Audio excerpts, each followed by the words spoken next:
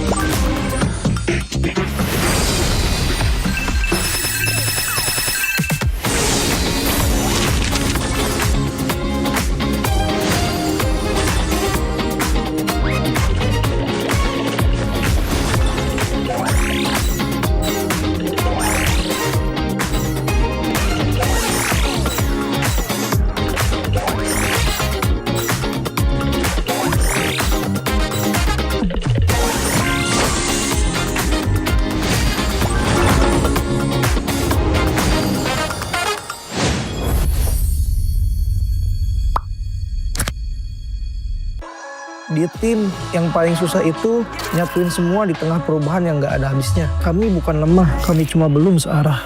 Menang atau kalah itu biasa, tapi ingat satu hal, kita itu keluarga. Waktunya konsisten saling percaya.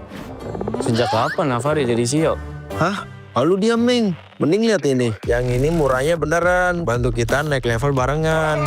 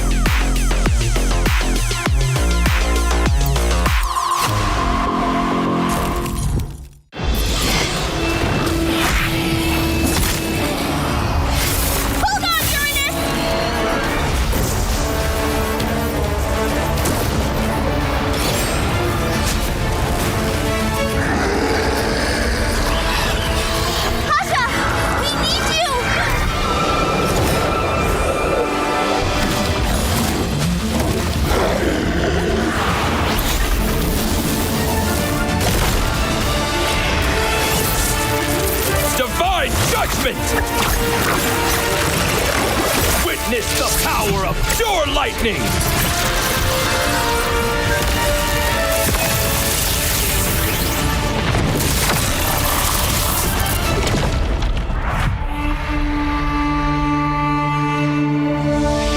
All that lies below is under my vigil.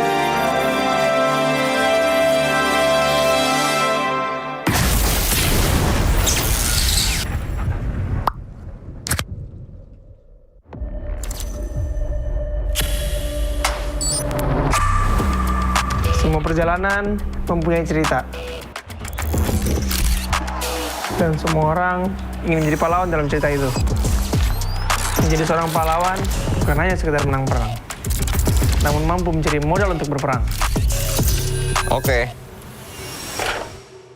Hanya modal gold. Pet sekarang modal gold gampang kena comeback. Pahlawan itu butuh pengalaman. Pengalaman berseason-season adalah hal paling berharga. Alah, pemain tua, mekanik tua, masih main raja-rajaan. Orang bilang gue jadi pahlawan cuma karena hoki. Gak gitu, bro. Masihkah hoki? Hoki, faktanya gimana? Untuk menjadi pahlawan, harus bermental baja biar bisa menghadapi segala kondisi. mental baja. Berarti gue udah bisa jadi pahlawannya dong. Gue baru masuk aja, udah dapat Rookie of the Season. Jakarta International Velodrome, sambutlah Drijal! Sebagai anak baru, gue udah cukup hebat kan? Hebat kata lu. Dalam hal apa? Kill banyak. Untuk bisa memberikan itu, perlu sosok pahlawan. Kalau sosok itu nggak ada, tim lu nggak bisa apa-apa. Hah? Cut. Wah, ini doang, hanya bikin mati konyol. Masa pahlawan kayak gitu?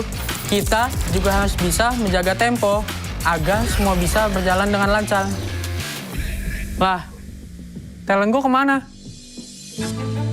Kak, cukup kak? Oke, thank you. Gagal lagi jadi pahlawan di MSC. Ah, iya ya. Keburu pensi nih. Tapi, setidaknya gue masih di atas lo.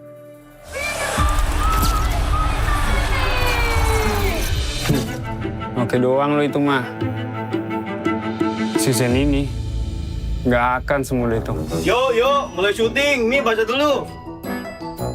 Loh, kok lu jadi estrada, Man? Magang, Mor. Wih, serius kita bakal main di sini? Yes, approve. Kalau emang di sini akan lebih pantas buat ngebuktiin siapa pahlawannya.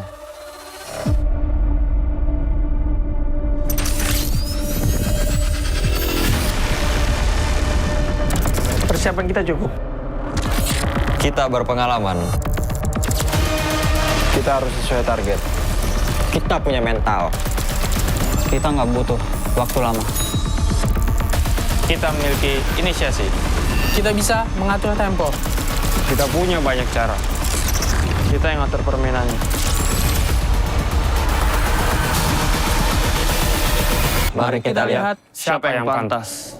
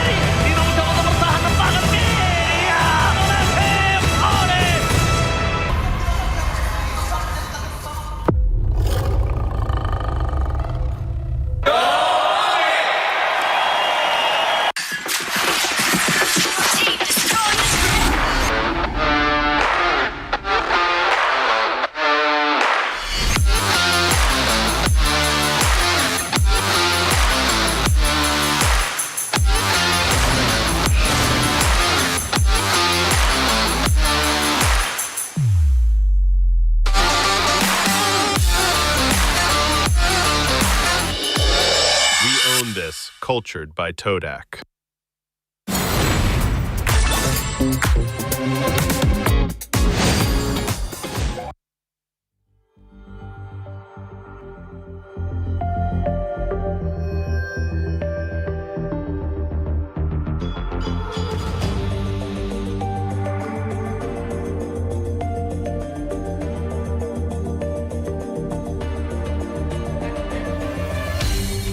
Aku kan berdiri dan terus berlari, terus ke arah puncak tertinggi. Ku takkan berhenti, hanya sampai di sini. Kemenangan abadi menanti. You know we won't miss if we unite our focus. And if you haven't noticed, we all live. Nyalakan apimu, hadapi semua tantangan, hadang semua serangan, jatuh bukan halangan. Bakar semangatmu, janganlah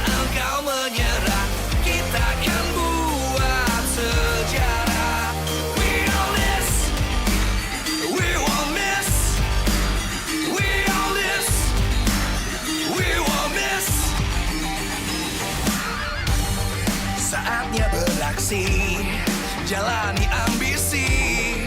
Aku kan menyawakan hari ini. You know we won't miss if we unite our focus. And if you haven't noticed, we all live. Nyalakan apimu, hadapi semua tantangan, hadang semua serangan, jatuhkan halangan, bakar semangatmu, janganlah engkau menyerah.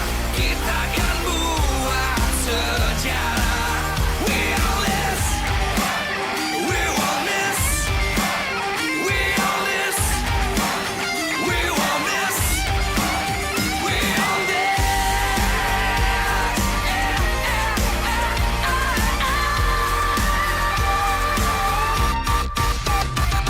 Nyalakan apimu, hadapi semua tantangan, hadang semua serangan, jatuhkan halangan, bakar semangatmu, janganlah engkau menyerah. Kita akan buat sejarah. We all this.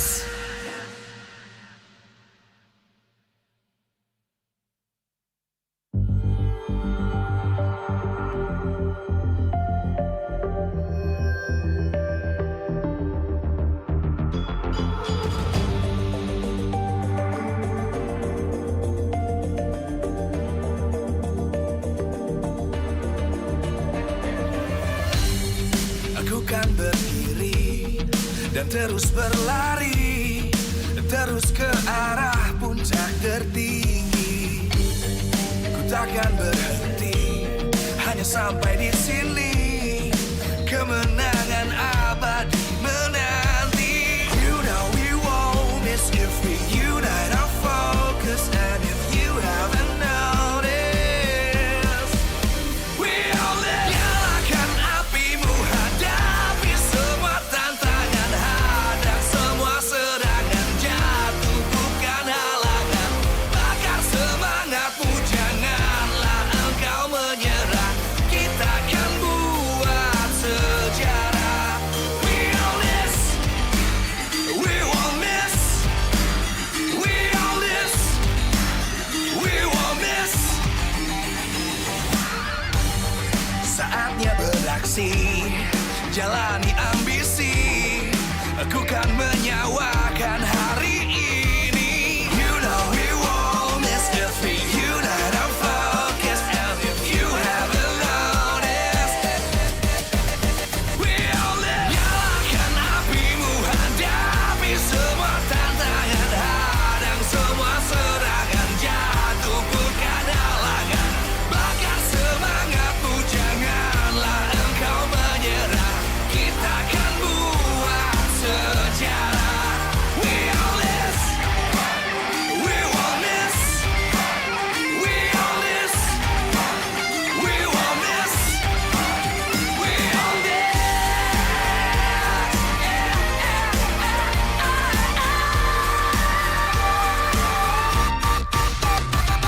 Nyalakan apimu, hadapi semua tantangan.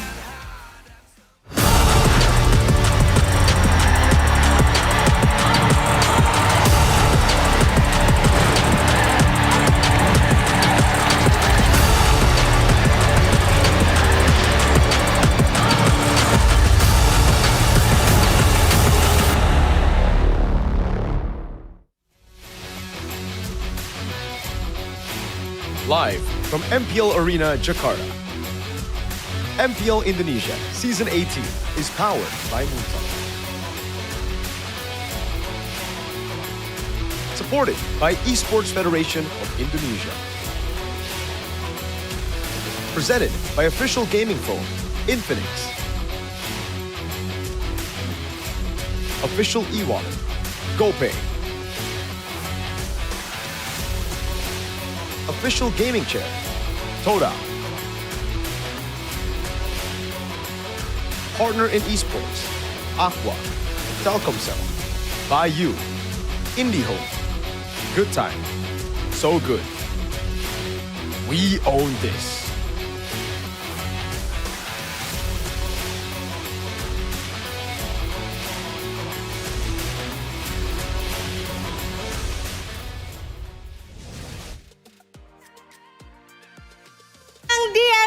Indonesia Season 18, hari yang kedua, minggu yang kedua.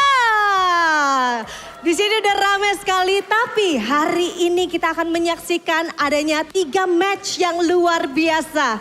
Di mana untuk match pembuka kita akan melihat adanya MPL ID yang akan berhadapan dengan tim EVOS. Di mana dua tim ini seperti yang kita tahu baru saja mengalami kekalahan di match terakhirnya. Dan match pembuka kita akan menjadi bukti siapakah yang akan menang. Siapakah yang akan memutuskan rantai kekalahan itu. Gak cuma itu aja, karena untuk di laga berikutnya akan ada yang tidak kalah panas, yaitu akan ada tim Navi yang akan bertemu dengan teman-teman Geek Fam. Di mana seperti yang kita tahu, teman-teman dari Navi, mereka di 2 match terakhirnya bermain dengan amat sangat luar biasa. Tapi Geek Fam, inilah saatnya mereka bukan hanya untuk nyaris menang, tapi harus bisa menang untuk di hari ini. Serta untuk di match penutup kita hari ini akan ada Royal Derby pertama, yaitu akan ada tim RRQ yang akan bertemu dengan tim Onyx. Di mana untuk RRQ sendiri, mereka yang slowly but sure mendapatkan poin-poin kemenangan, mereka harus bisa untuk menantang sang Raja Langit. Karena kali ini kita akan melihat bagaimana Demon Kite yang akan bertemu dengan Kairi untuk pertama kali di MPL Indonesia Season 18, dan juga PR dari Arthur untuk dapat menghadapi dari Kelra, the Gold Lane Standard. Tapi sebelum itu, karena di sini di MPL Arena sudah ramai sekarang, sambil pengen dengar dulu mana suaranya MPL Arena. Cukup ramai sekali suara-suara yang sudah kita dengarkan. So, marilah langsung saja kita saksikan bagaimana match pertama kita akan berlanjut. So, casters, it's time to shine.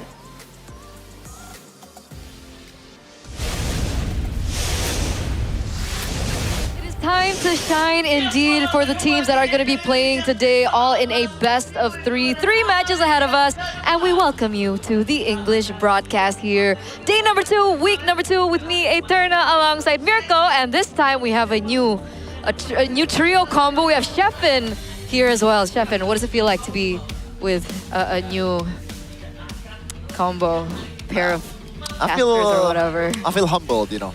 Humble. Why are you feeling humble? Why? Because I'm with 2 tier 1 casters from Indonesia, you know. You know, there's a high probability that you guys paid more than me, or like got paid more than me. What the heck? I merely That is false. said a rude word That is false. on broadcast. That was strike 1, by the way. There you go. So Strike every 1. time Sheffin does, in Eterna's words, before the broadcast starts, whenever Sheffin makes a naughty move on broadcast, she's gonna whack him with Infinix GT50 Pro official gaming phone little balloon thingy here. Interesting choice of words. It's so powerful that it's gonna hurt. What about you? I feel humbled as well. I think, you know, I thought I was the man with the most, the hottest of takes. But after the man over on the left outshined me by calling Lemon overrated, I must sit down and be humble, as K-Dot says. Any new hot takes that you want to share? Big talks for someone that's rest gonna of us? cosplay Hirata. Never gonna happen, that's a joke. You might wanna, you know, get some advices from the sensei itself. You are the cosplay guy here, or like cosplay girl. It's actually Arashi. Ah. But we do He's in have Cambodia. standings. We do have standings right now, okay? These are updated from yesterday's matches, and as you can see, the standings here presented to you by the official game phone Infinix GT50 Pro. It looks like Bigatron by Vitality are at number 1. I don't think that's quite surprising, but for me, Navi at number 2? What do you think about this, Chef? I think there is a combination of determination and also a lot of luck as well. We didn't see that Navi was able to get the 2-0 victory in that match, I think earlier this week, or like the last day. It was out of nowhere, man, because those games were completely for Team Liquid ID from the start until maybe in mid-game, but all of a sudden, Cheesy just popped off and their wave clear is working out really well. And there you go, that's probably one of the why nots effect what we have here for Navi, that perseverance. That perseverance and also the change in momentum, I would say, for TLID, especially in their opening match up against EVOS, the White Tigers. TLID, after those 2 back-to-back losses where they led so well in the early stage of the game. Mirko, would you be tilted? I would be tilted. I would be hella tilted, especially after game number 2. Because game number 1, fair is fair, right? There was a late game comp from the side of Na'Vi, but TLID kind of lost out because they made some really bad moves. All right, they outplayed a couple of times by the Rafaela, Lord taken, few fights here, equalize in gold. Second one wasn't as fortunate. They were literally leading in all the neutral objectives, and I mean even Lords. 10,000 gold ahead, not a single structure taken by Na'Vi, yet Na'Vi were able to come back. So yes, that game in particular, very tilting. We've been talking about TLID and what could have been better perhaps for their next upcoming match, but what we want to ask you guys back at home is how EVOS need to win against TLID. Do you think A, they need to ban Kevin's power heroes, including the Hirara and the Paquito, B, win Erlan's lane in the gold lane, or C, they need to screen on Leonie's movements? Now, Shepin, out of all of these 3 options that you do see on your screen right now, what do you think is the most important that EVOS need to pay attention to? Well, by statistics, I would go for number A because so far Hirara's Kevin, not Kevin's Hirara, is currently standing at 100% win rate. And yesterday, in the 2 games where he played against Na'Vi, yes, he played an amazing Yi Sun-shin, at least in the early to mid game. A really good Paquito as well, solo killing Andoryu multiple times until the late game, but he lost the plot. And even Andoryu predicted that. He told us here at the casting desk that because of the recalls, because of all the antics of Kevin, he knows that there's gotta be one time that he's gonna make a mistake eventually in the late game, and he did. Is this deja vu to last season when you take away the Leo Mords, you know, all his signature heroes, the Fredrins as well? Does Kevin just not do as well? We are looking at the stats here on your screen. We're looking at the total turtle, the total Lord takes as well. And we do see that it looks like Kevin is leading quite a bit up against Albert. But this is once again considering that he has his hands on his signature picks. Yeah, that plays a lot of factor as well. Also, total objective steal as well. So it's not just TLID is really good at controlling the objective. They also somehow is really good at stealing opponent's objective when it's not really expected. So watch out for that, Albert. But historically, I would still go for Albert in terms of like objective taking power. And I think EVOS has been putting a lot of emphasis towards objective takes ever since last season, even when Finn is taking the charge in the coaching staff. I think some of the identity still stays in Aldo's lineup. Yeah, definitely. I think a little bit too much sometimes. You know, that discipline is great to have, but when you have a composition like the Uranus Selena with Hirara, I believe it was, you need to make those moves happen. You need to be the ones being proactive. We saw the difference in execution from Bigatron yesterday with the same composition compared to EVOS when they played it, right? So a lot of things that they still need to fix. I think for EVOS, mainly Mueza, a lot of the same old Mueza tendencies from when he was playing at Dewa United have come back here to bite him. If you don't win in the early game, doesn't seem like Mueza has been able to really take control of the game. You know, he has lacked that clutch factor in a lot of the games for Dewa United, and it seems like it's still the case for him in EVOS. Now, back to TLID though. Neutral objectives number 1, everything number 1. Not surprising. He's been winning out in the early game. And I agree, yes, the clutch factor was where I'm going to point it back to, right? Because building leads from the start, hey, okay, that's Liquid's game. But closing out games, that seems to be the problem right now against late game comps. So what do you think is currently the issue right now for TLID? Do you think it's decision-making, shot calling maybe in towards like the mid towards the late game? Based on your perspective, what do you think is like the main problem? Obviously, those 2 are valid points, but I think the one that's lacking the most in TLID's lineup is, especially if you're considering how young they are, is the experience. Clutch factor comes in when you have a lot of experience, whether it's domestically or internationally. And so far, TLID, out of all the players that they have, it's only Aran that has the international experience. So he has to do a lot of, lifting in terms of like morale and also like the shot calling, like what do we do in this kind of situation. So yeah, we'll see what he can do.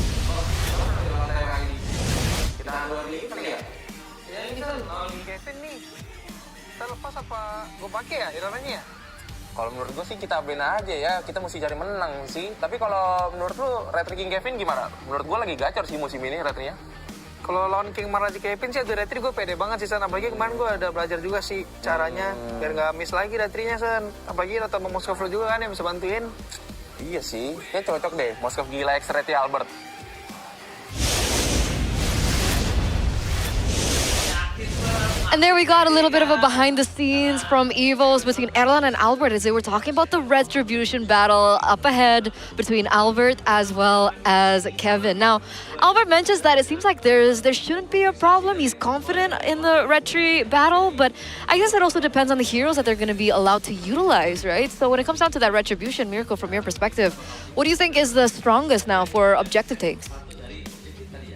I don't think there is a meta pick right now that does too well at controlling neutral objectives. Everyone's an assassin, right? But if I had to choose, I've had to choose, I guess, Paquito, but very easy to CC. So if in a 50-50, I'd say Paquito. You'll be able to combo with your double skill too, very easy to secure neutral objectives. But if there's any other form of CC or, you know, outside factors aside from the 50-50 retri, it's tough for the Paquito. I think I'd give it over to Hirara because she can go invincible, untargetable.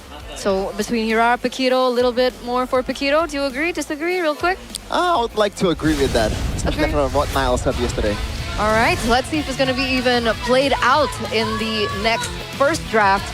But right now, we do have to welcome the players up on the stage because it looks like for the side of Evos, they are ready. And they are ready with a new lineup. Ladies and gentlemen, please welcome Riza in the mid lane. Will Evos be able to take TLID down? 1-1 in week number 1, a win in the Classic Derby, but a loss straight after against Nafi. Here is redemption time for Evos! Star-studded lineup used to, but now it's only Albert, the star power that's left for the glory of Evos. With some new young bloods, with some new firepower in Moise and Riza. Can they do it this time against TLID? That's the question. An opening match here between these two blue teams. And of course, TLID on the other side is coming out of a recent loss. Will they be able to repair things as fast as possible? You mentioned experience. Will Iran's experience be able to guide them through this next best of 3?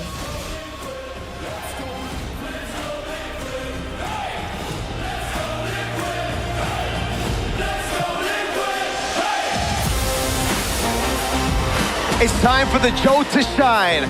Will he be able to even get his signature picks? A big question. World class on his power heroes, but after Hirara and Paquito, it's a rocky road up ahead. Welcome the Young Stallions, Team Liquid ID. Somehow, some way, after an amazing regular season in Season 17, there were barely any expectations for this group, and for a good reason as well. That experience is still lacking compared to the other teams of MPL ID. But now, that excuse does not apply anymore. They've experienced the postseason, the playoffs. Didn't manage to make the most out of it, but now you're looking to change that. But behind all the gameplays, all the battles in the Land of Dawn, of course, the one that's leading the charge in the drafting phase, Raffo and Aldo, Hanjao and Facehugger, the coaching staff of the season. In Season 17, they're looking to battle out here with their brains. And what I'm concerned about as they battle with their brains is coaches, I would even say throughout the world, if they have paid attention towards Team Liquid Ideas, they would notice that one of the spearheads of the team is Kevin. And Which one? Kevin. Kevin. The Jote. The Jote. The Jote, right? The Jote. Now, what I'm concerned is, yesterday, up against Navi, 4 heroes were banned away from him? Coach Aldo will definitely see that coming. And I'm wondering if that same thing happens once again. Have they prepared overnight for a hero that can help supplement the gameplay that Kevin really requires? That's a good question. I don't know. At this point, we'll have to see, all right? We'll have to see if even, well, I mean, the audience certainly agrees. They want the power heroes to be gone for 48%. Evo to win. I think it makes sense, you know, Kevin the Jote, he's always phenomenal whenever he gets on, you know, his signature picks. Even last season, it's been the case, right? Last season was Leo Mordfredrin. It's either you give Leo Mordfredrin to Kevin or he retires. That was literally the joke. And now it seems to be the same, but with 2 different picks. Paquito Hirara. Give me Paquito Hirara or I retire. I mean, to be fair, you know, it's conditional at this point, but Leomord can still be picked up in the Land of Dawn. I believe I saw SRG playing it out. Yeah, I know what you're thinking right now, Mirko. it's SRG, so they can do whatever they want. But I saw a clip of Sekai is pretty much going 1v5. The Leo Mord, yeah, that was Leo Mord. That was crazy. That was crazy. So maybe I'm thinking like, oh, maybe it is still pretty decent to be picked here in this meta. But obviously Hirata and also Paquito is a much better pick, especially with the amount of skills that you can cycle. Meanwhile, Leo Mord is still very ultimate dependent, even though the ultimate cooldown reduction is actually pretty low compared to like very ulti-dependent heroes out there. So the thing is, I'm not even sure if these two heroes will be left open in the first place in the drafts. And if TLID want to explore something like the Leo Mord, maybe that's one of the keys to victory, perhaps, to let something like that slide. But there are more specifics here. We're going to let you take this one, Chef. Yeah, first of all, secure Kevin's jungle tempo against Albert from the early game. But that requires you to, first of all, to amplify that tempo with another tempo heroes in the mid lane and also the roaming area as well. And also, preferably, you want to ban the other tempo heroes on the opposite side of the jungle. So you cannot really play Hirata and Paquito and expect the tempo to be lopsided for you. Second one is find the right draft formula for yesterday's loss. Yeah, they gotta somehow solve the problem of when I don't get the Paquito, when I don't get the Hirata, what do I need to do? And I think they did pretty well yesterday in game number 1 against Na'Vi, at least in the early to mid game. They just kind of like be a bit too overzealous when it comes to the Lord fights and a lot of unnecessary mistakes. That's where the experience coming from. Third one, shut down EVOS' mid duo around the river and to maintain the tempo. Yep, I think tempo has been the name of the game here ever since EWC.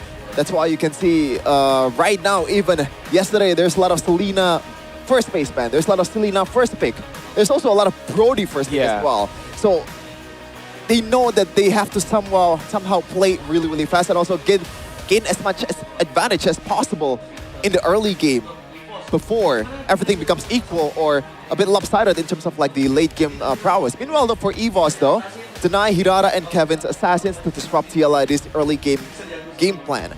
Deny can be completely ban it or just pick it for yourself. And I feel like I believe Albert enough to pull off literally any hero that he can pick in the jungle, especially on this Hirata, even though it might have been better for Kevin, but it's Albert at the end of the day. So yeah, I think this is good game plan to build towards, considering with the statistics as well. Kevin is not really doing that well when Hirata is not really on his hand. Meanwhile, second one, maximize Arrow's potential as the second core to avoid a start on that. But maybe you can pick out heroes like, for example, someone that can win the lane quite easily like Brody or maybe Melissa, and someone that can actually be safer in the late game. Those heroes, especially Melissa, brings that to the table for Airline. And I feel like despite, compared to the other gold laners out there, Kelra or Eman, despite Erlan not having that experience compared to them, I do think that he is not lacking of that clutch factor. It takes me back. It takes me back to one of his, moments back when he was an EVOS icon. I think that was during like the Snapdragon Pro Series tournament. Melissa, funny that you mentioned it, was one of his signature heroes back in the day. So I also do believe that, despite him lacking that experience as compared to, the rest of the members of the teams here in MPL ID, I do still believe that he does have that clutch factor. And we saw that kind of when he had his hands on something like the Granger. Now, Granger is not necessarily as prio, so we'll see exactly what is going to be given to him as we get into the drafts, ladies and gentlemen, for game number 1. Broken Walls, EVOS on blue, TLID on red, Paquito instantly banned out. We see the Atlas and the Freya as well taken out. Yeah. TLID, Rafaela, Novaria, and the Hirara still remains at large. You see the trauma for sure, man. The Novaria banned straight up by TLID, the Rafaela as well. They've had enough of Why Not's antics. They're not against Why Not, but it's A-OK. Now a trade. TLID propose a Hirata for Melissa trade. Evo say, you can have the Melissa, good sir. I will take your Hirata away from you, 100% mid-rate man. Yeah, normally at this point of the game, you want to pick out something like a... Never mind, I was going to say that Belric does well, but Marcel is definitely left wide open. Yep. So they play with the tempo here. Marcel, very fast-paced in terms of like how he just pretty much annoy the opposing jungler or annoy the opposing mid-trio. Just a little pokes here and there, and Melissa can never go wrong with this kind of pick. Very safe and can't really get punished in the lane. All right. So it does make sense, right? Eudora gets banned out to prepare for the Marcel. What is the next 2 picks? Are we looking at heroes like the Uranus that can hold control over the map? I would say so. it's not a bad hero here to pick the Uranus, and there is no real counter just yet. And worst comes to worst, it's probably gonna be Esmeralda on the other side, but no, it's gonna be a Baratz instead.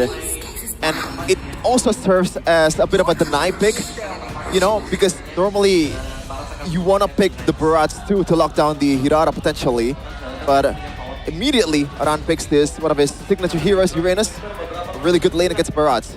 Yep. Solid stuff, man. The Selena, Baratz, and the Hirara means it's going to be insta-kill for whoever goes in, but I think it's a bit greedy for Evos to pick this up against a Marcel. It's already picked up. I think the Beleric still would have been the better option there. Going for sets, going for someone that can just tank up the damage from the Melissa would be solid, right? Like, now you kind of force yourself into playing this composition. Again, trying to go for pickoffs before the skirmish, but the Golden Hour completely stops it. Even if the Golden Hour doesn't, the Uranus will. I wonder if Brody is going to be an option for EVOS here, if it's not banned. Quad ban very much makes sense. Can't really get away, can't really get punished by all of these heroes that's coming in from TLID, and it's a pure counter towards the Melissa. And also the Hanzo ban from EVOS themselves. And there is a bit of a sneak and peek from an unknown source that Hanzo has been popping up in the scrims, also in RG as well, with that tank build. And one of the beauties of the Hanzo is you don't really have to take that Season Hunter. You can use the, for example, Bargain Hunter, you know, to get yourself as much snowball as possible and get your items as soon as possible. And that's pretty huge, but it's gonna be a Moskov ban instead, so it might just be a Brody, but I don't know if that's a BTR thing only, Mirko, or can EVOS play it in this kind of scenario? Yeah, Erlan's great on these weak side picks. I guess that's why TLID banned it out. The Claude also a good matchup against the Melissa. The Hanzo though, we've been seeing a lot of this. TLID haven't seen the Hanzo even yesterday, but it was already, you know, visible in the bans for the second phase. These Hanzo roams, or sorry, Hanzo tank in the jungle. Jusin also getting banned out. Someone that I guess can also walk up, has good sustain, deal with the Selena and the Baratz perhaps. Let's see the pick now for TLID. They need a mid laner and mid laner and jungle. The jungle is looking kind of cooked, but you go Harley, I think is a safe choice, right? Yeah, it's probably gonna be Harley, or if you wanna go just slightly different, Nolan Pin is also on the table. Nolan can also mash up the tempo as well against Hirara. I think it's either of those three, but I would like to see more heroes, man, because I know that it is a very dynamic meta, but it's a bit stale on the EXP and also jungle. Yeah.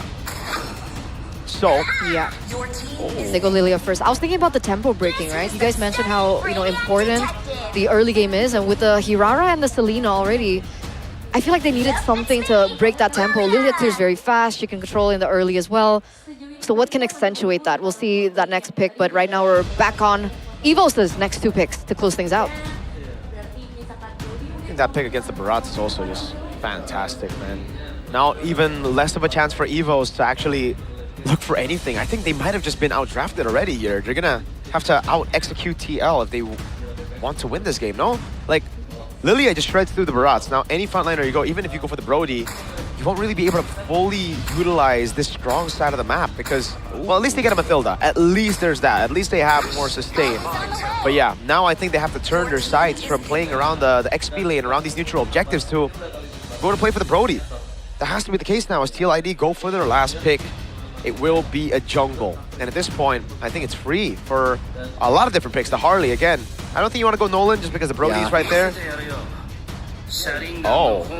I've been thinking about this actually. I know that the tempo is definitely favoring Nolan, but I feel like Suyo does a lot of things better than Nolan, especially the survivability potential. Especially ganks. And it's not really that bad of a tempo hero either, right? Suyo, you know, farming, not that bad. I was Kill just pressure is not concerned that bad either. for the Selena and the Mathilda in the early game for the Suyo. I don't think and that's why Mathilda should be concerned with early game at all. I think it's really execution based. Just like BTR's draft yesterday, EVOS is playing with their ceiling right here. That I but agree. Unfortunately, you don't really have the same ingredient. You don't really have Moreno, also Finn. But we'll see though. I would like to be surprised. And maybe we will be. Maybe we'll be surprised because coming into this match, this is not the same EVOS either. This is a EVOS with a new mid laner. We saw the keys to victory earlier about the mid duo from EVOS, from the White Tigers. But will their chemistry be enough to push forward here for our opening game between TLID and EVOS? Let's head over to game number 1. Here we go. It's a Selena to help early on. Leone, oh, smart move. Takes away the trap early. Hey, that's one of the ways that you can get a lot of tempo over your opponents when you have a Selena in your lineup, by putting the traps down and then go in. But Leone has stopped that. So, okay, that's actually so well played by Leone. Yeah, and it takes the trap that's, you know, gonna hit towards the big buff, right? Yep. That really prolong it even further for Albert, and now Kevin is able to contest for this one. Yeah. Because he isn't able to fast clear, he wasn't able to get in, but God! I guess he has the retry, but damn, that was quick. Nice. It's looking good. We can expect more fast-paced clearing as well coming from Drichel in the later stage of the game. But if we look now, there is some fight coming from Mueza. They've successfully cleared faster, and Mueza looks to go for the invade and, you know, just giving out information as to Suyo's farming pattern right now. Okay, it seems like Kevin knows what to do against this kind of matchup, you know, because somehow, some way, Kelra was able to win the matchup. Yeah. This Melissa Brody, it doesn't make sense, but one of the things that Kelra did is to stay under the gold shield in the early game. Yep. So you win out with the trade. Meanwhile, though, Randy's gonna be tanking it up. Rizza now with the trap, goes in. Oh, Flicker's past as well. Purify for Flicker. I don't think that's worth it, but he finds another arrow on Leone. And as a Flicker burns out, Albert under the turret, gonna go for the kill, finds it. First blood to EVOS. Alberto, not worth it in the end. Kevin the Jote with a pickup on the Soul Sever. Katon. That was very aggressive though by the new kid on the block. Riza under turret, dives under, is able to get the space and the traps in. Gets a kill over, but Albert does get taken down, and you can see that TLID are now the first to the next neutral objective. Hold on, Randy is so low. Aran as well. After the consecration, Randy goes in, able to find it. Detective is welcome. Now Albert should be able to find it for free. Good stun over on 3 there by Randy before he dies, but Albert doesn't have the cooldowns, and Leone will be able to punish him here 3-1, still in favor of TLID. not really a fan of the completely forcing things out for EVOS here. Not really in line on what EVOS is usually trying to do. I mean, you still take the objective, but now Hirara, the Hirara is 1-2. This is something that we don't really see very often from Albert, especially playing for EVOS. What's up, Mirko? Am I the only TLID fan in the building now? What happened to this lady next to me? What the heck? I have a curse. I just can't. Oh. I gotta underestimate the team, man. All right. But either or, you know, despite the kills given over to TLID in that first bout, we do see that EVOS still are able to get the first neutral objective, right? The turtle is already under their belt, and let's see what they collapse over after this. As it stands, Kevin is a level ahead of Albert, so he was able to get the objective because of the rest of the team. Uh-oh. That's a big resource burn, but yeah, you can continue your point. Flicker burnt out. That's it.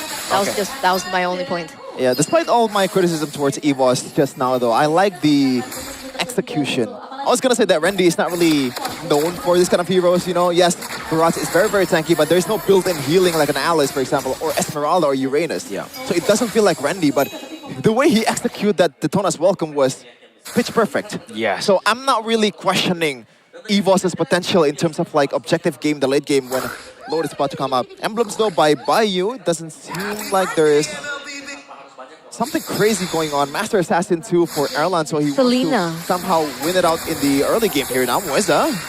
Oh, Queller not in range. All right.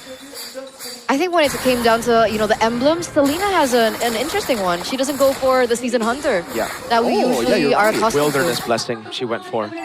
I guess, you know, you can still help without the Season Hunter, but you missed out on that tempo. But still, Wilderness Blessing is also a tempo maker as well. Yep, Detna's welcome. Going in, but again, this is the golden hour, and that's my concern for the Barat. You're gonna get shredded down by the Lilia, and your main win condition on picking people off gets completely countered by the golden hour. They're both low. Abyssal Arrow doesn't land. Drichel able to dodge away from that as Kevin goes in mid, and Leone, oh my lord, tries to force out a kill on Mueza. Gets the photo. This is massive. TLID in the bottom lane, picking up the gold, everything from the turret away from EVOS. Yeah. Fights have been very smooth.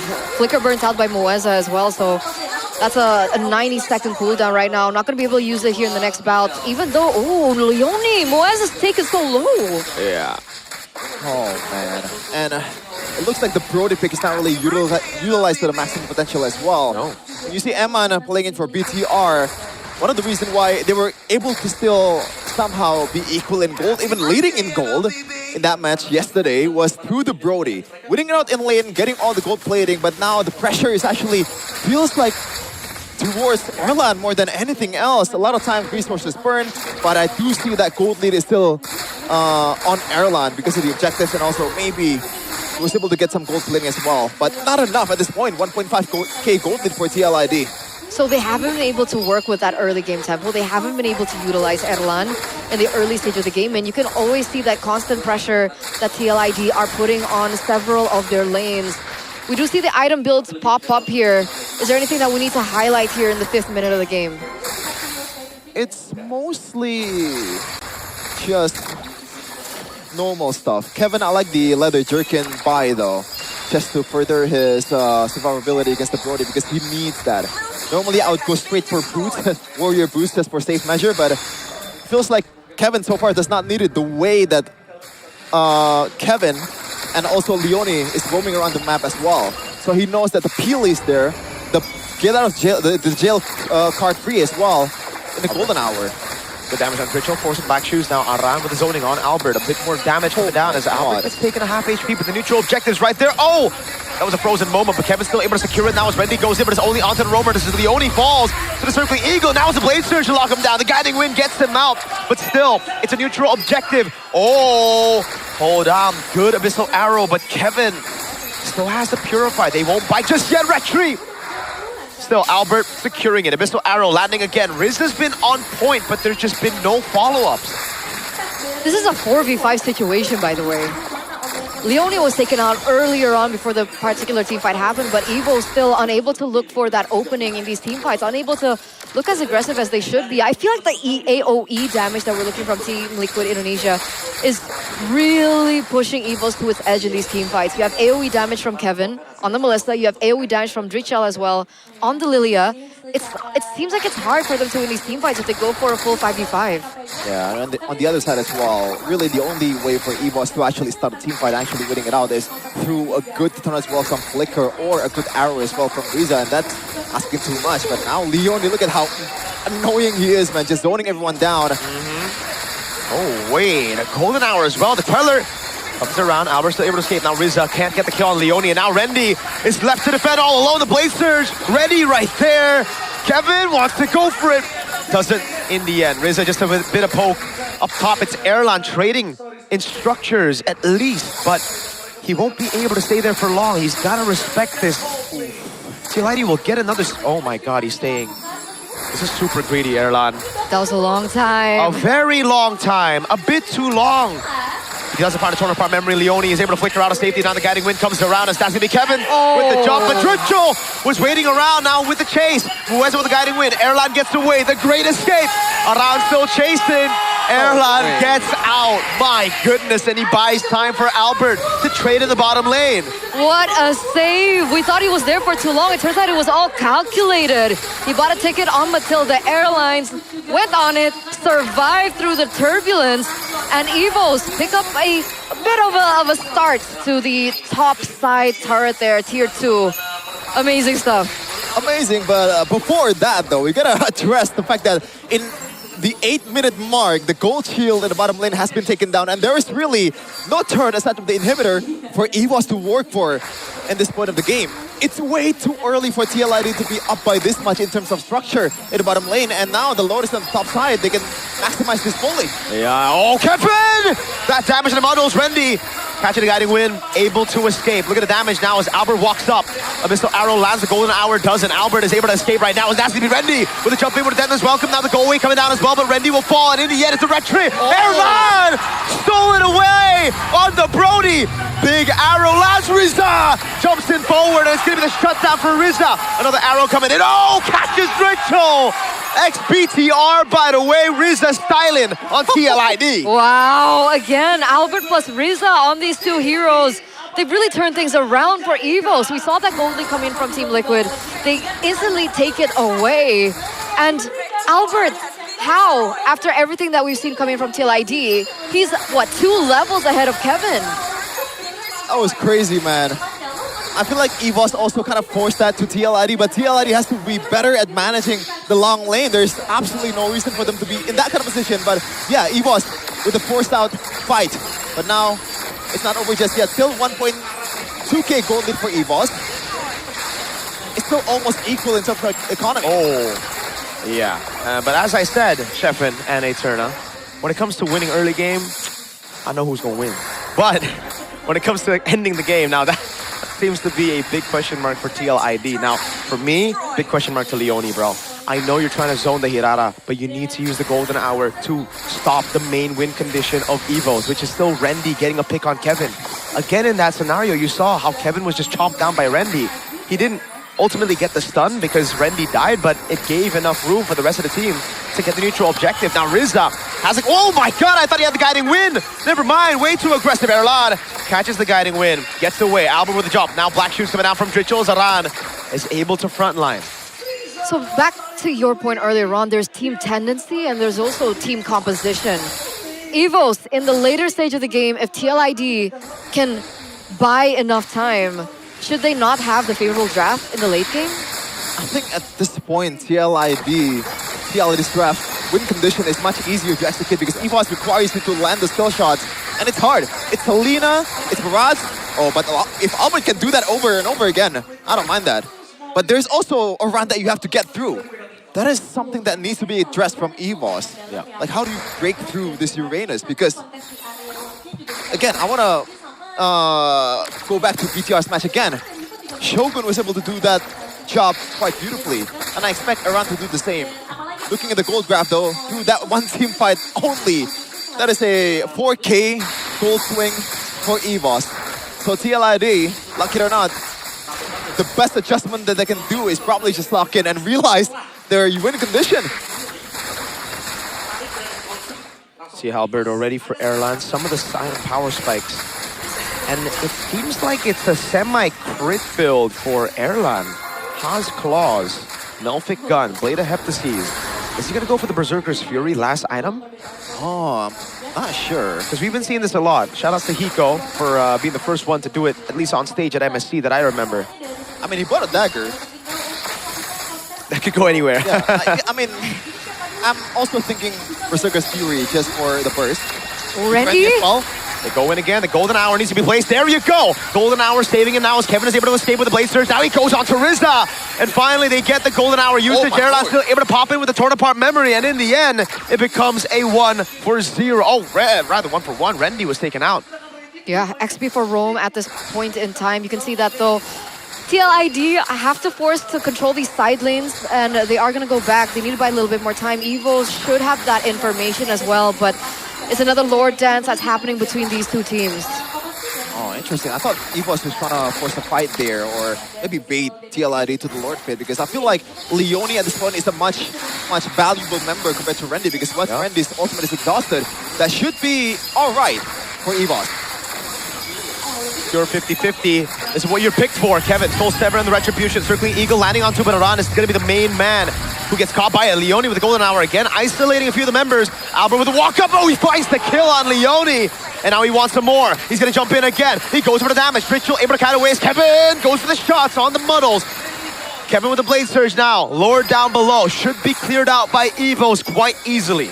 Yeah, 1-for-0 trade. They get the Lord, but it looks like Erlan is already on the way to clear out the Lord fight.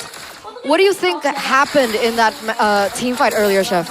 I feel like, first of all, EVOS dropped the ball a little bit on not trying to force the fight before all that happened. But TLID, good job in taking the Lord. But unfortunately, though, like this is the elephant in the room right here. Albert with a Mathilda. You know, Hirata is already a broken hero enough. Has multiple dashes like this. You can chase around and force that on the ultimate with just a single skill. But Rando, Leone has Golden Hour, but he uses it late. He thought Aran would be able to survive that. Now, 3K Circling Eagle landing on Leone. Now smooched by Erlan. Mwah! No resources, all of them burnt to try and save Aran. EVOs know that. EVOs utilize it, and EVOs capitalize over that as well. You can feel that the entire map is bleeding blue now. 2,000 gold lead, 3,000 almost. It's uncanny for EVOs. They are making a lot of mechanical mistakes, though, I'll be honest with you, TLID. They are just not ready for the tempo of Albert and EVOs. Yeah. A whole lot of dashes in It is there, get Berserker already. Fury, by Plus the way. Mathilda, so it's gonna be a Berserker's Fury for Erlan. I love it's not it. just the burst, but also the sustain as well, combined with the Haspel. So you can trade around with Kevin well enough, and combine with the photo and also the shields that Mathilda's gonna provide. There's no way that Kevin can just gonna go in, but now Randy though. Ritual has the black shoes, able to escape now. Albert with the walk up now. Oh, Kevin! Able to find it. Erlan, great flicker out, but he's still gonna be caught all alone. Guiding with Erlan! Toward a memory, Kevin jumping into the back line, but Erlan will finally tie. Kevin with the dive, now on to Rizza. It's a flicker out as the trap doesn't get Kevin down just yet. Around with the chase. Abyssal arrow doesn't land as Leone wants to continue this.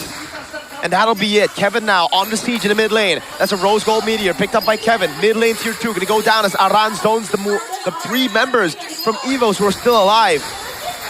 Both of the cores are gone, ladies and gentlemen, but there's no objective for them to take. So what they do is they try to pin down on these structures.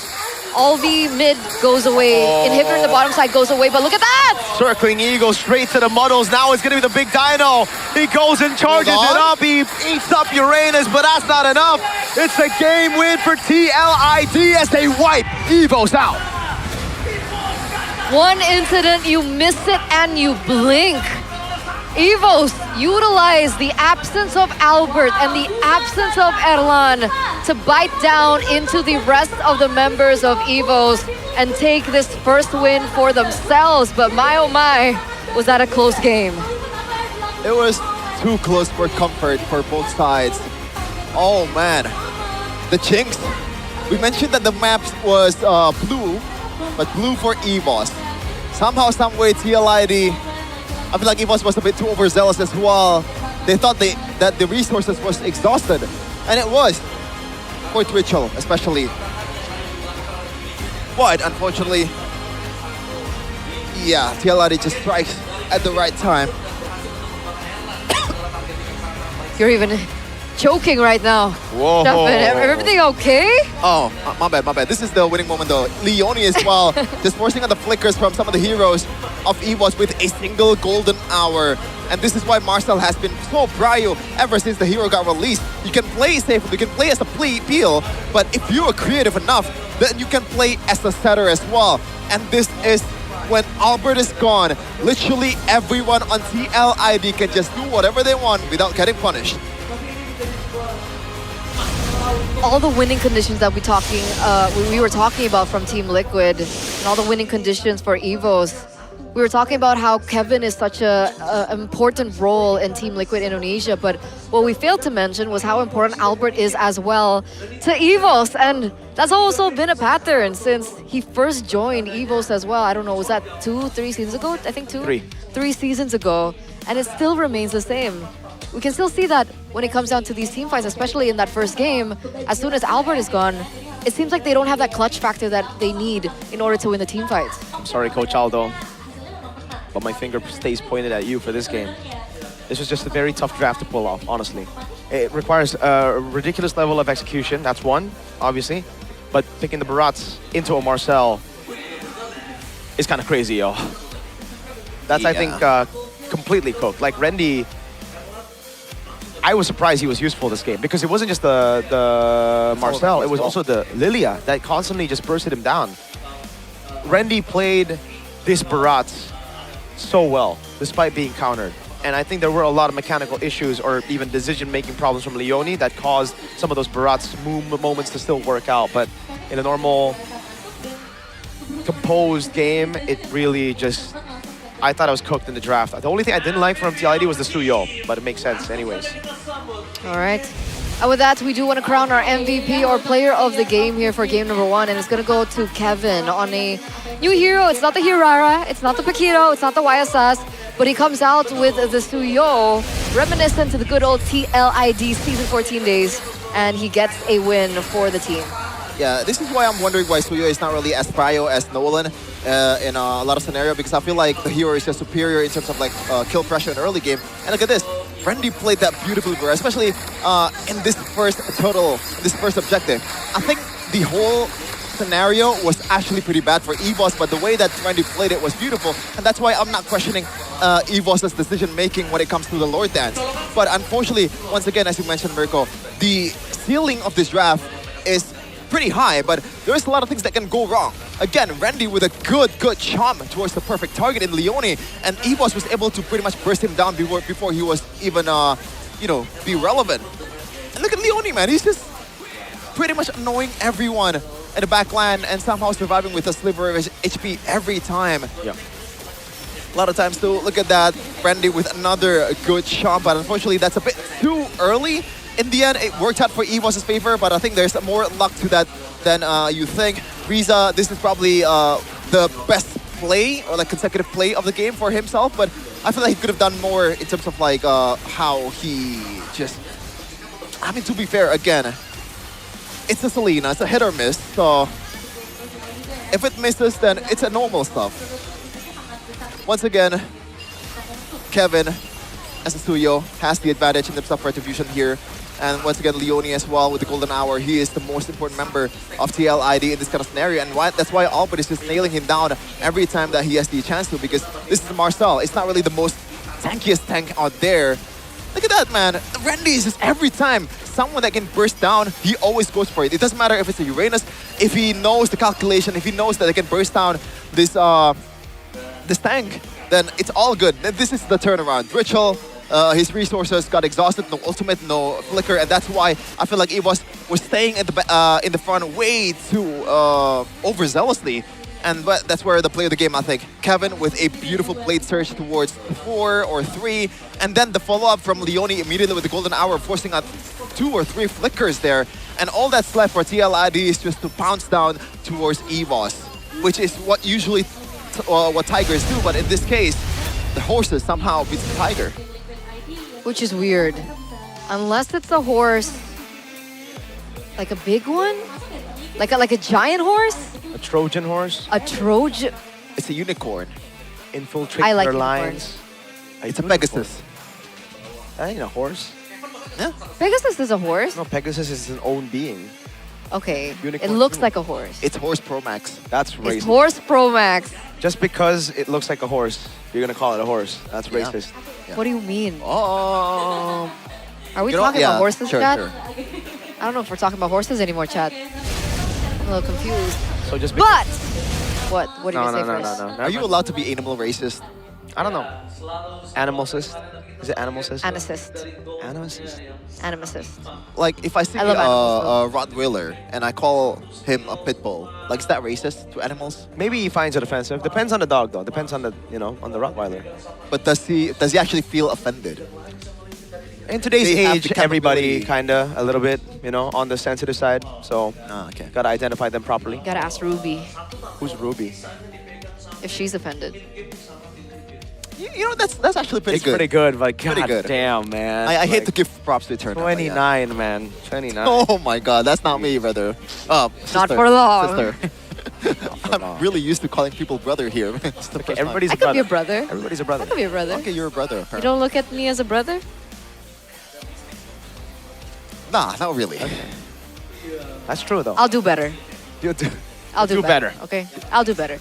And I feel like Evos did better, right? Considering like you were talking about the drafts and so forth, but the main criticism from their appearance last week was that they were too safe, right? They weren't aggressive enough. They didn't think about the win cons, and in that game they were very aggressive. Yes. They try to make things happen. That's true. So it is an improvement despite them losing game number 1. Now they need to be able to improve on all aspects together, right? Because how are we downgrading the drafts but improving on execution?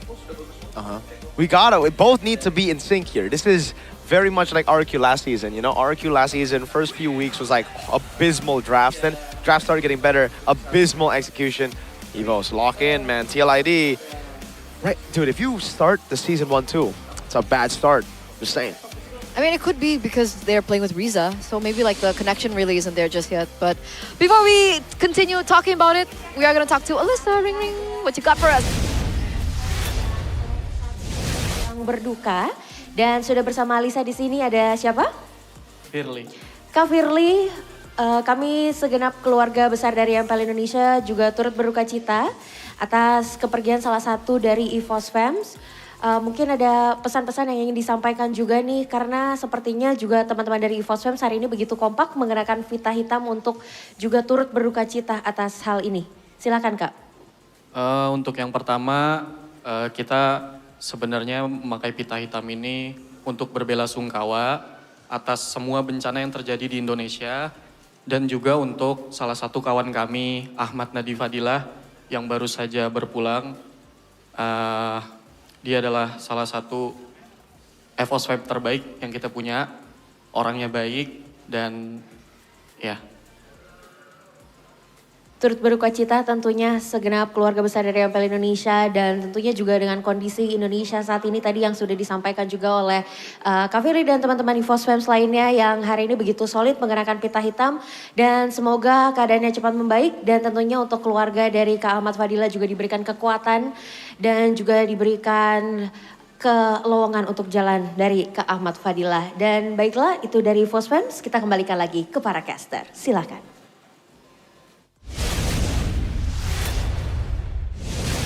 Thank you so much, Alyssa, for that report. We also want to share our deepest condolences to the EVOS fams, particularly the loss of Ahmad Nadi Fadilah.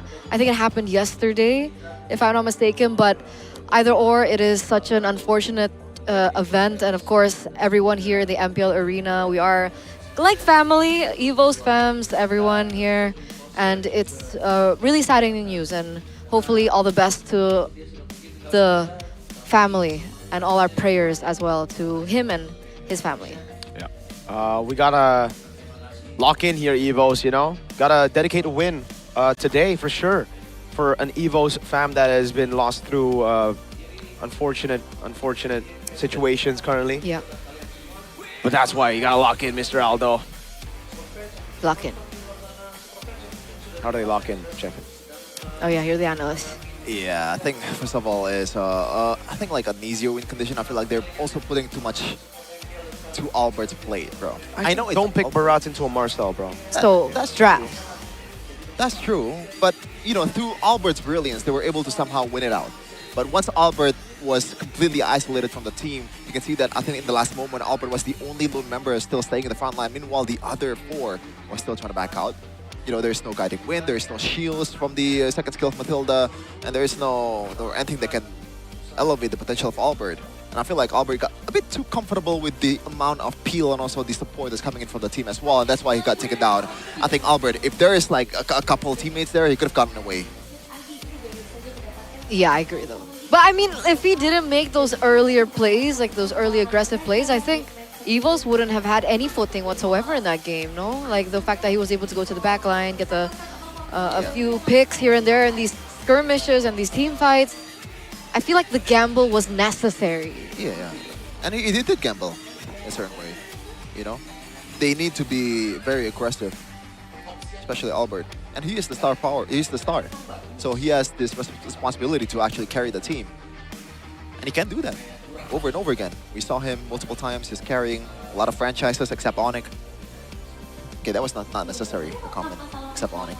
Yeah, didn't need to put an exception there, Mr. Sheffin, but it's okay. We get what you mean. You know, he was a substitute. He did win all those trophies, but I heard in an interview or in the MPL podcast that they did that he don't count that as his achievements because he didn't play. I feel like most players feel that way though. If I was him, I'd be like celebrating. I'd be like, Yeah, I'm an MSC I'm part of the champ. crew, brother. I'm Like- Snapdragon champ. That's why we're not pro MPL players. champ. I got an A+ in a group project. Yeah. I mean, Yaoi's Now we know. And Yaoi's an MPL ID champion, and he didn't even play. He played one match. I don't think he would consider it. He is technically world champion. I mean, he is a world He champion. is a world Like champion. Indonesia champion. Yeah. Like a worldwide, wait, no. What's the term for that? A what? Like, no, because I want to say worldwide champion, but it's kind of still like world champ. It's just world champ. No, What were you trying to but say? world champ is like them winning the M series, right? But what if you win in multiple regions?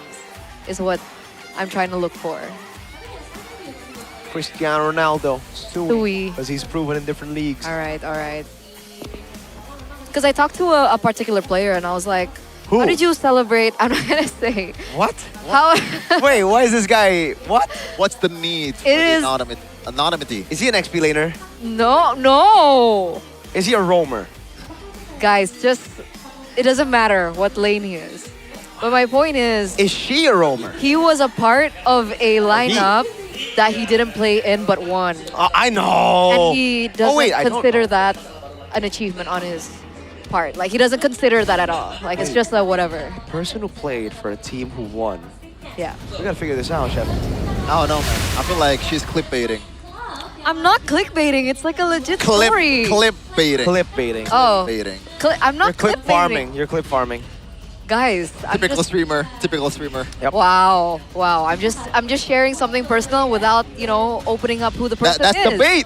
That's the bait. But it's Now you know why I want think the that. viewers to know, POV behind the scenes, If you want the viewers to know, then you spill the name. But I have to ask They permission do not know. first, right? Remember, don't ask for permission, just say sorry. That That's is- always the key to victory right there, you know? God. If TLID asked for Evos' permission to end the game, would they be 1-0 up? I guess not. Exactly. Anyway, game number 2, Flying Clouds this time. Oh, is it Rafaela game? Dude, the Atlas gets banned out by Evos for the first time. TLID let it through. TLID always ban out the Atlas, even when they're on red side. But here we go. What's the pick? No Paquito, no Hirata. They go for Melissa. W. I was gonna say that I wonder when is the time where Fanny is actually getting picked instead of getting ignored. But against a Melissa, I don't think you want to pick a Fanny here for Evo. So if there is someone that can pick a Melissa, it's probably TLID. Kevin, I think, is decent enough to play it, but Yeah, he's okay. Marcel on the other side. Albert, there's still a lot of options here. Do you want to go for... Nah, is Eudora too early? I feel like it's too early. Maybe go for any XP laner, either a Barats or a Uranus like that. Yes, I like it, dude. See, you go Uranus Marcel. See, he knows that the Marcel Uranus counts as Barats. Now he picks it up. See, come on now, though. That was just a whiff, I think, for game number 1, man. Melissa already picked up. I think you build around the Melissa now, right? You try to... But how do you build for the Melissa? It's so tough when the Hirata and Paquito are banned out, dude. What happened to Bellerin? The Belleric can work. It's just that I think in pro play it's a bit different. People don't just walk in randomly like in my rank games. Yeah, and it requires the opponent to kind of mess up their engages. But I mean, like, Marcel is a hero that would want to go in your face, right? Wouldn't the But he can get Bellerin out. sustain from that? Oh. Esmeralda against Uranus. I like that. Very on brand. And also Eudora as well. So now that's also another way to punish a turn. Instead of just the CC luck from the Belleric, you have a burst damage from the Eudora. And if they lose out on the early game EVOS, it becomes even harder to go inside because Eudora is always there electrocuting you. Ouch. Rawr. That hurts. I don't think that deserves a bonk. I'll let it slide. Last pick for Evos. What? No, that's the sound of the electrocution bar. I don't think that's the sound. Claude is the answer. Yeah. So it was banned in game number 1, and they're gonna use it and pick it up before it gets banned out in second phase. Does well against the Melissa. Now they ban out the Belleric. The Belleric could have been the option still for TLID, and it's still an open option if they decide to go for it, but Evos take it away. So, next up, what is it going to be right now? Minotaur? Oh. For TL? TL. Yeah, the Minotaur ban makes a lot of sense. I'm Claude as well. The Selena gets taken out, though, away from Riza, who actually, despite losing, did a pretty good job. I think the Minotaur is a pretty good shout, but I don't know if it's going to be banned, though. I think it's a good ban. Leone has used it as well. Might be the case, but aside from the Minotaur, what else is there for Leone? And to be, when you look at it, there's junglers so far from both teams, so And Carmilla. might not just be a jungler ban as well. So they prepare, or like they dread the glue instead. They went way back with Leone's picks. Yeah, that's a bit... It's almost certainly going to be a Minotaur, no? There's no reason to not pick it. Yeah. Against, when you're playing Eudora as The well, glue is very appeal. interesting, no?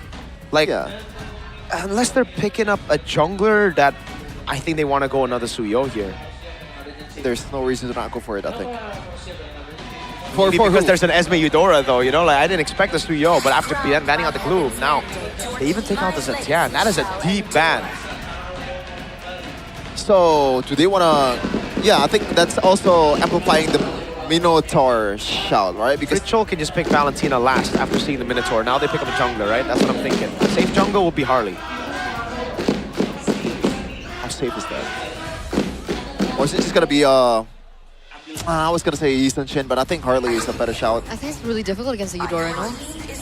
Oh, and Tina first. So they know that the Minotaur will almost likely be picked. Even if it's not going to be picked, it's still a plus for Coach Aldo, I guess. Would you still pick the Minotaur into the Valentina? I don't think I wouldn't. so. Right? I don't think think so. it's worth it. But what other pick is available right now? Do you go Gatot instead? I think you go Mathilda again. You know what? I'm not opposed to that, especially if you combine it with something like a Suyo. Melissa. Hey, what about the Fanny? Why don't they just pick up Fanny right here? For who? For TL. TL, but it's... Oh, that's... Yeah, there you go. I was going to say the Fanny Mathilda is not going to work, but obviously they're going to pick a different hero. Hylos is a very nothing kind of hero, though, in terms of like... Legit was just talking about this hero. Hylos? Yes. Why is and that? it finally came up. Some people think that for the EXP lane, there might be an era in the meta that we're going to resort back to that. Like Hylos XP, depending on what your roam pick is going to be. So the Hylos coming back is something that I did hear coming up. But I don't know how great it will be in this composition up against, of course, what Evos are bringing to the table too. Dude, there is no lock. Like, this Fanny is so free. The Jolt, time to show what your Fanny's made of. Yeah. I said it earlier, and also Niall also said it, that Fanny is still really, really good. It just requires some conditional stuff to be met. And one of them is probably the fact that there's no counter on the other side. And if you're good enough at it, surely Kevin can bring it up here. Still not really, I mean, what else to be picked for Leone though? You don't want to give out a good ultimate. Yep. It's just a nothing kind of move, I think, for the Hylos. It's just, we got to fill someone in and not give any advantage towards the other side, which is pretty good. We need a big, beefy boy in the front. We're going to talk about more win conditions of the Fanny as we enter the Land of Dawn for game number 2. For those of you guys who just tuned in, it's TLID versus Evos, with TLID having that first game. Game number 2, can Evos force a game number 3?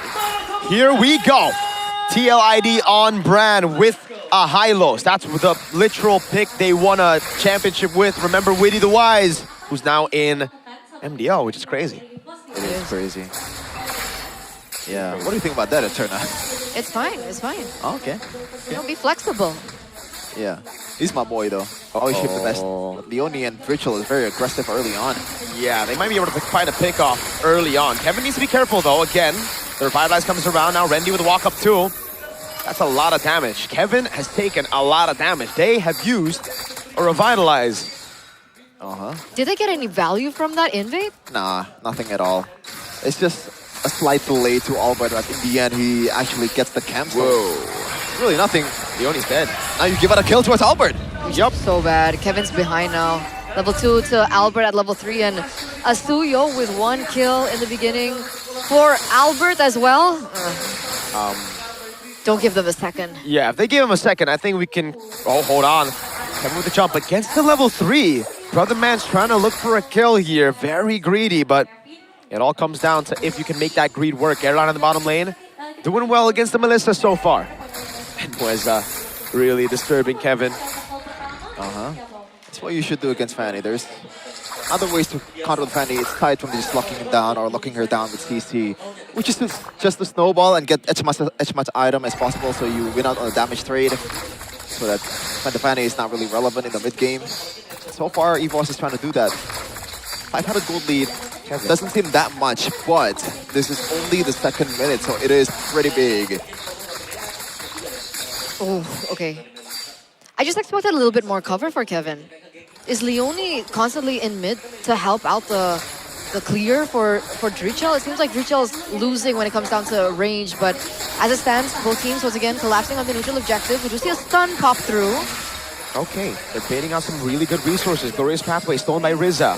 Place down. Consecration down as well. This is great for TLID. In the bottom lane, Kevin doing a good job too. Ball Lightning now strikes Rizza again. Aran just such a menace, even against Rendy. Kevin's picking up the XP grab. He should be able to get an level advantage now. walks up for the kill. Golden Hour catches him. Mueza able to find the frozen moment. Now the Blazer Surge comes around, but Kevin is able to get the cables in time. Revitalize, keeping it alive right now as Mueza gets taken low, but now it's going to be Leone taking low. Albert with the chase. He walks up, but he's used the Blaze Surge. So Sever! A big double, and it will be a triple. Oh, Aran with the whiff, and Albert gets a big triple. 3-4-0 trade? For Albert, he's 4-0-0 now. He's level 7. He's going to pick up the neutral objective as well. This is not the greatest of earlies for TLID. Yeah, far from it. Shout out to Mueza though, with a pitch-perfect golden hour there, just enabling everything for Albert. Oh yeah, TLID, unfortunately, they have to do this. Oh! Can you get it? Kevin with the Soul Saber and the Red Tree. Oh my god, Kevin! Still goes in with the cables. It was Albert, sorry, with the Soul Saber Red Tree. Wendy. Kevin's dead. Oh, no, he's not. Oh god. I thought the shield would proc boom on his face, but he gets away with the cables on time, and now they have to look to Kevin to carry this game. Yeah, still a loss though for TLID because Kevin did not get literally anything there in terms of objective or kill, something like that. All he gets is the delay on the jungles. And it looks like Albert is starting to take Kevin's jungler, so it's even worse now. He gets his first item though. He's gonna be a bit more of a menace from now on. But so far, TLID is definitely not in a good place, especially after 4 kills to Albert. There's no reason for him to not go for Sky Piercer. Oh, Kevin's looking for something. Yeah, a kill on Mueza is what he's looking for. He finds the cables, and he is able to get his second kill this game. Now, how do they convert on this? What do they convert on this? Yeah, so far there's nothing immediate to convert towards to, but Kevin, right now he's applying a bit more, I guess, like kill pressure towards Mueza. So Mueza has to concede a bit of control here in the river and also in the bushes as well. So somehow TLID is trying to use that immediately. Yep, Mueza gets away, baits out a stun and an ult, but Ritual's ult comes in very, very quick. Yeah, I think Randy has to replace Mueza's job quite soon from now on because Mueza cannot really take the heat from the Eudora and the point-click stun of the Hylos in this early of a game. Kevin, how is he going to start catching up as well to Albert, who's already at level 9? I guess he's cutting waves up top. Yep. Is that the plan now? They're giving waves onto him already because they know he's behind. Yeah, because there's no way you're catching up with farming as a Fanny, but now... Oh, Drichel!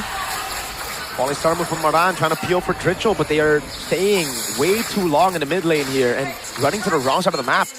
This looks just like an Evo snowball at this point, right? Like, TLID should have had more ways to deal with this, but now, looking for trades, and this is the main objective, the purple buff. Glorious Pathway for the Glorious Pathway. Aran walking away. That's the purple buff taken out by Albert, and that should be the nail in the coffin for this early game for TL. They're now going to have to really rely on Kevin. Can they do that though? Because right now Erlan seems to be, untouched as well. He's been farming. He's been getting in those items. I think he has his first one under his belt already. Kevin now quite in trouble. That's a 3v1 situation. He should be able to get out, but late game, it's not as clear-cut. It's not as simple. It's not like, Evos are bringing a hero that can, go into the late game. They have a Claude themselves as well.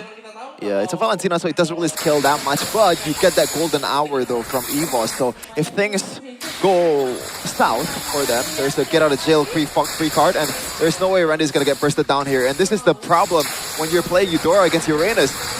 Hold on. Wait, that is a very good position. Oh, Kevin's going to go for the Prius as well. Burst down onto Albert. Kevin, you needed the shine, and now he flickers forward. What? Kevin with a crazy move, and it ends up punishing him in the end. Erlan with a blazing duet. Now around in the midst of it all, that's going to be Kevin up top looking for the trade. Kevin, that was so bombastic, brother. A flicker forward. What? Yeah, you should have just conceded knowing that Kevin is on the other side just munching down on the waves and also the turrets as well. Brother. That's an immediate conversion. You put so much pressure already. I guess he wants to get the shutdown towards Albert. It's a risk worth taking, but the calculation was so off. No. He was looking for a superhero moment, thinking that he could get out of that alive. Even before that, he was already so low and he still went in. That was a 3-for-1 trade, completely in favor of the White Tigers. A 4K gold lead. We were talking about how important this early game is, and once again, Albert is taking back that control. Kevin, That's something that they're gonna definitely evaluate after post-game.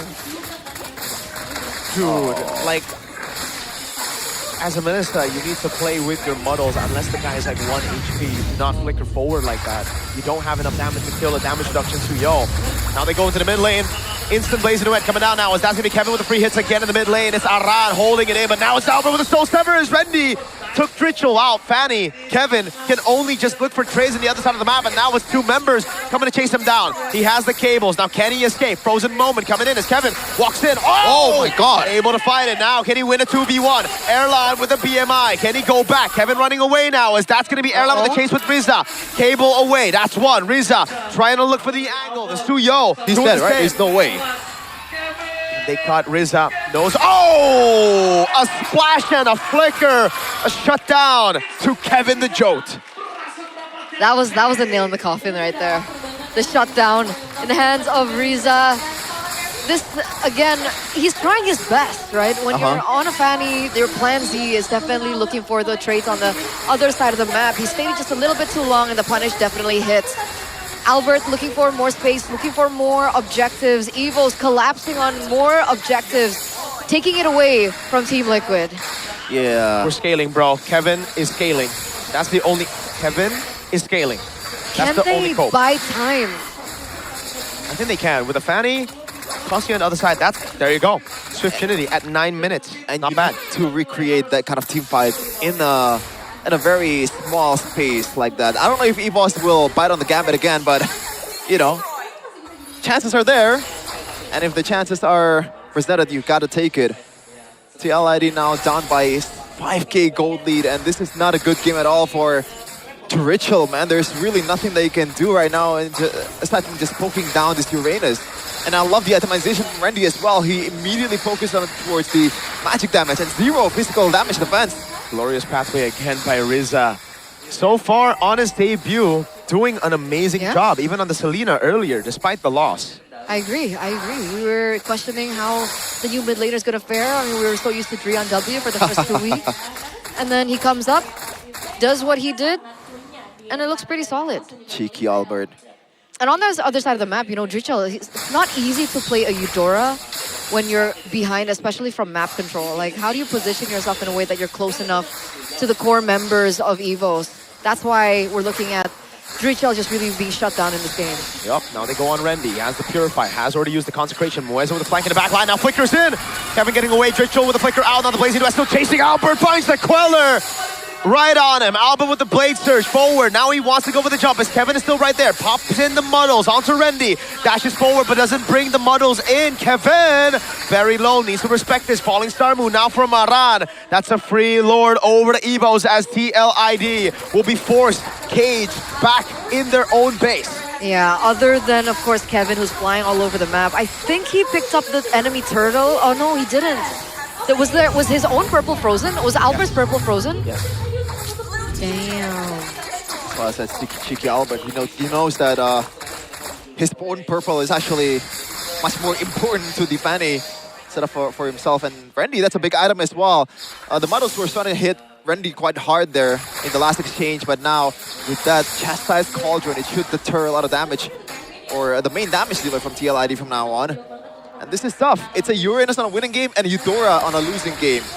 So it's working out for EVOS. It's really not working out for TLID. And now the lowest spot to come up in the mid lane right here, Kevin. All he can do is just split the lane right now, especially without the purple buff. He is not a factor at all.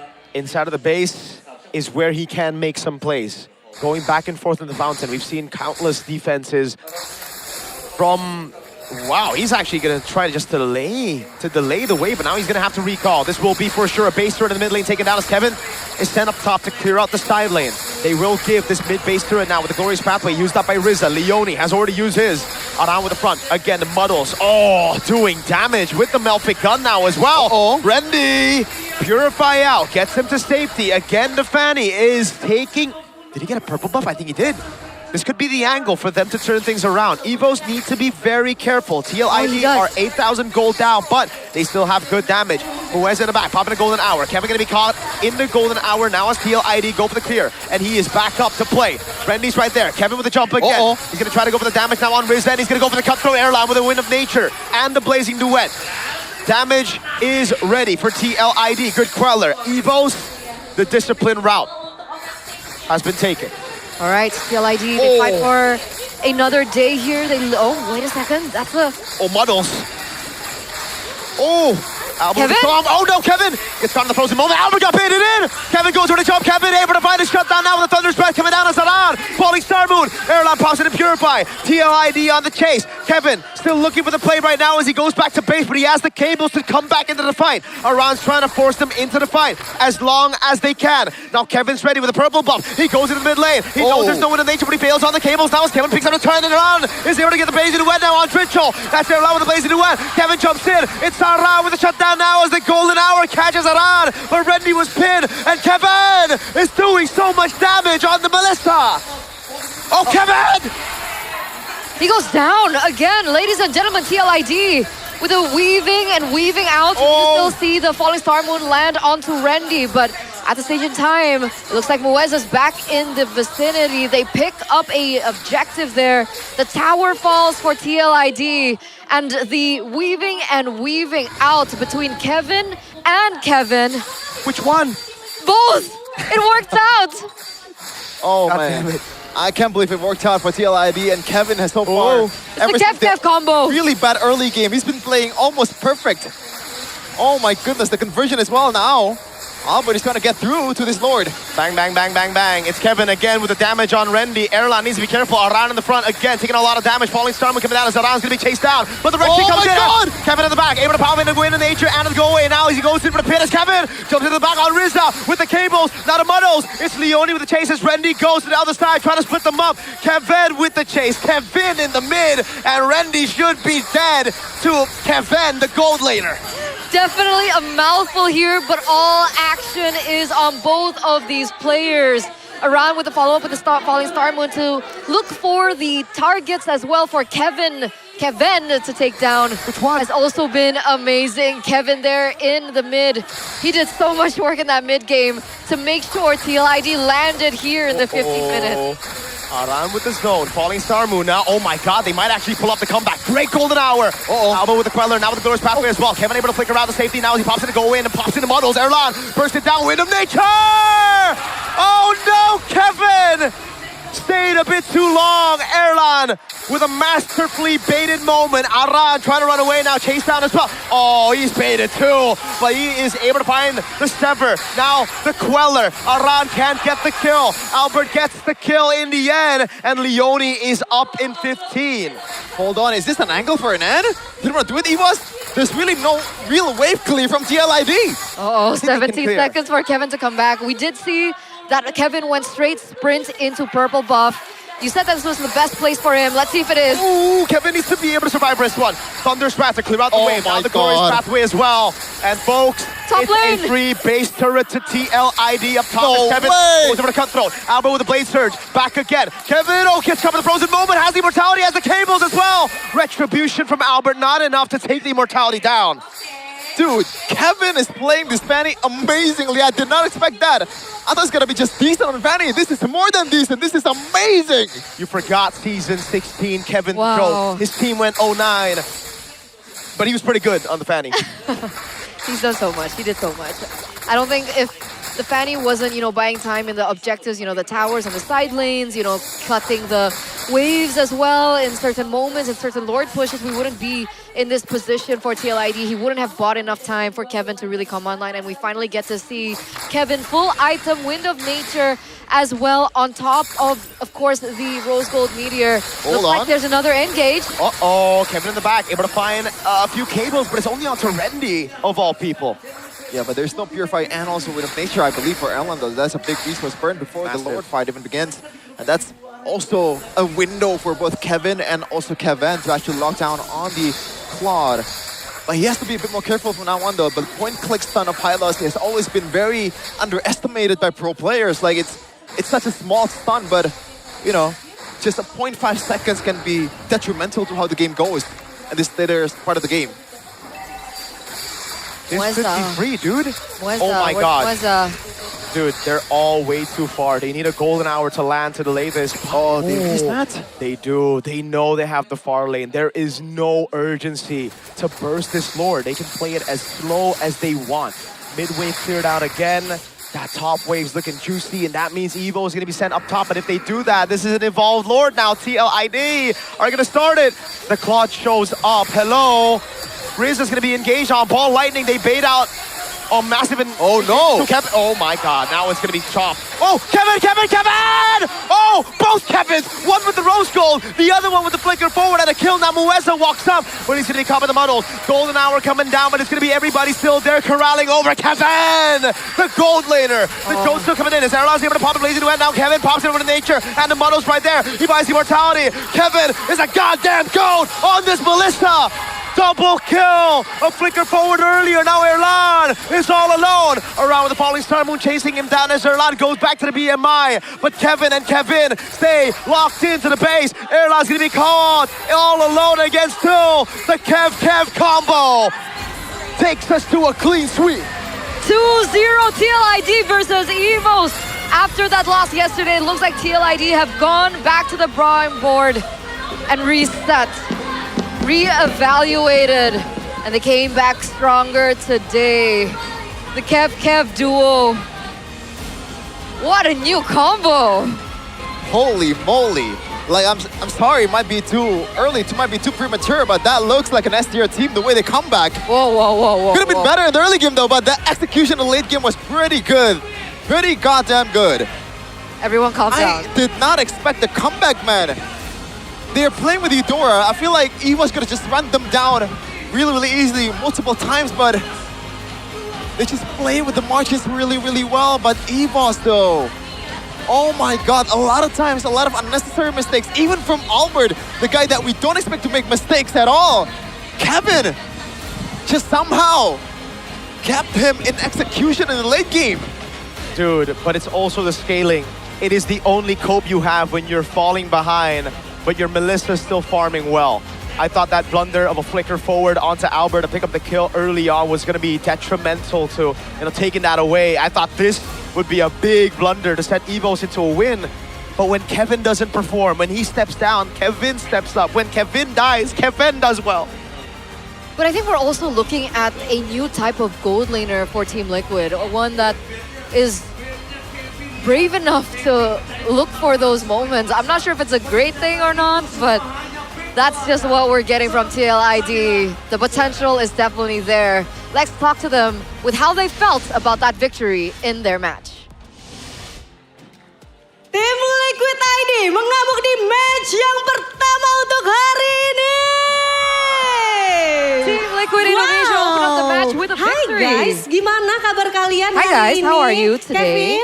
Kevin. Kenapa, Bule? Gimana kabarnya hari Kevin, ini? how are you feeling today? Sangat baik, soalnya menang 2-0 Feeling kan good di sini. because we won 2-0. Sangat baik, karena menang 2-0. Tapi Kevin, gimana cara kalian dan juga teman-teman bisa langsung reset segitu cepatnya setelah kemarin? Ini after your loss yesterday, Kevin tuh agak emosional ya. Because we've been hearing that you're a little bit emotional yesterday after your loss. Gak ada, itu cuman... Nah. Gak ada, suasana doang. No, I was just, it was the vibes. Kita menang vibes. digendong Kevin soalnya. Because we got carried by Kevin. Kevin sangat ngeri soalnya. He's scary. His Melissa is very scary. Soalnya, cuman sebelum kita ke Kevin, ini dari What about you, Sabila Kevin? masih pengen nanya ke Kevin dulu. I really want to know. Dari Kevin sendiri, from you, gimana cara kalian buat were kemarin you able, kan katanya agak emosional yesterday terus you were sekarang very bisa emotional bangkit, and now bisa you're jago able banget. to Bahkan reset. 2-0 kalian dapetin. Gimana Kevin? You're even Soalnya able to kemarin get a kita 2-0 from dimarahin yesterday. Kevin soalnya. Kevin kan because sekarang kaptennya kan. yesterday, Dia evaluasi pas he got really kita kalah, upset. dia marah-marah Kevin dia. got really upset Dia yesterday. teriak. Jadi Emang he was screaming. kelihatannya di MPL dia kayak kelihatan culun. Like in MPL, he's very orang quiet, gak very enakan. chill, Tapi kalau di GH mah dia polite. kacau dia. But in the gaming house, he's crazy. He's Serigalanya crazy. keluar dia. Waduh, galak ternyata. Emang the benar wolf Kevin? comes out. Emang benar? Is it true, Kevin? Benar. Iya kali. Is it true? I guess. Tadi Kevin tuh ngomong ya, sebelum interview dia Because ngomong, Kevin tenang, said katanya aku sudah bawel from the sekarang. interview, Coba tunjukkan mana I'm gonna be more kebawelanmu. talkative Ini udah kosong now. loh. Bener, kamu kayak serigala kalau misalnya di Is it true that you're like a wolf in the gaming house? Aran sih, Aran yang kayak gitu. No, it's Jadi Aran. atau Kevin nih? So is it Aran or Kevin? Aran. Cuman dari Kevin sendiri, ngelihat match yang tadi, gimana But nih? from you, Kevin, what did you think about that match? Aku ngeliatnya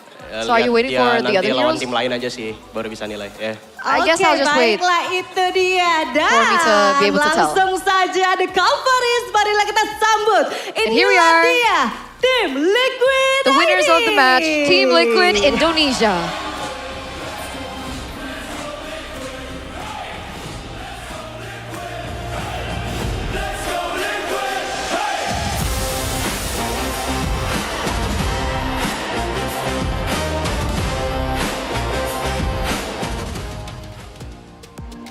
Nah, karena tadi kita sudah memulai match yang cukup panas. Sekarang Sabila pengen ademin dulu semua yang ada di rumah maupun yang ada di MPL Arena. Jadi teman-teman semua super fans jangan kemana-mana. Karena Sabila akan bagi-bagi hadiah di GoPay Hadiah GG. Caranya gimana sih? Caranya itu gampang banget ya. Jadi teman-teman yang ada di MPL Arena maupun yang ada di rumah langsung aja standby untuk smartphone-nya.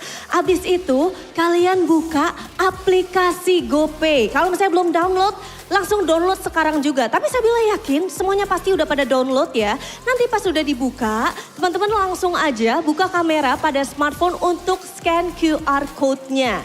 Kalau misalnya udah buka kameranya, sesaat lagi bakal ada QR code yang akan ada di depan teman-teman kalian. Langsung di-scan, terus langsung masuk deh untuk saldo GoPay-nya. Baiklah, sekarang Sabila pengen lihat, inget ya, yang udah dapat langsung aja tunjukin ke kamera. Semuanya ditunjukin ke kamera kalau misalnya udah dapet. Gimana, semuanya udah siap? Wow, semangat banget, luar biasa. Oke, kalau gitu langsung aja kita spill QR code-nya dalam 3, 2, 1. Ini dia. Langsung di-scan sekarang juga dan ditunjukin ke kamera kalau misalnya udah dapet ya. Super fans mana nih? Di Calvaris langsung tunjukin. EVOS fans juga jangan mau kalah. Langsung ditunjukin ya sekarang juga. Ayo. Oh udah ada yang dapet tuh sebelah sana. Udah banyak banget yang dapet. Keren-keren banget. Ayo dong yang mana? Yang udah dapet langsung ditunjukin lagi. Ini banyak banget yang dapat, bahkan yang belakang-belakang aja semuanya sudah pada dapat hadiah dari GoPay Hadiah GG. Cuman tadi kita sudah menyaksikan match pertama berjalan begitu panas. 2-0 didapatkan oleh teman-teman dari tim Liquid ID. Tapi apa sih yang sebenarnya terjadi? Kalau begitu sepertinya Sabila akan langsung saja kembalikan kepada teman-teman caster yang udah ready banget di sana. So casters silakan.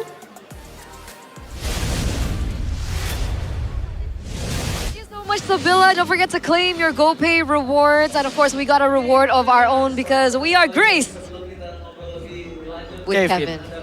Kevin. I can't call you King Maharaja Kevin anymore. No, we don't call you. We King call him Maharaja. Jot here. We call him the Jot. The Jot. Jot. You're So, still the Jot. Yes. Where with the Jot? with the Jot. The Jot's a bit shy, but it's okay, all right? The Jot, how did you feel after that game? Firstly, because yesterday you lost in a crazy comeback fashion. How do you feel getting a win today? Yang pasti ya kita sekarang senang banget lah soalnya kemarin habis kalah terus risetnya harus cepat juga kan. Soalnya kemarin kalah juga apes banget, comeback 2 kali ya, padahal tinggal end game, tinggal clean game. Ya, untungnya sekarang kita udah reset dan menangin lawan EVOS sih. So of course we were really happy about our wins today because of course yesterday we lost very unfortunately. Both of them were a back-to-back comeback and we the only thing that we need to do in the late game was just to end the game basically, but they weren't able to do that. So they had to reset really quickly. So they were quite surprised with the results and they're very happy that they were able to reset from yesterday. I want to ask you about the Fanny game though. In game number 2, all right, did you expect the Fanny to be let go and when did you realize that you were gonna pick it? Jadi pas di game itu lu expect gak bakal main Fanny dan kapan lu bakal decide atau mikirin kalau gue bakal main Fanny gitu loh. Maksudnya kayak kan kita lihat Fanny di itu udah kita plan dari itu sih, dari kemarin sih. Soalnya emang Fanny gak ada yang tahu kan, kira-kira orang-orang ngiranya aku gak bakal main Fanny kan. Tapi di sini kayaknya emang ngeliatnya udah dapat momen Fanny dan kemarin udah plan sama coach juga kan buat pick Fanny dan ya saya buktikan di sini main Fanny. Damn. So they actually planned it, guys. they planned the Fanny from yesterday, and then he was working off the idea that people would assume that maybe Kevin's not as comfortable, maybe Kevin's not going to use the Fanny. So they had that in mind, and he picked it today in match number 2, and then he was able to prove himself as well on the Fanny in game number 2. We saw a bit of trauma here for you, the entire team, banning out the Novaria in both games after losing to Novaria. And Rafaela even, in game number 1. So was it just that difficult to face Rafaela Novaria yesterday that you had to ban it here today against EVOS? Trauma nggak? Aman. It's okay. Ngomong aja ya? Yeah, it's normal. Kita lumayan trauma sama Rafaela dan Novaria kemarin kan. Soalnya ke comeback gara-gara itu. Jadinya kita plan buat ban itu pas kita kalah pas lawan Navi. Ya jadinya kita gamenya enak. Mau menang kalah kita bisa balikin gamenya juga sih. Itu sih paling. So they really learned from their match yesterday against Navi, and he didn't really want to go through that again. So he was like, you know what, let's just ban it out. But by the way, congratulations. Congratulations. Thank you. you. You're player of the match. The joke. Please player of the week. Please player of the week. Please No. player of the week. Do you know how it That's works? why I perform.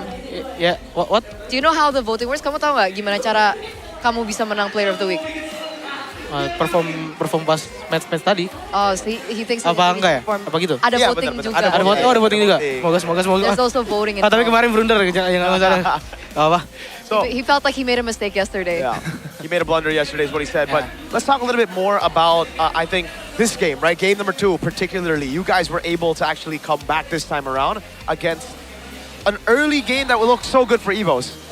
You took so many turrets on the side. What was your mindset coming into the comeback? Like, what were you thinking about when the team was behind? Intinya. Di game yang kedua kan kamu dapat momen untuk mencari comeback. Yeah. Kira-kira apa sih yang terjadi di timnya ketika momen itu terjadi gitu? Karena kita lihat si Albert itu udah snowball di early kan, jadinya ya kita cuman ngandelin Kevin aja lah. Untuk landingnya biar gua aja, sama buat pick off musuhnya juga gua aja. Jadinya recovery kita kayak gitu sih. Kita recovery dengan baik buat Kevin sama saya juga sih. Itu aja sih. Dan kita lihat di highlightnya, dari tadi gue pertanyaannya yang nambah itu, apa yang lu mikirkan sebagai player secara individual, sebagai funny player? Di samping-samping kan lu clear terus, lu dapetin pick off terus kan, jadi apa yang bisa membuat itu terjadi? Itu sih emang gameplay gue kayak gitu sih sebenarnya. Gue kalau misalnya posisi kalah ya udah kasih aja biru gue landing sendiri aja gak apa-apa. Alright, kayak gitu aja sih. So essentially what he was talking about was that he understood that they were losing in the early game, and obviously they needed to find some sort of way to recover from that loss in the early game tempo. So it was already kind of his play style to go to the side lanes, look for towers, look for pickoffs in order for him to buy enough time for Kevin to be their winning condition in the late game. Okay. I want to ask you a question as the jungler yourself about the priority list of the jungle right now. It's Hirara, Pakiro, top 2. And aside from that, do you think that the Suyo is better currently than the Nolan? And that's why you pick the Suyo. Itu apa sih? Jadi mau tanya tentang priority list di jungle ya. Menurut lo itu top 2-nya Hirara, Pakito. Terus yang selanjutnya lah. Prefer main Nolan apa Suyo di meta sekarang? Kalau itu menurut gue Pakito Hirara udah pasti nomor 1 sekarang menurut gue untuk di meta sekarang untuk jungle kan. Kalau misalnya tinggal opsi itu dari sesuai komposisi tim sih, nggak bisa dipilih, nggak bisa siapa yang lebih power. Kalau misalnya individual, secara individual lu? Secara individual nggak bisa juga dipilih, karena itu benar-benar buat komposisi tim, nggak bisa dipilih. Kalau misalnya dipilih, cuma bisa Pakito dan Hirara doang. Karena itu hero bisa paling enak di jungle. Yang lain itu tinggal komposisi tim.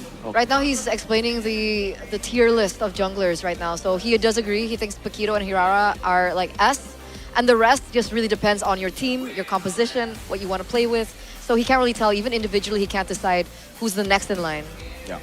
So I believe I'll have the last question here, Kevin. Yes. Last season, a lot of people thought you can only play Leo more than Fredrin. This season, a lot of people think you can only play Pakito and Hirara. After those two, you don't play well. That's what they think. What do you think? Menurut kamu gimana? Ujungnya apa sih? Gak ngerti kalau menurut kamu gimana? Maksudnya kamu merasa kamu bener nggak cuma bisa main Pakito sama Hirara di meta ini? Atau sebenarnya ada hero lain? Karena kita kemarin ngeliat kamu main ISS malah kalah. Ya terbukti kan lebih menang lawan Fanny, pakai Fanny dan MVP dan pakai Studio juga MVP. Ya kalau untuk next weeknya nggak ada yang tahu. Siapa tahu tiba-tiba keluar lagi Fredrin dan Leomord. Jo. Hati aja.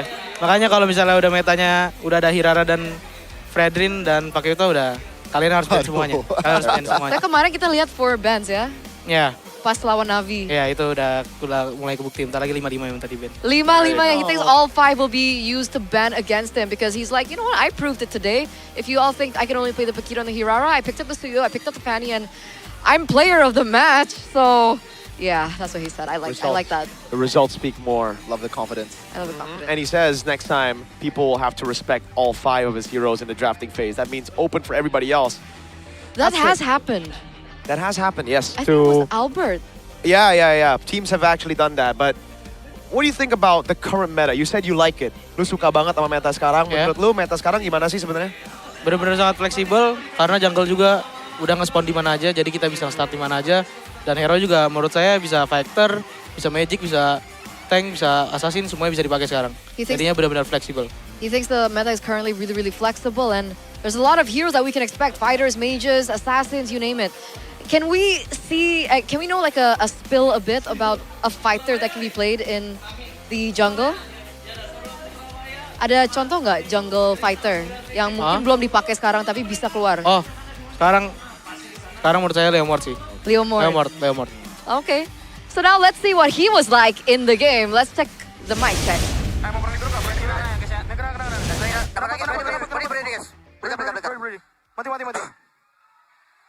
Mati. Kabar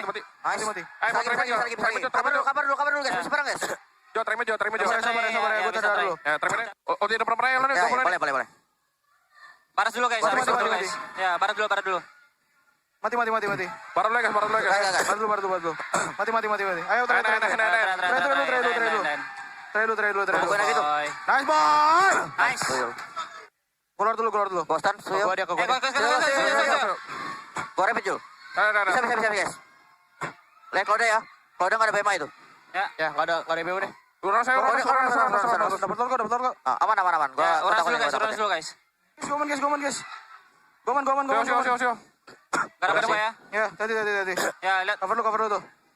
Baru set dulu, boy. Main. Gak ada kode. Gas aja. Gas depan ya. Siap. Imo. Saya lagi. Gua jokin BMA guys.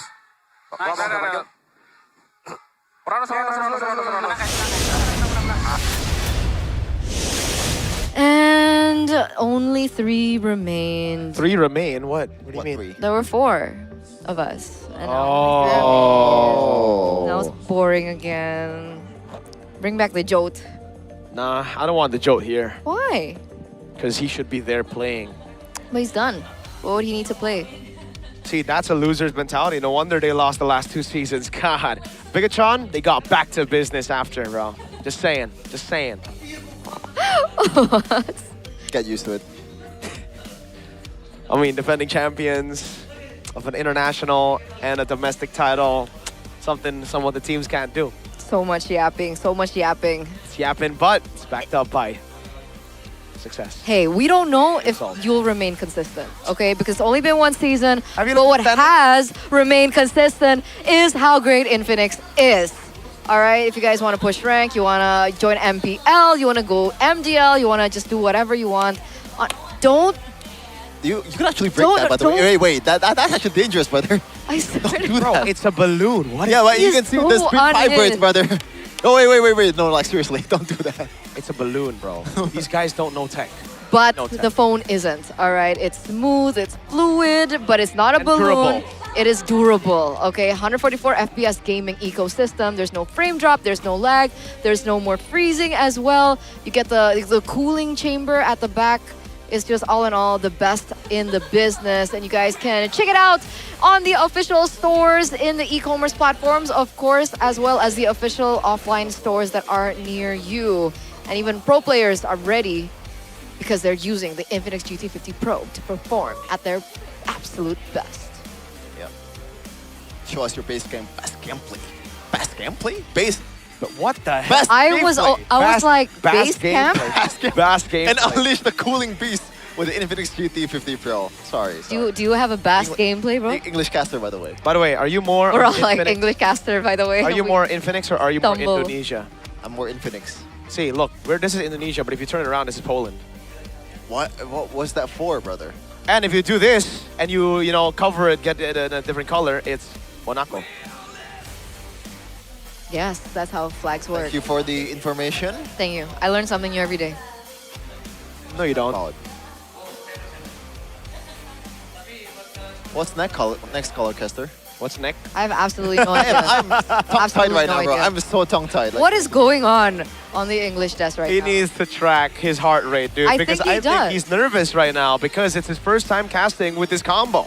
Is he at 190 or something? I don't know. We should check. We should get a GT50 watch, actually. Maybe a do. I GT need watch to help him out, right? Because, Shevin, I know, you're not the healthiest of dudes. Recently, you broke your knee early in your basketball career or something. And now you started cycling, but now your legs don't work like they used to before. That's an Ed Sheeran song. But my legs don't work like they used to before. What's the next one? What's the next one? I mean, Your like mouth the- still remember the taste of. And then usually it's some people make the joke of these. Yeah, but hey, use the GT watch now to go and track your health. 24/7 AI health monitor. I can be more aware of my body's condition. I can check my heart rate, monitor my cortisol levels, and better understand what my body's going through or when it's time to take a break. Like now. Take a break. We are gonna go on a break. Yeah. Not yet. We still have to. We get to do it now, right? No, we have to stall. Oh, right. Have you been hearing the calls? No, I'm deaf. A little. I mean, I think all the casters are already kind of deaf, because Because we have to listen to like, we like it loud. especially if there's like the Kingdom or Evo spams or. Wow, Vitality. wait, we're segmenting them now. Just 3 fandoms that are loud. They're Everybody like else the is... loudest. So all of them, so Cavalry are quiet. Sometimes they're loud, sometimes they're quiet. So Navi Nation are quiet. Sometimes they're loud, sometimes they're quiet. W instigator. Crazy. She just said only 3 fan bases are loud in MPL ID. Yeah, she just said, oh my god! Like She just said only 3 consistently fan bases are Very relevant. passionate here in the MPL arena. What about Todak fans? Do they still have fans? Yes, they do. think so. There you go. They're fans Wait. of the lifestyle that they're building right now because it's not just Todak, but it's cultured by Todak, and that's the main Cultured. difference. They have evolved from just a team They've into evolved. a lifestyle, ladies and Lifestyle. gentlemen. The Todak Throne. They Oh. have merch. They just Merch. did the KL Fashion Week KL as Fashion. well in Kuala Lumpur, Malaysia. Is that what I think KL it was stands called. for? Wait, what was KL it called? Fashion Week? KLFW. KL Fashion Week. KL Fashion Week in Kuala Lumpur. Yeah. There you go. Yeah. What? Did I do something stupid again? No. Like you said, KL Fashion Week. Fashion. We all can English. We just need to drink some water. No, I give up. Okay, well, But don't give up on your drip. don't give up on Todak. All right. Because it's so much cooler. It's not just like t-shirts and stuff, but they have like hats and they have rings. They have, It's actually mad drippy. yeah, it's super like street fashion, like stuff you would be into actually. So if you guys want to dress like Mirko, you guys can use Todak. Yeah, I have yet to be cultured by Todak, by the way. So Todak, culture me, brother. I'd love to wear that style. Yo, look at those dudes. And a girl, I think 1 girl, 2 dudes right there would love to have their drip. Oh, that's right. Culture us, Todak. Please culture us so we have a good time. 2 We'll girls, have 1 dude. 2. I mean, Dude, you got it. The bong. That deserves 3 bongs, brother. The reference is way too. 1, 2, 3. You know, Now, if you that don't is want to get inappropriate. Oh my if you don't god. want to get smacked by Sheffin like that, go and get your good time now because we all want you the guys. Dude, honestly, Sheffin, you're infecting me, man. I don't get it. Like, I was normal just earlier. Okay, don't worry. Just for 2,000 IDR, you can turn a bad time into a good time with literally good time cookies, man. And get a chance to win some diamonds. Join the Diamond Rain game. Good time makes mabar, which means playing together. You know, mabar main bareng, playing together. So, PT, better with Legendary Chocolate. Get your good time now. I love good time. Love me some good time. Oh my But god, there is there's a no good Brody. time. Did they pick Brody there? Because Brody tears apart your... What? Dude, why are you looking at me like this? Preemptive bong. Wait, what? I said... What? They are... The bait itself deserves a bong. Dude, what do you mean? Dude, It's not me, right? Okay. What the heck, dude? I didn't do anything, man. Are we not allowed to be happy? We're just smiling. Yeah. Well, the way you smiled, the way you looked at me was like, I was gonna say something bad. No, that's not what we were thinking. Nah. Very good boys and girls. Exactly. Yeah, you're a good boy, Chef. Self-proclaimed. If you're bad, you get bonked. Okay. I'm a good boy though, so no bump. But will you be bonked for this next match? Because it's Navi and Geek up next. But after this break, we'll see y'all later. Yeah. You'll catch the good boy later.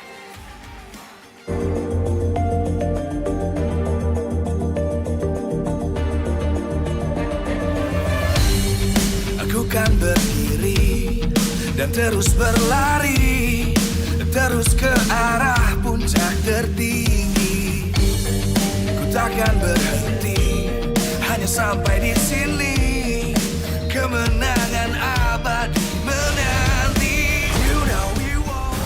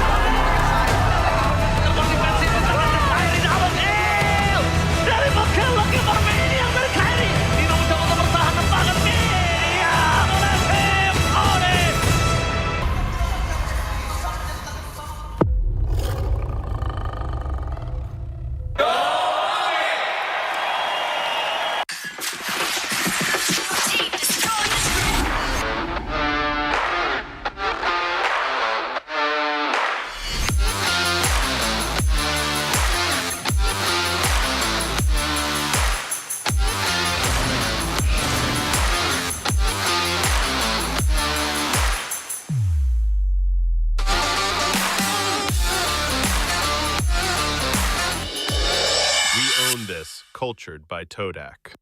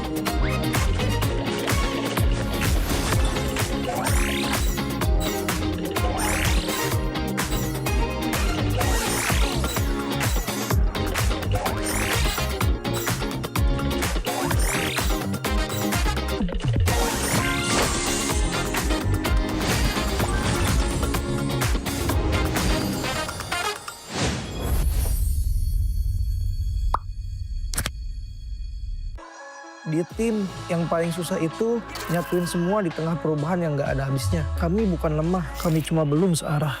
Menang atau kalah itu biasa, tapi ingat satu hal, kita itu keluarga. Waktunya konsisten saling percaya. Sejak kapan Navari jadi CEO? Hah? Lalu dia Ming. Mending lihat ini. Yang ini murahnya beneran. Bantu kita naik level barengan.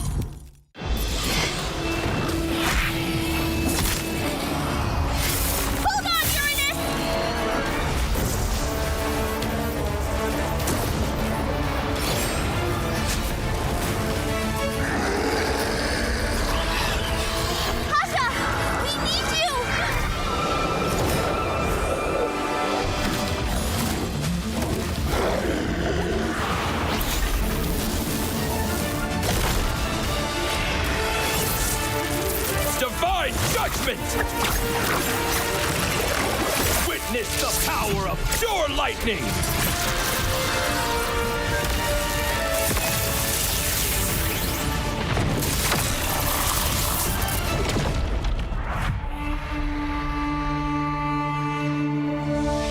All that lies below is under my vigil!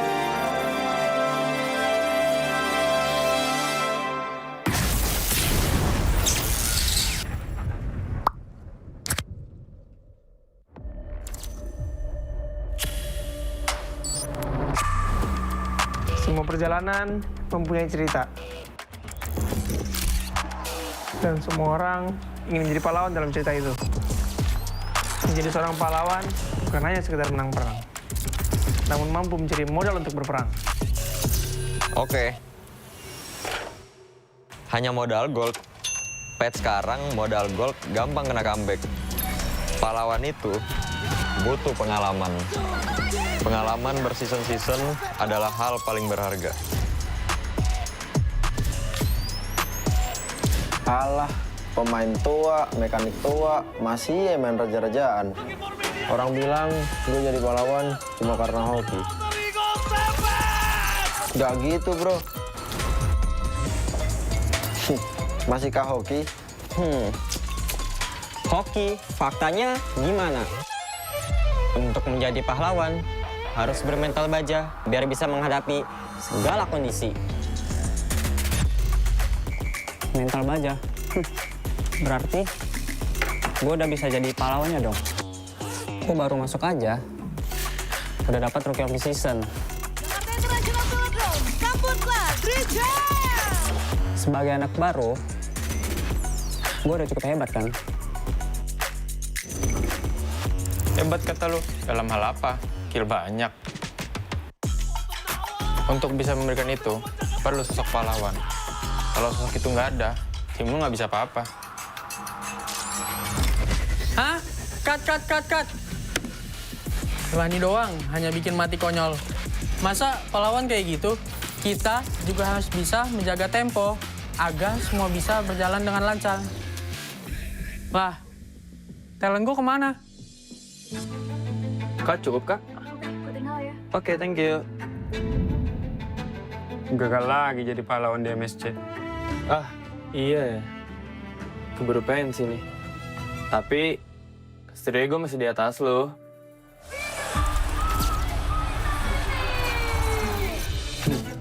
Oke doang lo itu mah. Season ini nggak akan semudah itu. Yo, mulai syuting. Nih, baca dulu. Loh, kok lo jadi Estrada, Man? Magang, Mor. Wih, serius kita bakal main di sini? Yes, approve. Kalau emang di sini, akan lebih pantas buat ngebuktiin siapa pahlawannya.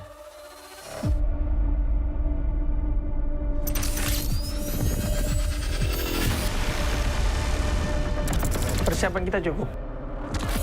Kita berpengalaman. Kita harus sesuai target.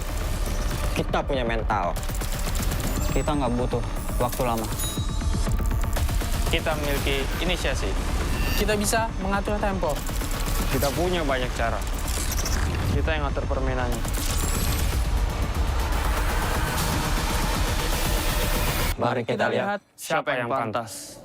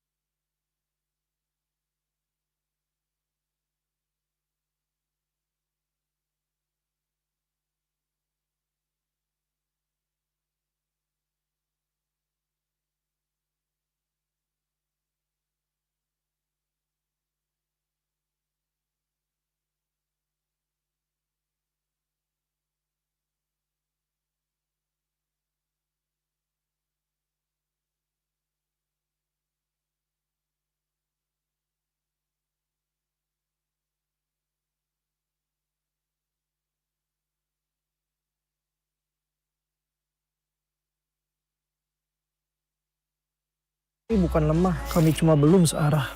Menang atau kalah itu biasa, tapi ingat satu hal, kita itu keluarga. Waktunya konsisten saling percaya. Sejak kapan Navari jadi CEO? Hah? Lalu diam, Ming. Mending lihat ini. Yang ini murahnya beneran. Bantu kita naik level barengan.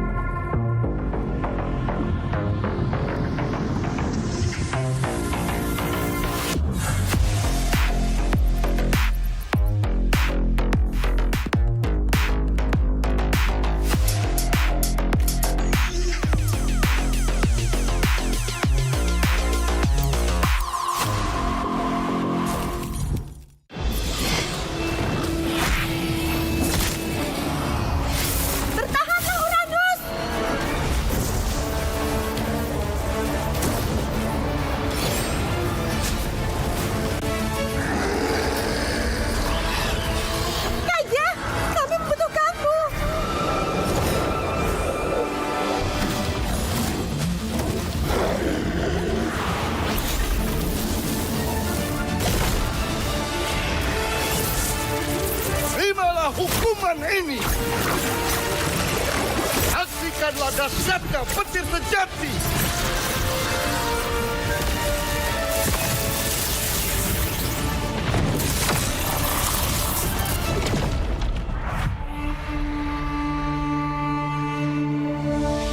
Di bawah bentangan sayapku, dunia terlindungi.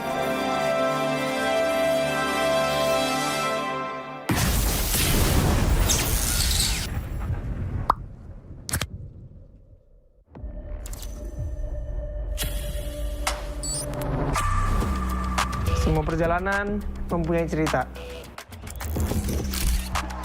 Dan semua orang ingin menjadi pahlawan dalam cerita itu. Menjadi seorang pahlawan bukan hanya sekedar menang perang, namun mampu mencari modal untuk berperang. Oke. Hanya modal gold. Pet sekarang modal gold gampang kena comeback. Pahlawan itu butuh pengalaman. Pengalaman berseason-season adalah hal paling berharga. Alah, pemain tua, mekanik tua, masih ya main raja-rajaan. Orang bilang gue jadi pahlawan cuma karena hoki. Gak gitu, bro. Masihkah hoki? Hoki, faktanya gimana? Untuk menjadi pahlawan, harus bermental baja biar bisa menghadapi segala kondisi. Mental baja? Berarti gue udah bisa jadi pahlawannya dong. Gue baru masuk aja, udah dapat Rookie of the Season. Sebagai anak baru, gue udah cukup hebat kan? Hebat kata lu, dalam hal apa? Kill banyak. Untuk bisa memberikan itu, perlu sosok pahlawan. Kalau sosok itu nggak ada, tim lu nggak bisa apa-apa. Hah? Cut. Lah ini doang, hanya bikin mati konyol. Masa pahlawan kayak gitu? Kita juga harus bisa menjaga tempo, agar semua bisa berjalan dengan lancar. Lah, talent gua kemana? Kak, cukup kak? Oke, thank you. Gagal lagi jadi pahlawan di MSC. Ah, iya ya. Keburu pensi nih. Tapi, setidaknya gue masih di atas lo.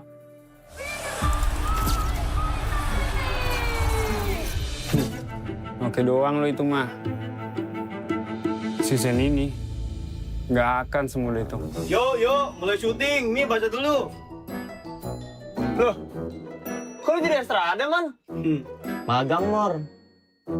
Wih, serius kita bakal main di sini? Yes, approve. Kalau emang di sini, akan lebih pantas buat ngebuktiin siapa pahlawannya.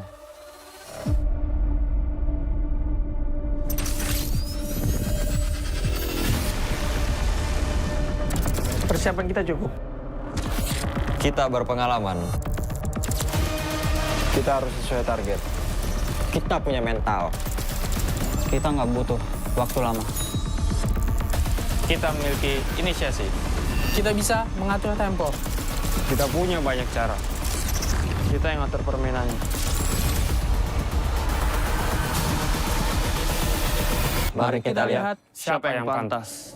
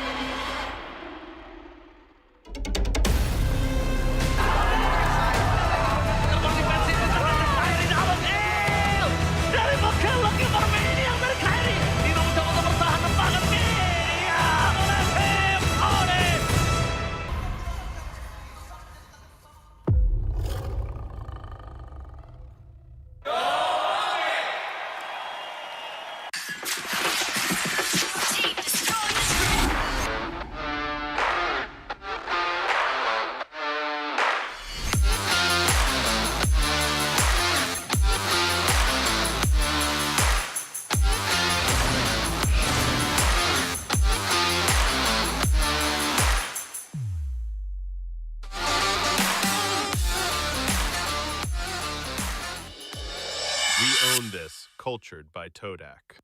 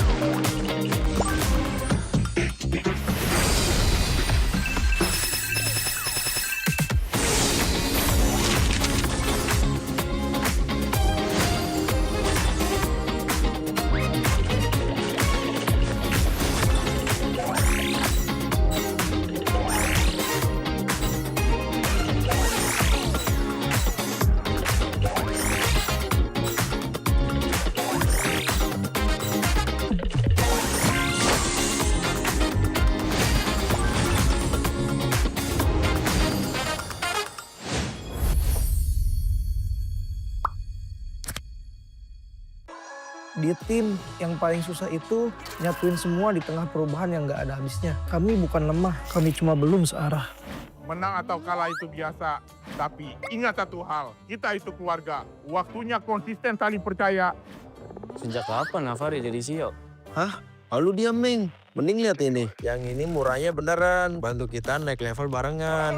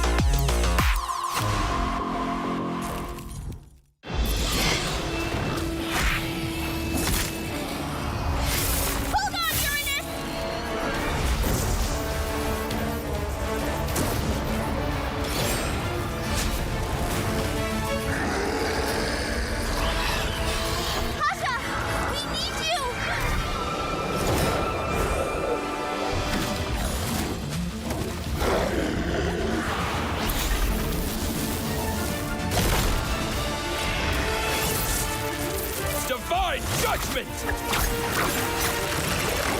Witness the power of pure lightning!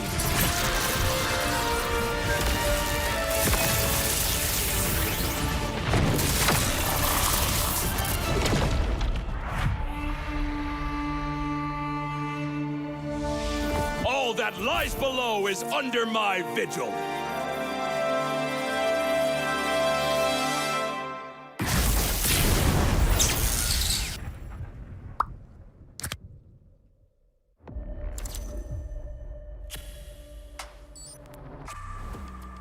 Semua perjalanan mempunyai cerita. Dan semua orang ingin menjadi pahlawan dalam cerita itu. Menjadi seorang pahlawan bukan hanya sekedar menang perang, namun mampu mencari modal untuk berperang. Oke. Hanya modal gold. Pet sekarang modal gold gampang kena comeback. Pahlawan itu butuh pengalaman. Pengalaman berseason-season adalah hal paling berharga. Alah, pemain tua, mekanik tua, masih main raja-rajaan. Orang bilang gue jadi pahlawan cuma karena hoki. Gak gitu, bro. Masihkah hoki? Hoki, faktanya gimana? Untuk menjadi pahlawan, harus bermental baja biar bisa menghadapi segala kondisi. Mental baja? Berarti gue udah bisa jadi pahlawannya dong. Gue baru masuk aja, udah dapat Rookie of the Season. Sebagai anak baru, gue udah cukup hebat kan? Hebat kata lu, dalam hal apa? Kill banyak. Untuk bisa memberikan itu, perlu sosok pahlawan. Kalau sosok itu nggak ada, tim lu nggak bisa apa-apa. Hah? Cut! Rani doang, hanya bikin mati konyol. Masa pahlawan kayak gitu? Kita juga harus bisa menjaga tempo, agar semua bisa berjalan dengan lancar. Lah, talent gue kemana? Kak, cukup, Kak? Oke, thank you. Gagal lagi jadi pahlawan di MSC. Ah, iya ya. Keburu pensi nih. Tapi, setidaknya gue masih di atas lo.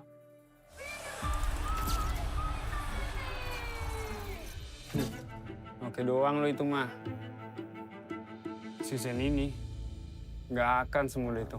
Yuk, mulai syuting. Mi, baca dulu. Loh, kok lu jadi Estrada, Man? Magang, Mor. Wih, serius kita bakal main di sini?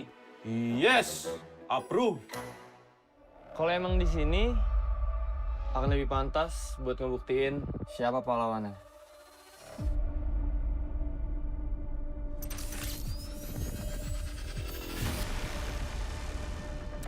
Persiapan kita cukup. Kita berpengalaman. Kita harus sesuai target. Kita punya mental. Kita nggak butuh waktu lama. Kita memiliki inisiasi. Kita bisa mengatur tempo. Kita punya banyak cara. Kita yang ngatur permainannya. Mari kita lihat siapa yang pantas.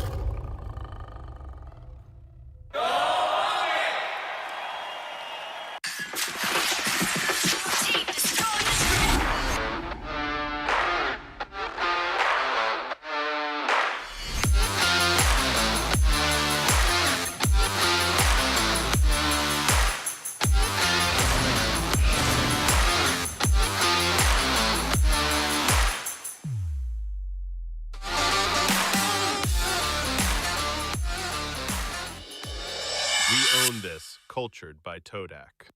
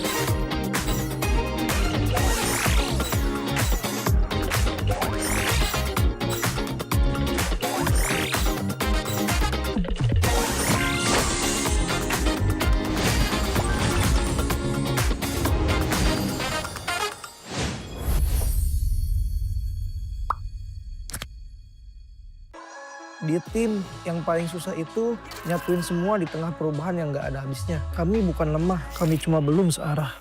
Menang atau kalah itu biasa, tapi ingat satu hal, kita itu keluarga. Waktunya konsisten saling percaya. Sejak kapan Navari jadi CEO? Hah? Lalu dia Ming. Mending lihat ini. Yang ini murahnya beneran. Bantu kita naik level barengan.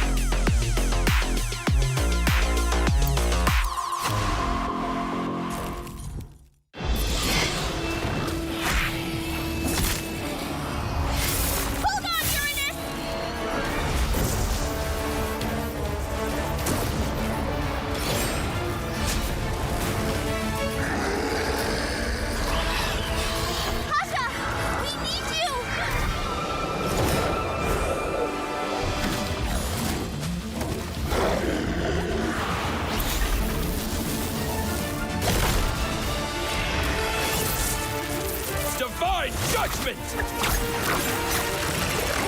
Witness the power of pure lightning!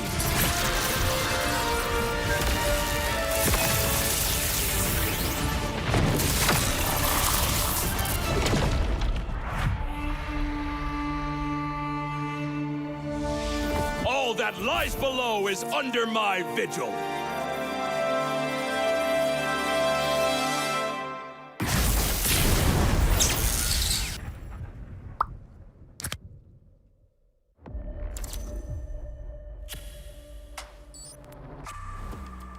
Semua perjalanan mempunyai cerita. Dan semua orang ingin menjadi pahlawan dalam cerita itu. Menjadi seorang pahlawan bukan hanya sekedar menang perang, namun mampu mencari modal untuk berperang. Oke. Hanya modal gold. Pet sekarang modal gold gampang kena comeback. Pahlawan itu butuh pengalaman.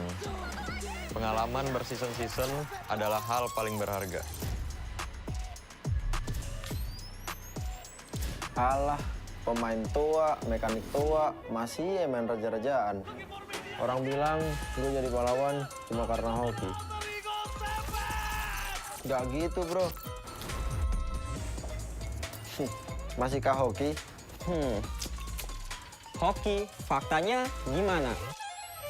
Untuk menjadi pahlawan, harus bermental baja biar bisa menghadapi segala kondisi. Mental baja? Berarti gue udah bisa jadi pahlawannya dong. Gue baru masuk aja, udah dapat Rookie of the Season. Sebagai anak baru, gue udah cukup hebat kan?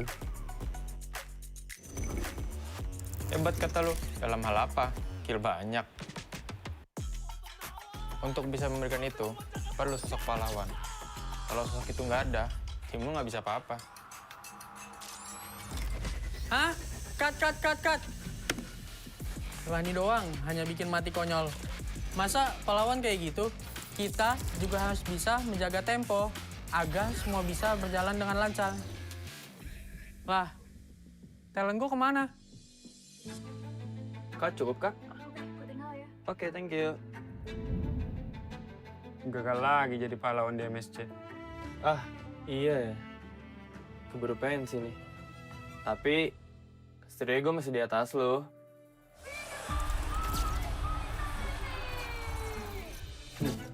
Oke doang lo itu mah.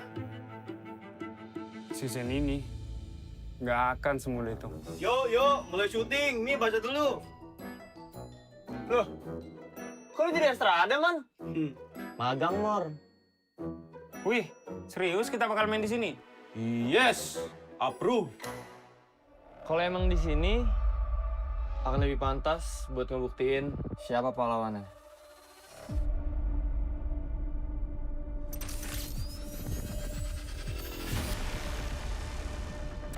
Persiapan kita cukup. Kita berpengalaman. Kita harus sesuai target. Kita punya mental. Kita nggak butuh waktu lama. Kita memiliki inisiasi. Kita bisa mengatur tempo. Kita punya banyak cara. Kita yang ngatur permainannya. Mari kita lihat siapa yang pantas.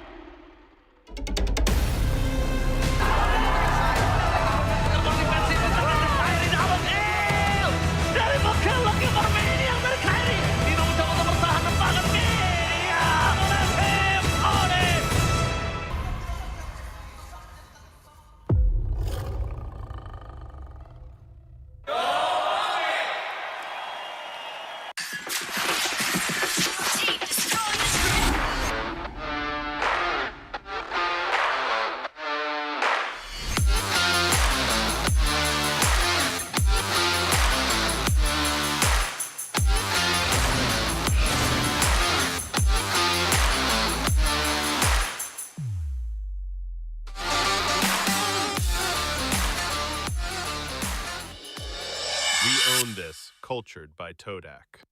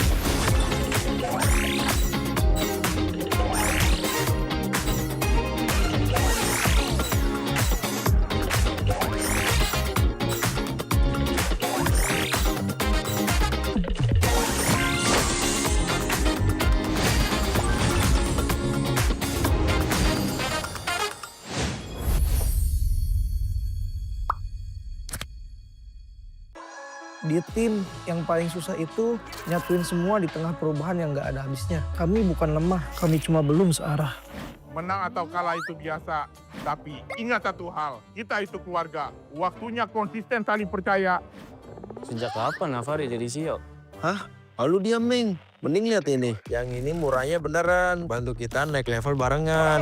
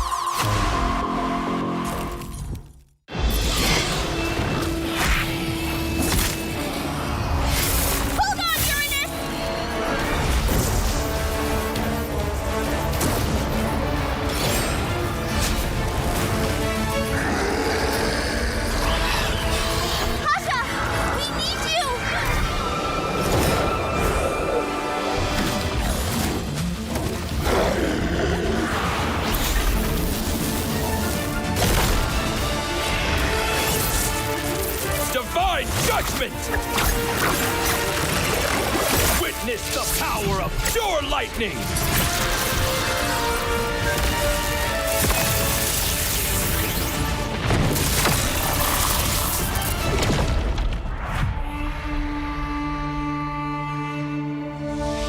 All that lies below is under my vigil.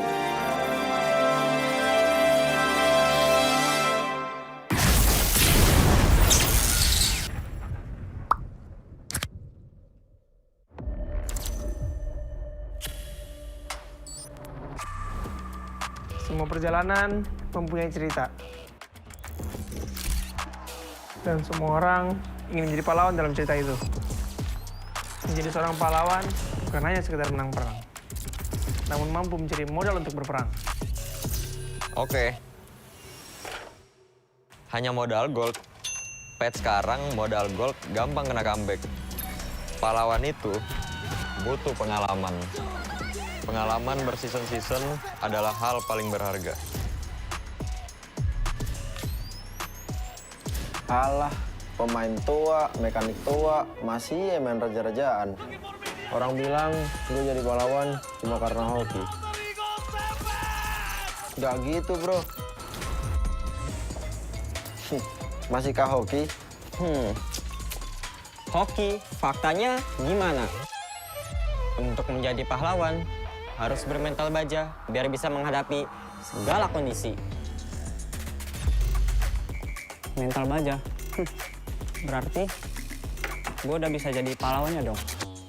Gue baru masuk aja, udah dapat Rookie of the Season. Sebagai anak baru, gue udah cukup hebat kan? Hebat kata lu, dalam hal apa? Kill banyak. Untuk bisa memberikan itu, perlu sosok pahlawan. Kalau sosok itu nggak ada, tim lu nggak bisa apa-apa. Hah? Cut! Lani doang, hanya bikin mati konyol. Masa pahlawan kayak gitu? Kita juga harus bisa menjaga tempo, agar semua bisa berjalan dengan lancar. Lah, talent gue kemana? Kak, cukup kak? Oke, thank you. Gagal lagi jadi pahlawan di MSC. Ah, iya ya.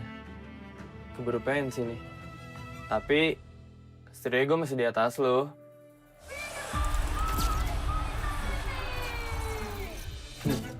Oke doang lo itu mah. Season ini, nggak akan semudah itu. Yo, mulai syuting. Nih, baca dulu. Loh, kok lu jadi Estrada, Man? Magang, Mor. Wih, serius kita bakal main di sini? Yes, approve. Kalau emang di sini, akan lebih pantas buat ngebuktiin siapa pahlawannya.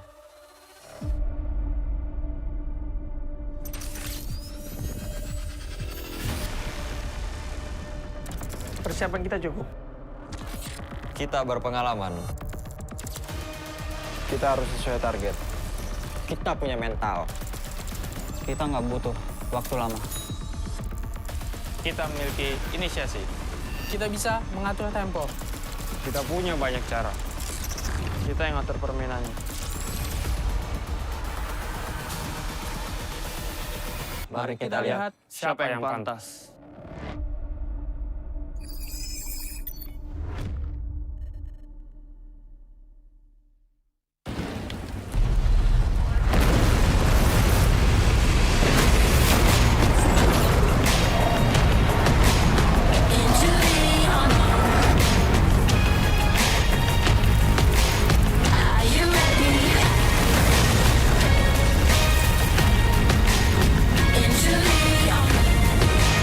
Watch my world unfold.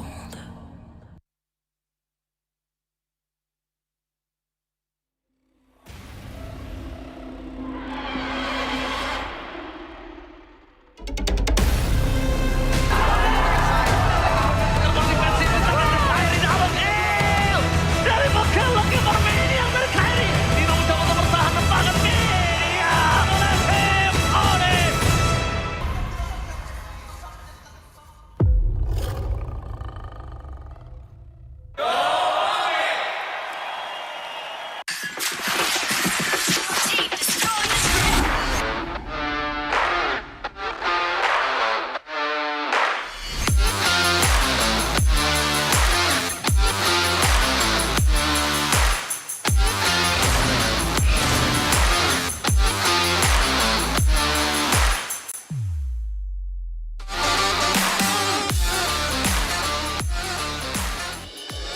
We own this, cultured by Todak.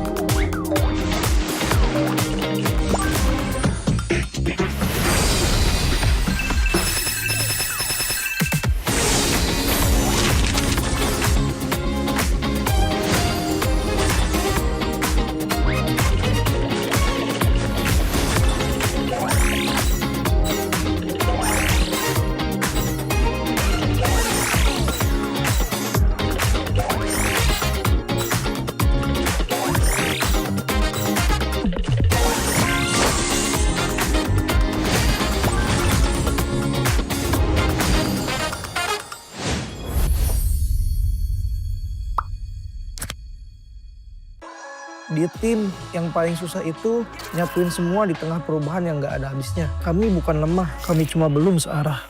Menang atau kalah itu biasa, tapi ingat satu hal, kita itu keluarga. Waktunya konsisten saling percaya. Sejak kapan Navari jadi CEO? Hah? Lalu diam, Ming. Mending lihat ini. Yang ini murahnya beneran. Bantu kita naik level barengan.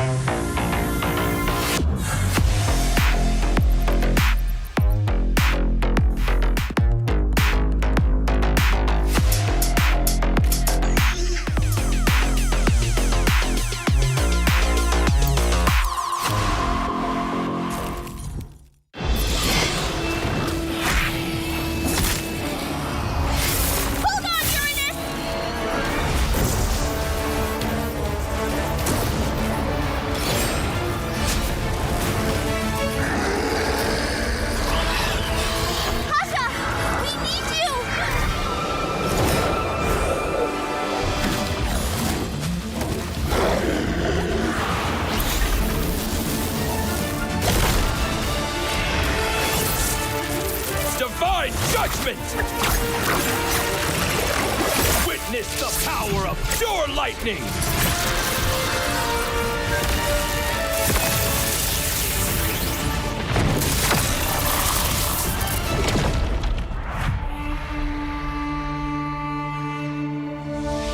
All that lies below is under my vigil.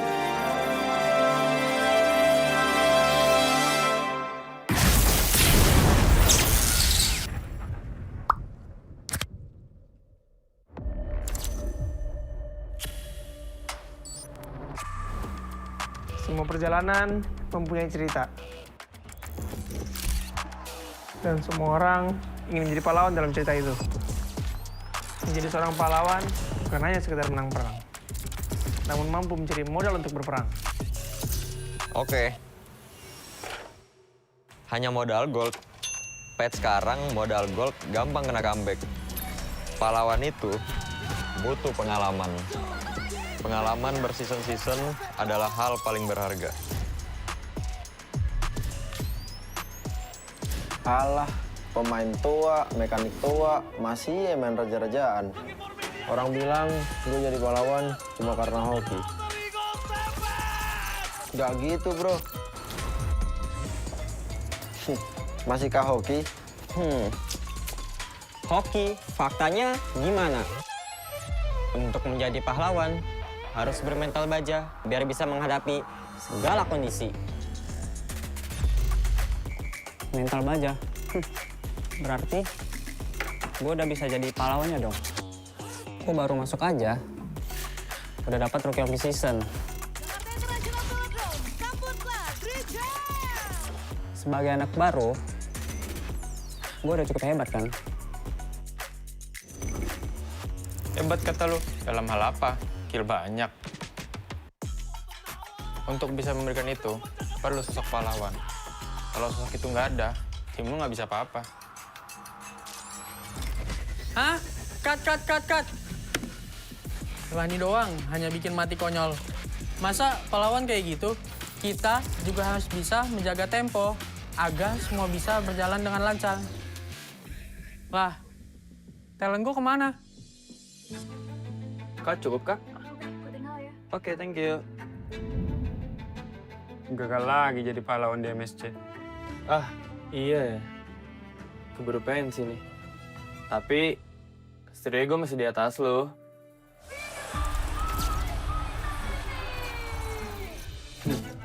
Oke doang lo itu mah. Season ini, nggak akan semudah itu. Yo, mulai syuting. Nih, baca dulu. Loh, kok lu jadi Estrada, Man? Magang, Mor. Wih, serius kita bakal main di sini? Yes, approve. Kalau emang di sini, akan lebih pantas buat ngebuktiin siapa pahlawannya.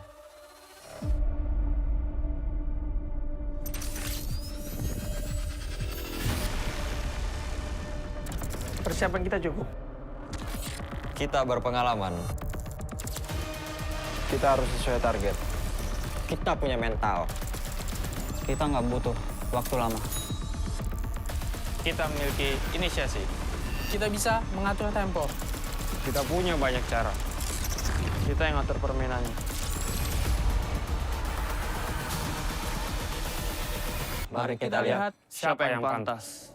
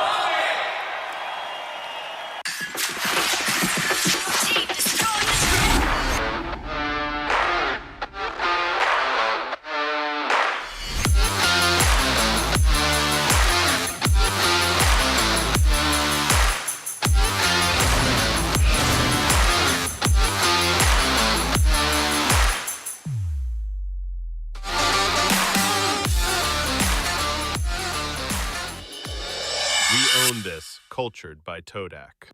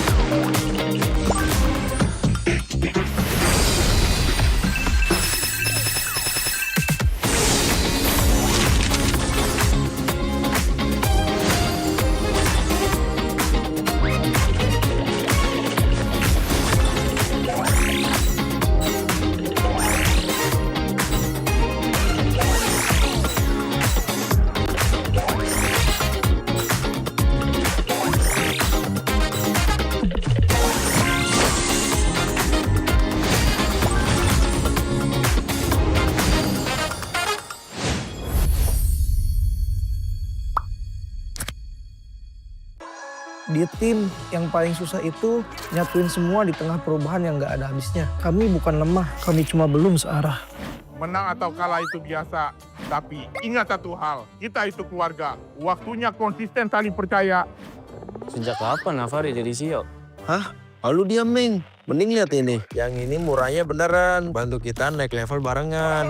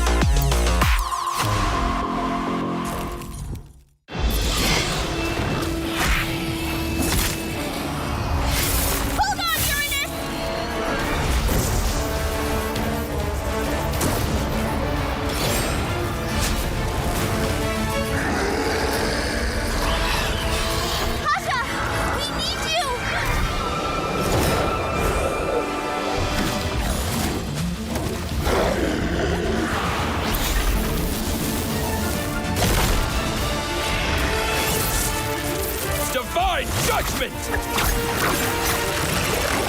Witness the power of pure lightning!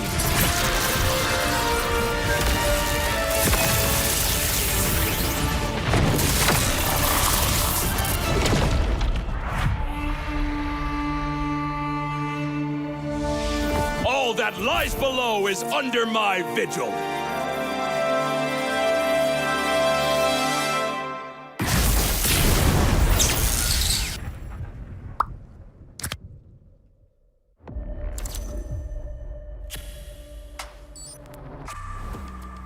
Semua perjalanan mempunyai cerita.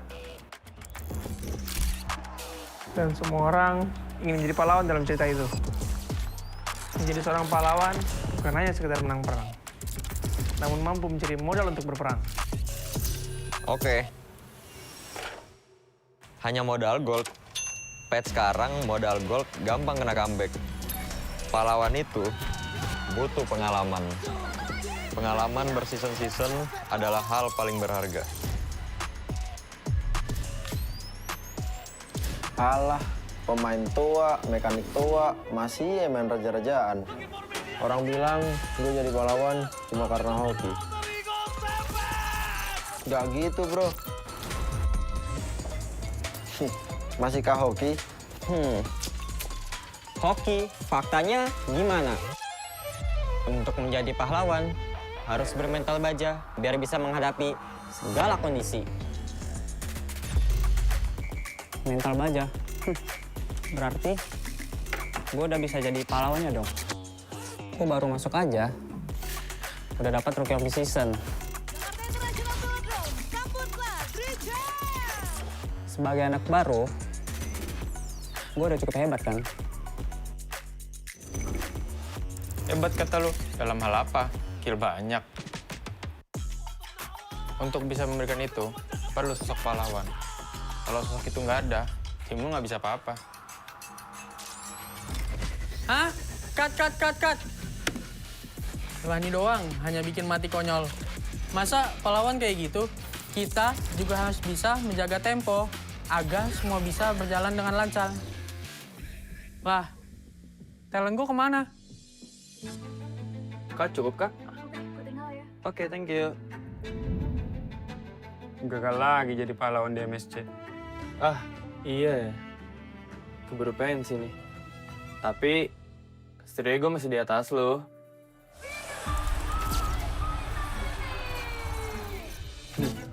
Oke doang lo itu mah. Season ini nggak akan semudah itu. Yuk, mulai syuting. Nih, baca dulu. Loh, kok lu jadi Estrada, Man? Magang, Mor. Wih, serius kita bakal main di sini? Yes, approve. Kalau emang di sini akan lebih pantas buat ngebuktiin Siapa pahlawannya?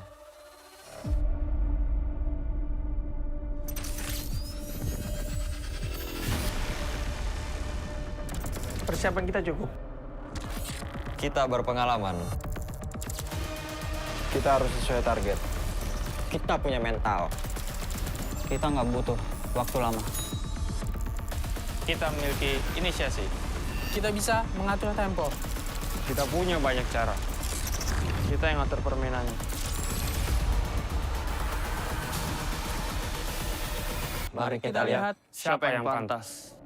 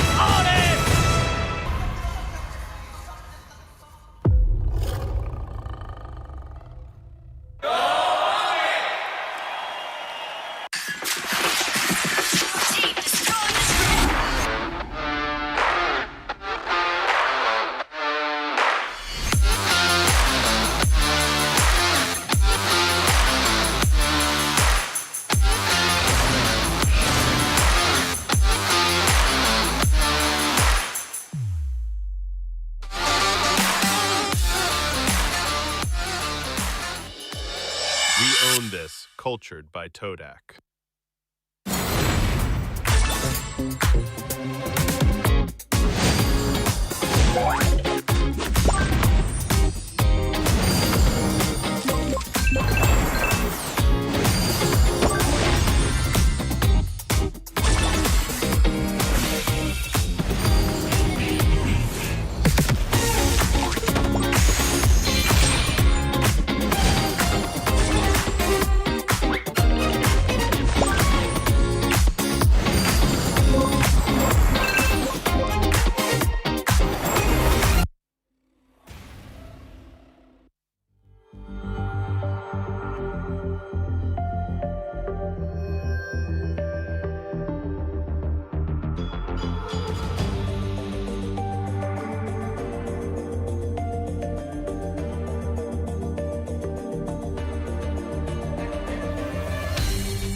Aku kan berdiri dan terus berlari. terus ke arah puncak tertinggi. Ku takkan berhenti, hanya sampai di sini.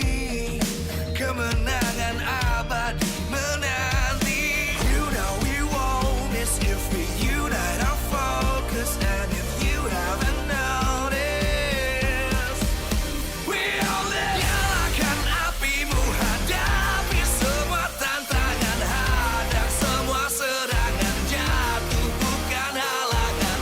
Bakar semangatmu, janganlah engkau menyerah. Kita akan buat sejarah. We all this, we won't miss. We all this, we won't miss. Saatnya beraksi, jalani ambisi. Aku kan menyawakan hari ini. You know we won't miss if we unite our focus. And if you haven't noticed, we all live. Nyalakan apimu, hadapi semua tantangan, hadang semua serangan, jatuh bukan halangan. Bakar semangatmu, janganlah engkau menyerah. Kita akan buat sejarah. We all this, we won't miss. We all this, we won't miss. We all this.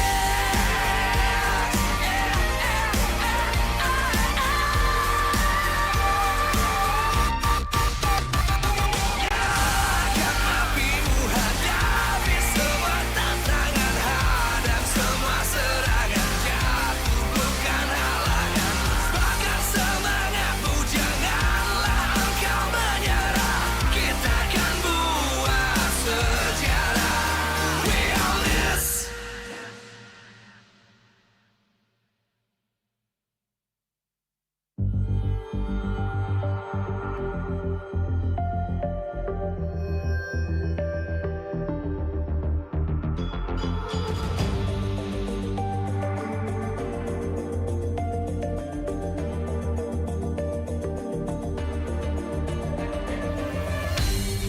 Aku kan berdiri dan terus berlari, terus ke arah puncak tertinggi.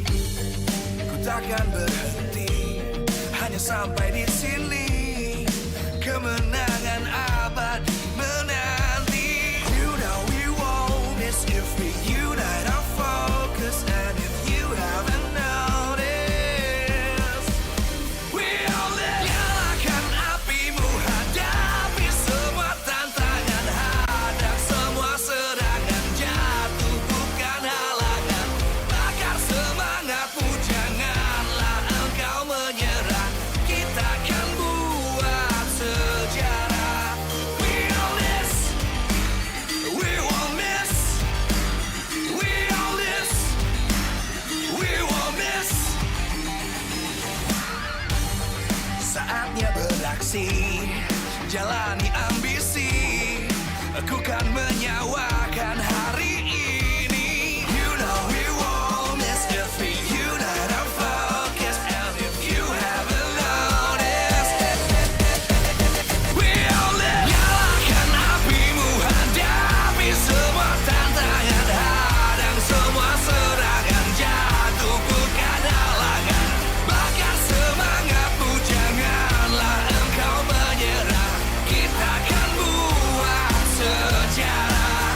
We all this, we won't miss. We all this, we won't miss. We all this.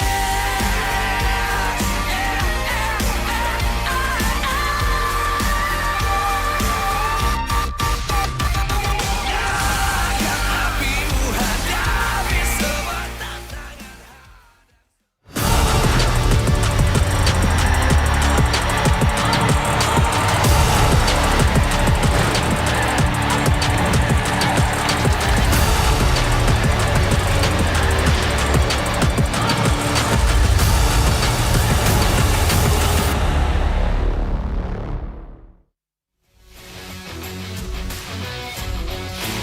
Live from MPL Arena, Jakarta. MPL Indonesia Season 18 is powered by Muntah. Supported by Esports Federation of Indonesia. Presented by official gaming phone, Infinix. Official e-wallet, GoPay. Official gaming chair, Toda. Partner in esports, Aqua, Telkomsel, By You, IndyHome. Good time, so good. We own this.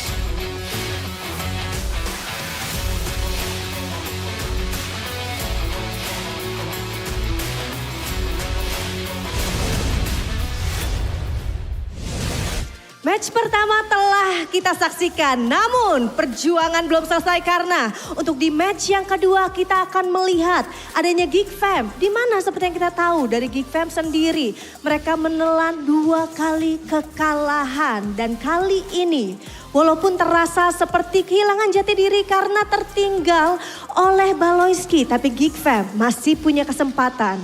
Bukan karena mereka lemah, tetapi karena ada puzzle yang belum berada di tempat yang seharusnya. Tapi kali ini mungkin dengan performance yang menggigit dan juga tabrak-menabrak itu bisa membawa Geek Fam menuju ke kemenangannya.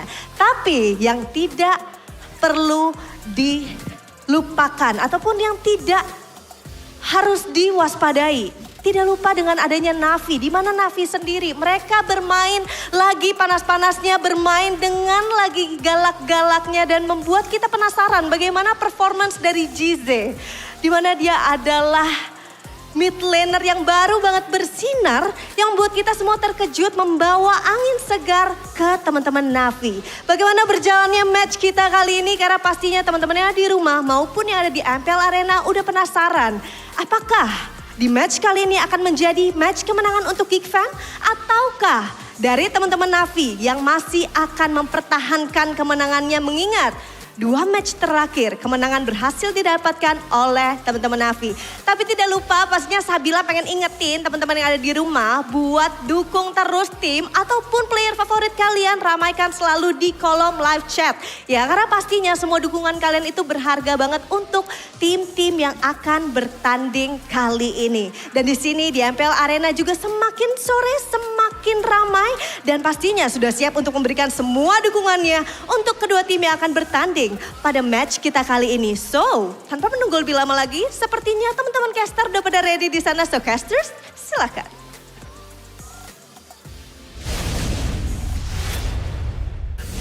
And we're back for match number 2 here, week 2, day number 2.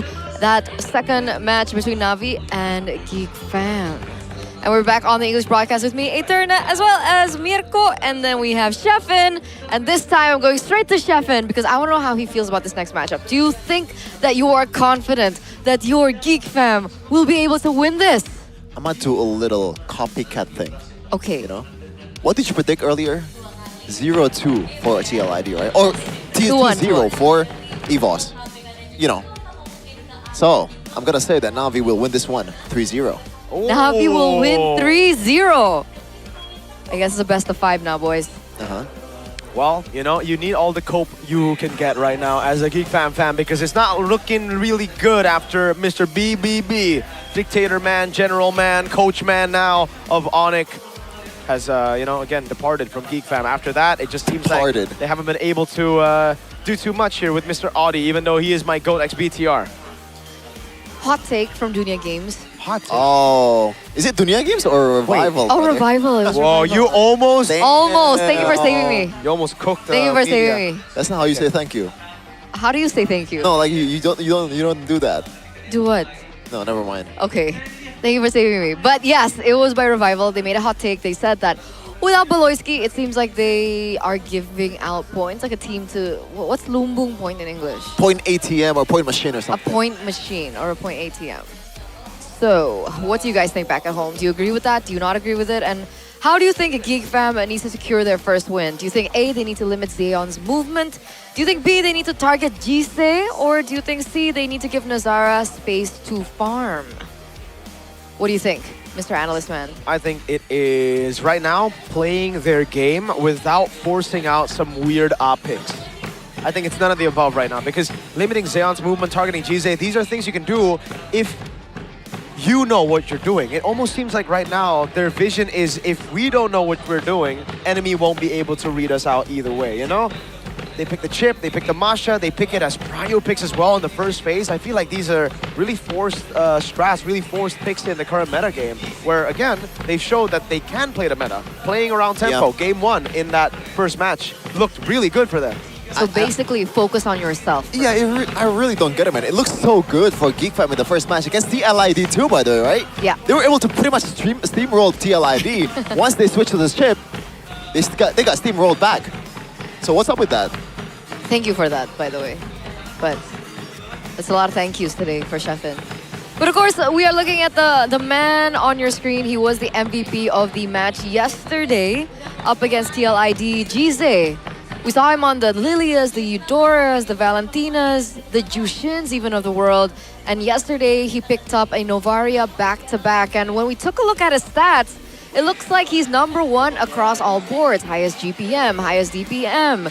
He even has the highest total assists as well. So what do you think about his performance yesterday up against TL?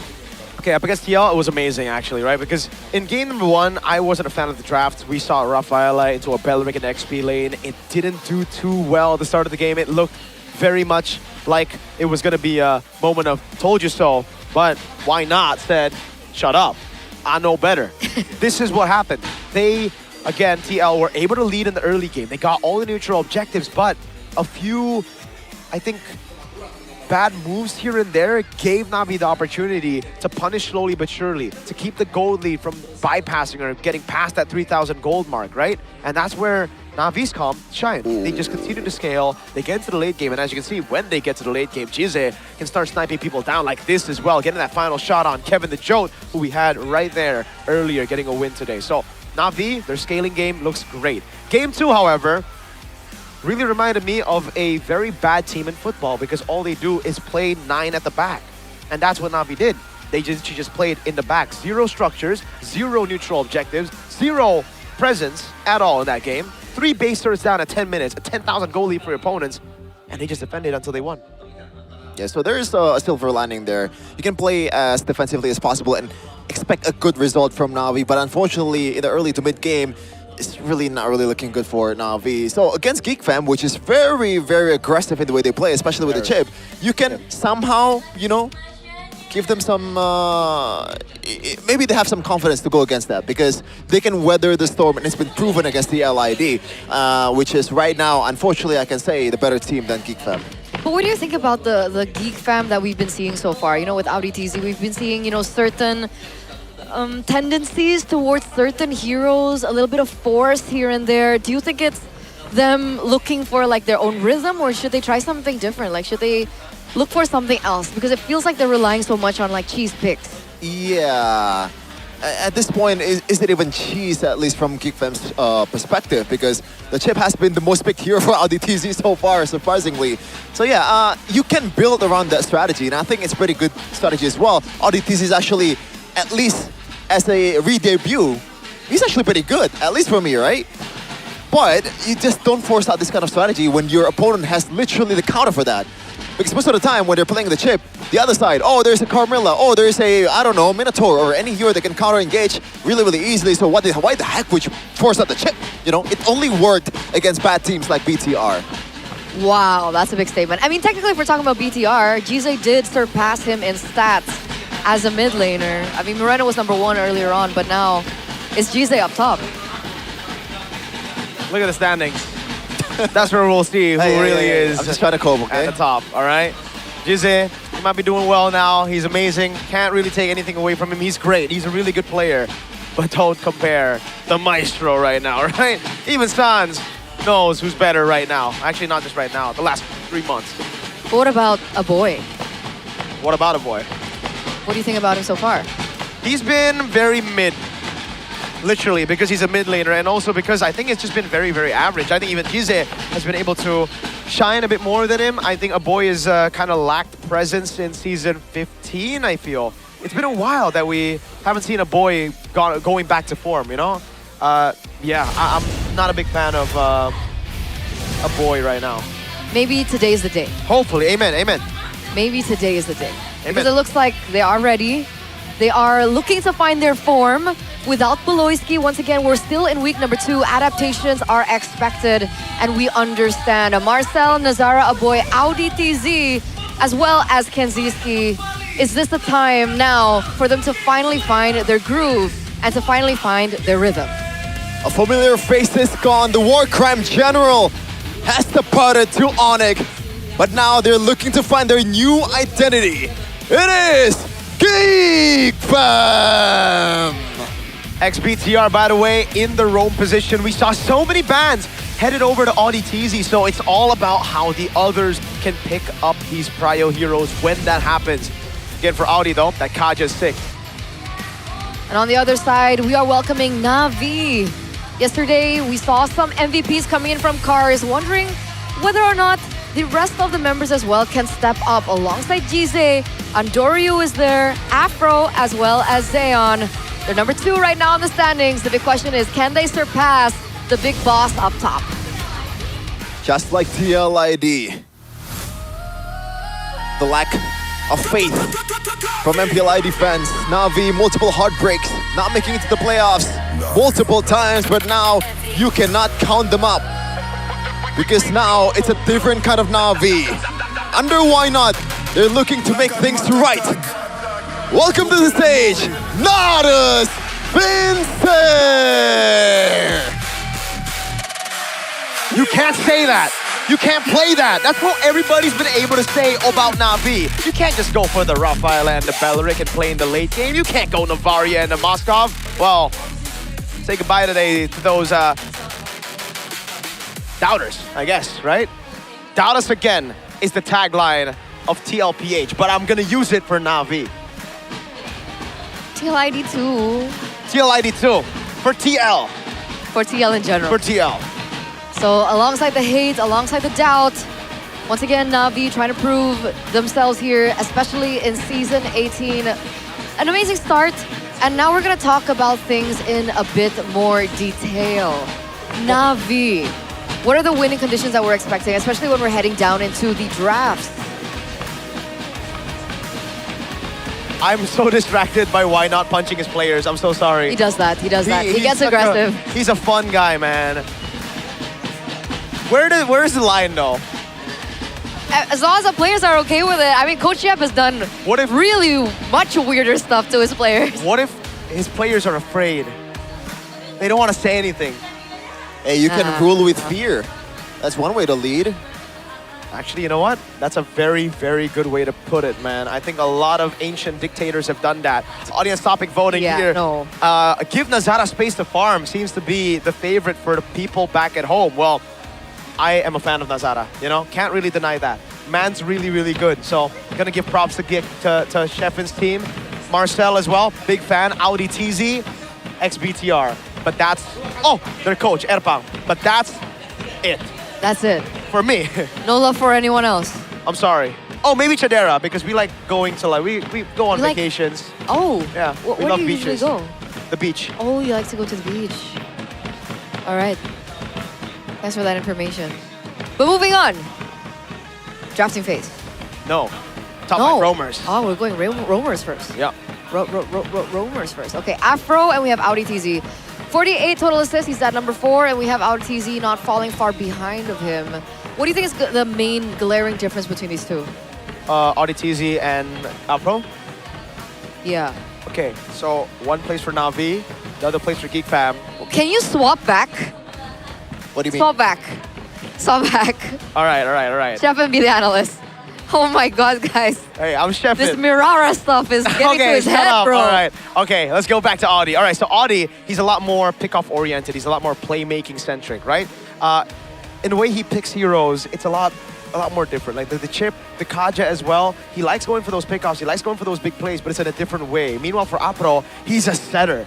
Man really likes being on the setters. That's why I don't really like him on those single target lockdowns like the Cho. I want him on the Atlases. I want him on the Bellerics. I want him, hell, even on a Gatot Kacha over that. Keys to victory for Na'Vi, Infinix GT50 Pro, maximize Cars and Endoryu's early game pressure to secure turtles. You have a player like Cars who has such a crazy hero pool. I thought it would be a waste of Cars this season because it's a Uranus Barats meta. You're gonna really put him on those picks? But no, he's shying on those picks as well. Match Geeks rotations and shut down ODTZ's initiations is really, really good too. We've seen in the past few wins for Na'Vi that they do really well just reacting to enemy initiation. So I think doing the same would be great. Avoid chaotic team fights and force fights where Na'Vi can set up is very much similar to what we said earlier, right? It's about reacting, it's about waiting for those initiations, it's about utilizing the chaos and creating a structured lineup for themselves to beat that chaos. They strive when they're able to react. Now, Geek Fam, they need to try to get a full-on knockout before Na'Vi get the read. Let's take a look at their keys to victory.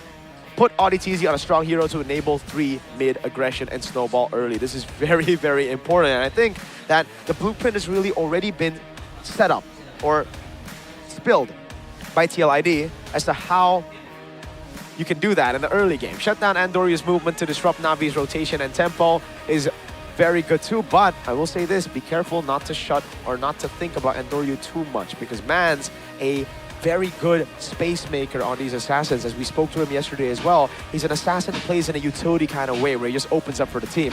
Force Na'Vi into chaotic team fights and deny them the clean setups. Again, if Na'Vi want to play it clean, you want to play it dirty. You want to go dirt. You want to throw dirt. You want to throw sand. All right? You never want to play equal footing.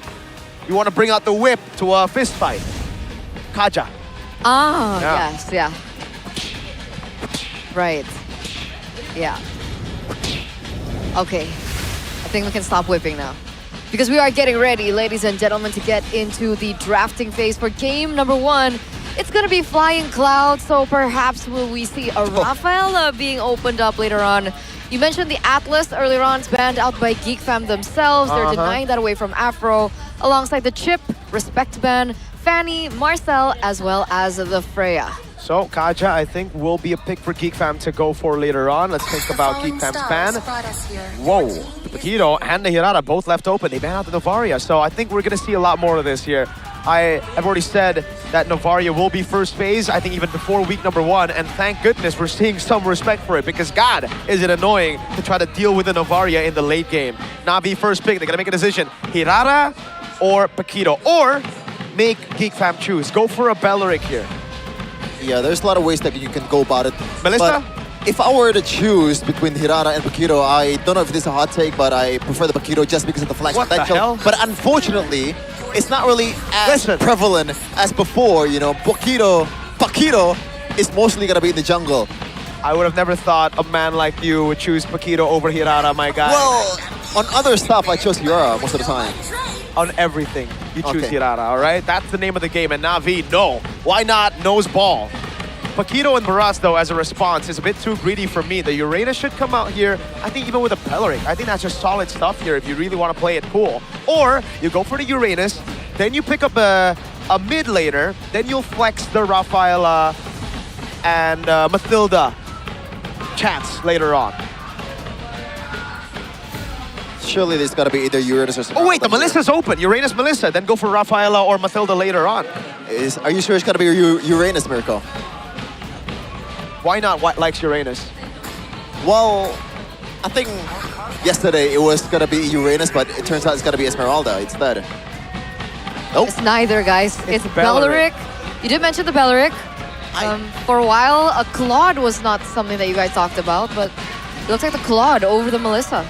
I mean, it's kind of a way to, in a way, deny the Melissa.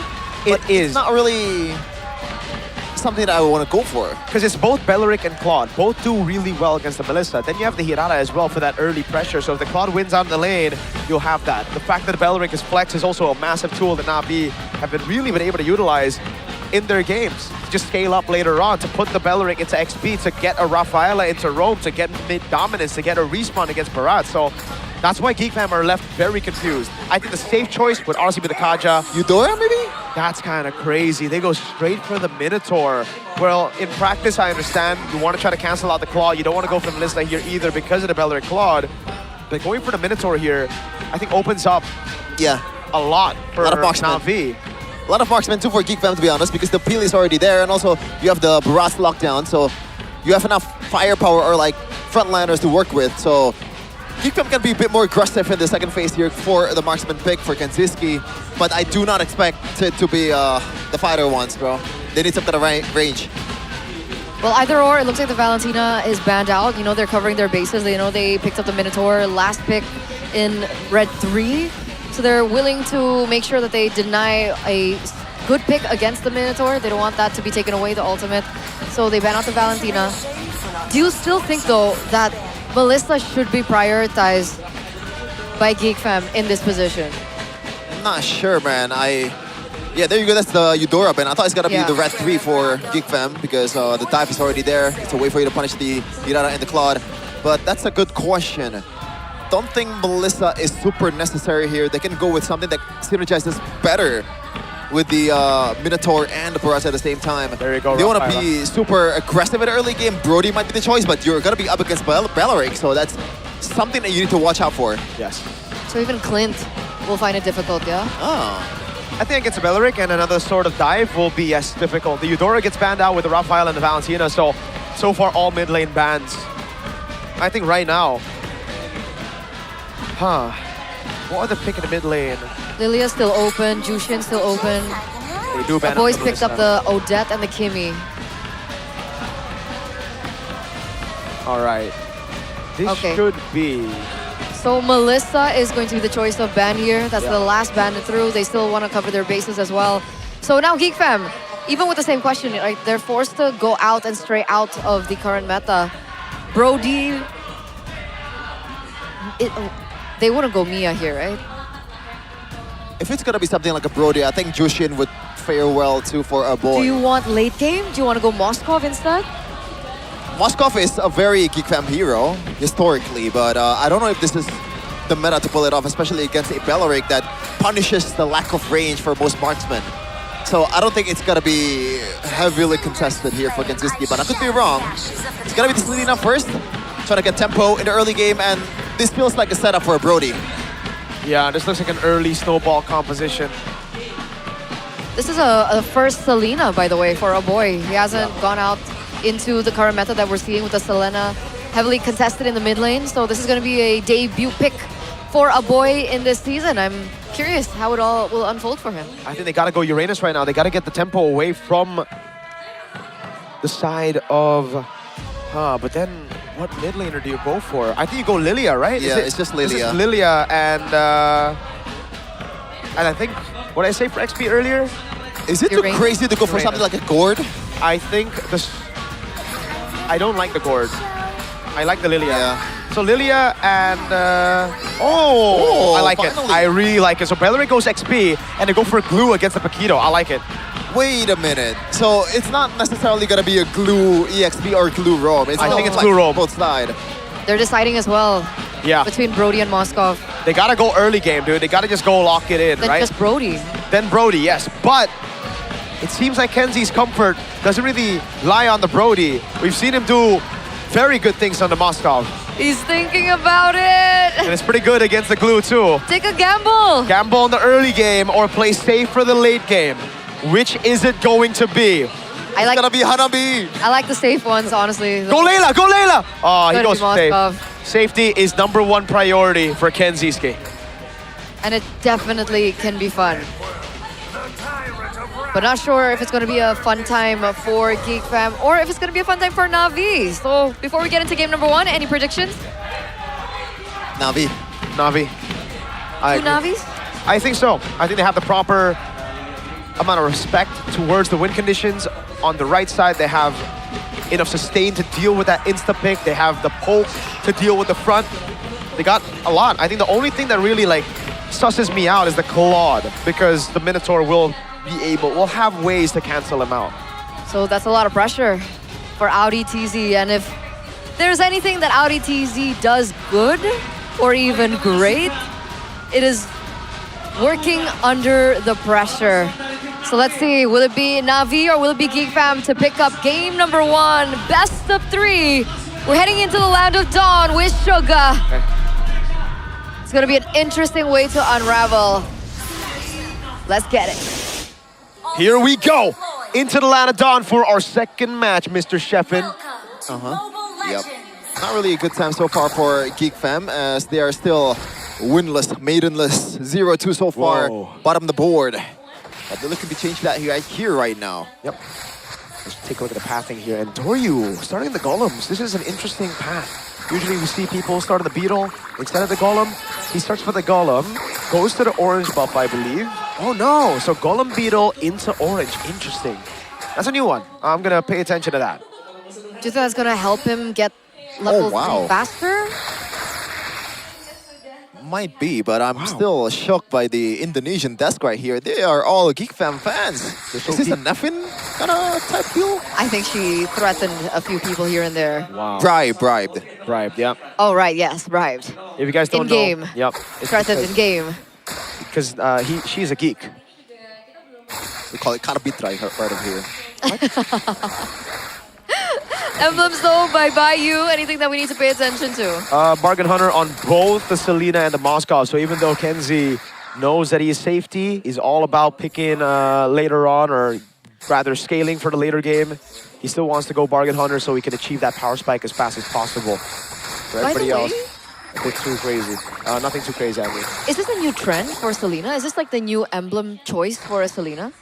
I think it's just been popularized by Mr. Moreno. Moreno goes for Bargain Hunter instead of Season Hunter, but it's all preference. Because we've seen Wilderness Blessing, we've seen Bargain Hunter, we still see Season Hunter sometimes as well. It depends on what you have.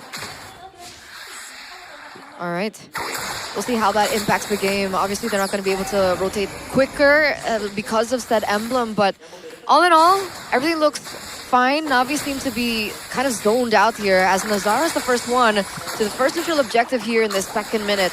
Level 4, Andoryu is also in the vicinity. 50-50, let's see who gets it. The zoning potential of Na'Vi is actually kind of crazy. Cars, though. It's going to be a charge with Hirana's welcome. It looks like it's going to be the Hirana is taking the turtle down, and now Marcel is stuck in no man's land, going to be killed by Na'Vi. Next to the chopping block is Audi TZ, and Na'Vi got everything out of that. And they're still going for more. Hold on, Azara gonna get shooed away from his own jungler, and goodbye to the purple buff. That is a Grand Theft Purple.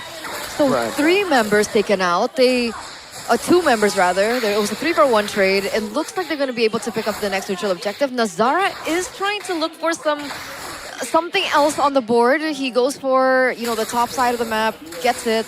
Is wanting to make sure that Na'Vi doesn't go for the invade into the enemy buff as well. But looking at that, did you think that Audi TZ jumped in a little too quick? No, he needed to. He needed to try to find some space. Unfortunately, he just has no level 4, right? He was level 3, and this is why the Belleric flex is so good. This is why I really like how Na'Vi have been able to flex the Belleric into the XP lane when necessary. They're up against the Paquito. They flex it over to XP so that the Belleric will have 4 at Turtle 1. And you saw how it played into that skirmish.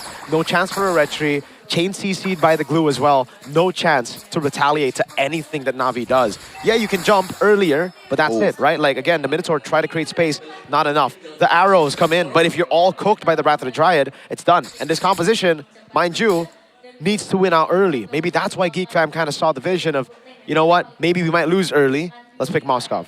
A lot safer. So they have some things that they can utilize into the later stage of the game. Geek Fam will look to go for the shove into the mid lane. I'm guessing they want to rotate in a certain direction. Do they want to pressure the EXP lane? I don't think they can. It looks like Cars, every time he goes for the shove, he rotates really quick as well. I think they want to rotate to the gold lane here. Kenziski, a little bit pressured. Yeah, I love how they're just utilizing this pressure, man. Look at that Dreadnought armor rush. He knows that all the damage from Geek Fam early on will be coming through abilities, and I think it's already cooked, dude. And Doryu is what, 2 levels? No, a level ahead, but this is going to be guaranteed. Boom, bye-bye. Yeah, free neutral. Oh, I might have spoken too soon there, actually, because there was no retry. But yeah, it is free. At the end of the day, Zeon gets a DHS. They will steal some camps away as well. And they're probably going to dive top if Audi didn't show up. Now that he's up top, they'll just play it safe. Marcel's there, but there's no one. So, yeah, I mean, good position to hold by Marcel. Unfortunately, no one was there to help. Yeah, this is also the difference between Paquito and Hirata, right? If it were Hirata on the other side, then you might want to somehow bank on just a pure total steal, but you can't really do that as a Paquito. It's purely very telegraph, as Andoryu is going to be prioritizing that Sky Piercer out of anything. That's why I felt it was so greedy to go for the Barats. The Paquito was great, but you need to go Paquito and Beleric, deny it away. The Barats pick was kind of, I don't know, it's Aldo game 1 and now it's Erpang, match 1 and now Erpang match 2. They got a Barats fetish or something, dude. There's something wrong, I swear. Maybe we can ask behind the scenes, right? Maybe we can... We are Barats. What the deal is. Maybe it's something that we don't know. Because like initially we thought that Melissa Brody would be a Melissa favored lane, but it turns out the Brody also has a favor in certain cases. And of course, with certain pilots. But as it stands, Navi's still holding on control. They're picking up that tower in the top lane as well. They're actually letting it pass through. Kenziski, will he be able to clear this one? Oh. Just for a card. Hey. You need all the gold you can get, all right, Stefan? That's desperation. That's desperate, but... He looks kind of desperate. I mean, they are. He was zoning. It was frozen there. Yeah. I mean, they are desperate. Yeah, it's kind of crazy that it was like 1.5k after the second turtle, but now after things dying down, or like things settle down, the lead ballooned to 1k more for Na'Vi. Yeah. So even when nothing's going on, Na'Vi has the advantage. And Na'Vi knows as well, right? The only way that Geek Fam take this is they find a Geek Fam moment, right? Is a geekable moment in the late game. So they're denying that win con, that single win con, because they missed that early window, which is Kenziski. Yeah, I don't think Geek Fam will be able to contest this one as well. Nope. There's nothing going on for Nazara, Marcel, and all DTZ doing their best to just give out vision, and the only thing that they can convert on is that far lane turret for Kenziski. Yeah. So at least they are able to trade this time around. The last few skirmishes, not a single trade, not a single kill given away by Na'Vi to Geek Fam. And Doryu, actually not that far ahead, which is crazy. Nazara's been doing a good job this game. He caught up. Exactly. At least we have one of those audience topic votings doing well, right? You give space to Nazara to farm, and he's still able to keep the gold lead kind of stable in that lane. It's actually the gold lane, which is surprising to me. No kills on the board, but Zeon really just utilizing the turtle buff, those shields, more space from the team to walk around. But even then, Kenzie matches him quite well. This isn't over just yet. It's a big advantage to Na'Vi in the early game, but it's to be expected, I think, with their comp. So now, do they just play it safe like they are right now? You know, minimize risk, look for opportunities on the other side of the map. Yeah. Wait for Kenziski? I think that's the only thing they can do right now. Because if they go for fights, it won't be too good unless Marcel gets a big ult on Andoryu. That's the win condition. Because anyone else that gets munched on by Marcel, it's either going to be a Purify or they're too tanky. Yeah, there's also the Karo engage as well from Beleric and also the Blue as well. So it's not really worth it at this point. And Geek Fam so far does not have the damage that is needed to burst on literally anyone from Na'Vi once the Detona's Welcome connected. But Nazara still 1v1ing here. Yep. It's on Doryu. Hold on, Marcel. Lilia. Super desperate, man. 2 times by now, the last 2 Detona's Welcome has been used offensively. Because of the Lilia. This is why the Lilia is just so good against the Barats, dude. You're able to shred everybody down, and it's not just the Barats on Marcel, it's also the Minotaur, right? So the Lilia pick just gets so much value. On top of that, so safe. No one can really pressure this Lilia when it comes to, you know, assassinating or even diving. Dude, this is very slim. The win condition, very slim. Especially when the Lilia gets moments in like choke points. It's so much easier to proc her abilities, the AoE damage. I'm curious how things will go when they go full 5v5. Because then, if Audi TZ can look for a moment, a proper angle, it could be possible. Look at that, Audi no jump. Well, this is going to be possible. And Nazara already expended all his resources, but they still are well connected towards GZ. It's very, very low, but now fight still continues. Leon hitting the back. Now the Barats is super low. Revitalized for cars. Audi TZ already connecting on towards 2. Another knock up as well. A boy still going on in the front line. Kenziski also hitting the back. Now Nazar still somehow fighting against Andoryu. Andoryu with a good outplay, triple for himself. Kenziski might be trying to get away here. Wow. Purify has been popped and gets the kill for himself against Apro. That was a 3-4-4 trade. A long team fight. Kenziski, he was able to maneuver in and out of that team fight without being touched at all. We're going to take a look at the replay of how exactly went down. Mirko, break it down for us. It started out by Jize getting caught by the Abyssal Arrow, and that actually created a lot of space. This fight shouldn't have been close at all if the Lilia was able to poke down the Barats. But because the Lilia was taken out of the fight so early on, it became a little bit more 50-50, and that's why you saw this chaotic skirmish. Unfortunately for Geek Fam, they're still just way too behind to take these fights. Great display of individual... Oh! A boy gets picked off alone. Great display of individual skill from Kenziski was what I was going to say. But at the end of the day, it's a team game, and it doesn't seem like the Selena, outside of those cheeky little Abyssal Arrow, connections, can do much. Oh man, I feel like this is so far one of the most underwhelming Selena games that we've had this season.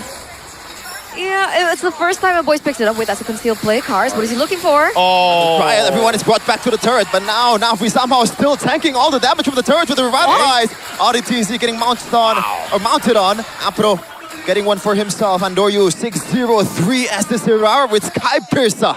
I wonder how many stacks he has on the Sky Piercer right now. Either way, it's not good for Geek Fam at all. We're talking about, Kenziski being in the win con for Geek Fam, but even in that team fight, it looked like Audi TZ tried his best, and it really just went down the way that you guys talked about it, right? Audi TZ jumps in, tries to use his ult. Everyone does get knocked up, but he gets shredded so fast when he jumps in these particular team fights that it doesn't feel like the impact is really there. So there you have it, 50 stacks on the Hirara, 30 more to full. It's a snowballing Hirara, it's a snowballing Andoryu. Now what do they do? I don't know. Honestly, I don't know. I think it's just kind of cooked right now. The only way they win is, again, if they're able to catch one of these carries out. So Andoryu, Jize, or Zeon before the fight. They got that win condition in Lord number 1. They got Jize out of the fight, but still way too behind to deal with Andoryu, way too behind to deal with Zeon.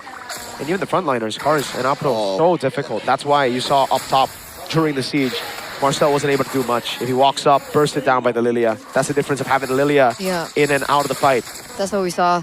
I thought that there would be, more synergy in their composition, right? I mean, Marcel into, maybe the trap from a boy, Audi TZ's knockup. Is that not something that they can, utilize? Again, for Marcel, it's like you don't have anyone to target. The only guy you can really lock down would be Andoryu. If you go on Cars, he's too tanky. If you go on Apro, same case. If you go on Zeon and Jize, they have Purify. Again. There you go, Tedras, welcome. He's getting bursted down. The Marcel is super low, getting mounted on too. Audi TZ though gets a good knock-up in the front line, but there's really no fallout. Though still somehow bursting down the front line. Apro stuck in no man's land. The Lord should be for Andoryu, but Nazara is there! Getting the Lord for himself. Zeon in the front line, getting bursted down by Kenziski. And now Kenziski's gonna chase Apro down. It's a double. Andoryu though, still camping the bushes. Can they spot it? Andoryu getting one. A boy will be the victim. Now Kenziski still wants to try for more. But Navi, or Geek Fam, actually getting a breath of fresh air. Yes, they get a breath of fresh air from that Lord Steal by Nazara out of nowhere. And you think that it was like a superhero play coming from Nazara as we take a look into the replay, but oh my, I didn't expect that. I gotta give props to everybody on the team here, mainly Kenzie and Audi TZ, then Nazara towards the end of the skirmish. Audi TZ created that chaos, man. He was able to isolate the front line, giving Nazara enough time to deal damage onto the front, making the front to back completely off for Na'Vi. The fact that Nazara stole it was just pure 50-50, dude. Both junglers were around. I'd go as far as to say that I think it was a little bit more like 70-30, just because of how many more members there were from Na'Vi around the Lord Pit. Nazara had to just gamble. So, damn, well played. Kenziski doing a fantastic job again. This is why they banked on a signature pick like a Moskov instead of the early game of a Brody. They know if all else fails, they can still rely on this man to carry. And with the Bargain Hunter, with those bounties that he... Actually, unfortunately, no bounties. With those kills that he was able to get. Now he's full items, dude. The Bargain Hunter is working a lot of magic for Geek Fam. Okay. Whew. the whole team died thrice except for Kensuke. And on top of everything that you mentioned earlier, Mirko, I do want to say that Aboy got the Abyssal's arrows on the right people as well. SOD doesn't land there. We do. Oh, Dona's welcome by Marcel. Yep. Xiao gets out of it. Very cool stuff. We notice by GoPay throughout MPL ID, Afro's glue still has a 100% win rate across 3 picks. Okay. His last glue came against BTR in season 17, where Navi was able to secure the win. So this makes it the 4th pick. Yes. For Afro. That's yes, sir. So I was surprised. Shippen was equally surprised that they 100% win. Whoa! Oh, 3 picks. 3 picks. Okay. Still impressive though. It's a very good pick, especially here. Oh, again. no. Oh, there's the Barat's ult. I think he should have it back up before the Lord is there. But Navi can create space now, knowing that they're, yeah, there. Oh, hold on, Marcel taking a bit too much damage, and also the flicker as well. Again, 2 big resources. The ult's gonna be up, but the flicker will not. Yeah. It looks like the cooldown's pretty fast though. It's up again, no? But the flicker, see, like he, The flicker. because the Detonus Welcome was used, they were comfortable walking up, dealing more damage, taking more space, going on to Marcel, poking him out, forcing a flicker. So, yes, he has the ult back up, but he won't have the flicker. That is a big source for the Barats. Remember, he needs to find great arrows by a boy. He's popping off right now. Those arrows are gonna make or break the game for him. That's the pressure though on Aboy's shoulders right now. And if the follow-up from Marcel can even be there on time without the flicker, Audi TZ as well needs to get in position. This is relying heavily on that composition and that chemistry from Geek Fam. Afro gets a good They're position. gambling, This is they're gonna be a gambling. gamble for Geek Fam though. 7K on the Lord. It's gonna be the star once again. Now Marcel with the Donut's welcome. Kanziski is still getting taunted. Did not use the Purify. Just finally used the Purify. Marcel getting taken down. But now Geek is on defensive mode. Andoryu might want to chase here. Apro. Another first kill on the glue, but should be still fine for Geek Fam as they can delay the Lord just a little bit. Hold on a second, Kanziski! What? Andoryu! Just immediately bursted down, falling asleep. Oh man! How did he get that SOD to land at the perfect time on the perfect person? That's a massive shutdown. Kaczynski's not even full items yet, so that will help him to get to the point where he needs to make this a flippable moment, a geekable moment at that, and the Lord is still on the way. 70 stacks on Sky Piercer, now cut down by Kenziski after making the plays.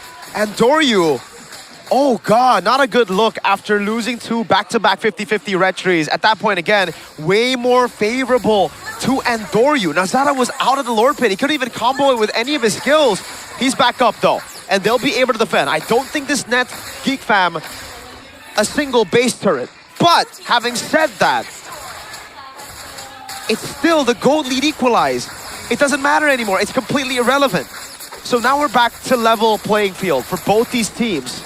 Actually, maybe not level. It's still good for Na'Vi. They have a far lane base turret up top.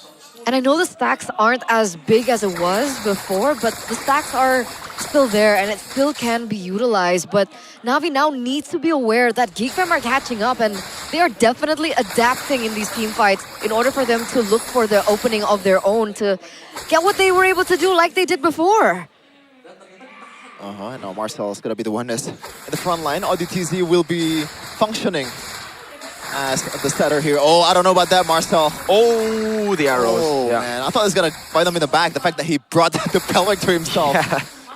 But it's all G for Marcel. These arrows are starting to land, by the way. It's not going to be a kill, but this is good poke. Very good poke around those skirmishes as well, around the neutral objectives. That's really what got them the victory, too, on top of the fact that they just gambled. It's really good. Na'Vi have... Oh, they conceal.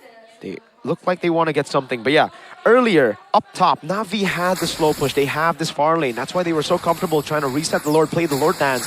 But Geek Fam didn't want that. They saw the Lord at low HP. They saw the reset, and they just went all in on it. They just... You saw the Sky Piercer. Yeah. Yeah, that's crazy. Oh. Endless Battle, I believe, is the choice to trade out the Sky Piercer for. It was. There you go. Well, that's pretty cool. I have no boots for Kenziski. Still boots for Zeon. He wants to have the tough boots, I'm guessing, to get out of the Minotaur ult as fast as possible. Yeah, and this is where the moment where usually Beloyski shine. I don't know, Kanziski though. Short of the map, I don't think Na'Vi can gap close to this Moskov as easily. No. I mean, there's no Beloyski, but there's still a ski in Kanziski's name, so he has been making things. He's got that Beloyski DNA. Yeah, exactly. Splash over. One of the monsters that Beloyski built.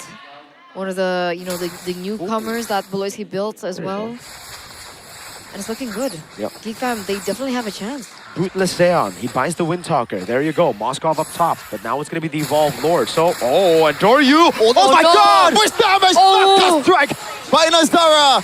And Na'Vi might have to say goodbye to the Lord. Out of nowhere, Nazara again and again in the Lord pit. He steals the Lords away from Andoryu, and now he gets a pick over onto Andoryu too. This is putting Na'Vi in a certain corner, and this Lord will definitely fall into the hands of the Geeks. What a play by Geek Fam again in this 20th minute. Give Nazara space, and not only will he be able to match the goal, the level at the start, he'll be able to win those 50-50s like it's more of 100-0. Then he'll solo kill practically the enemy jungler. I would love to see the replay though. How the heck did Andoryu end up in that place? I have no clue. It feels like that one Sutsujin Joy play. Oh my. Was it an overstep on his part? It should be. No, like, no? There is no respect from Andoryu to Nazara. You have to see that, I mean, at this point, you can't 1v1 the Paquito anymore. He has a Queen's Wings and a Rose Gold Meteor. On top of that, he has crazy burst damage. That's, 2, lethal ignition, and 3, physics or damage reduction in general when he uses his enhanced skills. That might just be the play to lose him the game. Can they defend? Uh-oh, might be the last Lord here. They have a Lilia. The turret is already gone. Charging the Tunnel's welcome is Marcel, but he cancelled it. Nothing on the board for Geek Fam just now, but Kanziski is still whittling down on the turret. Cars, the front line, just trying to take up all damage. Marcel, though, might be in trouble. Apro looking for the stacks on the mound, but looks like Geek will just go back again and reset. Ooh. But they got what they needed. They got what they needed, even if they didn't get the inhibitor turret in the mid and the bottom side of the map. They already have the far lane. The Lord is going to be spawning in the bottom side of the map. They're going to be able to utilize it to their advantage. But it looks like right now, Geek Fam, they're not actually letting it slide. It looks like they're looking for more. They're waiting for that next wave. Big chomp. Oh, I don't know about that. Revitalize has been popped on Cars. The arrow just connected. Now the ton! Looking for the mount. Kanziski already popped the Wind of Nature. Might be in trouble here. Big medium spirit by Auditizi, but no follow-up at all. But now Marcel is stuck in Na'Vi's jungle, and that kill Napro with a flicker as well. Kanziski might be in trouble here. Spirit of Destruction, Immortality still there, and Kanziski should be dead right here, right now. Is the item swap there by Kanziski? No! And they're just chasing down Geek Fam to the ground. Auditizi does not have anything that he can do to get away from this one. 4 guys on a cow! And that's another kill for Na'Vi. 3 members are down and out. Geek Fam overstayed their welcome after being able to get that inhibitor turn in the top side, but they still wanted to press the pedal. They still wanted to push the gas. It looks like Marcel was looking for an opening onto Cars, of all people. Nazara now caught between Andoryu and Cars. This might be it. This might be the turnaround. There's a wave. Nazara denied of a recall. A boy is the sole defender. Can he do it? Seems like mission impossible. Now Zeon with the blazing duet. Nazara getting a kill towards Andoryu though. Now all the minions are away. It's done. Nazara still somehow alive. Now Marcel looking to make a difference. Alvi does not have, just finally have the damage to finally take the base down. Now V, after a very shocky late game, was able to close it out against Geek Fam. It looks like even despite the moments created by Kanziski, even despite the moments created by Nazara, Geek Fam stumbled in the late game. They were so close to turning things around after such a dominant game by Na'Vi in the early stages. And Na'Vi, they get to close out game number 1 and make the point theirs. Woo! A lot closer than expected, a lot more intense than you would have thought. But they were able to get the job done after an amazing early game. Oh my god. I don't even know what to say. Earlier, it was, unfortunately, Kanziski, you have to look at this play again, right? Not this one. This one's great by Kanziski, obviously, but I want to look at the bottom lane play with the Beleric. This was another kill. Notice how Cars got... Here. He gets a taunt to Kenziski. I don't know with what. Was it just... man, we don't... That was what won them the game. That's skill 1. I think it was a skill 1, and it was through the wall, so you only saw a little bit of it. Catch. Kenziski, even he didn't realize that he was taunted, and that's why it created the opening for everybody else to corral on and for him to use the battle spell out. And it gave Apro the chance to capitalize, which he definitely did. He went in, he punished, he did a good job doing that. And the gamble to even take this, man, with a Paquito, with a Selena, I think a boy would have definitely been thinking, man, I should have gone Season Hunter to clear these minions a bit quicker. Oh my God. Well played though, well played. Kenziski, I was not familiar with your game, bro. You almost single-handedly carried that game. Almost, so close. It was so close, in that final push, they got the inhibitor turret. Like, why did they... They overstayed. And they got Belleric, right? Yeah, Marcel targeted that's Belleric. also a big mistake. Yes, especially with the fact that he invested a flicker to get the Belleric closer to Big Pam in the first place. And then Belleric just blew. We call him Lethal L, but that's nothing but lethal. To your own team. It's lethal. It's pretty lethal. Yeah. Yeah. Unfortunate. That's why, but I honestly feel like this could have been all avoided if they used the barrage. Like, Paquito, Belleric, dude. Belleric is even more flexible. You can play it in XP. Why are we like, bro, when there's a Uranus, when there's a Belleric, when there's so many guys who can tank up the Barats, why? Stop it. Aldo, Erpang, these XBTR dudes gotta stop. Stop. Get some help. And the cow, man. He's like so upset. The Minotaur. He's the so Minotaur. upset. The Minotaur was pretty good. I want to make a reference. But unfortunately, that was not New Lie. That was New Die. What? If you guys know, you know. Yeah, it's like very new. It's a very new meme. Repeat it again? It's not New Lie, it's New Die. Do you get it? I get it, but yeah, it's not really... It's new! Yeah. Can someone explain it in chat? Come on, if you guys don't know I'll New wait. Lie, I'll wait for you guys. But as we're waiting, we do want to crown our MVP or player of the game there for game number 1, and it goes to Afro on the glue. 4 times picked up, still at 100% win rate, by the way. So add that to the stats. Look at that. This is just unfortunate, man. There's nothing much they could have done in the early game, honestly. This is why the Belleric Flex, I mentioned it earlier, it's just so good because it gets you level 4 before, or right for Turtle 1. That's where you need it.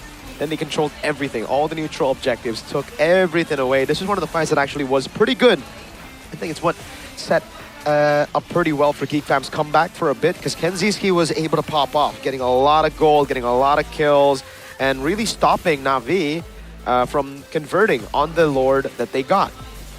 Getting this pickoff was great. I'm waiting for a moment to pause here. Up top as well, this is the difference between having the Lilia and not. Look, Nazara completely taken out. This was the New Lie moment. W to the cow, Audi TZ, unfortunately. Didn't really happen later on in the game as well, but this was the isolation. Hold on. There you... This was so well played by Mr. New Lie. I'm sorry, I'm so spamming it. But it's really good by Audi TZ, man. He goes in, splits everybody up, and this is what created the chance for Geek Fam to play this front to back. Because normally, this front to back, if you look at the composition, right, from the Lilia and the Claude, they will shred any of your frontliners. They have the advantage. Meanwhile, for Geek Fam, it's only just Kenziski. So they need to neutralize it in a way where Audi needs to take these guys out of fight before or after, yeah, just to buy some time for Kenzie to make up for it, to get the frontliners of Na'Vi. And clearly you saw that happen here, and that's what gave them the win. Even a steal from Nazara. The steal from Nazara, a little bit more on the clutch side of things, but the play from Audi and Kenzie, that's more of the skirmish heavy things. Again, crazy steal by Nazara. Here as well, man, it's just Kenzie popping off again, bro. And Dory tried. He did a good job, but then this face check bottom. This one as well. This is really good, right? When you have a wave up top and your opponents play around the Lord Dance back and forth, what you need to do is you go for the gamble. Go straight for it. They see the reset, and the reset is at a quarter of HP, so they go for the gamble straight up. If you let this reset all the way, Na'Vi will just play this long lane as they keep on going back and forth, which means they have the advantage. They'll force you to make an error, and that's why you have to take, you know, the gamble here. And this was crazy. Nazara was outside of the turtle pit, or the Lord pit rather, and Doryu was inside. He could combo his own damage with his retribution, yet Nazara still won it with a crazy composed retribution. And I'll wait for a moment where we'll see that last Wrath of the Triad, or taunt rather. Oh, beautiful, beautiful by Kenziski. This is the moment where it's just. Did he have info on that? No, I mean map hack probably installed on his phones, but I'm joking. Oh, this is the moment. This was cooked. I don't know why. Can you replay? We can replay that. What happened? Oh, we replayed a bit too far, I think. Oh. What? Wait, no item Where build. was- Wait a second. Yeah, we want to stay here forever. But dude, the backwards goes me backwards like 9,000 years. So Okay. like that was not That's pretty bad. intended. But anyways, yeah, let's go items. Sure. Okay. Yeah, we can go items now. I didn't even get to see the Wrath of the Triad, man. Yeah, but yeah, we oh no, only he saw just 2 moments. he was holding the bush. He didn't face check it. He was holding the Oh, so bush. he was just there. Yeah, and then everybody came in and he was like, oh, That's a lot of people. oh, S word, subpar. Yeah. Oh, subpar. Oh, my farsa. That's not an S word. That's a P. Farsa. Oh, I just wanted to see. Oh, okay. Well, let's take a look at the items. Nothing much. I like the... Huh. So Zeon had Windtalker. He sold it again for Tough Boots. Interesting.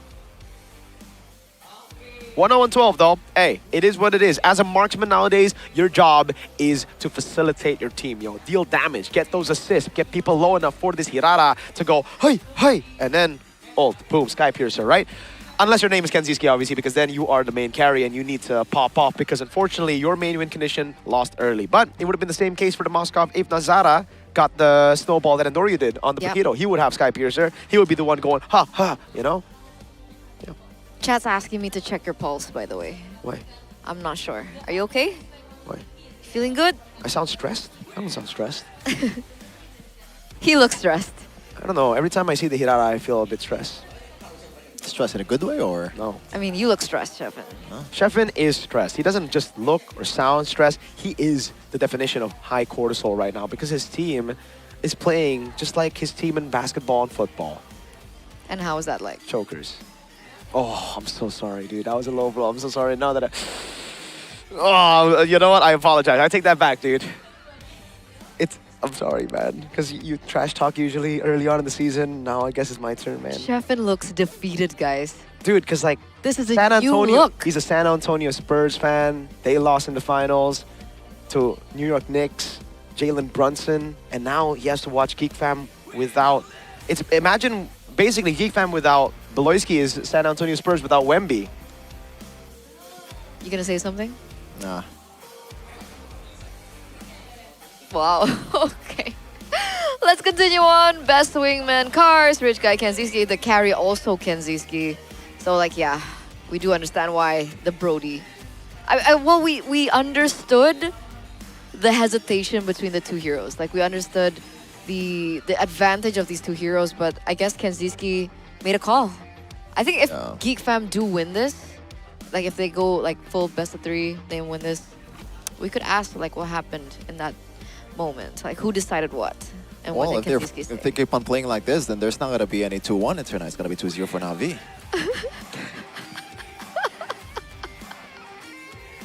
I like how chat said to check my pulse instead of Shepard. I think they mistyped it. Yeah. Okay, so it's okay, it's okay, it's okay. Okay, Fine. okay, it's fine. Shepard, It was so close. Shepard, you have Airpang, dude. That's It's my hard code. to work. All That's my they code. need to do is just not pick Barats. Okay, that's a very hard thing to do. Like these coaches really like Barats, dude. They're Don't like pick Barats. they're like You members have on my Discord server, dude. They just Lily on the other side and Uranus. That's what he keeps saying. See, now I learned things. yeah. So also don't pick Barats when there's a Marcel. Aldo, please. Okay. No And, Barats. Okay. So we have Barats. Yeah. Okay. Unless your name is Kid Bomba. And then you have Lilia. No. Yeah. And then Uranus. Beleric, Uranus, a Marcel. lot. Beleric, That's why I don't know why it's that Ryo, dude. Marcel. But honestly, Shogun does 4 well on heroes. it, even if there are counters. I guess. I don't know. I thought Shogun lost on the Barats at MSV. It actually did, yes. Vitality lost with Barats. But that was on them. Shogun chomped Kyle TZ and then spat him out for him to get a triple kill. That was so funny, by the Instead, way. Funny. I was so shocked. All that funny. I was like, how did he not land it on the wall? I was like, whoa, what happened? And then I pulled out my phone. Now you're casting alone. I guess it's a solo show, everybody. This is the time where Alyssa should, you know, talk to someone. Damn, I don't see Alyssa. I don't think we have 1-0 content. How dare you say I'm getting too old for Gen Z memes? I am Gen Z. What the heck, chat? They said you the new. I read it. Bro. Yeah. Wait, what was that? What? What was that? There was a sound. What sound? Was that you? No. What? What are you talking about?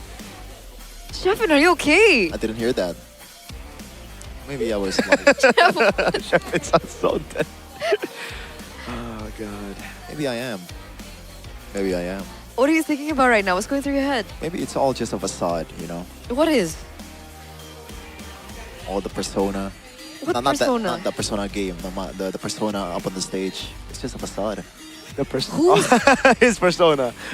Not the persona. That persona, brother. Yeah, not the game. But whose?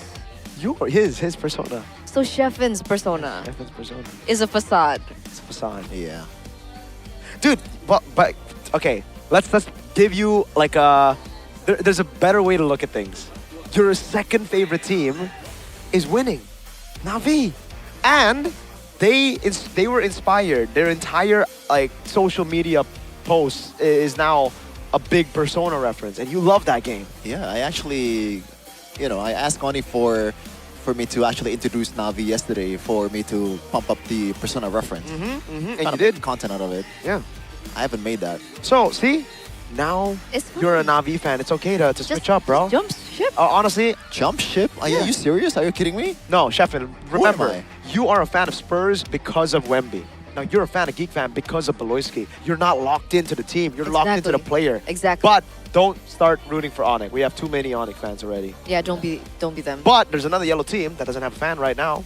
And is Persona very Persona. I'll see though, game 2. If they win or if they lose?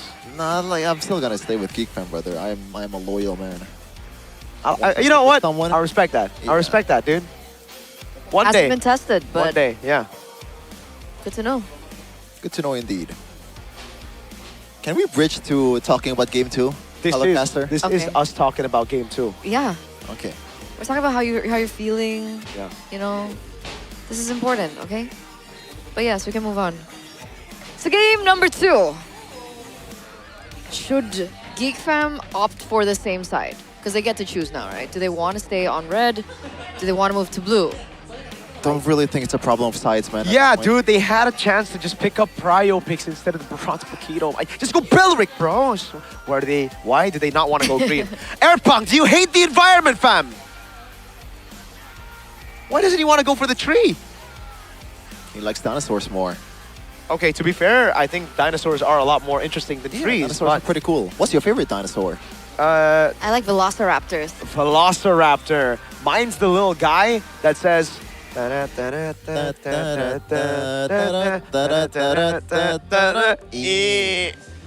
think that's I don't know what's the dinosaur that has the tail, the rock tail. What's it called? A Triceratops. No, Triceratops.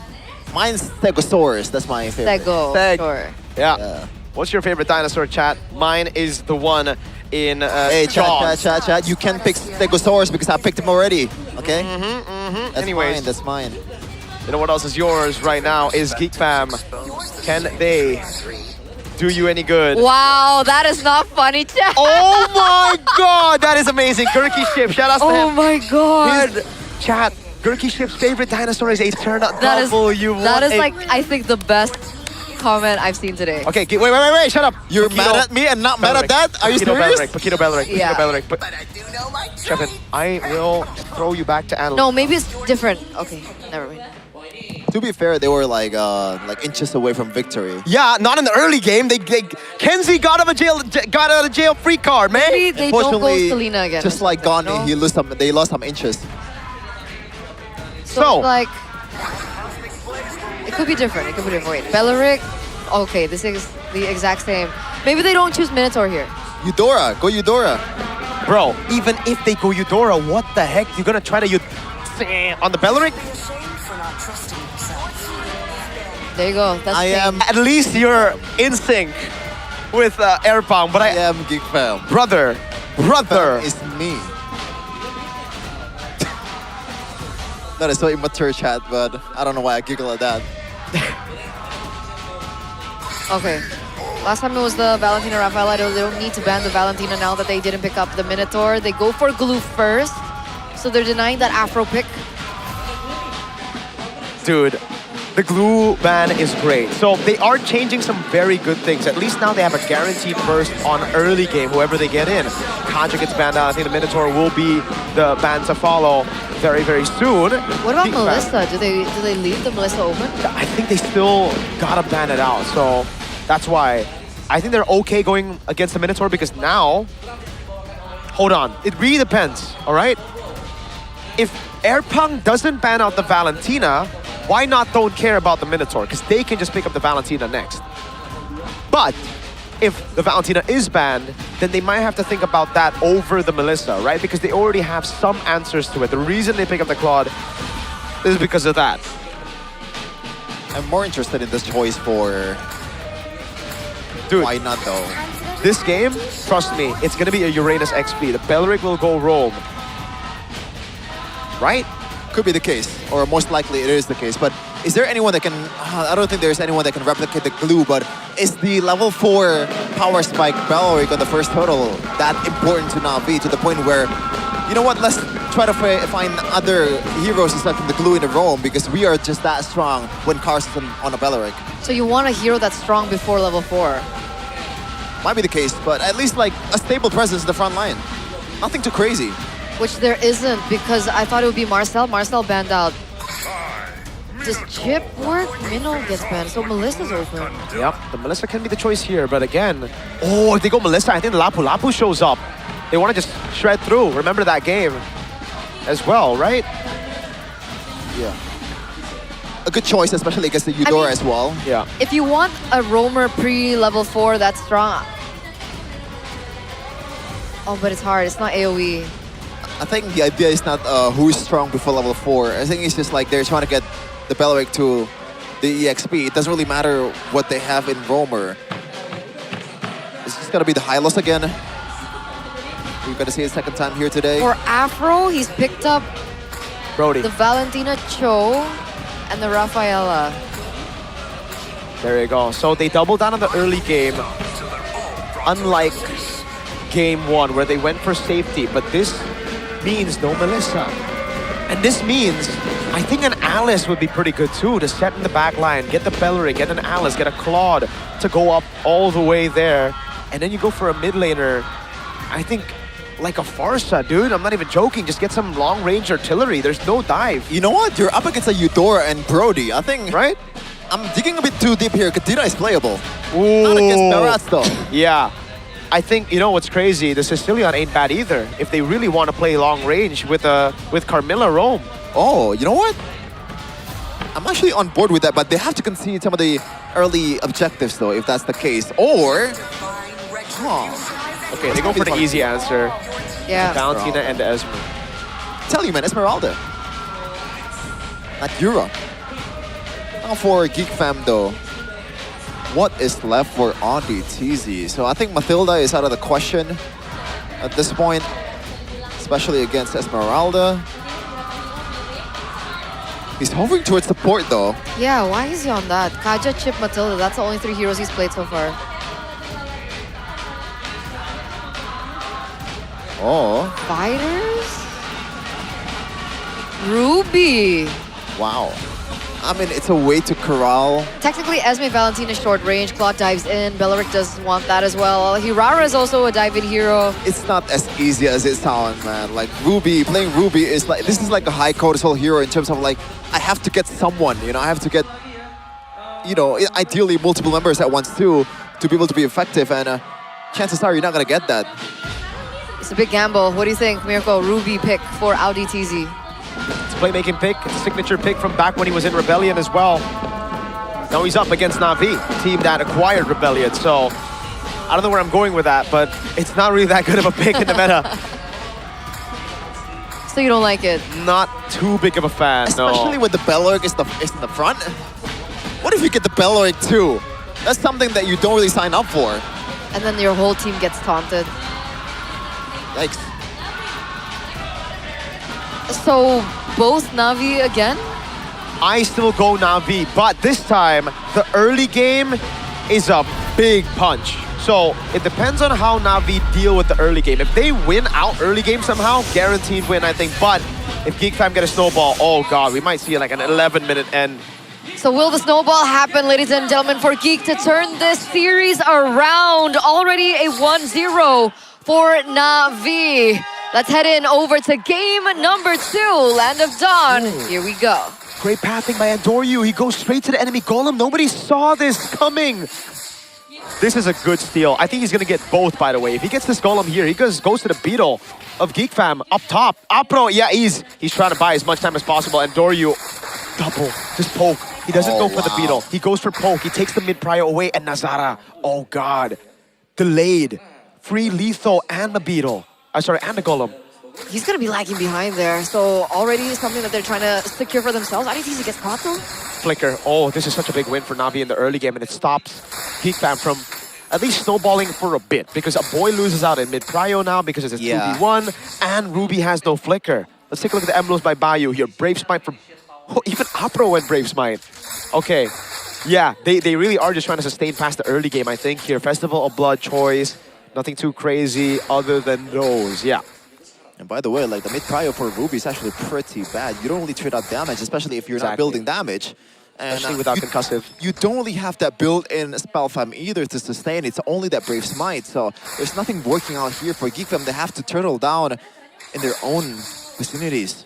So I'm wondering what they're going to be playing for, right? They don't really have the rhythm of the early game. The rotations are definitely not in their favor. Are they going to play for Kenziski? Did he miss that? Which is what they really want. He misses that. And remember, they're banking on the fact that Kenziski gets that early game snowball.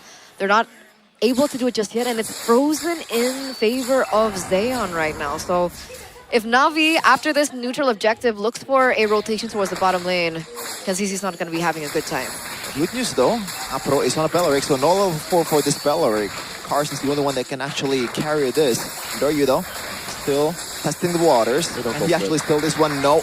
And that's the right play for Na'Vi. Yep. Geek Fam need to get the neutral objective. They need to get the snowball. Na'Vi just need to play it safe. Zeon doing a good job in the bottom lane, and Geek Fam haven't really found a way to punish this bottom lane, the weak side pick of Na'Vi for now, and Doryu. Thank goodness for a boy there. He didn't walk up. Could have been deadly. Just stole the Thunder's Wrath as well. But yeah, it's back to equal footing. Na'Vi doing a pretty good job, just holding things out. That's what you need to do right now against this composition. You do not let Geek Fam snowball from turtle and kills. Just let them get the turtle. You go for trades around the map. And they've done a good job at at kind of stopping that snowball because of the flickers burnt out. Apro though. Oh my goodness, that's a bit too much damage than I expected, but first blood goes to RDTZ. Yeah. Instead of Nazara. Still a W though. Oh, Zeon? He's good. Let's kill too. A boy doesn't have Thunder's Wrath, so no chance they kill Zeon here, especially with the members down below. A boy doesn't have ult. But yeah, you see how much more of a punch they're packing, right? In the early game. That's to be expected. Now at least they're pushing the tempo, trying to get as much of a lead as possible here, pushing down below, taking the green camps away from Andoryu's Hirara. But again, I think as long as the gold lead doesn't get past the 3,000 mark for Na'Vi, it's still good. Just any equal economy is always a W for Na'Vi. Big W, and now Geek Fam is just gonna try to slow things down. And this time around, they have a decent clear and also a decent farming potential, so it should be leaning towards Geek Fam when things start dying down like this. Especially when you have Valentino on the other side. Ooh. You can still kind of see like some pressure though. Nazara. Happy birthday, Nazara. Beautiful. And Doryu with a kill. And that's the snowball they're looking for. That's the neutralization they're looking for. Yeah. And now Na'Vi's going to be, you know, claws in onto the objective. The Lord is there. Nazara, 5 more seconds. They want to blitz this. Oh! Oh, what a shot! As a flicker weather to try it, and also everything in the kitchen sink connecting towards GeekFab. But now though, oh no! The blitzing duel is going to be cancelled by Marcel. I don't think he should go for this one, but no! Never mind! Yeah. No Kenziski jungler. gets this one for himself. Yeah. Beautiful, beautiful. Kenziski goes in, was able to take down Endoryu. And so they leveled the playing field, but the burst from Kenziski on his skills, it was too big, and they were the ones to secure the objective instead. So back-to-back, Kenziski kind of saved that turtle too. He's on some demon timing. I said GG because I thought it would be 2 kills for free and the neutral objective to Na'Vi. But GeekFam equalized there as well with a Sky Piercer torn apart memory take from Kenzie. That first item, Sky Piercer, is already paying dividends. He gets a stack instantly, he gets a turret down below, he gets a turtle. The snowballs. Oh, wait! What a cancel! You see that interaction? Audi TZ with the skill 2, obviously unintended, but cancels out the I'm offended from Jizde. It is intended. Sure. It is intended. Come on. He knows. He knows. God dang, I didn't know that was, an interaction. Your skill 2 can cancel your own stolen ult. That's sick. I think going on so far, 1.5k for GeekFam currently. So far, they're owning the bushes, and when you're winning like this with a Eudora, it always feels good, And a Brody, especially. The Brody will just rotate everywhere now and get turrets. This is why the Brody is so valued by a lot of different teams here. And you can definitely see it utilized by GeekFam. Na'Vi need to find a trade somewhere on the map, and they go into the bottom lane, but Audi is reacting. Yeah, but I'm not sure if Geek... Oh, definitely can actually prevent this one. Hold on a second. Apro.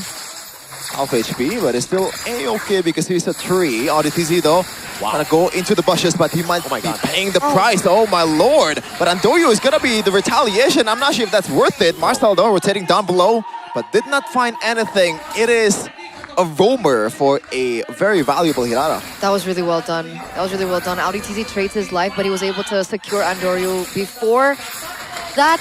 And the fact is, once again, GeekFam take control over the objective. Nearly stolen. Not gonna let that slide. The Zara didn't even use his retribution, by the way, to get that. So he still has that under his belt. He can utilize it for an invade, perhaps later on into Navi's jungle. The boy needs to be very, very careful now, right? Both Kenzie and a boy, they need to be locked in to dodge away from that Bellering rather than try to flicker later on in the game. Because right now it's still 2,000. GeekFam need to push that to above 3. That's the threshold that you will be comfortable with this kind of composition. Na'Vi, on the other hand, they did a good job level 1 at stopping the snowball from happening, but after that, not too much. Unfortunately, getting read out, getting beaten out by the proactive rotations of GeekFam, and I think the biggest difference to this Na'Vi compared to yesterday's Na'Vi when you're up against a similarly early dominant comp was they had a Novaria. They could scout with the Astral Echo at this point of the game. With no Novaria, the Valentina can just survive with Brave Smite. Yeah, you can also take Moskov into account. That's also a big part of Navi's comeback as well, but it's a Claude right now. Wave clear is still all right for the Claude, but in the grand scheme of things, not really that great for Na'Vi.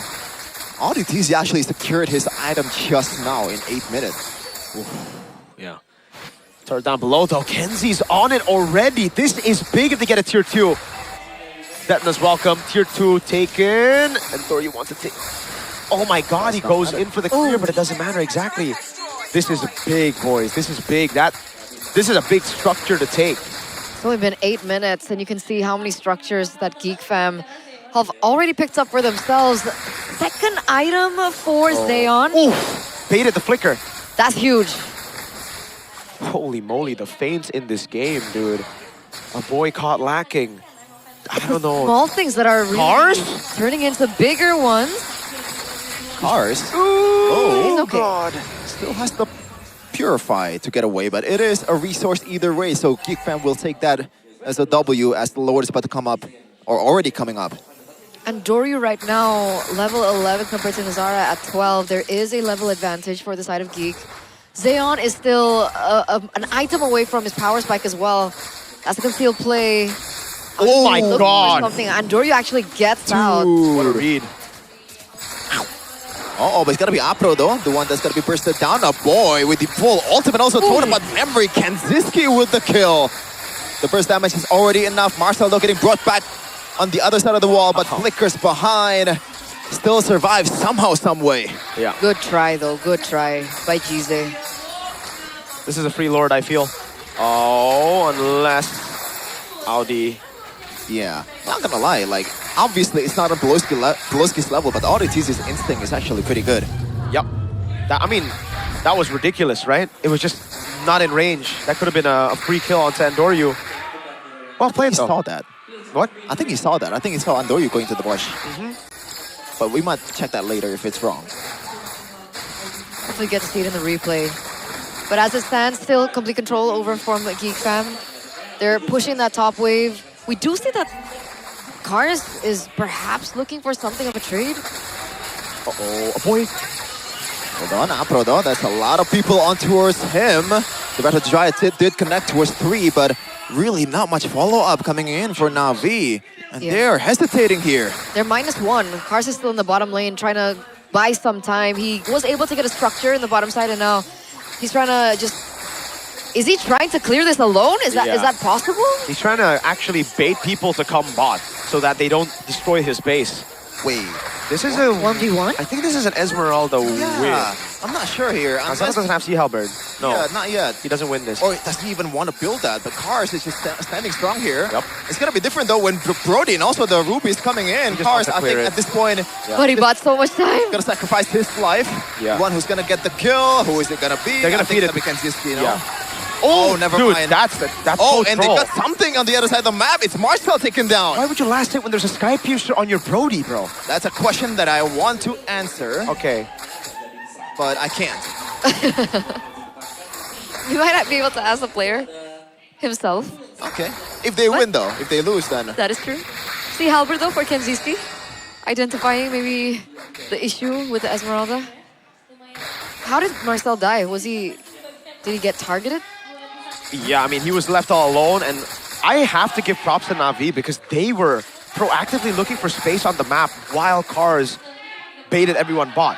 He got what he wanted to, what he intended to do, the vision, I saw it, and it was also executed. But how the rest of the team capitalized on that fact was very impressive. They started to regain some control over the map, got a pick on Marcel. Obviously, things aren't looking good, but it could be worse. 40 seconds before the Lord. Geek has amassed 4K gold lead. That should be good enough already, especially with the long lane control that they've established right here. And Auditizi is trying to set up a trap here. I think Apro so far has been doing this bus checking quite beautifully. Most of the time, he always spots Auditizi as well, vice versa. I wonder why they opened the top push first. Are they looking for the Brody? No, at this point, they're just trying to handle far lane because they are afraid that Geek Fam might have an ambush up top. That's why they open it slowly but surely, take these control of the bushes, and now, ooh, it's a good move. If you are playing the long game, right, Lord Vance, I don't think Geek Fam intend to play that way. They're bursting it. Feels like the honest would have beat a fight here. Marcel, oh, I don't know about that. That's a big resource to burn. Apro though with the conceal. The Lord. Trying to get the flicker play, but no, the Lord's gonna be taken down by Nazawa first. Oh, the Dizzy body mortality getting, and I'm offended on towards Cars. But now Jize just pulling air. Unfortunate, but now Geek Fam, I think they're happy with that lack of trade. It's only a Lord for themselves. It looks like Na'Vi were trying to do something, but like they were running out of time. Geek Fam, they were already able to shred the Lord, take it out for themselves, with and the Cars. before Andoryu, was able to find anything in the mid lane, it looked like he was trying to set up for a trap with Afro. But yes, Cars again doing work for his team, similarly to Kevin in that first match. They should be able to get a tower in the top side. Wait a second, Jize? Hold on, Jize might be a bit too deep right there. That's a lot of HP burn. But now Nazara going for Apro, also the Munch as well. Apro, does he have enough HP to actually survive? No, the chain CC was beautiful from Audi-TZ. But now only 4 left for Na'Vi. The wave is still coming again in the mid lane. Can they actually do it this time? Kenziski is still hitting from the back line. Andoryu with the iframes, with the immunity. But now the wave has been cleared. Oh my goodness, this is a big, I'm offended by Jize. Audi-TZ super low. But he gets the healing from the Brave Smite. And also the mortality has been popped. Andoryu still somehow trying to find a way to get in. But that is gonna be it. Geek Fam though, they still have some waves up top. Do they want to use it again? Uh-oh, they're opening up the vision, they're opening up the map, but do they want to look for something else for themselves? Andoryu is in a very aggressive position, but they decide otherwise. They still play the discipline game and they still go back. Navi successfully go for the clear after a beautiful, beautiful play coming from Cars as well as Afro. And it's going to go to the reset.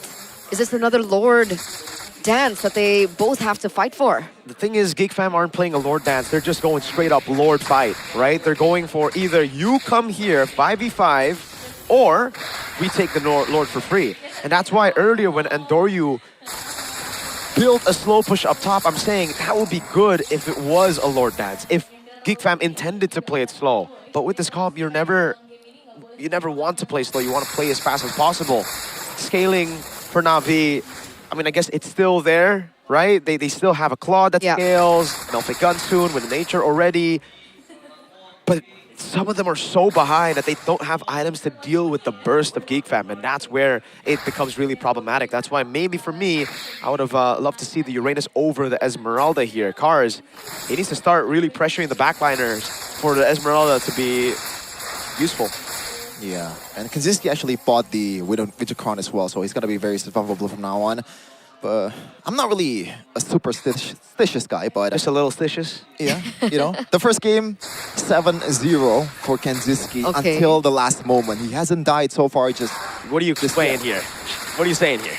I'm feeling like if it's a deja vu, it's not gonna be good for Geek Fam. Oh man, currently hasn't died just yet. The first death might be oh my god, the nail in the coffin, but Apro is trying to set up a bush here. They're doing it again. Oh, Nazara does not know. Oh, that's a big spot. Do they want to chase? Is the question, Apro. And also Andoryu beelining towards the back. They don't want none of that. Now RDTZ own the bushes in the mid lane. Now Marcel, the front line, still taking some damage. 15k on the Lord. It's Andoryu versus Nazara once again. It's gonna be 50-50. It's Andoryu on the Lord. Marcel, though, that's a lot of damage towards the Dino. But now RDTZ looking to set up. Oh my goodness, Marcel's gonna take it down. But now, look at the frontliners of Geek Fam. Their HP are whittling down, but now V get the Lord, and that should be good enough for them to build on. That was so well played by Na'Vi. Wow. How did they achieve that? Andoryu wins the 50-50 on Retribution against Nazara. So a little bit of a revenge act from game number 1. How did Na'Vi play that so well? It looked like their trap didn't work. The Andoryu Afro trap in the bottom lane. Nazara saw it coming. Dude, that was just so well played, man. Apro with the positioning as well. It was a 50-50 at the end of the day, but God, Apro made Nazara think about so many things, right? Even the Wrath of the Dryad and the initiations. And yeah, what a check. I think that was just instinctual by Nazara, the ult into the bush. Really good stuff. I think also for Na'Vi, they hesitated quite a bit because they were thinking, if we utilize all our resources, like the Wrath of the Dryad, the taunt on the Paquito, do we even kill him? He has Rose Gold and Queen's Wings, so they learned from game number 1 not to mess with the Paquito. But in the end, they got a better position because of that. They got the jungle to go up, or down below rather, so that the Claude could hit, the Valentina could get position, the Esmeralda could also posture up, and that's led to them, I think, almost making the gold lead irrelevant. It's not irrelevant just yet. I think it's still... There's still a little bit of relevance, mainly in the mid lane, right? A boy and Valentina, Gize. A boy still has more items, but that's about it. I think even the frontliners should... Well, Apro's gonna be the target. I don't know if they have enough damage though. The chop once again towards Apro. Thought about memory, get him down. But now Nazara is looking to join the fight. I don't think Geek Fam can chase this one unless Kaczynski. RDTZ with the conceal. Nothing can be found there in the bushes of Na'Vi. That's another stack for Kaczynski, by the way. He has one more. And even if Na'Vi picked up the Lord earlier, obviously, they're trying to equalize as much as possible, but they weren't even able to touch a single inhibitor turret. So those are going to still stand for Geek Fam as compared to Na'Vi, who's missing 2. So it's still in favor of Geek Fam right now. You have to take into account, though, that... Cars burns to purify. Yeah, he... Oh, Audi! Oh, RDTZ does not want to let him go. Cars should be dying here. No! Never mind. Nazara does not have enough resources to land the final jab. And they baited a flicker from RDTZ. That is one of the main initiating tools of Geek Fam. for a Purify on the frontliner, I think that's a good trade at the end of the day. But again, for Geek Fam, they're going to look to burst this down. 10 seconds on the Lord. Zeon is trying to clear out the wave in the bottom lane first, but he will be very, very late into the skirmish. Oh God, what's the decision? Geek Fam, do they still try to burst it down now? I don't think they can do it. It's evolved. Oh God, I forgot. For some reason, I thought we were still at like the 15-minute mark. This game's been really good. Oh, Audi? Once again, Apro on the receiving end of the I'm offended, but all the resource has been burned. This might be a window for now. Cars. That's why he's very aggressive currently, but it looks like it's just gonna be a waiting game right now. Apro though, opening the bushes. Audi TZ does not have the ultimate just yet, still on cooldown. The Lord, half HP, 1/3 of HP. Marcel, back towards Cheese or Sion. Oh my God! And also, Kanziski gonna get taken down. Immortality's gone, Wrath of the Dryad! And that's Kanziski taken out of the board! But now Marcel taking down some members of Na'Vi as well. Team fight is so scattered right now. Cars still in the front line, taking all damage. I don't think he has enough HP to actually survive this one. Donazara still trying to hide from this Esmeralda. Audi DZ and a boy just munching down on this dancer, and Geek Fam, throughout a very chaotic team fight, will be able to secure game number 2 in the 20th minute. Back-to-back long games between both of these teams. Every single time it goes to the very end.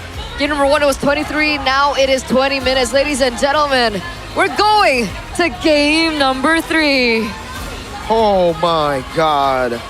Another fantastic skirmish by Geek Fam to win it out late in the game. Oh, I would love to just see the replay again, man. That was so masterfully played by both these teams. I don't even know who to give the MVP to. They were playing out of their minds. Everybody doing their jobs really, really well.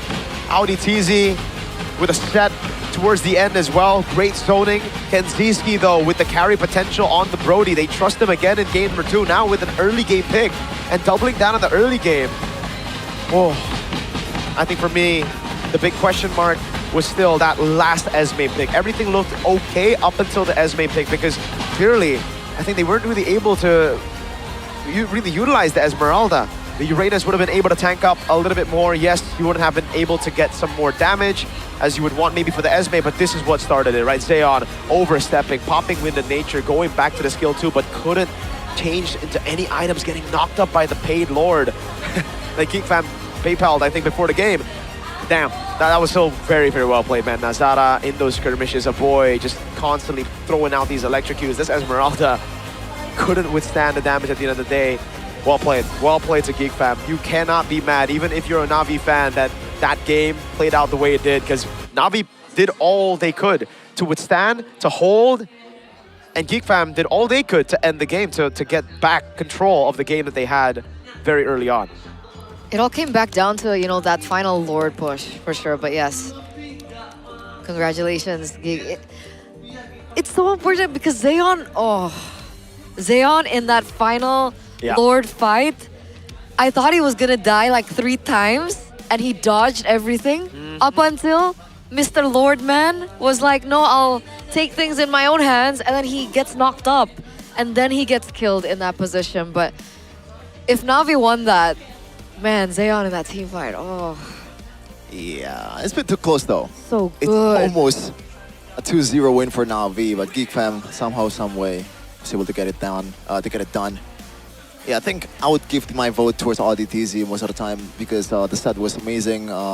He knows that sometimes you just have to gamble. Just going for Apro, just testing the waters, can actually be bursted down with the damage that my teammates have. And just most of the time being a stable presence for Geek Fam in the front line, just taking the bushes as well, despite being a setter. I legit thought that would be like the blunder of that team fight. And then it turns out it was fine. So good. That was a really good game, man. Like, even the decision from Na'Vi to take that Lord before the final one, obviously, the one right before that. First, though, MVP, or player of the match, or sorry, player of the game. Whoa. Script. Calm down. Sorry for leaking the script. Is my GOAT, XBTR, still in red with the red hooded girl. What? Ruby. Oh. Audi TZ. What else did you think? Ruby. Yeah. Yeah. What was the what for? Yeah, what was the what for, bro? Just Nothing. Everything's fine. Dude, I swear though, there were so many times in this game where Apro just saved ultimate. Anyways, oh dude. I thought here it was GG. I'm not even gonna lie. Like, I thought it was GG because I thought they were gonna get that set, they were gonna get the 2 kills and then a free neutral objective. But Kenzie saves the day with a turtle take and a Sky Piercer stack, dude. So cool, so beautiful, man. And then we get to everything else. I'm gonna find a moment to pause here somewhere. But yeah, all throughout, you see the amount of burst that they have a lot better. That's why I thought with the Belleric there, they would have so many ways to pull it off, you know, to pull this kind of composition off. Like Uranus, more sustain, or go for a little bit of healing, maybe. Just give me a sec here. I'm waiting for the moment. This is really good, though, by Cars. He was able to buy a lot of time. It's really all about trying to get into the late game, but unfortunately for them, they don't have a scaling mid laner, right? Like, the Valentina scales, all right, but it's not crazy enough for you to really turn things around. It comes down to like individual plays, right? Like that, I'm offended. These defenses, fantastic. Really well played by Na'Vi. Again, though, I really want to bring you guys into this moment. Lord contested, wave up top, but Na'Vi, unlike the previous times, usually Geek Fam would actually have position over in this bush, would have position over in this bush. They would zone Na'Vi away, right? This would be Na'Vi right here. Na'Vi, right? Sorry for the handwriting. This would be Na'Vi. And they would be completely zoned. But because earlier they were able to get the play down below on Nazara, or a position rather, they came through this bush, opened up, and was able to secure this play, this position. And that's why Nazara wasn't actually in this fight. He wasn't in the 50-50. That's why maybe y'all thought it was a 50-50 loss. Apro had this position. Wrath of the Giant would have been free. So Nazara had to just play around the back. That means free retribution and great escape by Apro there. The whole team escaping, really, really fantastic, man. And then the way they converted on this Lord as well was really good, man. They got all the turrets, but then they stayed too long in this position right here. They stayed too long. Here was the moment where I'm like, I thought Apro would be able to like ult sometime there. At least it would buy a little bit more time for them to back, but anyways, it don't matter. This was the big blunder. Zeon getting caught by the skill tool. Maybe a play, not just a blunder from the Barats, right? But you can't, those things cannot happen. With Zeon cooked already, he tries to jump into the back line. He goes on to Nazara. Nazara was waiting for him here. He could have actually walked away, but he noticed he's going to get knocked up anyways. And that's why he ends up just going for the hits, the lifesteal, right? He's like, okay, I can't make it past. Because what you need to understand here, chat, I know usually it's very easy to dodge those Lord hits, but it's very difficult in the late game at 20 minutes, especially when you have a Wind Talker instead of boots. This is why, for me, I rarely sell my boots on marksman that I want mobility on. He didn't have that mobility. He had a Wind Talker that sure has a little bit, but not as much as as shoes. That I think costed him a bit. But yeah, that's what happens. Thank you for the analysis. Man, like again, this is why when I'm streaming, right? Some people are like, sell your boots, dude. I'm gonna get so much CC. I need to dodge. That makes sense. It makes sense, and especially you're up against Audi TZ. And he has tough boots, by the way, before. So yes, it helps with the anti-CC. But what we really thought was like a weird pick in the Ruby in the drafting phase really ended up being really clutch, especially in that final moment. You can see Audi TZ being able to look for many opportunities. Even the Esmeralda seemed very weak in that engage at the final bout. So props to Audi TZ. Back on a signature hero from way back when he was still an active pro player before he disappeared somewhere that I do not know. And he comes back, brings it up, and it brings a victory over for Geek Fam. We're in a step in the right direction, Sheffin. Sheffin, yeah. They're doing it with Barats. I've seen it before, man. I've seen it before. No, but you have to respect the Barats, dude. Like, yeah. I remember earlier, what did I say? Belleric, right? Uranus, blah, blah, blah, Marcel, blah, blah. Lilia. Yeah. But it's only if the Belleric is XP. You see, as a matchup.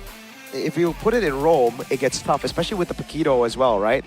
That's why I thought it's either they go for another roamer that has a set or Uranus, because at least then you'll have someone that can literally win you tempo and tank up everything. Remember Turtle 1, game number 1, the reason Na'Vi was able to win was because of level 4 Belleric. Yeah. Paquito couldn't walk up. Here, Belleric was level 3. So they couldn't even contest neutral objective 1. And the Esmeralda, who got prio, anything. Because who you gonna poke on the Esmeralda? Realistically, you won't be able to even skirmish. So I think the Uranus would have been a better choice. Or my favorite choice would have been the Alice, because she's a lot more attractive than the Uranus. That's one. Two, That's she has pet tools. subjective. Do you think she's not more attractive than Uranus? You really think That's a subjective. weird, spinny, yellow... I think he's pretty hot.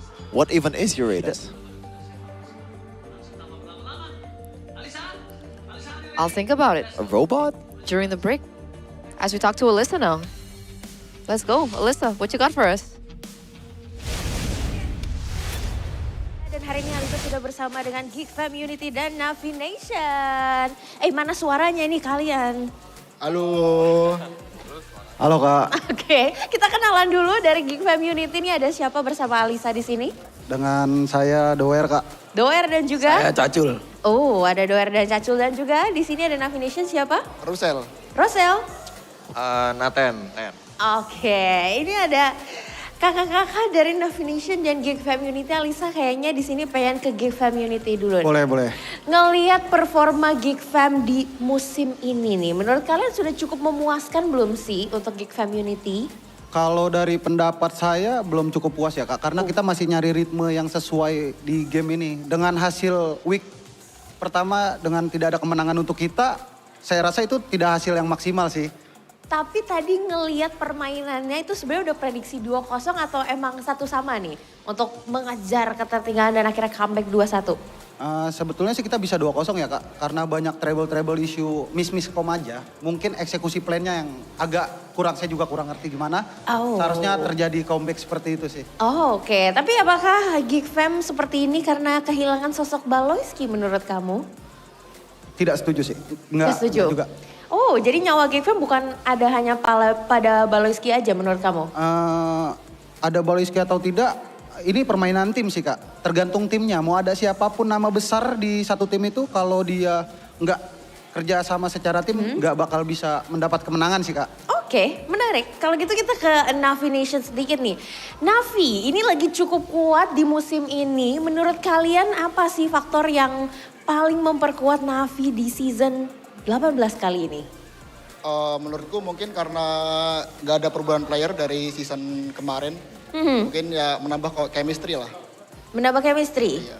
Menurut kamu ini defense-nya, menurut aku sih personally ini defense-nya sangat kuat di season kali ini.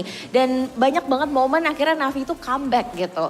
Kamu ada gak sih sesuatu yang mungkin bisa lebih diimprove lagi nih? Sehingga kayak wah sapu bersih 2-0 gitu. Ya mungkin lebih dibagusin lagi di early-nya. Di early-nya? Iya, soalnya kita yang nonton juga deg-degan di early kalah. Harus nunggu comeback dulu, kan deg-degan. Tapi kalau menang rasanya puas banget aja. Saya puas banget ya. Tapi ngelihat kayaknya Jize ini lagi kuat banget dengan Novarianya. Tapi hari ini sayangnya harus di-ban. Gimana menurut kalian? Mungkin emang terlalu jago aja sih Jize. Oh terlalu jago? Iya. Oke, tapi dengan hero-hero lain kayaknya masih bisa membawa kemenangan untuk Navi. Ya, mungkin dari Ten. Coba. Dari Ten nih, iya. Nggak apa-apa lah biar dia nunjukin hero lain juga. Soalnya dari kemarin dia mainin hero yang jarak jauh terus kan. Sekarang lagi tadi Valentina yang kebilang termasuk hero jarak deket kan ya lebih ngepoknya. Ya kasih dia ini aja pengalaman baru lah. Kasih pengalaman baru, oke. Ada pesan-pesan gak sih buat tim lawan kalian hari ini Geek Fam nih? Tetap semangat sih, reset dari game yang kalah tadi. Tetap semangat riset dari game yang kalah tadi. Geek Fam, coba taunting-taunting juga gak apa-apa loh ya kan tim lawan nih gimana. Ada pesan-pesan gak nih? Nggak ada pesan sih Kak, kasih menang dong mau interview nih Kak. Kasih menang tuh katanya mau interview. Dikasih gak hari ini kira-kira? Enggak, ntar dulu aja. Ntar ya Bang ya? Iya, jangan pas lawan kita aja. Jangan pas lawan Navi. Oke, jadi kita akan lihat apakah Geek Fam ataukah Navi yang kali ini akan memenangkan di game kedua, di hari yang kedua, minggu yang kedua. So, caster kita butuh analisis sekali lagi. So, silakan caster, take it over. Thank you for the update with the Navi Nation, of course, the Geek Fam Unity. Alyssa, it was a breath of fresh air in such an intense match between these two. And we felt the energy coming in from the Geek Fam Unity, but where is the energy on the desk? I feel the energy. Yay. Where is the energy, guys? Chefin, he famped just one game too. Yay. Okay, let's get him more excited. Remember the pattern, Chefin. They always start slow. And you remember me, I don't believe in patterns. Okay, I only but believe we GoPay. believe exactly in GoPay games because all you guys need to do, and you, Chefin, is use this code GGWDPMPL to get a WDP for just around 19,000 IDR, which is hella affordable, guys. Don't forget to click use to claim the code before you proceed with the payment in the GoPay app. And I'm assuming that you guys back at home already have the GoPay app, so I'm not going to get into the details of that. So get your WDP, guys. It's everything for you, all right? We value you guys as viewers. Thank you for supporting us. Miracles waving the Indonesian flag. I don't know why we still have this. I guess because It's still August, It's bro. still August. Oh, so we celebrated the entire August? Yeah, of It's course. like the vibes, brother, the vibes. It's like Christmas, you know? Like we have it from November. We don't. Who's we? Who's we? A lot of people out there. Especially me. Yeah, like he doesn't celebrate Christmas. Tolerancy, guys. What does that mean? Tolerating. I believe that, yeah, because I was like, there's an English word for that. Like, you didn't need to use the Tolerance. English word. Tolerance, that's the word, not tolerating. Tolerating. Tolerance, guys. Because I also do not celebrate Christmas, but that popped in my head. Really? Isn't it crazy that tolerance and tolerating is such a whole different vibe, you know? It's a Yeah. different tone. Yeah, it's like, That's weird, actually. do you tolerate me? Do you have tolerance towards me? I think it's the way you say it. Do you talk? Okay. I That think makes it's in the way you say it, right? That is like such a girl-coded thing to say, by the way. What? It's not what you said. Uh-huh. It's how you said it. How do you think I got that?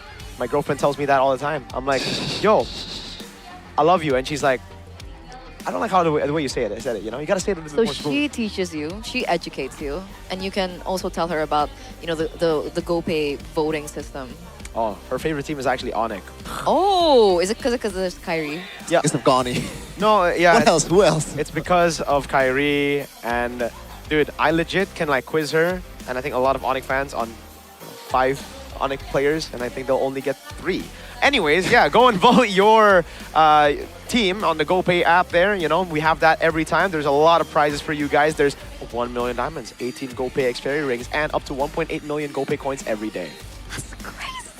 It's crazy. Is it crazy? There's so many things you could get, guys. If I were you, I'd do it. Unfortunately, us casters, we're not allowed to do it. That's an excuse because you just don't do it. Me and Chefin do it all the time. Oh yeah? What'd you get? Together. What'd you get? Nothing, because it's still a Yeah, raffle. because, you know, they ban you. Because they banned me as well. Oh. I got diamonds. Legit? Yeah, monthly. Are you We serious? all get monthly diamonds. Yeah. Oh, yeah. Yeah. We don't get paid here, I chat. swear I we checked. only get diamonds. I swear. Right? You Yeah. don't get paid in cash, just diamonds. Then we have to resell the damn joke. No, we're not allowed. It's Whoa, whoa, whoa, whoa, whoa, a whoa, joke. whoa, whoa, It's There's a a bump. joke. It's a joke, okay? For legal reasons, it's a joke. It's crazy. No, for all reason. No, for no reason. It is just a Legal joke. reasons, There's that's no. a joke. For legal It's, reasons, it's that's a legit joke. just a joke. You don't know that reference. What? For legal reasons, that's a joke. I have no idea what you're talking Dude, about. you're Like a YouTuber and you don't know. 70% of the time. What, guys? Like Come on, the I'm new not- air thing, I still don't New know what Air. it How dare you disrespect New Lie? It's not What's New New Air. Lie? It's a New Lie. I All can't right? believe And it's someone the, is defense forcing New Life. it is the best. What? Dude, It's a masterpiece. in a world of AI slop, we're finally getting human slop again. We gotta appreciate it, dude. So it's a good thing. It is a good Made thing. by AI. No! It's Are you human. serious? I Oh, it's said human. human. Yeah. Okay. Yeah. I guess I'll check later. I guess I'll check later. But back to the game. Game number 3, we're down to another best of 1 between both of these teams. And I feel like you, Miracle, were very, emotive and expressive about how you didn't like the drafts in certain The Esmeralda, occasions. just the Esmeralda, dude. Game number 1, you were talking about the Barras Paquito pick. Yep. And then game number 2, you were talking about the Esmeralda pick for Navi. Because again, I hate the Barats in game 1. Why? Because there's a Bele, because there's a Uranus, because there's so many other picks that they went for, and at the end of the day, they put the Beleric in XP, right? So boom, bang, bada bing. Game number 2, they pick the Barats. See the Beleric, and instead of the Beleric going XP, they go for Esmeralda. Now, Esmeralda can win against the Barats early. You need a snowball. You need to just take control of the game. But guess what? Enemy team has a better snowballing comp, so why not just try to survive with the Uranus? Are you being chased or something?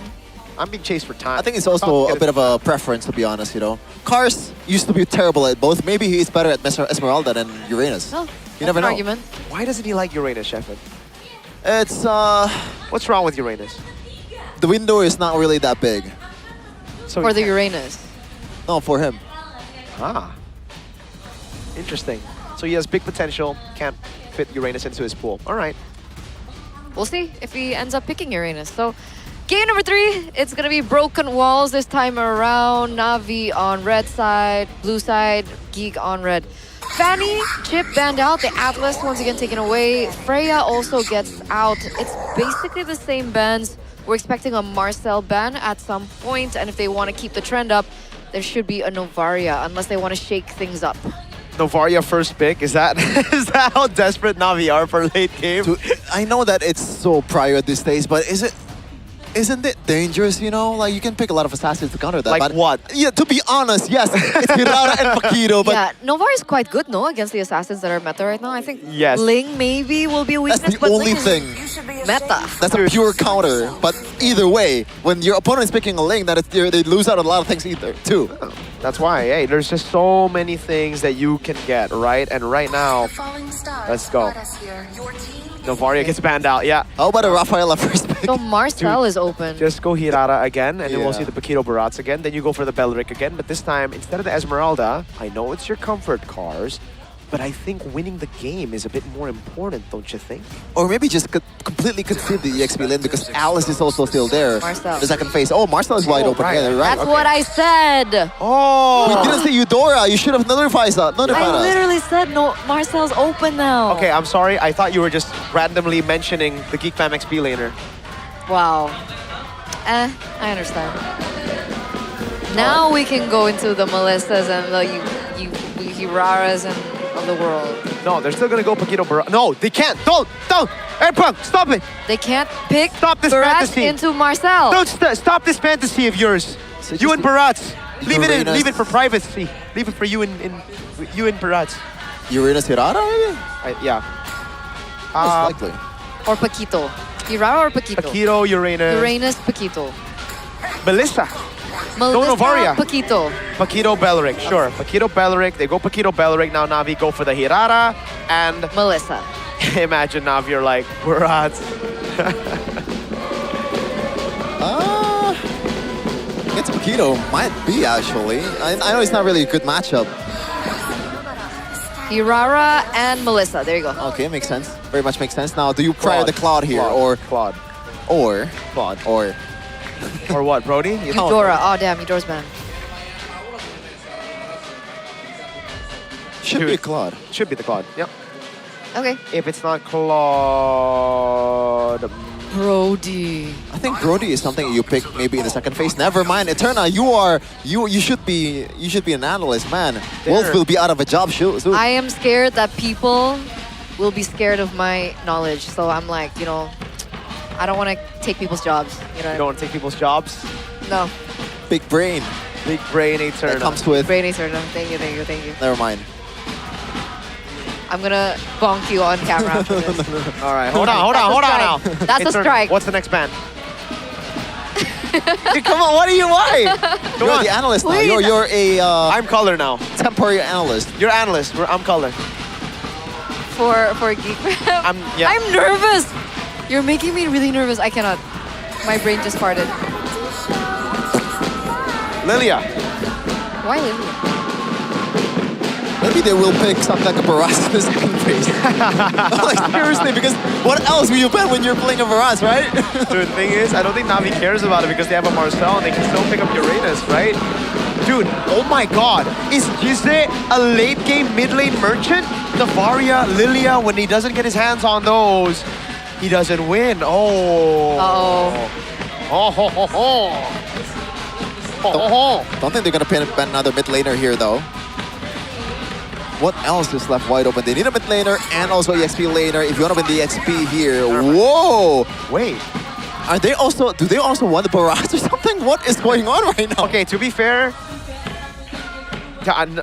it makes more sense for Navi to go Barats. They need a frontliner. They have lock with the Hirara. They're probably going to go for burst in the mid lane. The Selena gets banned out, so maybe never mind. They can still go for it. Dude, legit, there's no dive. I wonder why they don't like... I wonder why teams don't go Farsa.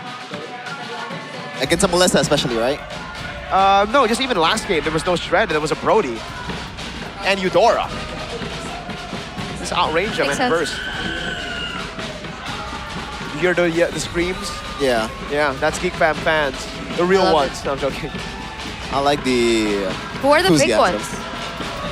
What? Who are the fake fans? Oh no. The one on my left? That's the second scream. The second scream has hit. Wow, guys, the mid lane hero pool is shrunk. Jushin, Farsa, Cecilion. Would they go Rafaela? You know what's Do they wanna crazy? go I think the crazy like that? Valier isn't even bad. Or Kimmy. I don't know about the Navi. Valier. I don't know about the Valier. Against a Paquito Belric and Brody? For Navi, I think it's okay. Is it? They're probably not going to pick it up, though. It's just too out of meta. But let's see. XP, they need a tanky Is it boy. time for Vexana to come out? I think if Erpang picks up the Barats here, we'll see a Rafaela mid for why... Like, a boy doesn't want to go a dead, right? Why doesn't Geek Fam pick Rafaela? Vexana. But Nice. So she is the analyst, man. At this point. Did you say Vexana? Yes. Oh! I know, right? Hey, call another one. It's Call so another one. weird. Call another one. Call another No, one. no, I can't. That's pressure. I cannot. Okay, don't predict it. Don't predict it. Yeah, just keep talking. Yo, so yeah, well, what do you think about this pick, Chef? I don't know, man. The Vexana against a Melissa. I guess the ultimate can just go through the go away, but at the same time, though, the Lord will stay out of the go away. Yeah. So. I don't think they can Barats here, right? So no Barats. No Barats. Did they go Alice? Oh, so Alice and Against Vexana? Yeah. This is hard. I go Farsa. Cecilion? Oh, he took it back, guys. No, you got the Alice. That's so Uranus with no hair and no armor is Uranus. Alice with no hair. now this is the time for you to pick the Esmeralda, right? It makes sense, Oh, but so boring. knowing Erpang, he loves Barats a bit too much. No, it's not Nah, Barats. No bro. way, no Against way. a Melissa too, like. Shut up. Shut up. Shut Come up. on, come on. I am Erpang. Hey, I the big am Barats. brain play would be the Barats goes for the Marcel instead of anyone else. Hey, hey. But would it be okay for Alice now? Or is it not tanky enough? Okay, so it is gonna be Alice. It's not. It's Esme, probably. You know what I think? Lapu Lapu. Okay. Oh, you know what? Not a good shout. We have Esme, not a bad shout. Lapu Lapu. He just had beef with me, bro. It's not a good shout. Not a bad shout. Lapu Lapu, go for it. Or Arlet. Yeah, you go. Oh, Arlet. up against Melissa. Yes. And- About the Arlet, man. You go through. And the Farsa. You go through. I You think go that's through the good. go away. Because I was You're just thinking skilled too. somebody who could dive in the back. So there's a lot of viewers that Marcel can play here. Plethora. Man, do they're well. really thinking about it as well. Yeah, Arlet or Lapu, bro. Come on. Please. Oh, Mirko, Mirara it's you. cosplay. It's you in 2 weeks. Shut I'm up. so excited. That ain't happening. Mirara. Oh, God. Tune into the stream, guys. No. No. That's the highest point of Mirko's life. Oh, I'm so nervous for this last pick. Just go Lapu, dude. Come on. Come on, Marcel. What is the last pick? Remember last time we played Lapu Lapu? How long? Oh. How long are they gonna take? We're gonna wait. We're gonna wait. That's Okay. why. Yeah, Okay. I was like, dude, I feel like the draft should have concluded by now. I feel so on edge right now. Okay, so it was Arlet or Lapu. Esme is what you said? Yeah. Okay, this is fine. Gotta wait for a second here. What do you guys think? Back at home, our lovely viewers, who do you think the last pick is going to be? Someone said Phoveus. No. Against Never seen Uranus? Phoveus. No, not really. Don't think so. Don't think so. You know what? What if they say redraft? And then we have to do this all over again. So yeah, folks, we are It's okay, waiting. we have Aether Wolf now. We are waiting. There is a pause right now in the draft, and that's why it's taking a while. So calm down. Hold on. I think it's gotta be... Matilda actually is an... Oh my god, we're all wrong. It's Ruby. Oh. Valoric XP, Ruby Roam. I prefer the Arlet over the Ruby, to be honest. Wait, Ruby XP? Against Uranus, it's actually not bad. Against the Hirara as well, but the Farsa and Melissa, that's where I think it's gonna be quite troublesome for the Ruby. I'm a Ruby main as well, so it is pretty hard to go against Melissa. Yeah, I putting it lightly. I concur. Especially once you get that Malefic gun and you play with the model as well, it's yeah, there's no way you can catch the Melissa. Even the Farsa, right? For so much promise, Geek Fam, with your last pick. What is that pose, Eterna? It's the thinking pose. All right. There's so much room. But I mean, Ruby up against Farsa can cancel and stuff like that, right? So it's just. Well, you're mostly not gonna be in range. Is the problem? It's hard. It's hard. Yeah. You gotta expend the flicker and also the purifies as well. 4 purifies, by the way. And Marcel as well. So it looks like it's a challenge of a draft for Geek, but we doubted it in game number 2. Let's see if they can prove us wrong again in game number 3 as we're heading into another and the final best of 1 between these two, between Geek Fam and Na'Vi 1-1. Here we go. Let's see. Emblem check in game number... Dude, is that 4 purifies? Yeah. Just said it earlier, Marco. I'm so sorry, dude. I'm so sorry. I was zoned out. I thought I was looking at... Oh, Zion doing a good job here in lane. Hey, you gotta avoid these trades on the Melissa against the Brody early on. The Brody just completely claps you, dude. Like, I think a lot of Melissa players now, they're expecting to deal as much damage as... Oh my god, this is a good flicker. Good one. Yeah, good one. It gets it as well. This is one of the, I guess, like the advantage when you're playing a Ruby. That first kill is actually hitting pretty hard, especially after the buff. So you can secure the EXP crab quite well, especially against Uranus. Oh. Yeah, this is what happens when you trade. The Brody Melissa is still a very interesting matchup. It looks like Kenziski is doing pretty good against the Melissa in this case. Zion has QC. Oh, whoa, whoa, whoa. Heck? Uh-oh. Maybe don't say that. You say that and he goes for a smooch under turret, dude. Surely can secure this one, right? Okay. I wonder who got it. It's Brody, should be. Yeah, he got the gold advantage there. Let's see. Okay. Still quiet in the early stage of the game. Everyone's just focusing on the early game. That's a freeze over to Audi TZ. He should be able to get out just fine, but he's got quite low now. And remember, we have 6 seconds left for the neutral objective to spawn the first one at that of the game. Nazara's already in vicinity, looking to get a pick onto his own jungle before he corrals over it. And Afro's there as well. It's a mirror play. In a 50-50 Andoryu versus Nazara, who gets it? So far, Na'Vi, though, has been winning the mid-prio here. Out Dizzy is already half HP, and he's actually taking the long route just to get the turtle pit. But now, good pokes by Cars. Already an ultimate expended towards the Uranus. I don't know if that's a good decision, but now Andoryu is going to be jumping in. Napro with the pokes as well. It's going to be a boy instead taking the turtle out of all people. Deja vu. It was Kenziski in the second game, but now a boy is here. I was gonna say it was really good zoning coming in from Na'Vi. Feather airstrike, GZ opened it up, and Doryu as well. And you can see Geek Fam really slowly going back. So avoid the fact that he was able to get that neutral objective. I think quite clutch for Geek Fam in the early game. Take a look at the emblems by Bayou real quick. Bargain Hunter for Zeon on the Melissa after he went for the Purify. Makes a lot of sense. Now, Wrath of the Dryad! A whole lot of CC, that's a whole lot of ultimate, but now Feathered Airstrike missed out on the second one. Not really familiar with that for GZ, but now Andoryu at front line just dealing some damage towards RDTZ, which is now half HP. Oh no. Oh no, Kenziski, you do not do that. Has to expend the flicker once again, but now he has the totem. But remember, surely no, he's already used that earlier, but now Apro still has the gold shield to tank up. That was so close. Damn, that was impressive. Kenziski just brute forced his way into a 2v1 win. And now he's going to try to convert on it. This is big if they are able to convert. If not, then it's all right. It's just a win. 1,000 puts them in a very good spot. Now V just needs to play safe for the Melissa to scale. And I guess the Hirara as well. This Ruby is a very good way to disrupt that though. And they have a lot of CC together with the Vexana to really lock this Hirara. Oh, God. A wave clear. Yeah. Vexana things, man. clears very quickly. Kind of gross. Kenziski, first item priority on the Sky Piercer. Looking for those stacks, I believe, on the Brody. That's a lot of gold as well that he gets. Forcing Zeon as well to stay under turret. I thought they were going to find that opportunity to go for a pick onto him, but I guess they don't go for the gamble.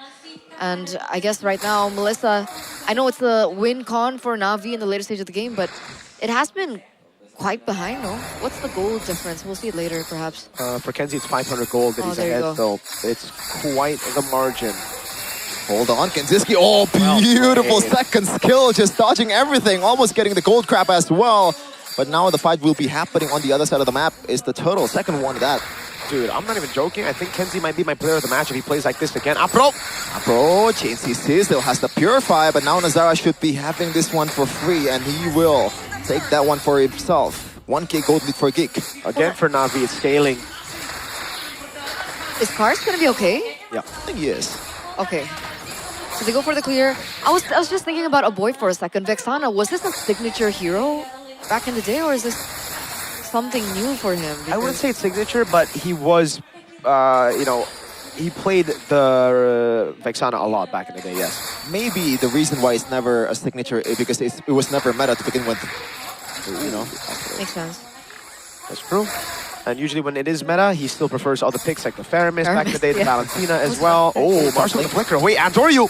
Oh, Marcel might be a solo kill here, but no, GZ will be helping him as well. Andoryu should be having the skill in a second, and he will. But now in the top lane, it's gonna be the retaliation, but Apro will be the one taken down, plus the turret. So I think it is still a win for Geek Fam at the end of the day. And they also get a tower over it, right? So the structure is permanent. It's something that Geek Fam can definitely use to their advantage. Now, Zeon really needs to think because he has to catch up on farm. He's behind 1,500 of Kenziski now at this stage in time. Wait a second. Nazara? Mobilization, but Nazara or GZ actually didn't want to commit towards a burst down there. Kars will also take the structure on the other side of the map. Yeah. Nice. This is not bad at all, by the way. Like, yes, Geek Fam got a win initially, but a kill on the XP for a kill on the roam with a turret, and a turret traded back from Na'Vi. I'd actually give it back to Na'Vi now. The fact that... oh, dude, okay. There is still a pretty big gap there between the gold laners in farm.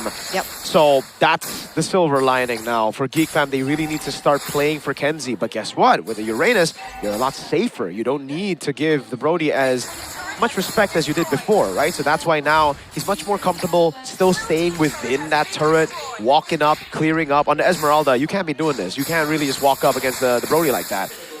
So yeah, he's able to clear out the wave, getting tempo. Now moving around, Jizzy gets top of the taunt. That's a taunt, that's an arm offended, but now the Eternal Guard also has been expended though for a boy. That's no longer a resource available in the total fight, but now Geek Fam still wants to control this one. A level lead for Andoryu, currently 11 to 10 compared to Nazara. But now Geek Fam is going to drag down the total towards their advantage. RTZ is still scouting the front line, being the permanent defender for Geek Fam currently. But now RTZ, beautiful Battle Dryad. But now not Nazara though, getting caught up in the golden hour. And Geek Fam once again gets the objective.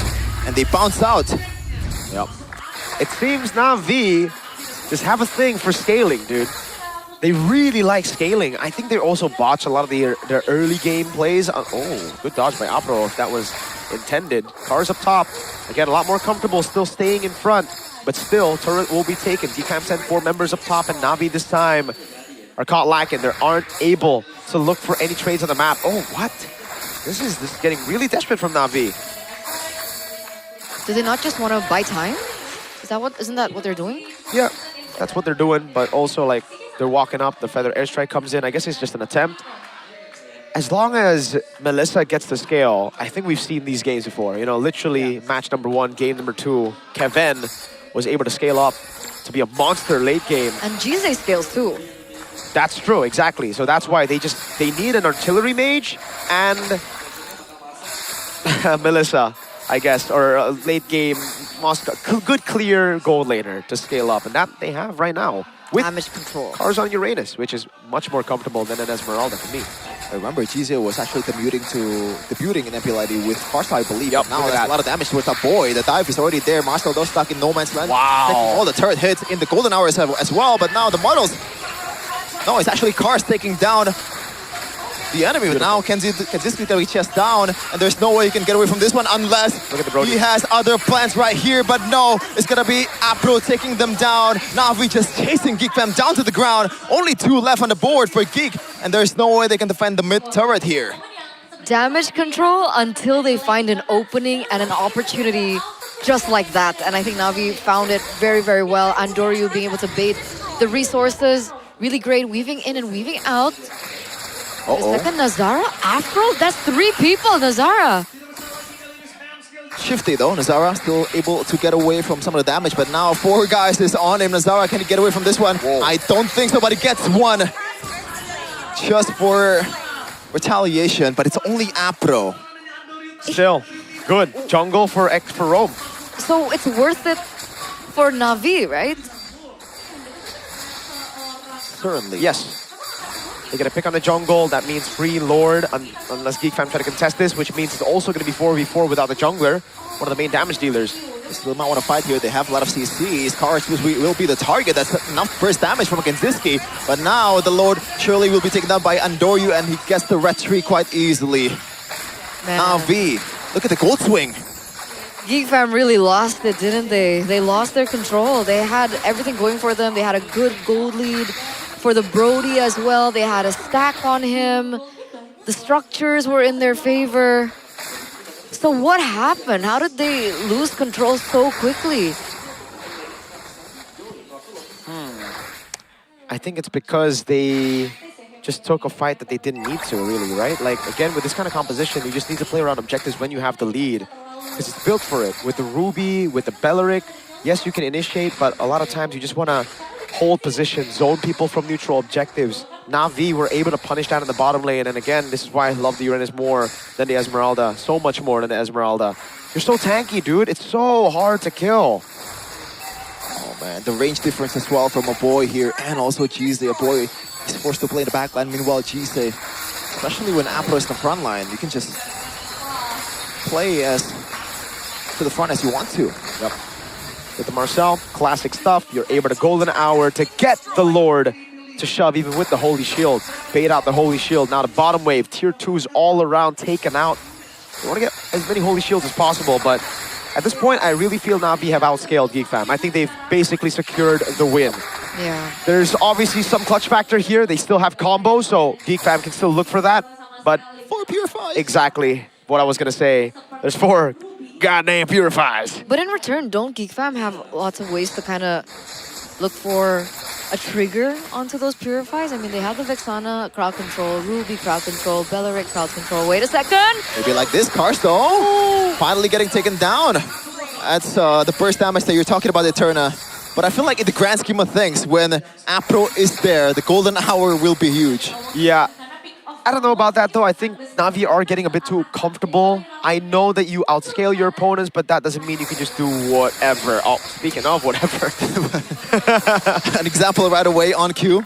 That's a little risky. Yeah, thankfully he's on a War Axe though, so he just heal up just fine, or just recall. Okay, Divine Glaive now for Jise. This is it. These are the moments that are leading up to really bad damage team fights for Geek Fam. I think Holy Crystal plus Divine Glaive, I think it's over. Farsa, if they can't find a way to lock down Jise, it's gonna be very hard in these team fights. Yeah, that's the words of the analyst, so it might really happen. Aether Wolf, reporting for duty. Melfic gun already for Zeon. This is where it gets chopped, according to Sheffin in that matchup. Or, I mean, I think you guys know. You guys probably met a lot of Melissas in the... Doryu, careful, brother. Okay. So yeah, they've dealt with the wave in the bottom lane. Now it's going to be Nazara who deals with it. Means that Na'Vi can just have free hold on the Lord, get the position as well, and set up for that. Crazy poke on Auditizi. He has regen, but Lord's going to be at half. Already, the wave is dealt properly by Nazara, but they get mid-prio as well. And now, Car's walking up. Apro as well. They're zoning. Yeah, Flicker is up for everyone except Marcel. It's going to be Andoryu taking that for himself. By a boy though. Oh, that's a big ultimate by Auditizi, but the Purifiers are popping up. But now Apro stuck in no man's land. It's going to be Kenziski securing another kill for himself. 4 kills so far for Kenzie, but to what is the conversion? Yeah, they lose one person, they lose Afro, and technically they will still have the high ground to go for the push, to go for the siege. Zaeon's still alive. Jisei's there as well to look for zoning. But how much can they take? Starting to clear down the Lord though. A boy does have decent wave clear with Kanziski as well. Oh man, the Lord might not even knock down the inhibitor turret, and that's a good defense by GeekFam. So the Apro kill definitely converted right away to a good defense. Yeah. Shouldn't Cars have been able to, you know, like open vision for them? Oh, he can, but doesn't really matter too much if they group up like that. Again, there are still tools for GeekFam to come back, and the Purifiers were all down, so don't think it was worth taking that risk, walking up against this kind of composition. I think the big mistake was them actually fighting after getting the Lord. They got Lord, should just play with it. Again, they have the artillery to siege. They have a Melissa and a Farsa, but instead they looked for a fight. They wanted to close the game early, and that might have, you know, bit them back in the butt because Kenzie, he's not a late game pick, but I mean, with a Sky Piercer, he can be. He scales technically with more and more executions. He will have more and more ways to execute you. That looks like a Wind of Nature, but I think it makes more sense for. Wait, yeah, it should just be Wind of Nature, or. Yeah, maybe it is Sea Halberd, dude. Maybe I am right. Maybe it looks more like a Sea Halberd, you know? Get more damage in there. Go Glass Cannon. Is that wise? No, but to win the game now, I think you can't really rely on wisdom. You gotta rely on brute strength. It's the Wind of Nature. This is why they're 0. I'm jumping. Whoa. You gotta be ballsy, man. I wouldn't accept that. 37 stacks. Don't worry, I'll tell that to Erpang. No, don't worry, I will tell it myself. That's my GOAT you're talking about. And Audi Teasy, my GOAT. Next BTR, by the way. The stacks aren't that great though, 37. Dude, that's honestly, looking at how the game is played, not bad. But what if it gets switched though? What else is there for Kinsiski? Just Rose Gold Meteor probably?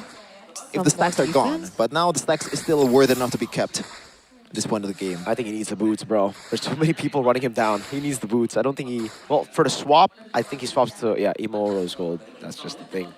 They build up a wave down below, which is good. So this is going to be slow pushing back. But guess what? Guess who is right there? Uranus. Look at that. Cars. No, he They kill won't him. punish the Uranus either. He's a big boy. I think Carms can actually just walk him down. But he knows that there are people backing him up. Did he not have Sea Halberd earlier on? I don't think so. Game 2. Or was that the previous game? That was the previous game. Okay. So yeah, now if you're just gonna hold this, they have a slow push, I think. Is it a slow push in the bottom lane? I think it is a slow push. Yeah. Winter Crown, there you go. Big for Cars. Consecration already down though for Cars. It's a tough job for Marcel and Audi TZ. They Look have at to that. find something, but at the same time, when you're getting poked down like this, how do you do that? 4 Purifies, remember. So difficult for GeekFam to look for a step. They gotta go in layers. Endless battle for Endoryu. At this point, you might want to go for the pure objective fight. Cars will be the target. Did not even use the Purify. Again, all the resources are burned. No Eternal Guard. No, I'm offended. This might be a window for Navi. There you go, Apro. Immediate concealed play. The models has been placed. Endoryu looking for the 50-50. Nazara still looking for an angle to go in. But Navi, do they want to reset this? But it's going to be Endoryu with the Retribution. Nice, Golden Hour. Beautifully placed by Apro. Now Nazara in a tough situation. Audi TZ as well. He's going to get chased down. Marcel with a big I'm offended, but unfortunately the damage is just not enough. Kanziski, Total memory though. Not much damage. Now a boy is going to get run down by Apro and the whole team of Navi. Endoryu, Cars, Kanziski now down. Shut down by Gize. Only one left is Nazara, and he will bite the dust as well in the hands of Endoryu. 5 men strong, 5 men walking into the base after what looked like a very difficult early game. Navi close things out, and they take the series for themselves. 2-1 for Navi. Give me scaling heroes. Melissa, Moskov, Claude in the gold lane. Farsa, Lilia, or Novaria in the mid, and we good. Navi again with another comeback late game win under their belt. Steadily at the top of the standings, still number 2, but a crazy run for Navi, man. We expected them to be strong, and they have been. Composed, disciplined, very different from the Navi of the past. it's actually quite the opposite for Na'Vi in the past in Season 17. Known to win early game, but to fall off later on. Not having the discipline nor the composure to end things. But it is a fantastic performance this time around in Season 18. It's the complete opposite. They relinquish early game control for late game.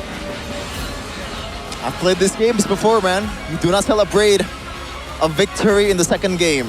You know, you never celebrate that. There were definitely moments of brilliance here coming in from Geek Fam. There were moments that I think just in that final escapade, they were kind of too fast when it came down to their resource usage, and Na'Vi utilized it to their advantage. Unfortunate. But of course, there were moments from AudiTZ. We saw crazy things coming from Kenziski too. This is still a team with so much potential. It's headed in the right direction. It just needs a little bit more fine-tuning. Bro, the farce is just that good, I'm telling you. That should have been the pick game too. Well, let's talk to the victors here. Let's talk to Na'Vi. Na'Vi menolak untuk tumbang untuk di match kali ini. Triple to defeat Geek Fam, this man. Hai guys, Hey, teman-teman guys. semua. Ini kalian meta comeback atau gimana ini? Are you guys the master of comebacks? Gak tahu sih. Oh, no. Main-main aja tadi. Oh, I just play. Main-main. That's it. Main-main kayak main aja gitu. Main Kayak aja. Gak terlalu musingin gimana gamenya, yang penting. We don't really kita care about how the game kasih yang goes. terbaik aja. Oh, yang As long penting as we kasih give it yang our terbaik best. aja, yang penting main lepas aja ya. Bong-bong, siapa tadi yang ngomong bong-bong? Coba Jize. Someone Bong-bong, said kenapa it's a lie, bongnya? it's a lie apparently. Andrew. No, Andrew. Andrew tadi udah dance gitu, itu dance happy, dance kemenangan. You danced kah? earlier. Was that Dance a victory kemenangan dance? Iya? Huh? Enggak, bersilat aja. Oh, No, not really. baik. Tapi mungkin pertanyaannya lebih ke game yang kedua. But the question might Itu bisa be dijelasin nggak sih, game ada apa 2. What happened game 2?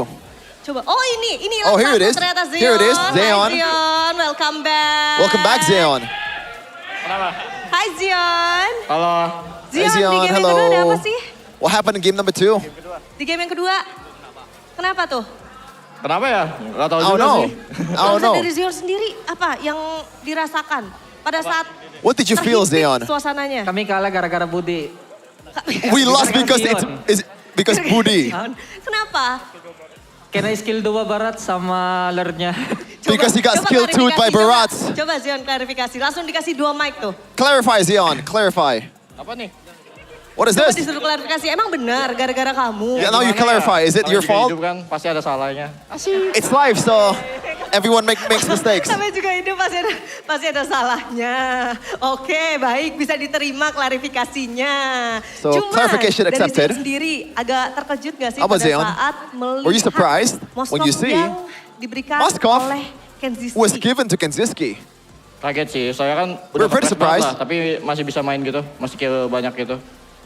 It was tough to play that hero, but he was able to play it well. Tetap tenang nih But pada you guys saat keep kondisi yang bisa dibilang your composure cukup menegangkan. Gimana sih mungkin In a dari pretty Cars sticky bisa situation, jawab? from Cars, Caranya any gimana biar tetap tenang, kind of like Cars? answer, how do you stay Caranya composed? biar tetap tenang in tuh this kind of gimana sih games? pada saat kondisinya lagi terhimpit banget? Ya tetap tenang aja sih kita, Yeah, tim just saling menenangkan aja. keep being Nah, patient. komunikasinya gimana tuh Just buat try to biar get victory. satu sama lain tuh tenang? How do you communicate with each Tanda other aja kita lihat game to pasti menang. keep yourself jadi emang calm? itu Because late mindset game yang we're udah gonna win. dibawa ya. Apparently that is the Santai aja, mindset late game kita pasti for this menang. team. Cuman di sini Because Sabila late game penasaran guarantees ya. victory for Na'Vi. Apa sih wejangan yang Sabila diberikan is sama Coach pretty Why Not interested. What untuk di is Coach MPL Why Not Indonesia season 18 advice ini? in season 18? Main aja katanya. Just play. Main That's aja. it. Ya. Ada lagi mungkin? Anything else? Gak ada, main aja udah. No, not really. Just play. Just Jadi play. emang udah diberikan kepercayaan sebegitu So luar apparently biasanya the buat trust is kalian just ya that udah high main aja, yang penting as a From team Coach Why mainnya Not to bukan you, diri sendiri gitu just ya. plays the team. Yeah, you're right. Cuman di sini di game yang ketiga sebenarnya But game 3, itu ada purify banyak banget. but there Bisa were a lot of dijelasin nggak purifies. sih? Can you explain why? Coba siapa yang mau jelasin? Anyone want to Andrew Rio explain? boleh? Mereka mau ngebait gua gitu. Duh, lu yang mati aja nih. Mereka mau pure. Oh, alasannya karena itu jadi. I don't get it, I Yang don't lain get it. ada yang mau tambahin mungkin dari Apro? Kita sengaja sih kasih Andrew buat bet lah. Andrew kalau Kalau we bisa just purified ya give tadi. Andor. It's not why are they calling them Andro? It's just because of Andro we use him as bait, so we can play around that. If Andro was given a choice, then he would probably rock a Purify instead of Retribution. Kamu kan dibilang nih, But Jise, mid laner yang bersinar sekali, yang luar You were biasa, dubbed, itu membuat kamu semakin an upcoming semangat, mid laner. atau malah sebaliknya, Did it ngerasa make kayak you pressure gitu. fired up, or is it just extra pressure for you? There's no pressure. Main aja. It's just the same as Jadi kayak, usual. Ya udah, santai aja, main aja gitu. Sesuai yang coach bilang kan, main aja. Main Just aja, as the coach karena late said, game just pasti play. menang. Ya, Karena late game berarti Navi pasti menang ya? insya Allah. Because late Insya game, Allah, oke baik. Navi will win, Tapi as God's will. di sini, Andoryu. Aduh, kenapa langsung aduh? Hirara kamu dilepas Andoryu. terus, menurut Your kamu Hirara kenapa tuh? Your got open a Hirara lot of times. Any thoughts? dilepas terus sama Geek Fam. Nggak tahu ini. I don't know. Itu gara-gara coach. Gua kebanyakan because hero, coach. hero gua banyak. Because Jadi my heroes dia ini are disuruh gua Hirara aja many. buat timin gua yang ini pick di bawah. So he gave him. He gave myself Hirara, so my teammates Kalau can misalnya take dari teman-teman down Navi below. mungkin ada yang ingin disampaikan untuk Navi Nation yang selalu memberikan dukungan yang luar biasa. Ada yang ingin disampaikan buat Navi Nation? Wanna say Any something to message Navi to the Navi Nation? Nation? Ayo Jize, Zion. Wish. Makasih sih buat Navi Nation yang Thank udah you for datang Navi kesini, Nation terus for yang udah coming dukung here kita lah. Mau and supporting offline us. sama online. Udah. Ya intinya makasih lah udah Anyway, just thank you buat nonton ke sini.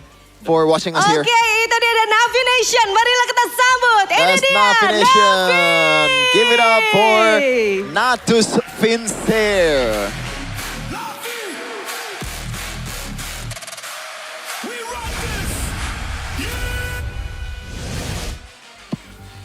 Wow. What did I do? What I do? Wow. What I do? I promised I would do it Oh, if Geek Fam lost. in game because he said something. So Ah. I'm a woman of my word. That's a lie. That's a lie. Big bad lie. Dude, But congratulations to Navi. Wait, what were you gonna say? No, it's like sad for my boy Sheffin over there. You He'll know? get over it. It's fine. You'll get over it, right? Yeah. It's just a game. It's just. Why you have to be mad? Why you have to? be mad? Why you bullying me? You know the Yeah, but we were referencing a different video. Yeah, Why I did know, you I know. jump I finally through? got it, I know guys. that one, but I know the why bully. Because that's like an old meme eternal. That's why. It's a, I think dinosaur age.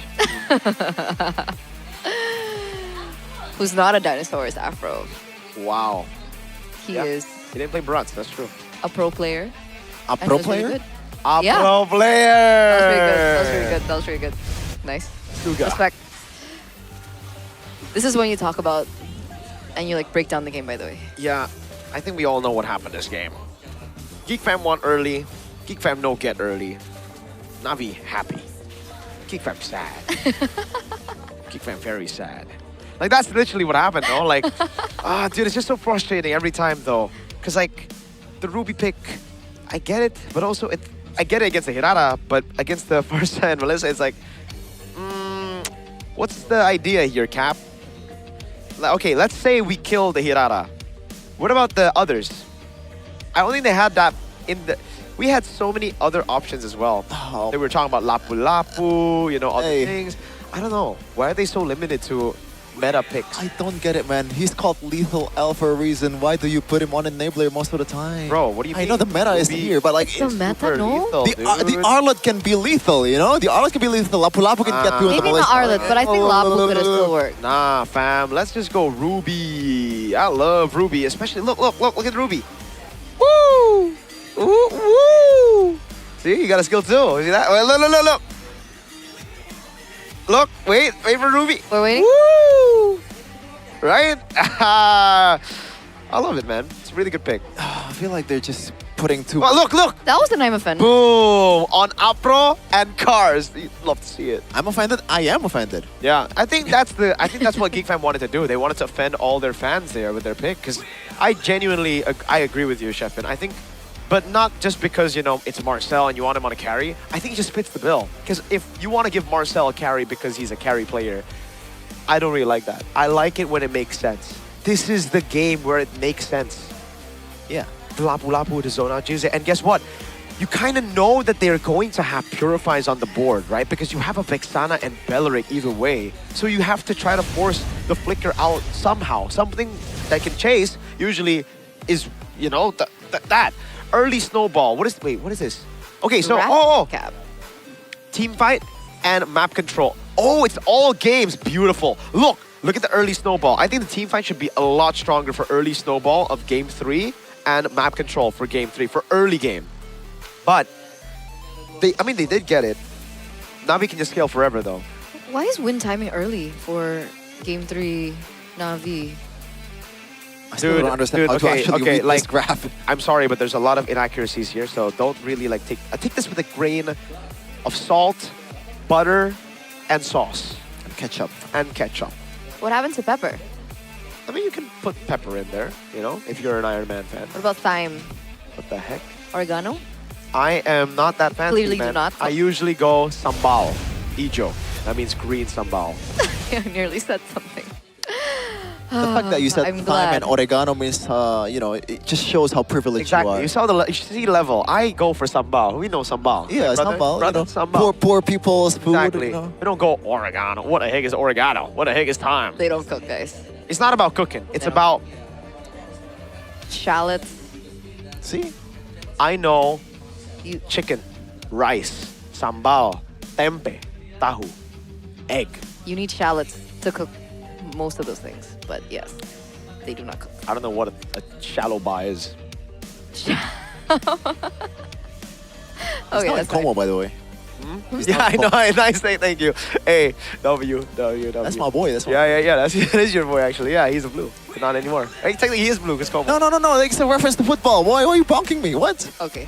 It's a Gotta make sure to keep them football in mind. reference. By the way, MU fans, you guys are... Sorry. Just had to put that in there.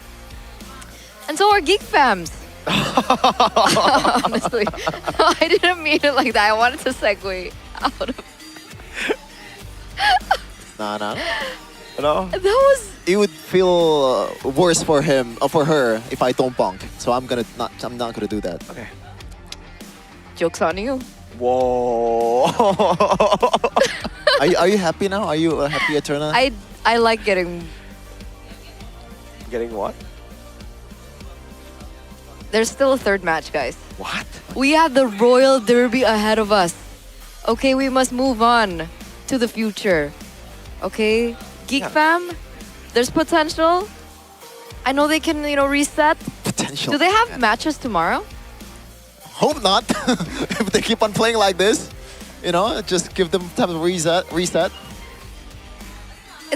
not. What was that? It's not that I think bad. it came from my Infinix Was phone. it like a notification to drink some water? It's, by the way, you got the wrong one. It's not water. It's the... oh my god. I used to do that until I realized what was wrong. But yeah, Aqua, if you wanna, for example, bro, great visuals in your TV or like great electronics, Aqua is the place right here. Segue. I actually have an Aqua washing machine, by the way. Hey, like water and washing machine. Yeah, You guys could have staged me there. Nah, I'm gonna let you... But I was talking about the washing machine too. Yeah, sure. And I watch water on my screen. Why would you watch water? On my TV. No, you didn't. I do. Like, You're it calms crazy. me down. Who the hell It helps me sleep. How do you spend your free time? I watch water. I watch water. And you guys can do it, especially with world-class visuals, guys. Yeah. Oh. I think I prefer my eyes, but there is other medium that you can use to watch movies. You can only watch movies just with your eyes. You know what I mean? She watches water, dude. Don't judge her.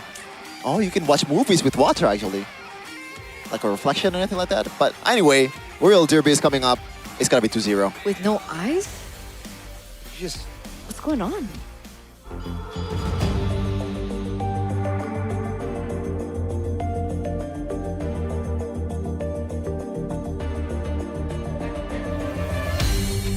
Aku kan berdiri dan terus berlari, terus ke arah puncak tertinggi. Ku tahu takkan berhenti hanya sampai di sini.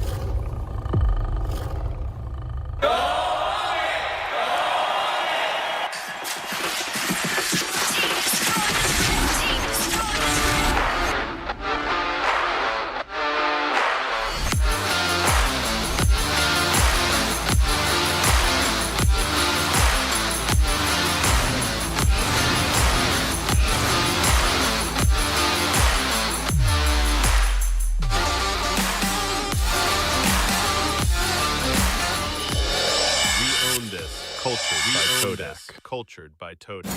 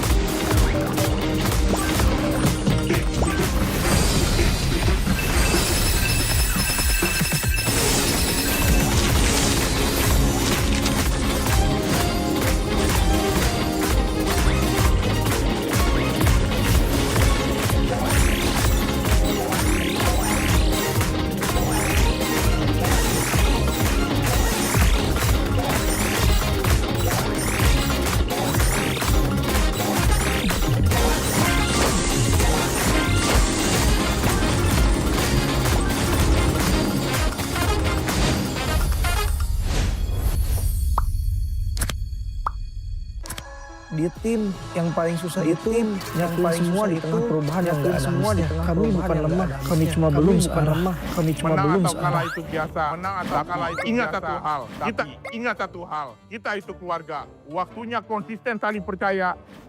Sejak kapan Navari jadi CEO? Hah?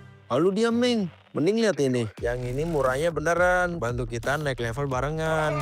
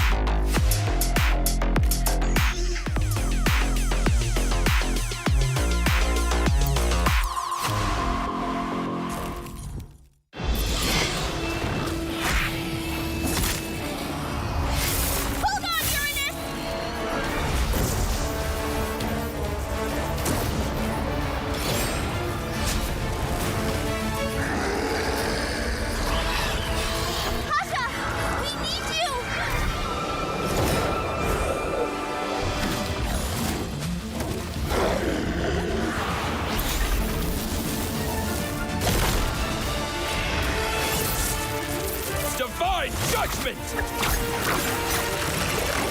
Witness the power of pure lightning!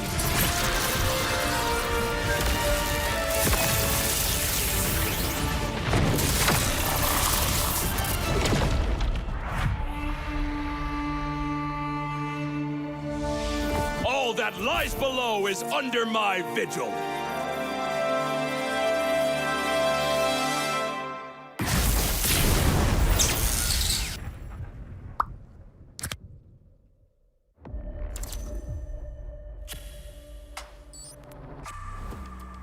Semua perjalanan mempunyai cerita. Dan semua orang ingin menjadi pahlawan dalam cerita itu. Menjadi seorang pahlawan bukan hanya sekedar menang perang, namun mampu mencari modal untuk berperang. Oke. Hanya modal gold. Patch sekarang modal gold gampang kena comeback. Pahlawan itu butuh pengalaman. Pengalaman berseason-season adalah hal paling berharga.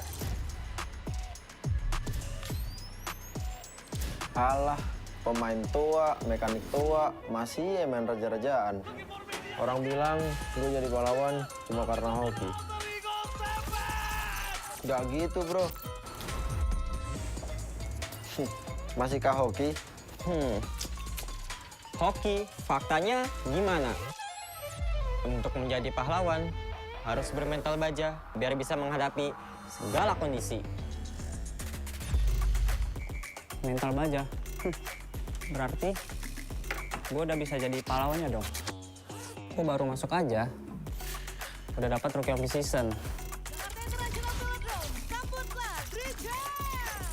Sebagai anak baru, gue udah cukup hebat kan?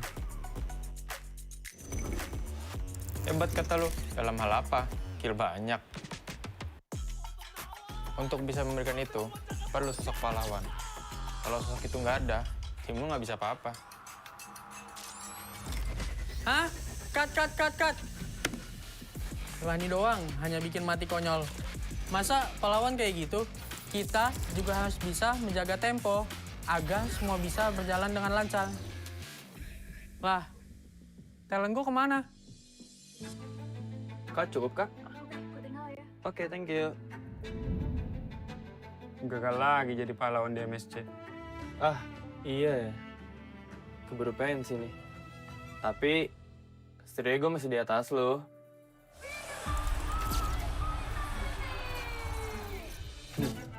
Oke doang lo itu mah. Season ini, nggak akan semudah itu. Yuk, mulai syuting. Nih, baca dulu. Loh, kok lu jadi Estrada, Man? Magang, Mor.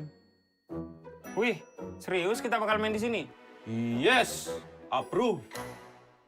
Kalau emang di sini, akan lebih pantas buat ngebuktiin siapa pahlawannya.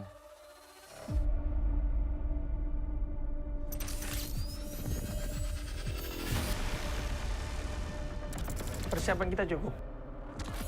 Kita berpengalaman.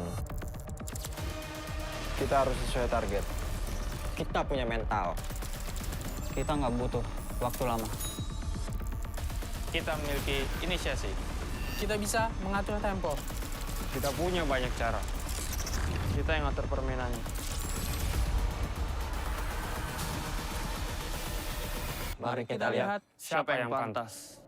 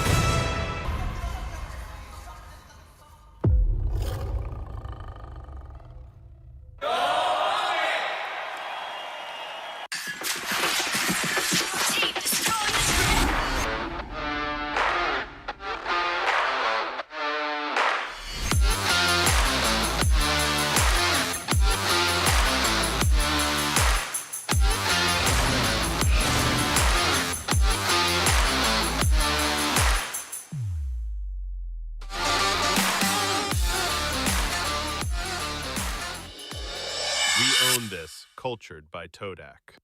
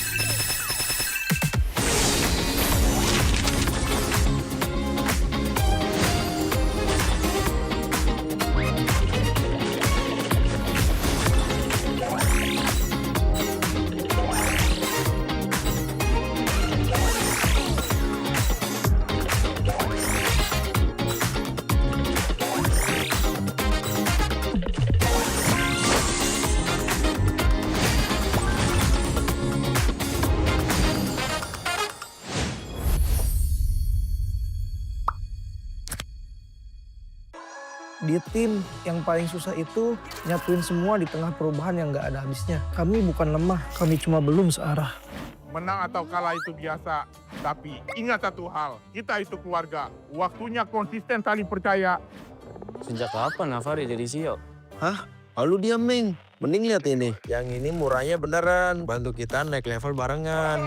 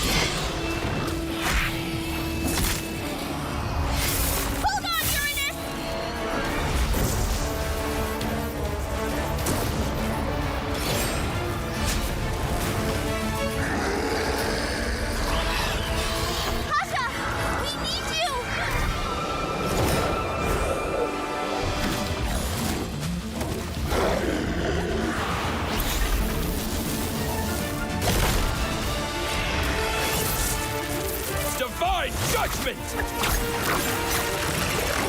Witness the power of pure lightning!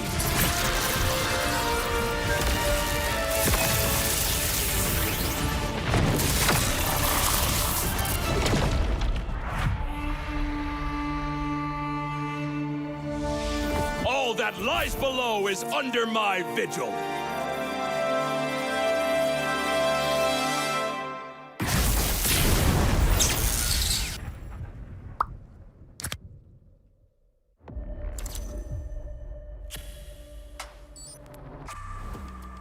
Semua perjalanan mempunyai cerita. Dan semua orang ingin menjadi pahlawan dalam cerita itu. Menjadi seorang pahlawan bukan hanya sekedar menang perang, namun mampu mencari modal untuk berperang. Oke. Hanya modal gold. Patch sekarang modal gold gampang kena comeback. Pahlawan itu butuh pengalaman. Pengalaman berseason-season adalah hal paling berharga.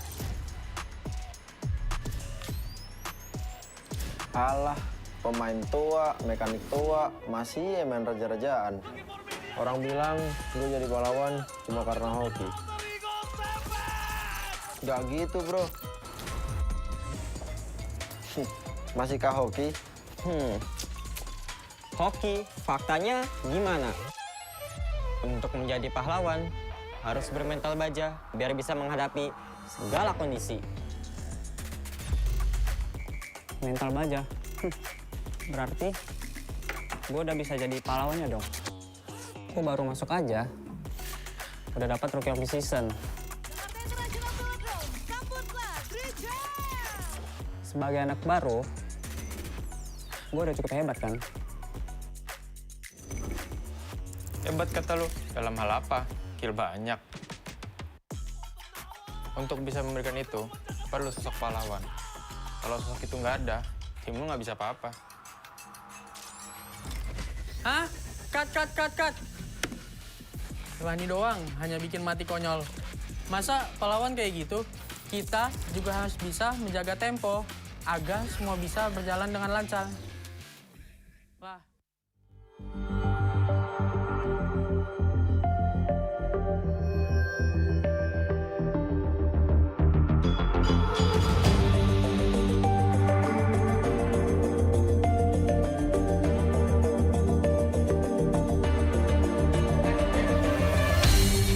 Aku kan berdiri dan terus berlari, terus ke arah puncak tertinggi.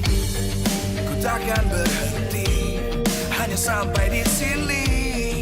Kemenangan abadi menanti. You know we won't miss if we unite our focus. And if you haven't noticed, we all live. Nyalakan apimu, hadapi semua tantangan, hadang semua serangan, jatuh bukan halangan. Bakar semangatmu, janganlah engkau menyerah. Kita akan buat sejarah. We all this, we won't miss. We all this, we won't miss. Saatnya beraksi, jalani ambisi.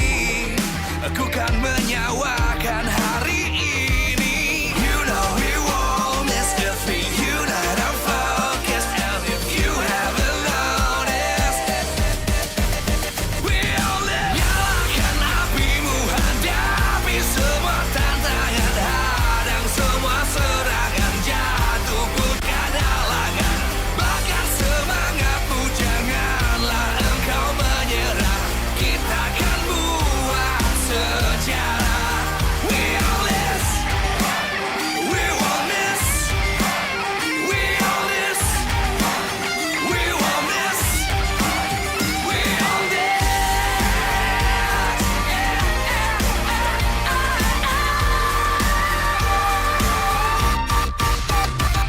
Nyalakan apimu, hadapi semua tantangan, hadang semua serangan, jatuh bukan halangan. Bakar semangatmu, janganlah engkau menyerah. Kita akan buat sejarah. We all this.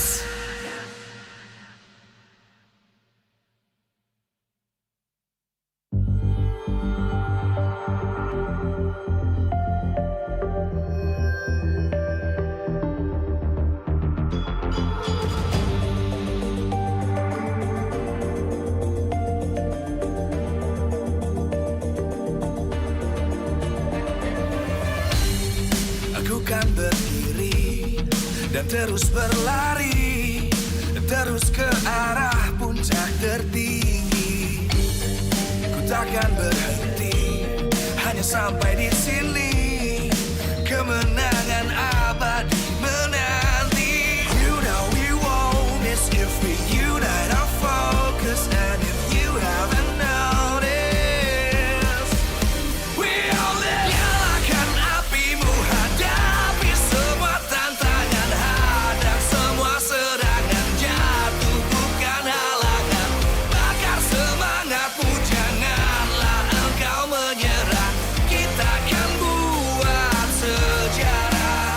We all this, we won't miss. We all this, we won't miss. Saatnya beraksi, jalani ambisi. Aku kan menyawakan hari ini. You know we won't miss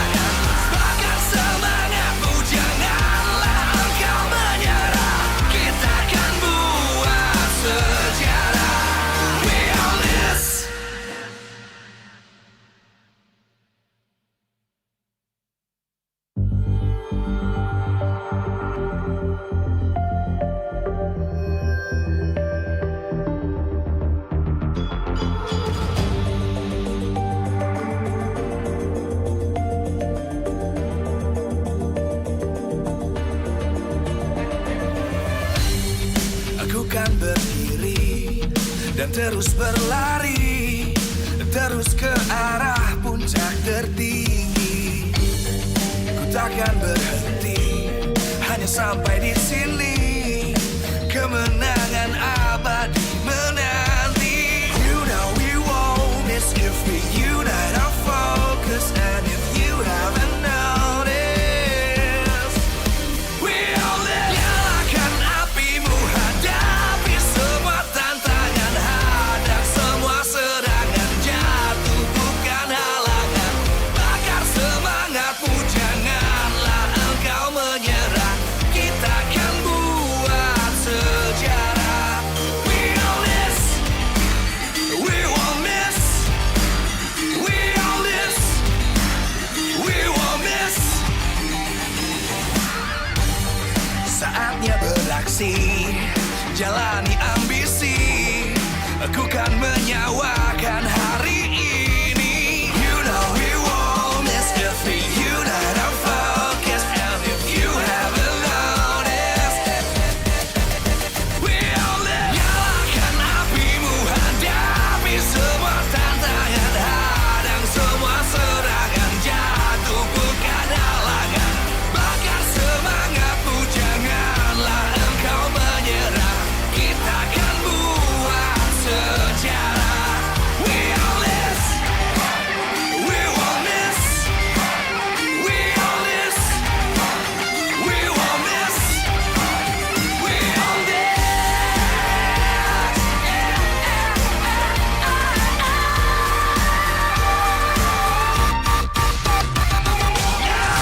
Nyalakan apimu, hadapi semua tantangan, hadang semua serangan, jatuh bukan halangan.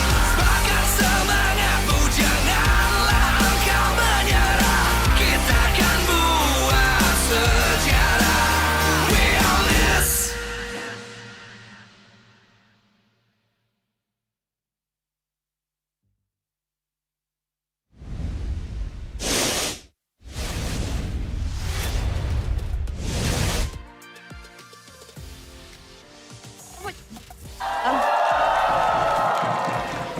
Tentu saja kita bisa melihat begitu ramainya di sini karena kedua super fans dari kedua tim hari menantikan Royal Derby pertama mereka di season 18.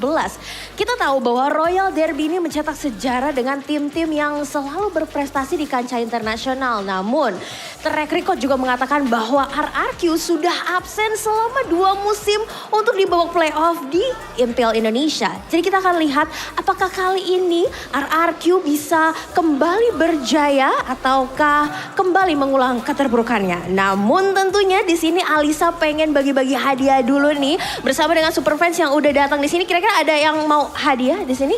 Langsung dong maju. Namanya siapa nih, kita kenalan dulu. Dias. Dias, boleh kesini nih ke sebelah Alisa. Dias, Kak Dias dari mana? Jakarta Barat. Dari Jakarta Barat. Oke, kamu udah sering dong berarti datang ke MPL Arena? Iya. Kamu Sonic sejati? Iya.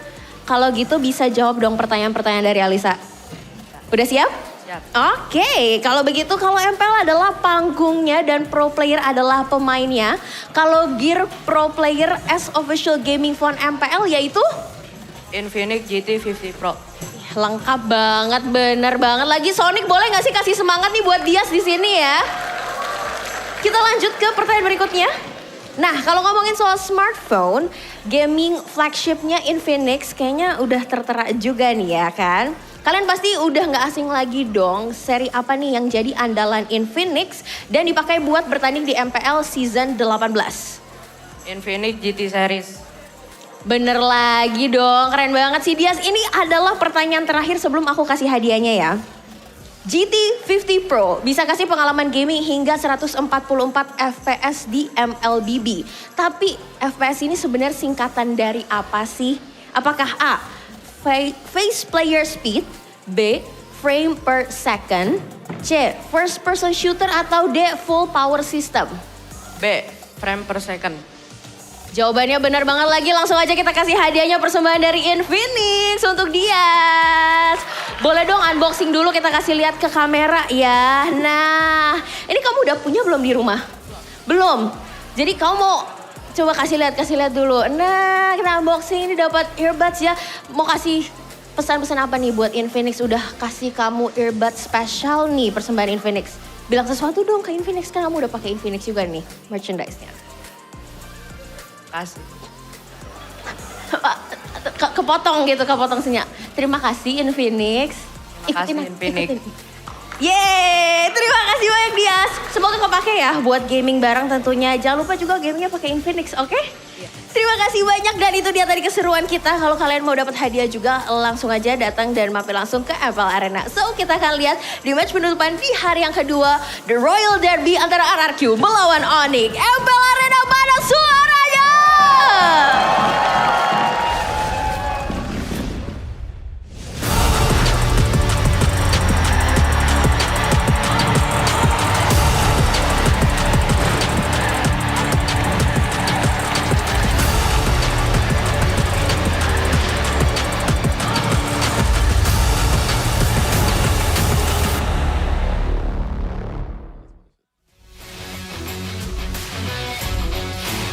Live from MPL Arena, Jakarta.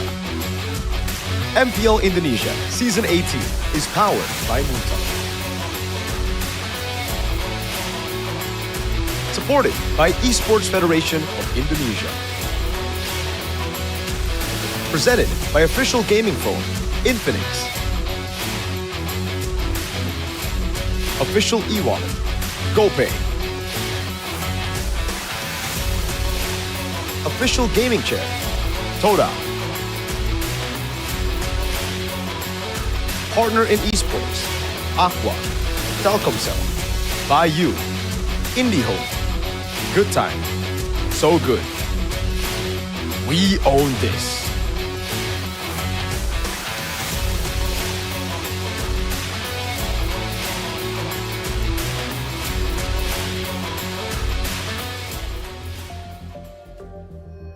Historic clash between two of MPL ID's giants.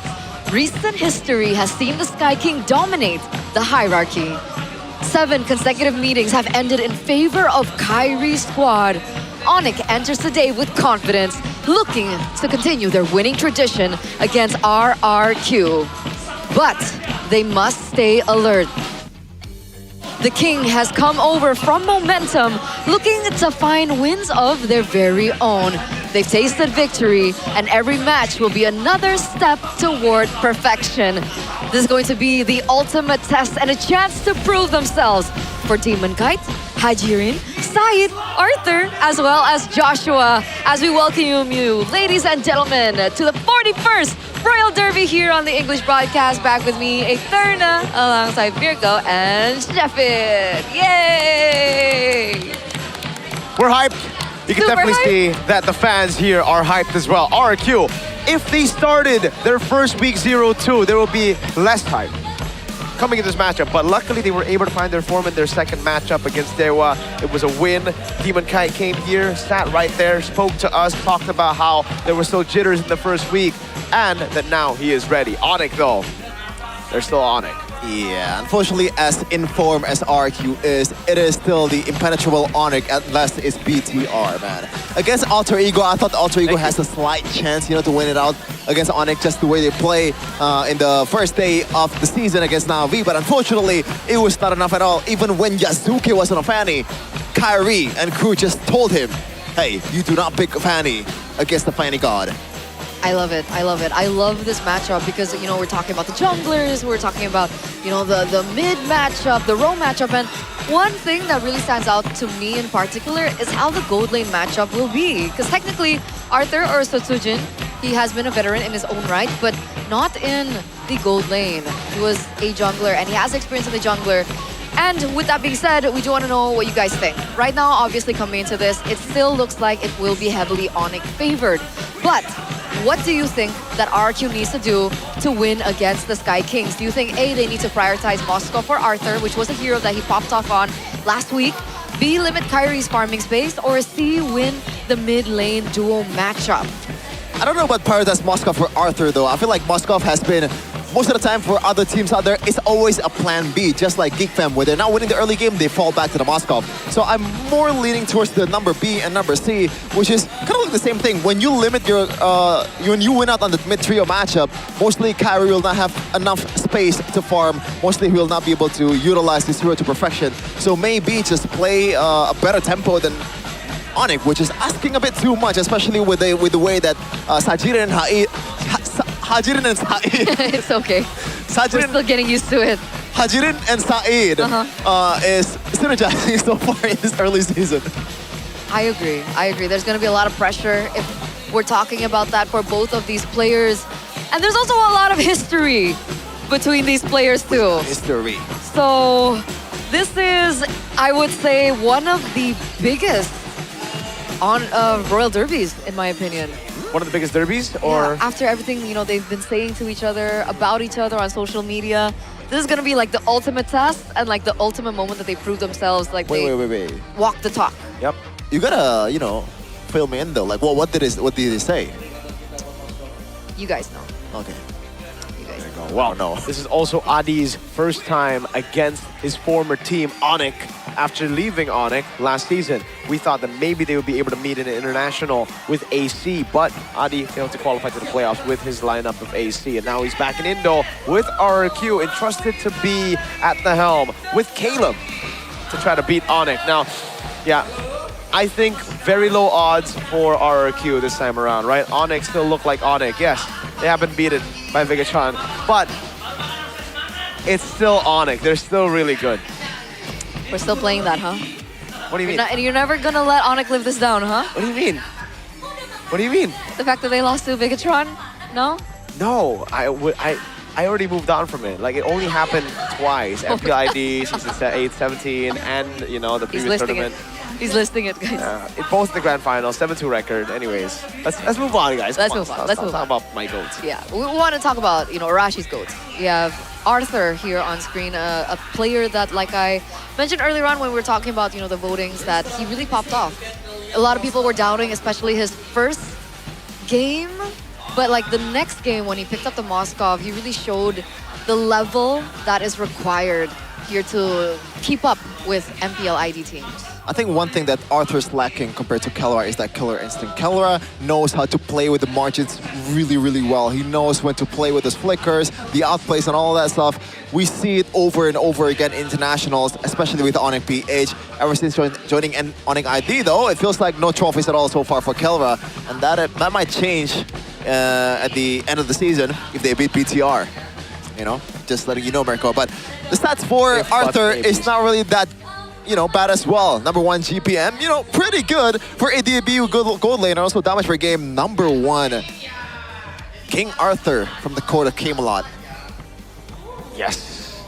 I think that would be a very crazy story. If he is able to bring RRQ back to the top, King Arthur, what a story, what a moniker. How everything can just be set together, but we can look at this, right? Onyx versus Alter Ego. In that first matchup, Onyx were able to win against the Fanny, yes, but even in game number 1, they were able to get a stomp. So, walk us through this, bro.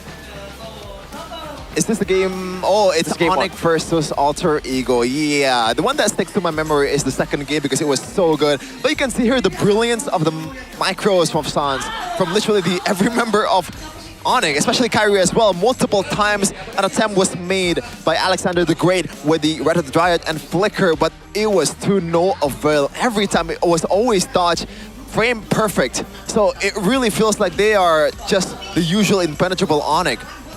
And a lot of teams are not on their level just yet. This is RQ's game against Dewa United. I thought it was going to be a Dewa win, but Arthur is just popping off with that Moskov. And this is the one game that I think is carrying his stat currently to the number 1 GP and also number 1 damage per minute.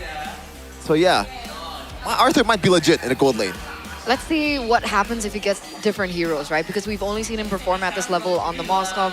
Perhaps it's a hero that he's comfortable with.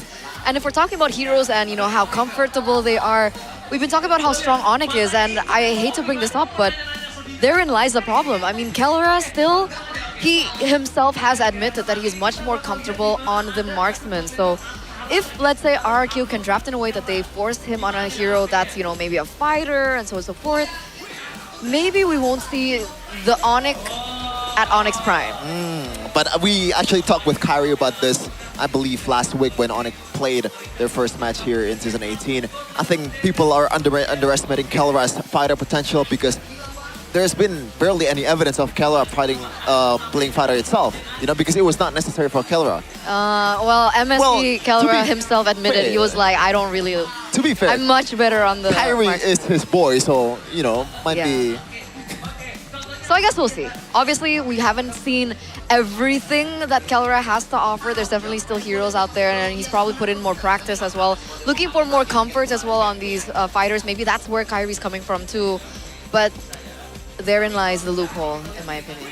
Why? Where? That's it. Oh, yeah. I don't know. I think it's also like we don't want to see any more fighter goals anyways.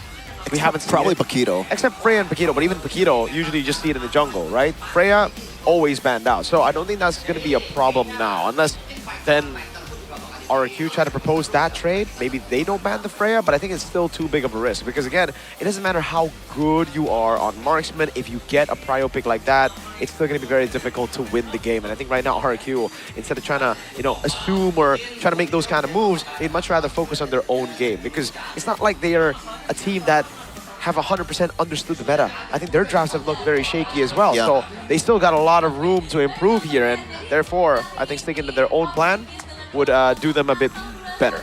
Okay, so drafts. What else needs to be, you know, prepared?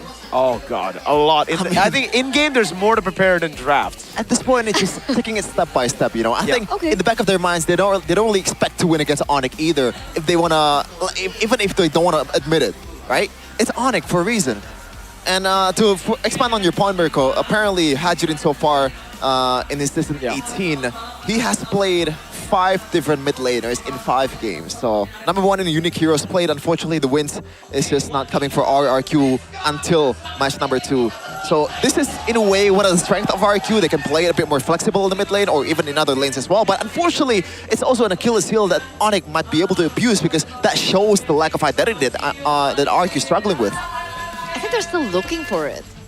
Identity, for sure. Because I mean, Arthur stepping in is not an easy task. Demon Kite as well. And I think last week was when we were talking about Demon Kite and how he's, you know, taken the role of a shot caller, and that also isn't easy, especially he's coming into a foreign country, different language. He has to learn that style as well. And initially it was Rins that was shot caller. It was moved to Saeed, and then they thought maybe Arthur could come in to shot call for them, but it didn't work out as well. And so they're trying different things. They're still looking for their rhythm, but I think still with the experience that someone like Demon Kite has in these situations, especially when it comes down to mid-game, to late game, I think they have a solid thing going for them. It just goes back to how they can communicate to each other properly in the game. Yep, it's all about that. And we'll find out if these weeks, I mean, at least just 1 week before or this matchup has already kind of given them enough time to fix those issues, because we did hear from Demon Kite that there were still communication issues between him and the rest of the team. Speaking English, not a lot of people understand. Only Arthur, I believe, and Joshua. So Hajirin and Saeed, they gotta still catch up. It's very difficult for the trio mid if it's disconnected, dude. Because the simple things they understand, right? Like go in, turtle fight, yeah, back. It's just like when he has to elaborate a little bit more, or has a little bit more like intricate calls, that's when things get a little bit tricky for them. Yeah, because those are very important, especially once you get to the late game where you get a bit more creative, setting up a trap in a bush. You know, which bush are we taking? You know, which one? Yeah, how do we actually time our CC? How do we actually do it down to the minute detail? Those kind of stuff cannot be communicated if you do not speak the same language. Unfortunately, though, do you guys think it's DK that has to adapt, or the whole team that has to adapt to DK? I feel like us as English casters, we have a bit of bias that, you know, maybe we should adapt to the international players. Every human being on the planet should be able to speak. I'm joking. No, yeah, I think Demon Kite needs to adapt to Indonesian. Unfortunately, that's just the case. Majority of them don't speak English. Yeah. Yeah. Or a little bit of both. Maybe. Learn each other. Like we learn each other on the desk to find chemistry too. Yeah, but anyway. Royal Derby RRQ, the Kings of Kings are ready. And here they are with their official team roster. Joshua, Demon Kite, Hajirin, Saeed, and Arthur. Week number 1, we saw some mistakes, but we know for a fact that they've come here with even more to bring to the table. Here we go, ladies and gentlemen.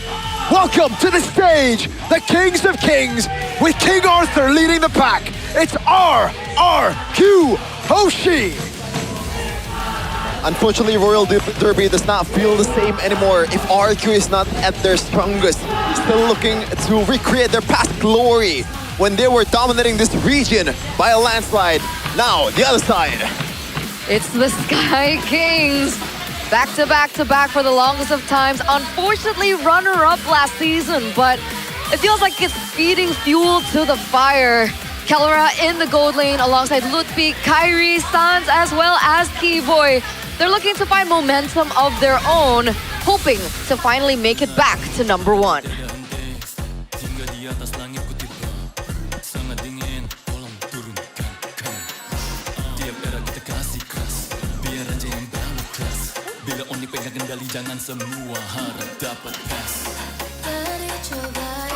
And there lies the question, what is a king to a god? The Sky Kings make their entrance again, back into their domain, MPL ID Season 18. In the Royal Derby today, this is Onyx!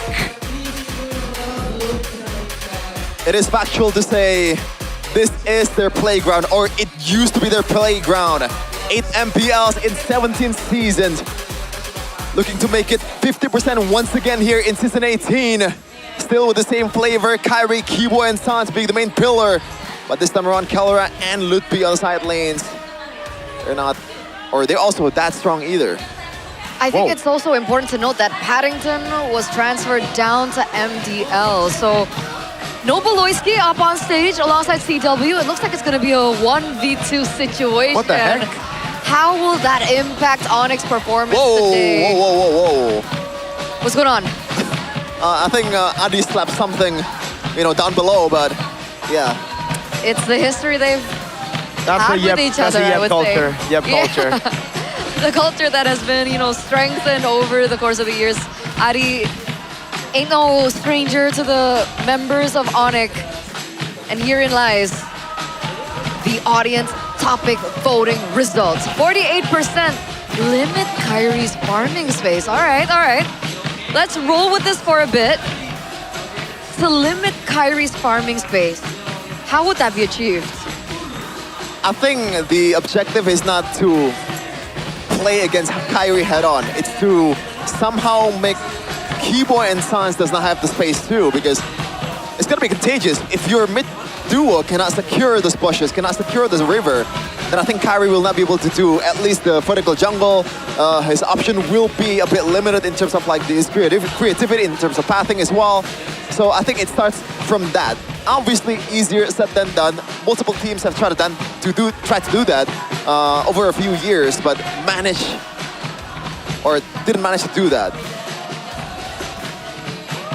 As you were talking about it, I was like, how do they do that? Do they try to limit, Keyboy's heroes? Do they try to limit Sans' heroes, force them on something they're not comfortable with? I guess perhaps it could be answered here in the keys to victory. Unfortunately, I think keys to victory, unfortunately for RRQ, keys to victory for Onyx is to just play as usual. This is the standard that they're playing against, but I'm gonna read it anyway. Shut down Demon Kite early and disrupt RRQ's jungle tempo.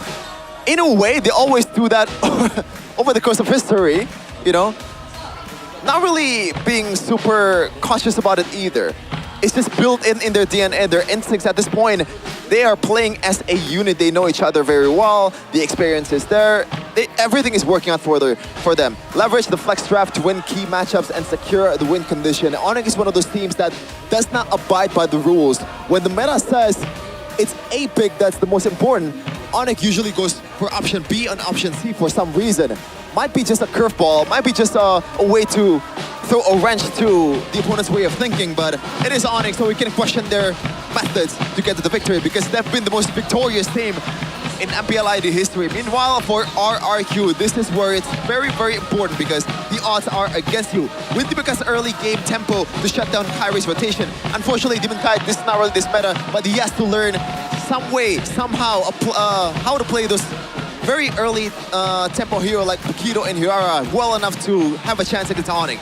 win the mid-duo matchup to limit Suns' map control and create space for Demon Kite. And speaking about map control, out of 5 heroes that Hajirin has played so far this season, there is no Selena at all. It used to be his main hero. It used to be first place ban, even against Onyx. So maybe this time around, if they want to actually control the early game and play with the tempo, Selena might be the option. Don't play reactively, look for pickoffs and initiations before Onyx can set up for themselves. I think at this meta, it's whoever strikes first has the better chance. Obviously, you can draft a good way to counter-engage. For example, the Baloric has been very prominent. The Minotaur has been picked for a reason. But mostly, if you can actually engage well enough and in a fashion that's not really too chaotic and like always calculated, you should be able to get the victory. Yo, Adi kind of moving crazy with that head warmer. Anyways, yeah. Those keys to victory. I think playing with tempo makes a lot of sense here for RRQ. I think that's one of the main wins, main ways you can actually get a win here against Onyx. Onyx have shown that a couple of times when they lose out of the early game, that they can still be shaky.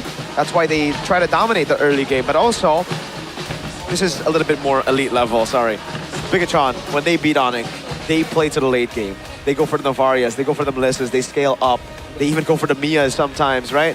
So, if RRQ have the capability to pull it late, then maybe they'll try to go for those late game compositions. But if not, yeah, maybe just stick to the basics. Okay. I miss Baloy.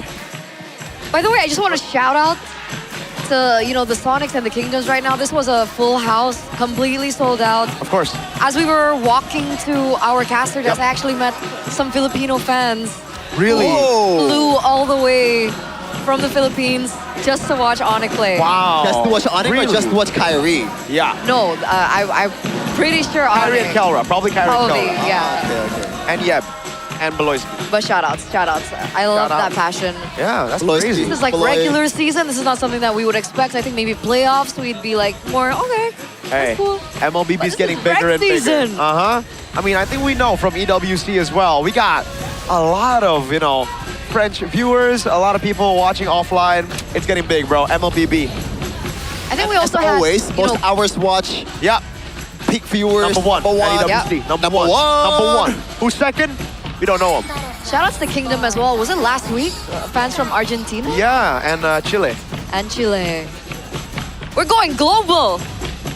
We are global. Always been. Yeah. We should fly to like other regions too, like Singapore, Malaysia. That is not really global, bro. That's that's like Southeast Asia. That's the basic. I mean, like we've been there. It feels far, but anyway. Dude, Paris was far. Game number 1, Royal Derby, Onyx on blue, RRQ on red, Atlas Paquito Zushin banned out, Marcel Fanny also banned out. We're looking at, you know, early game tempo heroes starting to get limited. Oh my God, they need to and surprisingly so, the YSS also gets banned. It's Kyrie is known for the YSS, yes, but is the meta known for YSS? But yeah, this is the elephant in the room. You leave out the Freya to Kelra. We actually talk with Kyrie about this. There is a reason why Kelra was not able to play Freya at all. It's always not open for us. So that was one thing that he's kind of like whining about to the other teams. Please leave the Freya open. But I think Coach Adi, he knows what he's doing, right? There's gotta be a plan. He knows that this is a risk that he's working with. So the plan has to be as good. Yeah, the fact that Onyx also banned out the Paquito means they don't have a response to the Hirara straight up. And against the Melissa as well, do they pick up the Novaria? That's the question now. Novaria pick up here, plus what jungle? Harley? Because you want to flex the Freya all the way to the end, right? So I don't think you want to go for the Claude. They could go Nolan, no? Yeah, Harley and Novaria seems to be the best. Yeah. Selena. I like that too. Yeah, but a bit more reliant on the early game then, yeah? Because it gets difficult to go over to dive Melissa later on with the go away RRQ. I think the Beleric should just be the pickup here. Yeah, just Maybe- way to punish the Freya as well. Yeah, and maybe also that's the point, right? Maybe they want to play the early game, more tempo with Selena, Harley. Freya as well, still flex. Maybe RQ is taking a pitch out of Navi's book. They want to play it super late in the game, but so far there's no scaling mid laner that I've picked. And even if they pick the Novaria, I don't think it's gonna be as good as Onyx picking Novaria on Blue 3, because you have an answer to Novaria already with the Harley. What about Barat's Red 3 here? I think that's why they're thinking about it, right? Oh, but they instead go Ruby. Huh. And it is a flex for Saeed and Joshua. But here's the thing with Adi's drafts. Sometimes we see priority on heroes that I just don't think are that prio. At least the Esme is gone. Thank God. Yeah, you're right. You know what? One pick had to go for another to shine. Sure. Either way, not a fan. Esme, Ruby, whatever it is. Let's see. What do they ban out now? The Claude makes a lot of sense still if they're thinking the Freya goes XP, and this is why the Freya gets so much value. I think for Onyx, they don't really care about the Ruby, so they're just going to go and ban out the Belleric as usual, right? And there is still a way for Onyx to flex the XP, so Esmeralda could still be banned for Onyx. I'm not sure if that's going to be the route, you know? But there's one thing that I want to point out. So far, Sans is not really known for the Selena. I don't remember what's the exact story, but apparently Sans was not landing the arrow, so you know his teammates makes fun of it, and it stays with him until this day. Oh no! Hopefully, it This can be is his different this proving time. ground. Yeah. This is where he finds his redemption arc. And if you establish that you can play the Selena, now the opponent has to be a bit more careful from now on. Unless you're Bigatron. Statements, I think, involved here for Onyx, particularly. Freya, again, still flex, so you do see that the Brody and the Claude gets banned out. Protecting the Melissa lane, Phoveus gets banned alongside the Uranus. Now, that's a hero that we haven't really seen being picked or banned in quite a while. But in this case, it actually makes a lot of sense against the Freya. That means they actually want to put the Freya in XP. Freya, Selena also, right? But in lane, the Phoveus will have a good time against that Freya. All right, I think they have an idea now. Freya goes to the XP lane. They can actually pick up the Esmeralda. I know that sounds crazy, but it's pretty good against the Freya. Flex the Ruby into gold later on. Oh, sorry, there's already a Melissa. My bad. I think Ruby's locked in. I think it's Ruby Roam, no? So, Esme, XP, Ruby, Roam. Yeah. But okay, then last pick it, right? You go for mid lane first. Mid lane, save Valentina. Tico Kadita again. Again. Yeah, this was one of the 5 unique picks that Sheffin was mentioning in the first week. Oh man. At least it's not with the Tigreal, bro. I'm never a fan of a Kadita in pro play unless you have an established like a pick and choose kind of like pick off hero like a Kaja or a Kalea, and your opponent cannot rock a Purify. Because like you only have one ultimate to work with. If you actually mess up or you engage, then it's all done. Yeah, I think they're anticipating perhaps like a Clint pickup. Technically, Clint can't go Purify. I mean, because they banned out Claude and then Brody. Yeah. So if they go up against the Clint, I think it would be an easy target for the Kadita. Are you thinking the Kaja? No? Kaja Beatrix, is that what you're thinking? No. Against the Kadita, but you know. It's just Barats, they do not flex the Freya into XP, so it goes gold. And the Barats comes up after the Uranus ban with the Badang signature for Keyboy. Normally, I would still shout the Esmeralda over the Uranus, but this CC lock of Badang, of Selena, and all that, I think Uranus would be better. But it looks like they want to flex the Ruby towards EXP and play with more tempo here. Now, I think that also elevates the potential of Kadita as well, because now it's harder to evade the Kadita. Damn. But if you mess up on your early game, then yeah. This is going way back for Edok, though. Wait, they're picking this to a Badang, though. Yeah, that's why I'm not a fan of it. There you go. There you go. Right. As Go expected. Esme. Yeah. So, what do you think about the overall drafts? See, even if RQ has the winning draft, I think Onyx is better, you know? I would still go for Onyx. Yeah, same here. So 2 for Onyx. Yes. I mean, last time you guys voted for a particular team, that team won, lost, sorry. What do you mean? We said Navi? Yeah, Navi won. I think game 1 or game 2. Game 2. You guys were both for a certain team and then they lost. So I have hopes for RQ. You got this. I actually predicted RQ because Obawa needed a friend. I saw that. Yeah. I saw that. So, yeah, you guys will see that. In the game, we're gonna see the talent predictions in the game. But here it is, Royal Derby. 7 times in a row, they have not been able to find a win against the Sky Kings. With a new lineup, with Demon Kite coming into the fray, is this the answer that RRQ have so desperately needed? And if it is, it all starts from game number 1. Let's go. Let's see it. Saeed and Hajirin. Last time it was the Kadita with the Tigreal. No prio at all. They just got rotated everywhere. But now it's with a ruby. So is it any better? Oh man, not sure, but look at that tempo from Kyrie and Sans. Yeah. They are done with the purple buff in a second, but shout out to chat, but I just realized that it's a very XY chromosome heavy draft here for RRQ. It's a very what? XY chromosome. It's girl power, brother. Girl. Oh. Yeah. Oh my god. Look, it's Melissa, Yeah, Ruby, okay. Kadira, know that. Hirara. Oh, look. Me. Oh, wait, OG. Wait. I thought me and Omwawa were special. Nah, everyone literally goes Y'all are actually trolling me right now. Arthur's gonna get ganked. This is gonna be first blood. Can we switch back? I'm not enjoying the prediction anymore. I thought it was gonna be special with So Omwawa. we can be like English versus Indo. Yeah, but that's not even fair because like obviously Onyx will. Anyways, Abyssal Arrow. Dude, and all the while at the mid lane, Sans is actually winning it out against 2v1. Hajir inside got gapped by a single Sans. So far it's not working out at all for RRQ. Only 1k in the first minute. Ew. We've seen a lot of comebacks from the Melissa. I don't think we should count them out just yet. This is so sad. Arthur's first time in the gold lane. Well, his second week as a gold laner, and he's up against Kelra. And I assume that level 4 is going to be lit for Arthur, so Kyrie don't even have to go for the turtle. He can just gank Arthur and dive towards the backline. And because he is very vulnerable at this point. Yeah, and Arthur won't be able to do much here.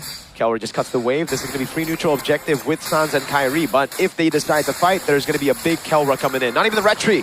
Free for Kai. Yep. Very quick, very decisive here by Onyx, and we saw the emblems. It makes sense how Kyrie and Sans are able to rotate a lot quicker. Keyboy as well. They don't clear just as fast, but they've been everywhere around the map, and Arthur's really feeling it. Now, it's another pick.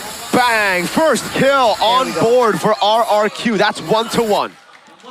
Okay, just want to say to the chat, I'm sorry, I got it wrong. It's XX instead of XY, but that's not really important.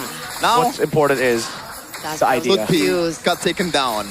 I mean, it's a sacrifice that's not really, the worst for Onyx currently. Like, the economy still definitely shifts towards RRQ, but at the end of the day, it's a frontliner. You can work with that in the mid game.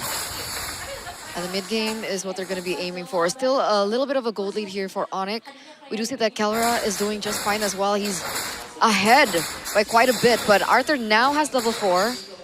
If that actually changed the dynamic in the gold lane at all. Yeah. Level 4 though, so right now it's much more safer for Arthur. Onyx cannot just get inside and punish Arthur immediately. Has to kind of like layer their CC. Maybe Sans get a good Abyssal Arrow, but again, it's hard to do that when Arthur is playing it safe with the Purify as well. Kelra will just get this one, surely. Yep. And now, Sai will be the target. Ooh, just a bit of poke.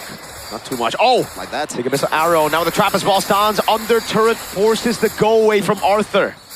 But it's still safe to Purify though, so that's good for him. A little bit of a mirror play from RQ in the top side of the map, but Hirara and Asme don't think that they can do too much to a Barat at this stage in time. So they don't get much out of it so far. And of course, 6 seconds left for the first turtle to spawn. Demon Kite a level below of Kyrie as it stands. He does catch up to level 7, so we'll see whether or not RQ can manage to get the second turtle of the game. Ooh, the arrow didn't land, but Saeed used the I'm offended. Onyx, I think, had complete vision of that. Knows a big resource has been sent out. Let's see now, walking up. Arthur on the gold grab. Kelra gonna try to steal this away and will be able to secure it away from Arthur. Now Saeed postures up. Big chomp. On it, Kyrie with his own in the back. Kelra pops in. Oh, retribution win for Kai. Go away, locking him down. But Kelra still doing a lot of damage now as Joshua is able to sustain back up as Kyrie pops in the deadly magic. But nobody will be taken out for now. Breath of the Ocean. Keyboy with a jump in the flicker. Joshua right there, but Keyboy will fall, I believe, to Joshua on the Esmeralda. Now Kyrie with a poker trick coming down as Kelra is able to go for the chase. As Sans walks up, and now it's the Purify out from Joshua. Oh, he's burning down, but he gets out. So close. He still is able to recall, so he does get out of that particular escapade. 2-for-1 trade, but it does still look like Onyx will be able to pick up the next objective. Hajirin! He gets completely eliminated. Kyrie knows exactly who to target, and I gotta say, the Kadita in this game, once again, not having the best of luck, or time. Yeah, and when you're not winning against with a Kadira draft, then it gets worse for you. You do not have the early burst anymore to burst on the frontliners or even the backliners of Onyx if they atomize properly. And one thing that I worry about when the Kadira was picked, aside from the fact that it's so one-dimensional, is the fact that Onyx probably the best team that uses Kadira historically in MPL ID, so they know the in and outs of this hero. Yeah. That's the thing. And you know, the Kadira usually functions on vision or lack of vision. And the fact that you're up against a Selena, a hero that can put traps in certain bushes, it also denies and alleviates the kill pressure that the Kadita actually has around the map as well. Yeah, and oh man, even in the second turtle earlier, Hajirin was trying to make a prediction play towards Kyrie, but Kyrie is just, not only he is smart, he is so mechanically gifted, so his reaction time is godly, man. There's no way he's gonna be caught up by those Breath of the Ocean. Not the Breath of the Ocean. What's the call? What's the knockup? Breath of the Ocean. Oh, it is? Yeah, you got it right. Don't second guess yourself. Oh, Arthur! Arthur's dead, bro. Even he pops the go away for the extra shielding, but it bypasses it. Kai is doing too much damage. Big chomp. Keyboy now with the follow-up as well. It's going to be Kyrie with the poker trick. Saeed taking a half HP, a quarter now. Kelra's right there. Petrify! Able to find Sans, but he's able to walk away now. Is asking for the all-in as Kelra walks up with the Valkyrie as a set. Now onto Demon Kite, who's still able to secure the purple buff, but now it's just Onyx who set their sights on the objective. They don't need more than just that one kill, and Sans got away without Flicker. I find that really unfortunate. Yeah. Hygierian finally gets a pick onto Sans, but even with the Genius one, it's still not enough damage to one-shot Sans on a Selena. Dude, that's literally what I said. Like, I was maybe exaggerating just a little bit when I said that the backliners will still be safe, but in the back of my mind, oh, maybe if it's Sans, it can still be bursted down. But no, apparently it's not enough. So what the hell do you do at this time? Even Kyrie, this draft is function to the third Kyrie, right? The Ruby, the Kadira. It makes Kyrie second guesses everything. Hold on. But somehow he was able to get the solo kill, but now Keyboy. Bro, what the hell? Keyboy is walking away now. He gets taken out. Yeah, you deserve that, bro. That was way too deep. What the heck, man? At least they got a turret, so all right. I guess you wait for items, right? Back to your... Oh. Okay, no. Max range. They're not gonna play with that. But I think they just wait for more items. I think Hygierian needs to wait for more than just a Genius one, because not being able to one-shot even a Selena is a problem right now. And Hygierian, again, not feeling the best of impacts. And we're seeing it really travel onto and echo onto the rest of the members. Demon Kite falling behind, one level below. Oh, okay. Oh my god. What is that damage, my guy? Joshua's a tank, but he looks like another Melissa. That calls for an item check. Please. The shred. Thunder, Lightning Truncheon, Lightning Truncheon and Genius Wand. Yeah, we know that, but unfortunately we have to show the viewers too, but that's a bit too much damage, my dude, and Kelra is just whittling down the turret down below. Yep. Hey, it's not 9 minutes yet. Did they combo it with the damage coming from Sans? Oh my god, Demon Kai, you have to play this perfectly. Can you get the untargetable there? Oh, it's not perfect. He used it a bit too early. Sans now flickers out of the way, and that's going to be Keyboy with a jump in forward, able to find another. Saeed taking down Kai, walking up again, now with the Lightning Truncheon and the Genius Wand. He's going to go for the poker trick, but doesn't have the deadly magic just yet. Arthur, in the midst of it all, oh my god, now the deadly magic! Arthur, good night, buddy. We thought it was bad with Genius Wand and the Lightning Truncheon. Make it all worse. At the very end of it, he had the Divine Flame. Kyrie! They are playing with their food. That's insane! How are they looking for these opportunities? How is Kyrie able to go in so deep, not get punished? He's standing at 6-0-0 on this Harley. RRQ, absolutely nothing that they can do. Even Arthur, even if the winning condition was Arthur, Melissa, she's not even involved in these team fights. It's just a gap. Like, there's really nothing that I can break it down for you. Everyone from Onyx is just better. And shout out for Sans for buying a single healing necklace just for himself. Wait a second, Keyboy. Oh, with a oh my god. Dude. Yeah. Okay. Now the Valkyrie's descent over past the go away. Oh my god, he's going past it. Now he's gonna be the missile arrow not landing. Saeed with a massive stem, but he gets bursted down by Kelra, who's under the base. Brother, there are turrets that are in place so that you don't do that, but it doesn't matter. through the muddles, through the turrets, through RRQ's confidence. Kelra's in deep again. They hit that from the parking lot. Dude, they're hitting these shots from out of the court right now. Kyrie jumped on again, just tickles them. Kelra slicing the Esmeralda to pieces. Mid lane base turret taken down already. Now the bottom lane base turret gonna be next in the chopping block as Onyx try to go for it. A missile arrow lands again. Just a bit of poke, the trident swing to take the base turret down. They have taken 2 base turrets with Lord 1. Sans is silent. Come on. All right. Okay, I want to finish my point. The single healing necklace of Sans, I think is pretty interesting because he knows that he's going to be trading a little blows here and there, taking a few turret hits when he's diving in. So now he does not have to recall at all. Yes, that is true. But boys and girls, ladies and gentlemen, it's a 10K gold lead for Onyx. So feel free to scan the QR code. You guys can get a huge discount. It's basically free diamonds. And I guess thank you, Onyx, for game number 1. 11,000 now. That's a Magic Trinity now secured by Kyrie on top of everything that is going wrong for RRQ. 2,400 gold lead. That's a 3,000 gold lead from Kelra on top of Arthur. Is there a potential way back for RRQ, or do you just go There is. and go next? There are multiple. If Onyx lose connection to their phones, every single one of them, or if they all dive into the base, that is very certainly a comeback for RRQ. One other thing is, if we get 9 dudes to beat them up on stage, I think RRQ might, even then though, I don't know. All right, I'm just going to play the devil's advocate here, all right? Kyrie is a very squishy hero. Yeah.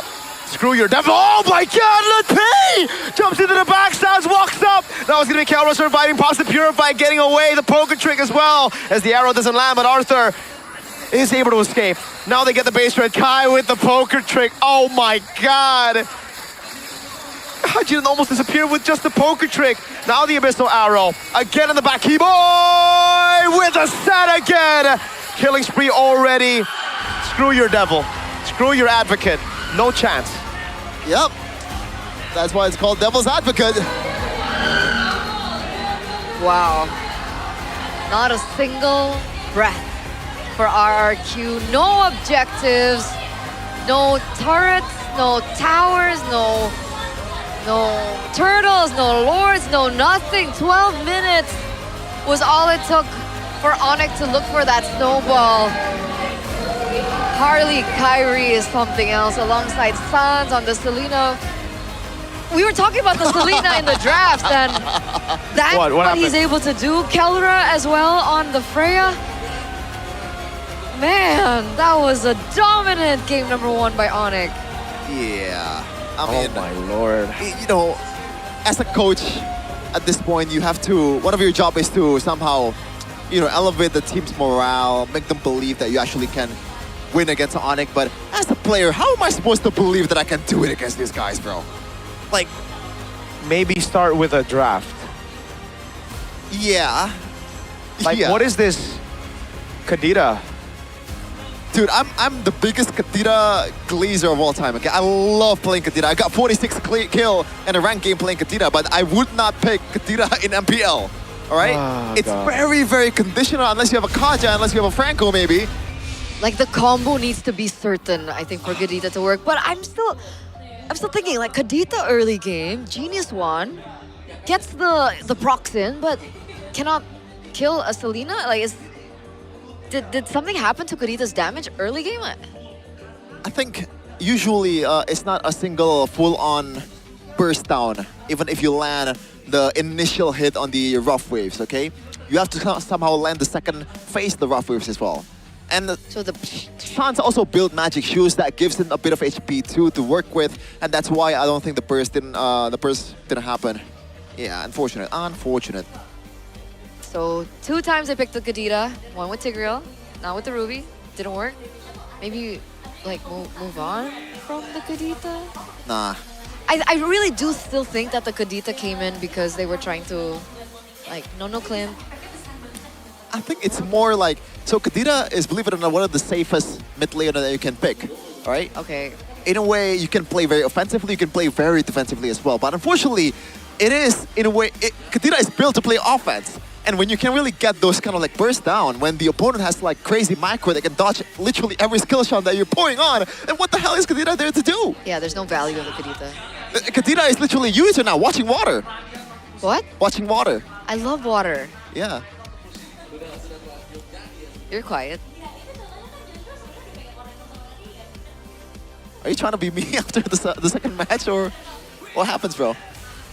I still speak when Eternal looks at me earlier. You know, I still somehow. It took it like a champ.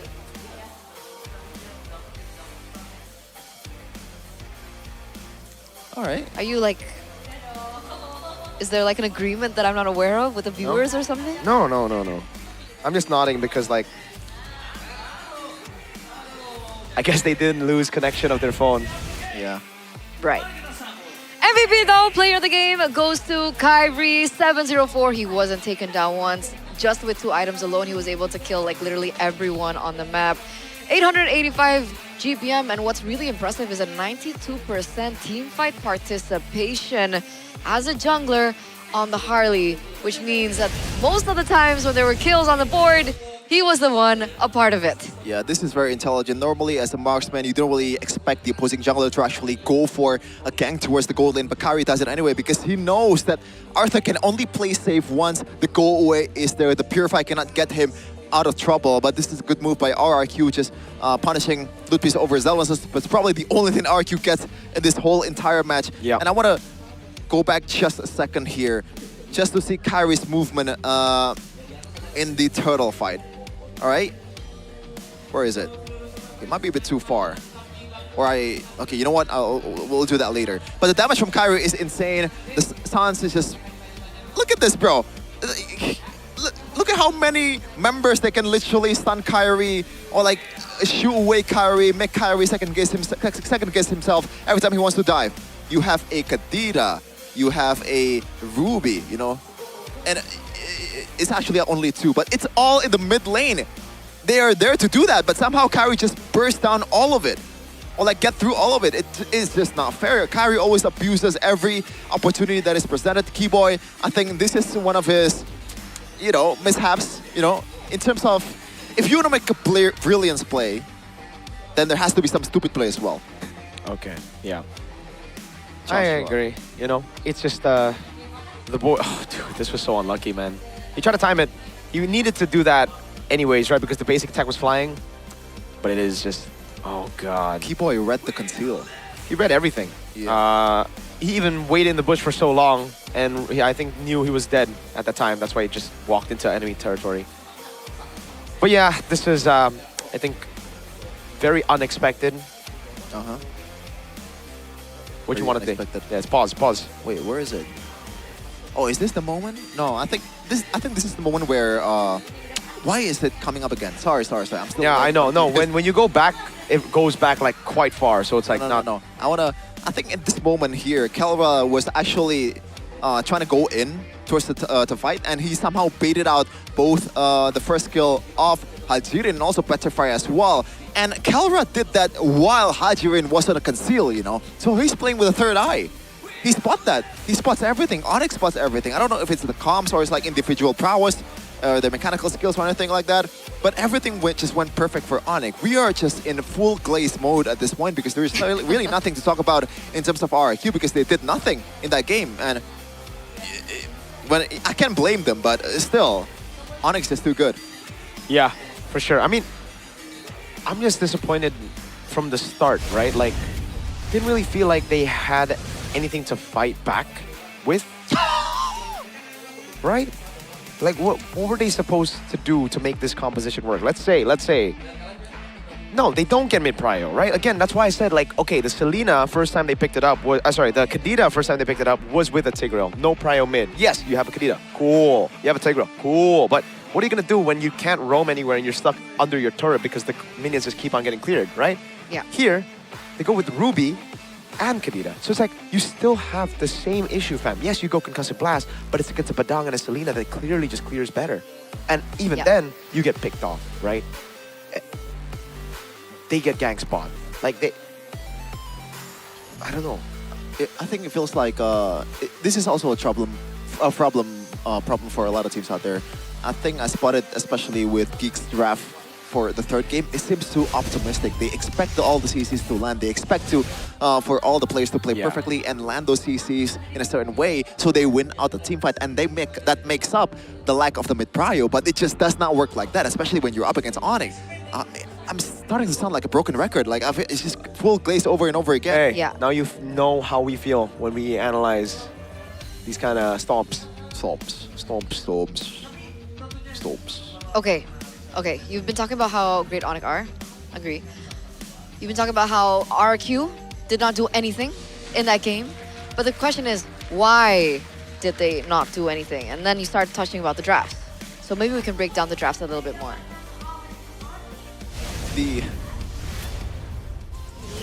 Tetap kembali memegang kendali atas RRQ, namun tentunya masih banyak hal yang bisa berubah di game kedua dan game ketiga. Dan kita tahu malam hari ini merupakan malam minggu, jadi kayaknya di sini banyak juga yang datang bersama pasangannya memilih malam minggu ke MPL Arena. Dan di sini kayak sudah bersama Alisa nih, ada kakak cantik dan juga kakak ganteng. Boleh nggak sih berdiri bergabung sama Alisa di sini? Halo, sini boleh dong, ke tengah dong. Nah, kakaknya namanya siapa? Kita kenalan dulu nih. Halo, aku Naila. Aku Rafael. Ada Rafael dan Naila. Kalian datang dari Jakarta, dari... Domisilinya dari Tangerang Selatan. Oh, dari Tangsel. Di sini ada yang dari Tangsel juga nggak? Ada. Oh, ada ya, di sana ya, ada Kingdom. BTW kalian datang di sini sebagai Sonic atau sebagai Kingdom nih hari ini? Sebagai Sonic. Oh, kompak sekali ya. Ini kalian berdua adalah pasangan yang kayaknya baru melangsungkan pertunangan, betul? Iya, Alhamdulillah ya. Udah nyiapin pantun juga loh. Oh, udah nyiapin pantun. Silakan atuh Bang, silakan. Oke, jalan-jalan ke Kediri. Cakep. Jangan lupa bawa hati. Artinya Bang? Walaupun cincin sudah di jari, tapi Onyx tetap di hati. Wah, gila. Ini Sonic sejati nih. Kita denger-dengar kalian udah jadi Sonic dari season awal banget nih. Iya, bener. Emang siapa sih yang paling kalian idolain banget nih? Beda nih. Kalau aku ngodain banget Kelra. Oh, Kera. Kalau aku Kairi. Oh, Kairi. Katanya. Oh, soalnya ganteng. Gameplaynya bagus. Emang Bang Rafael kurang ganteng menurut kamu? Ganteng. Tapi tetap gantengan Kairi. Iya. Oh, ini kan Kairi ada di depan ya, kan bisa mendengar nih. Iya. Ada yang ingin kamu sampaikan di sini? Aku kasih waktu dan tempat loh. Kairi semangat. Ada pantun gak buat Kairi? Nggak boleh tadi dikeluarin. Oh, nggak boleh dikeluarin. Karena Bang Rafael, kita mau tes dulu chemistry kalian berdua ya. Jadi kalian boleh lihat kamera. Kita ada namanya MPL meter. Jadi kalian bisa love-lovean, apipi-apipian dengan gaya yang paling lucu. Nanti kita ukur chemistry-nya. Oh gitu. Oke. Kalau gitu silahkan boleh lihat ke arah kamera. Take your moment with Apipi at MPL Day. Yay, Apipi. Kurang gede gak sih? Kalau udah tunangan lebih gede lagi. Nah, lebih gede lagi. Ya, oh cincin. Curang. Kalau ini udah ada cincinnya ya kan. Wow, 100% ya. Kalau gitu kita langsung aja kasih hadiah persembahan dari Todak Gaming. Unboxing dulu dong. Kasih lihat. Sini aku bantu pegangin mic-nya nih. Dapat apa tuh? Ada gak sih kalian mau bilang terima kasih buat Todak Gaming? Silahkan nih. Lucu banget. Thank you Todak Gaming.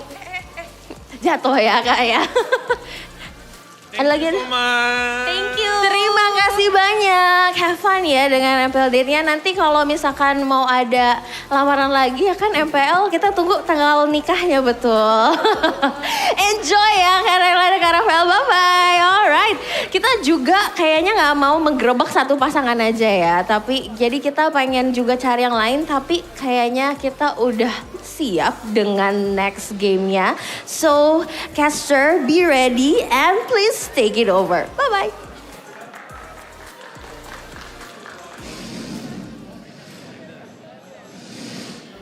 Game number 1 ended in a clean victory for Onyx. 1-0 up against RRQ in the 41st Royal Derby.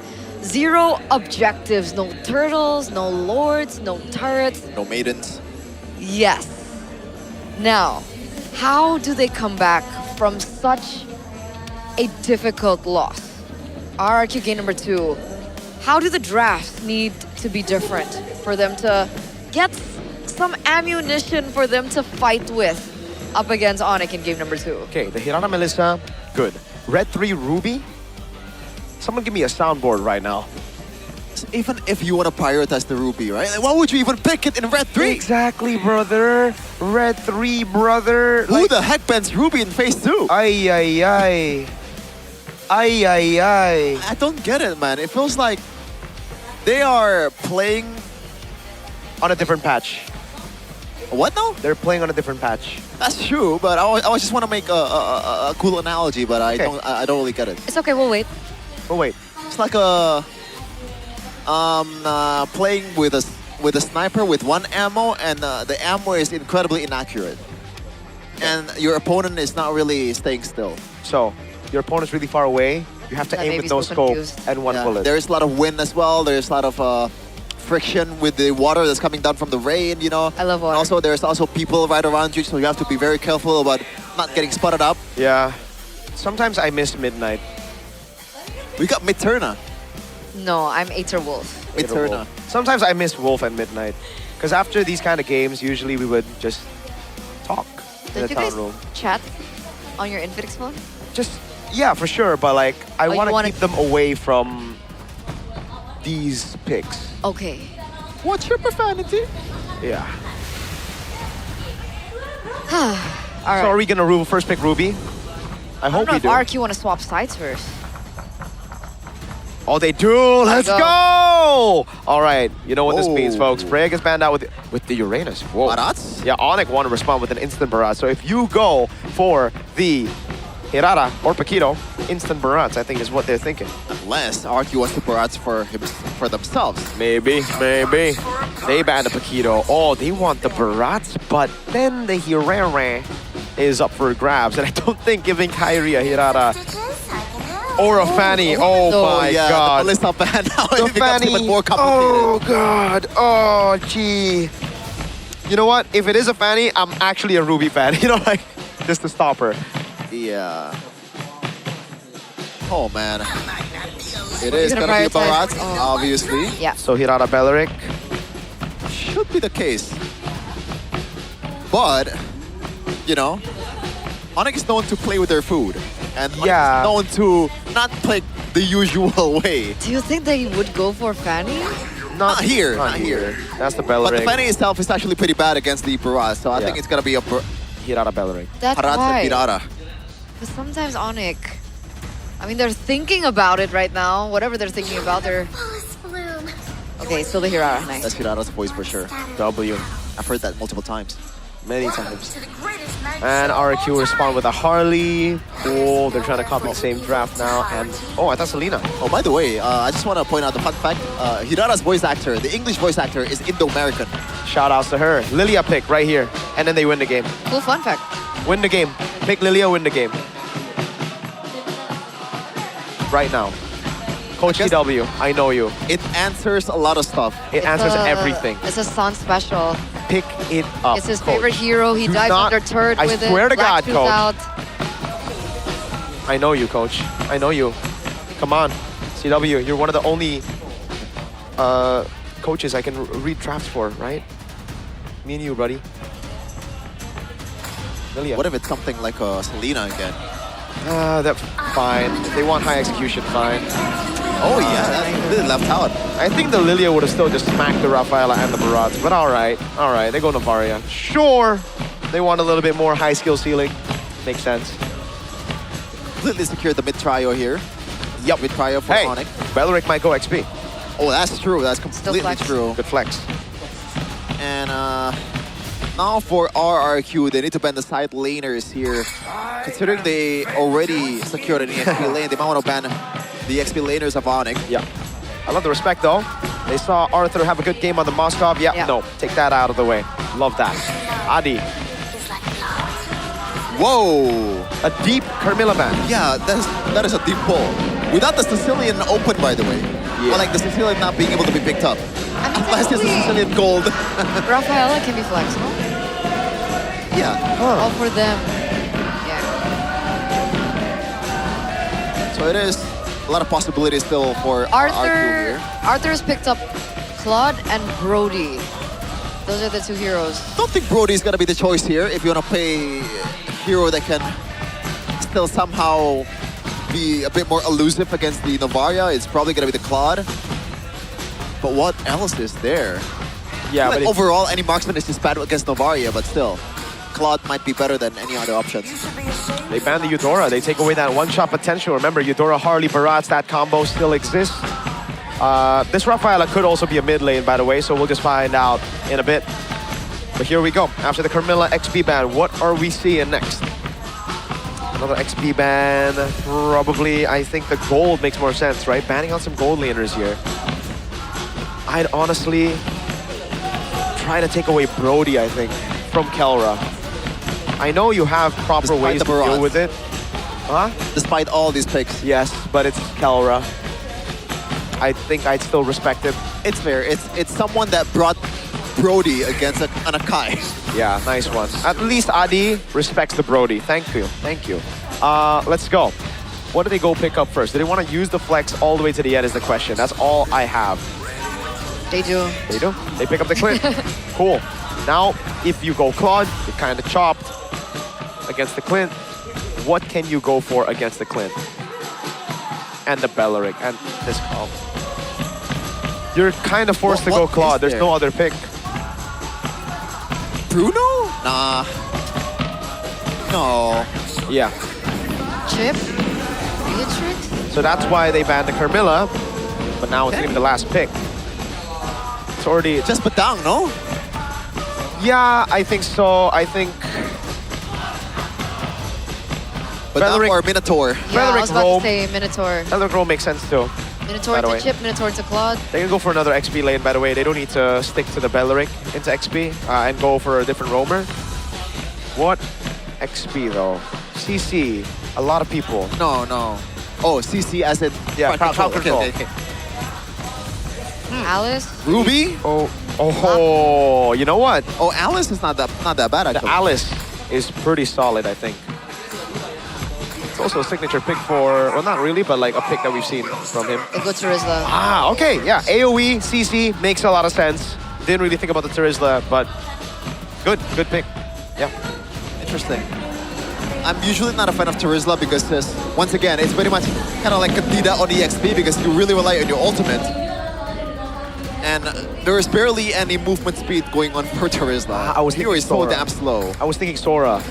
Oh, that's actually, you know what? I prefer that. Yeah. You can chase as well. That was what I was thinking about. That's why Terizla feels so, like, monotone in a way. Is it better in the lane? Because the Terizla actually beats out the Barats in lane. We'll see. So, Onyx or RRQ for game number 2? Again, despite what the hell is going on in the draft, we'll pick Onyx. Yeah. I think it is a significantly better draft though for RRQ. Okay. Improvements in the drafts as we head over to game number 2. Still 1-0 for the Sky Kings, 1-0. Can RRQ, with their last chance here in this best of 3, force a third game? We're heading over to game number 2 in the Royal Derby. Will it be a clean sweep? Kyrie on the Hirara this time around. Let's see this matchup again, but on different hands. Demon Kite on the Harley. Niall said that Kyrie and himself is two best Hirara currently in Indonesia, so we'll see how it will play out for them. But I just realized that, you know, despite the Carmilla ban miracle or in Eterna, they are picking a chip right into Belleric. So that's already a big question mark again for RRQ because Onyx already had the counter, but somehow RRQ picked it either way. But now we're gonna see the emblems though, but never mind. Can't go in just yet.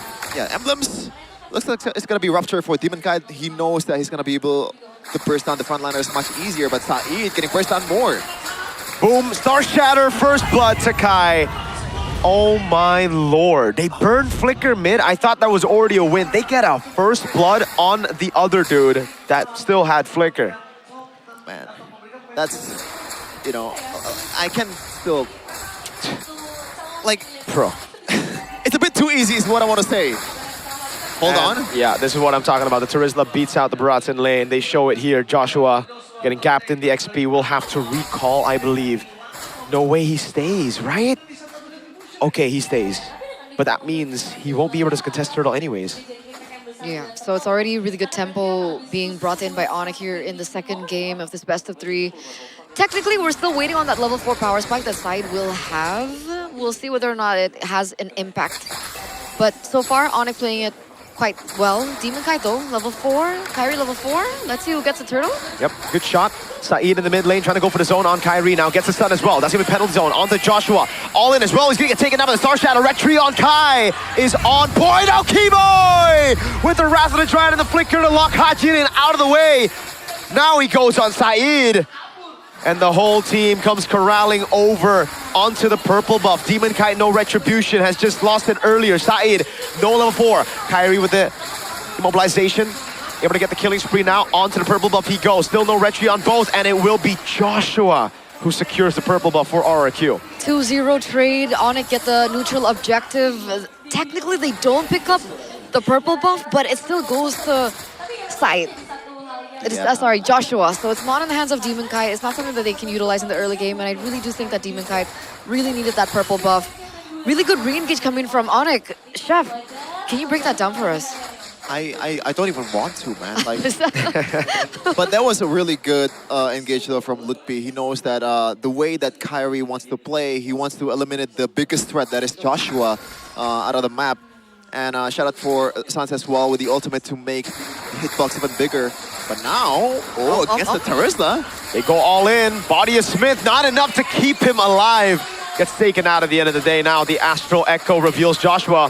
The whole team coming to corral over on Joshua. Immobilized, taunted. Now Wrath of the Dryad. Sans getting caught with a crash course, but the Wrath of the Dryad was able to lock him down for a bit. Now as Kai walks up, Star Shatter back in again. Oh, Demon Kai able to pick up the kill on Kai as Keyboy walks back to safety under the turret, and the Clint stays in the bottom lane to bully.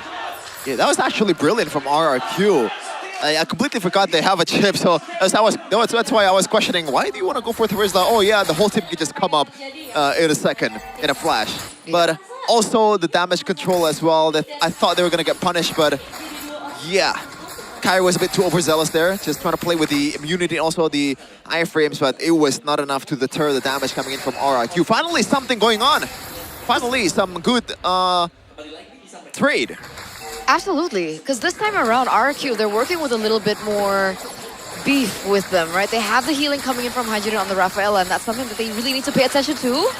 Okay. Oh, man. Double immobilization into the Star Shatter. Keyboy with the Wrath of Dryad and the Flicker back to safety now as Kyrie walks up in the respawn. Comes in with the penalty zone from Lutpi. Goes on to Hajirin. Joshua right there. And I believe the respawn was cancelled. Yeah. Oh, Lutpi. Wow. Very cheeky. It works the same way with Angela, so you gotta be able to be safer when you try to use that skill to respawn one of your teammates. But good news though, Arthur is getting all the gold platings on the other side, so it's not completely bad for RRQ in that moment. Yeah. He's what, 3,300 compared to Kalra at 3,700. Not that bad, only a 300, gold difference. Kalra though, very quick with it. Going to look for a turret in the top side of the map. Still playing the objective game very, very well. Yep. And he denies all the minions before he gets the turret. It is just perfect by Kalra in the lane. Did he last hit the tower? Is that a thing? Yes. Yeah, but it's mainly for all... They go on Keyboy, the tree, and now they go all in on him. Keyboy likes it, pops in the roots. Now Wrath of the Dryad survives for a long time. Bangkumis, I think he's going to be an RRQ fan for a while. So if you don't know the lore, Bangkumis always roots for the quote-unquote not performing team. Yeah. Let's say it that way, because I don't want to be too harsh. He's been an RRQ fan for 2 seasons, folks. Sans, caught on the shortcut. Flickers out of the way, and everybody takes a shortcut into the mid lane. And now they're in mid. Oh, Saeed, brother. Sans is starting to hurt only with one item. Staying there? Saeed? brother. Very brave. But he gets out. Okay, like Sans can still hit you, by the way. Oh my God! What the heck? I'm sorry. Downtown Saeed, brother. That is naivety at its finest. What? Saeed. You once is enough. He wants it. Oh, Hajirin Rafaela. Oh my God, that's illegal, fam. 4 members on the Rafaela. He got hit the first time. Oh my God, man. Dog. Oh my I think it's God. already That's not how you do it, Cuh. bad enough that you stayed in the bush near the tunnel and you did it again. What is... I have very similar reactions right now. I am thanking God that I'm not an analyst here. Pressure is starting to get to them. That's okay. Let's reset. Let's reset. Oh, you know what? I'm saying it with love here. I'm saying it with, you know, maybe Saeed expects Sans to make the 200 IQ play instead of the usual 100 IQ play. You know, you don't get it. You don't get it. Maybe Sans is predicting that Saeed will be maybe outside of the bush or something, so that's why he's going for the obvious position. That makes sense. There you go. Oh, half held on to Arthur. Yeah, that hurts a bit, you know. Just He has a to tad be careful, man. That follow-up from Kyrie was very, very close. And it does seem, though, Demon Kite is trying to do some work, right? He's trying to push in that top lane. It is going to start pushing, forcing Kyrie to go and clear that. They still have Arthur to rely on. They do. But unlike the Moskov game that he had against Dewa, Arthur hasn't really been able to farm that much. Like, he's been in the side, sure, but his power spike is very delayed now, and that's an endless battle and a gun. 700 gold difference right now. Honestly, not too bad. He's still doing well, considering the circumstance, but still it's delayed, and the Star Shadow lands again, and that's a glowing one, so Hajirin... Oh, God. I'm still stuck, bro. I'm sorry, like, my mind is not mining right now, currently. Can't blame you. 4K, gold lead for Onyx. I'm just gonna see whatever on the screen. That is an interesting item, though. First item priority for Joshua is gonna be the Guardian's helmet, so I think he knows that he is gonna be playing with the chip, you know? And when the chip is done, he's gonna be back, and he wants to not recall as much as possible, and that's why the Guardian's helmet. But still, I'm not sure in this kind of losing position it's the most valuable item. You gotta be able to survive first before anything else. This is his pick, to be fair, right? The Terizla. Like, that was what got him viral, I believe. Penalty zone flicker. For the wrong reason. Bottom wave's looking good. Onyx don't really care about it. They know that there's going to be a shortcut if they go into bottom lane, so they stick together. And they'll just look for a play. They have the lead to actually be comfortable to go for poke and fight. So it makes a lot of sense. Boom, bang. This Dino is taking the beating, man. Yeah, it doesn't help that the Dino is fat as well. Whoa! Keep your eyes on Saeed. My eyes are on Saeed right now. Yeah, he was in position there, but... Oh. They go on Keyboy. And now the Deadly Magic as well. Rather to try it, popping them out. Oh, Keyboy stays alive. Saeed in the back line, pops in the shortcut, but everybody's already down. Oh, Penalty zone. Sans is right there. Look P able to go for the damage now as Kelra walks up and oh! Sheriff Kelra's in town, partner. In the back, it's Saeed who jumps in with a crash course, but Kai picks him up with the helmet of turret. Lutpi swinging a hammer. Sheriff Kelra's in town. Yeehaw. 2 members out and about. Demon Kite still standing. There is still a possibility for a Lord Theft, but Sans' ultimate again hits out the Demon Kite. There's no way for an angle. There's no way they go for the steal. They played that so intelligently. Yeah, and also the cancel from Lutpi as well was so huge. Sans was able to survive because of that. Just look at Sans' HP.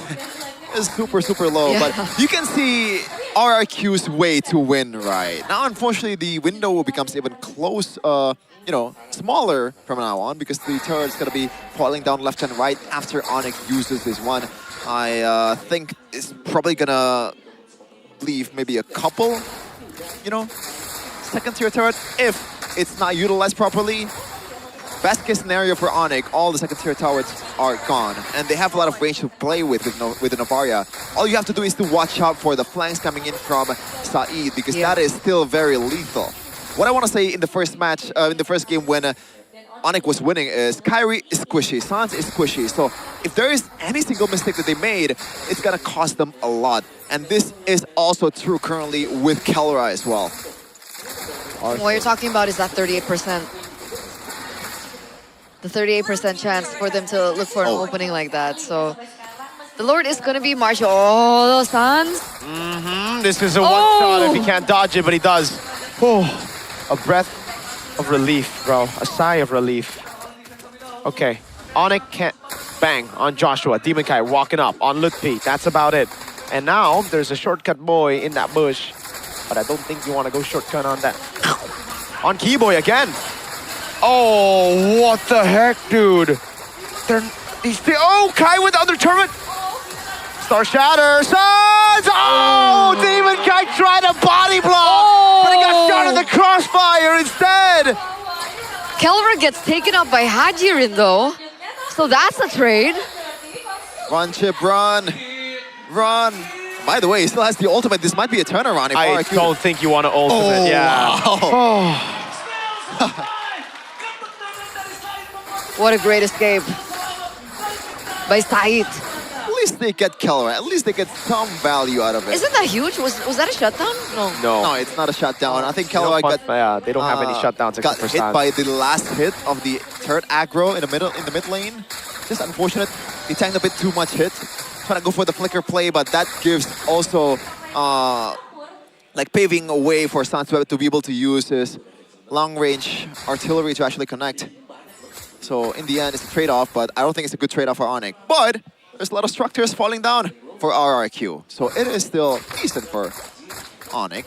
Unfortunately, though, the Lord spawns on the top lane. So somehow, some way, the wave control is easier for RRQ to do, especially with the chip.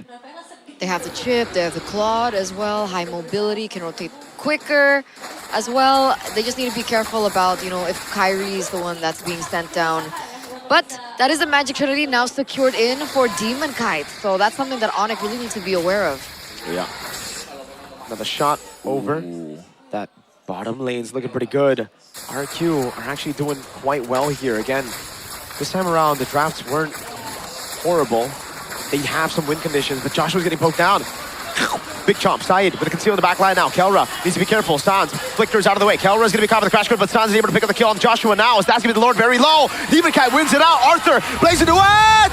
Into the back line of the Purify as well, but he still gets taken out by Lutpi, who was waiting in the BMI. Now the Star Shatter that lands. Demon Kai taken out. Kairi with the chase. Has the reset abilities coming her way. The Holy Baptism doesn't land. That's a shot on Arthur again. Oh my Lord. Sans has the Star Shatter again, shoots it out this time around. Lord gonna be cleared out for free. Economy-wise, this is gonna be a negative for RRQ and might be in structure as well because they are lacking in members right now. Arthur, BMI back, Onyx under the turret in mid, trying to pick it up, trying to go for the siege. RRQ, well played. They've defended. They have prolonged the game for a bit longer. Really, really clutch. I know Demon Kai got caught out there, but at least he was able to get the neutral objective takedown. They're going to deny away this turret take for quite a bit, so they have elongated their time in. And I feel like the timing coming from Arthur was pretty well done, right? He went in the very last moment, Blazing Duet was able to push Onyx back. But my question is, for Joshua in particular, is he supposed to always target Keyboy? Like, is that a good pick to go for in these team fights? I think they're not dumb enough that, oh, we just want to burst Keyboy. I think that's not the initial plan. Maybe that's just a diversion for Said to have more leeway, to have more space to actually use the shortcut. I'm just thinking, you know, the fact that Keyboy also built the Athena shield seems to be signaling that RRQ will not be able to burst him down any longer. So I think that's a pretty genius optimization from Keyboy. Usually you want to go for just a single Radiant just to debuff the opponent's magic damage, but now Keyboy has to look out for himself because he is the counter setter. So, and plus Joshua, like, who else is he going to target? Because everyone is literally out of range. Oh, purple buff heal. Yes. Grant that purple! Very late reaction. Yeah, Sans, my God, me. He's styling. He's 6-0-8. He's the only guy with a bounty right now. So back to your point, if they had to target someone, are you saying that it's too difficult for them to go for someone different? Like, is that the only choice that they go for, just Keyboy? Yeah, obviously that's the preferable outcome. But even if they want to use, for example, the combo of shortcut into a chomp down from the barrage, it is still very much telegraphed. And when all the spells are up for Onyx, I don't think that's feasible for Joshua to do. And that's why I think at this point the Munch Down, the Thunder's Welcome is just a pure diversion. Also makes Onyx a bit more aggressive for a trap for RRQ. Maybe I'm reaching a bit too deep here. But obviously, if you can burst down Keyboy when literally no one is around for Keyboy to lean on when he got chomped down, RRQ will try to burst down Keyboy. Yeah. 3,000 gold lead between the mid laners, by the way. That's why the support mid here in Hajidin's Rafaela has been struggling a lot, even to respawn some of his players, because when you respawn one, the other dies. So much burst. It's a standoff right now, but the Sheriff is in town. Joshua in the front lane. Oh, look at that. Yep, they're gonna try to go all in on Kyrie, but he has the untargetable. That's Keyboy in the midst of it all. Walking up already. Kyrie with a walk up now on Joshua. Gonna go all in. Lutpi doing damage. Now back onto the neutral objective. The Holy Healing grants them a little bit more space as Lutpi takes it again. Demonkite trying to go for it. Lutpi! Penalty zone in the flicker. Keyboy with a chase. Kyrie gonna be able to pick up the immortality on Saeed, but Sans is gonna be waiting there to shoot the Star Shatter. Unable to land it. Now it is just the Lord. Man. Oh, no. I don't think he can burst on Dino. Yeah, it's been too much HP to work with. Still annoying though. There is. Oh, wait, Kai. Oh wow. Oh wow, he survives. He has to recall though. That's huge. Big mistake for Kai. Yup. He thought he could get more. Deadly Magic down for a bit though, so Demon Kai cannot threaten. Saeed waiting as well. Penalty zone, locking on Arthur. Astro Echo. Oh, the Deadly Magic lands on the back line as Kelra is able to go and sustain through. But he's finally dead to Demon Kite's Deadly Magic. Keyboy finding the kill back on Saeed, and that 4v5 turned out to be amazing for RRQ. And they can't end. Yeah. Respawn. Oh, Saeed pushes scary. Joshua. Angry Dino. That was scary. Makes me remember the time I'm playing Dino Crisis on PS2. I'm old, I know. But yeah. Oh man. At this point, it's not crazy to say that RQ has the advantage in terms of draft. Like this is where this is their playground. Onyx definitely has the disadvantage in terms of Lord Dance because you have a Claude that's very mobile. And also that shortcut that's easy to execute for Saeed. Joshua though taking a lot of turret hits. Oh, he using the Detona's Welcome to get away. And this is where I think they kind of dropped the ball with the Terizla pick. I think a Sora would be much, much better. In the previous exchange when the Lord was taken by Onyx, I think if it was the Sora, Lutpi could have chased down like a couple members of RRQ and make them a bit, pressure them a little bit more compared to the Terizla. It's definitely more dynamic. It can be utilized in more long drawn out fights. Especially how we've been seeing RQ play it, right? They wait for Onyx to waste the resources, and then Arthur usually comes in the last minute or the last second. So what does Onyx do? What do RQ do? I mean, I guess we're looking at side kind of posture for a potential pick. He should know that Kyrie's there. Or does Kyrie know that he's there? Maybe they both know. Maybe they both know, and they're just playing it cautious here. I think for Onyx, it should still just be play around neutral objectives, try to win it out there, because their composition is still built around those team fights. If they try to play RRQ's game of handling the side waves, it won't be good for them. But it's so hard. I mean, like, you never know where side is going to pop up in these Lord fights. It's crazy to see that at this point, if this were like two normal teams, Onyx is the one that's forced to gamble on a fight in the Lord pit. RRQ, like if there is a time to beat Onyx, it is now. And that would boost their morale by a lot, Yeah. After multiple failures in draft, in execution, this is their time, man.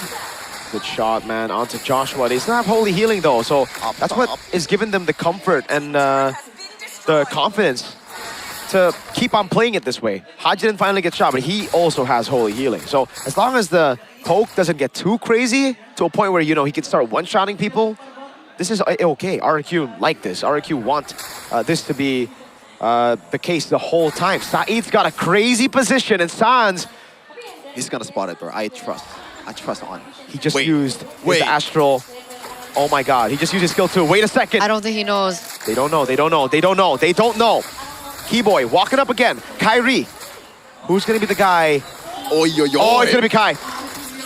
Does he use both of his procs? He does. Sans now and Kai in that position. Saeed's got a crazy position. Sans flickers out of the same day. Oh my god, they're gonna go all in now. Barther! A shutdown on Sans! On targetable away, but Keyboy's able to find it. And Kelra is playing the front to back. Free hitting in the back. Onto Saeed he goes. The Lord is taken by RRQ. What a chain of events. Really good positioning coming in from Saeed. But it looked like even Sans, I think he tried to flicker out of the initial bonk. And yeah, he still died. Yeah, there's too much gap close for RQ's side, especially Arthur. Like, there's no way you can get away after you expend your flicker like that. Like it or not, Sans has to expect that every time that the team fight is happening around the Lord Pit. That's the reality of it. Unfortunately, Onyx was not able to get the Lord. And RRQ, this is their time to shine right here, right now. Wow. Oh, it's a respawn as well. Wow. But Claude is delayed. Ludwig taking a half HP already. That's going to be the Evolved Lord charging down below. That's a turret for free. Kelro's walking out. The portal coming down. Now the Barat's able to go for the lockdown onto Keyboy. As he's going to be stunned up by the Holy Baptism, but Keyboy is able to find the Wrath of the Dryad. And now the Holy Healing comes down as Ludwig stands strong in the front. Two base turrets taken down. Onyx defend, but RRQ are the ones sieging Onyx. They opened the base up. After such a dominant early game by the Sky Kings, here in game number 2, RRQ are the ones that stay patient. They looked for opportunities. They did not give up. And they are the ones to open up the base first. And the inhibitor turret that fell for Onyx, the Sky Kings, is the one down bot. So with everything up against them when it comes down to macro, because of the composition that RQ brought with the Claude and the chip, now Onyx have to function with a far lane that also does not favor them naturally. Yeah, it's tough right now for Onyx. It really is. And at this point, I hope RRQ did not gamble on a team fight. Yes, you still somehow had the advantage if you get the initial engage towards either Sans or Kelra. You most likely will win the team fight, but you don't want to play around that. Just play with the neutral objective, wait it out until you have an actual clear advantage. A forced error from Onyx's side. By the way, Keller has been juggling these items like crazy, like swapping it out. He suddenly has the Great Dragon Spear, and then the Berserker Fury. He initially didn't have that. Yeah, he's bootless right now. He's just going glass cannon, full damage. And I think that, I mean, it contributes to how much damage he's been able to do, but it also contributes to how vulnerable he is to dive, right? Like, he got no mobility, dude. He's relying on these frontliners to stay put. Safe to say, Onyx does not expect this. Does not expect this to go far into the late game. Entering the 25-minute mark right here, right now. And Said wants... Oh my god! Oh my god! Lord as well! Holy clutch! Dude. Sans, maybe a Sky Piercer would have been joking. You know what? If that is not a glowing one, that is a second Holy Crystal, that would have been a GG. Yeah. Man, look how fast he gets. Look at Chip. Look at... Oh my god, they might go for the end. They might go straight for the end here. If Kyrie shows up and Chip goes in. You remember the tragedy of Dewa Geek Fam in the playoffs? Yeah, but... Oh man. They're also split. They don't know what to do. Look at the waves, look at the waves. This is beautiful. beautiful. They're going wide. This is Wait a minute. Oh my god. Onyx, what the heck? No, but no one can teleport as long as there's no members there. So that's what they're doing right now. They're gambling. Yeah, they're just getting forced errored right now. Barat's going in. Detna's welcome coming down, but they won't be able to get Joshua. Now they go for the chase. Masterfully Kai! How did he find Demon Kite? He used the conceal of Keyboy. Oh my god, even I didn't see him. Wow.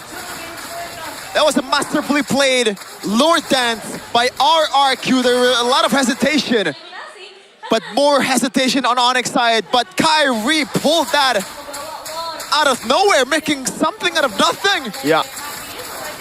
And you can only respawn one dude.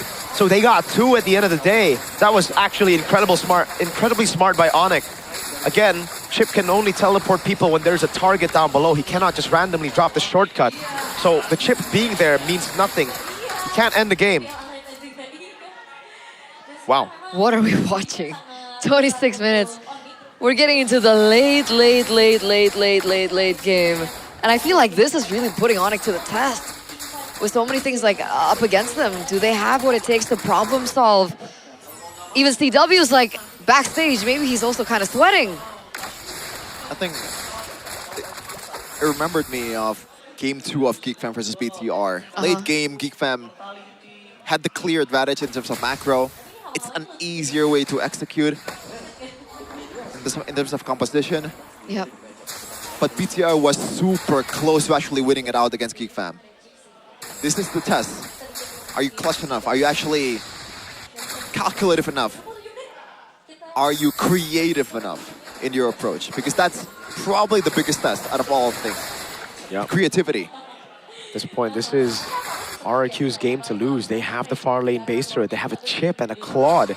They should be the ones really maximizing the potential of the composition by going and forcing these errors, which they have done. But Onyx have responded very well. And I think you can you kind of saw it, right? Like it looked like Kyrie wanted to clear. Like maybe there was a call of some sort that If he was showed like, up bot, GG by the way. don't go. And then you can see Kyrie, oh, that's a concealed play. Said, Yeah, he knows. good stuff. Do they want to strike back though? I don't think so. I think it's a bit too risky. They have the Lord control, so it's true. No reason to really force the issue. Remember, if they go in and they get caught by a Wrath of the Dryad together, there are... Said? Wait. Oh, Kelra, that was the real target, dude. Oh, that was scary. Yeah, at this point, Kiwo has to man-mark Said. Box 1.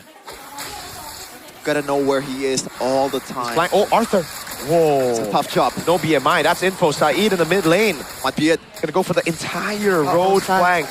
Santos a no, he shoots in the back. He finally finds Said. He's walking up. He gets caught by the Astral Meteor. Now that's been Detna's welcome. Used up on Lutpi. Said in the back line again as Kelra's able to kite away. Shortcut.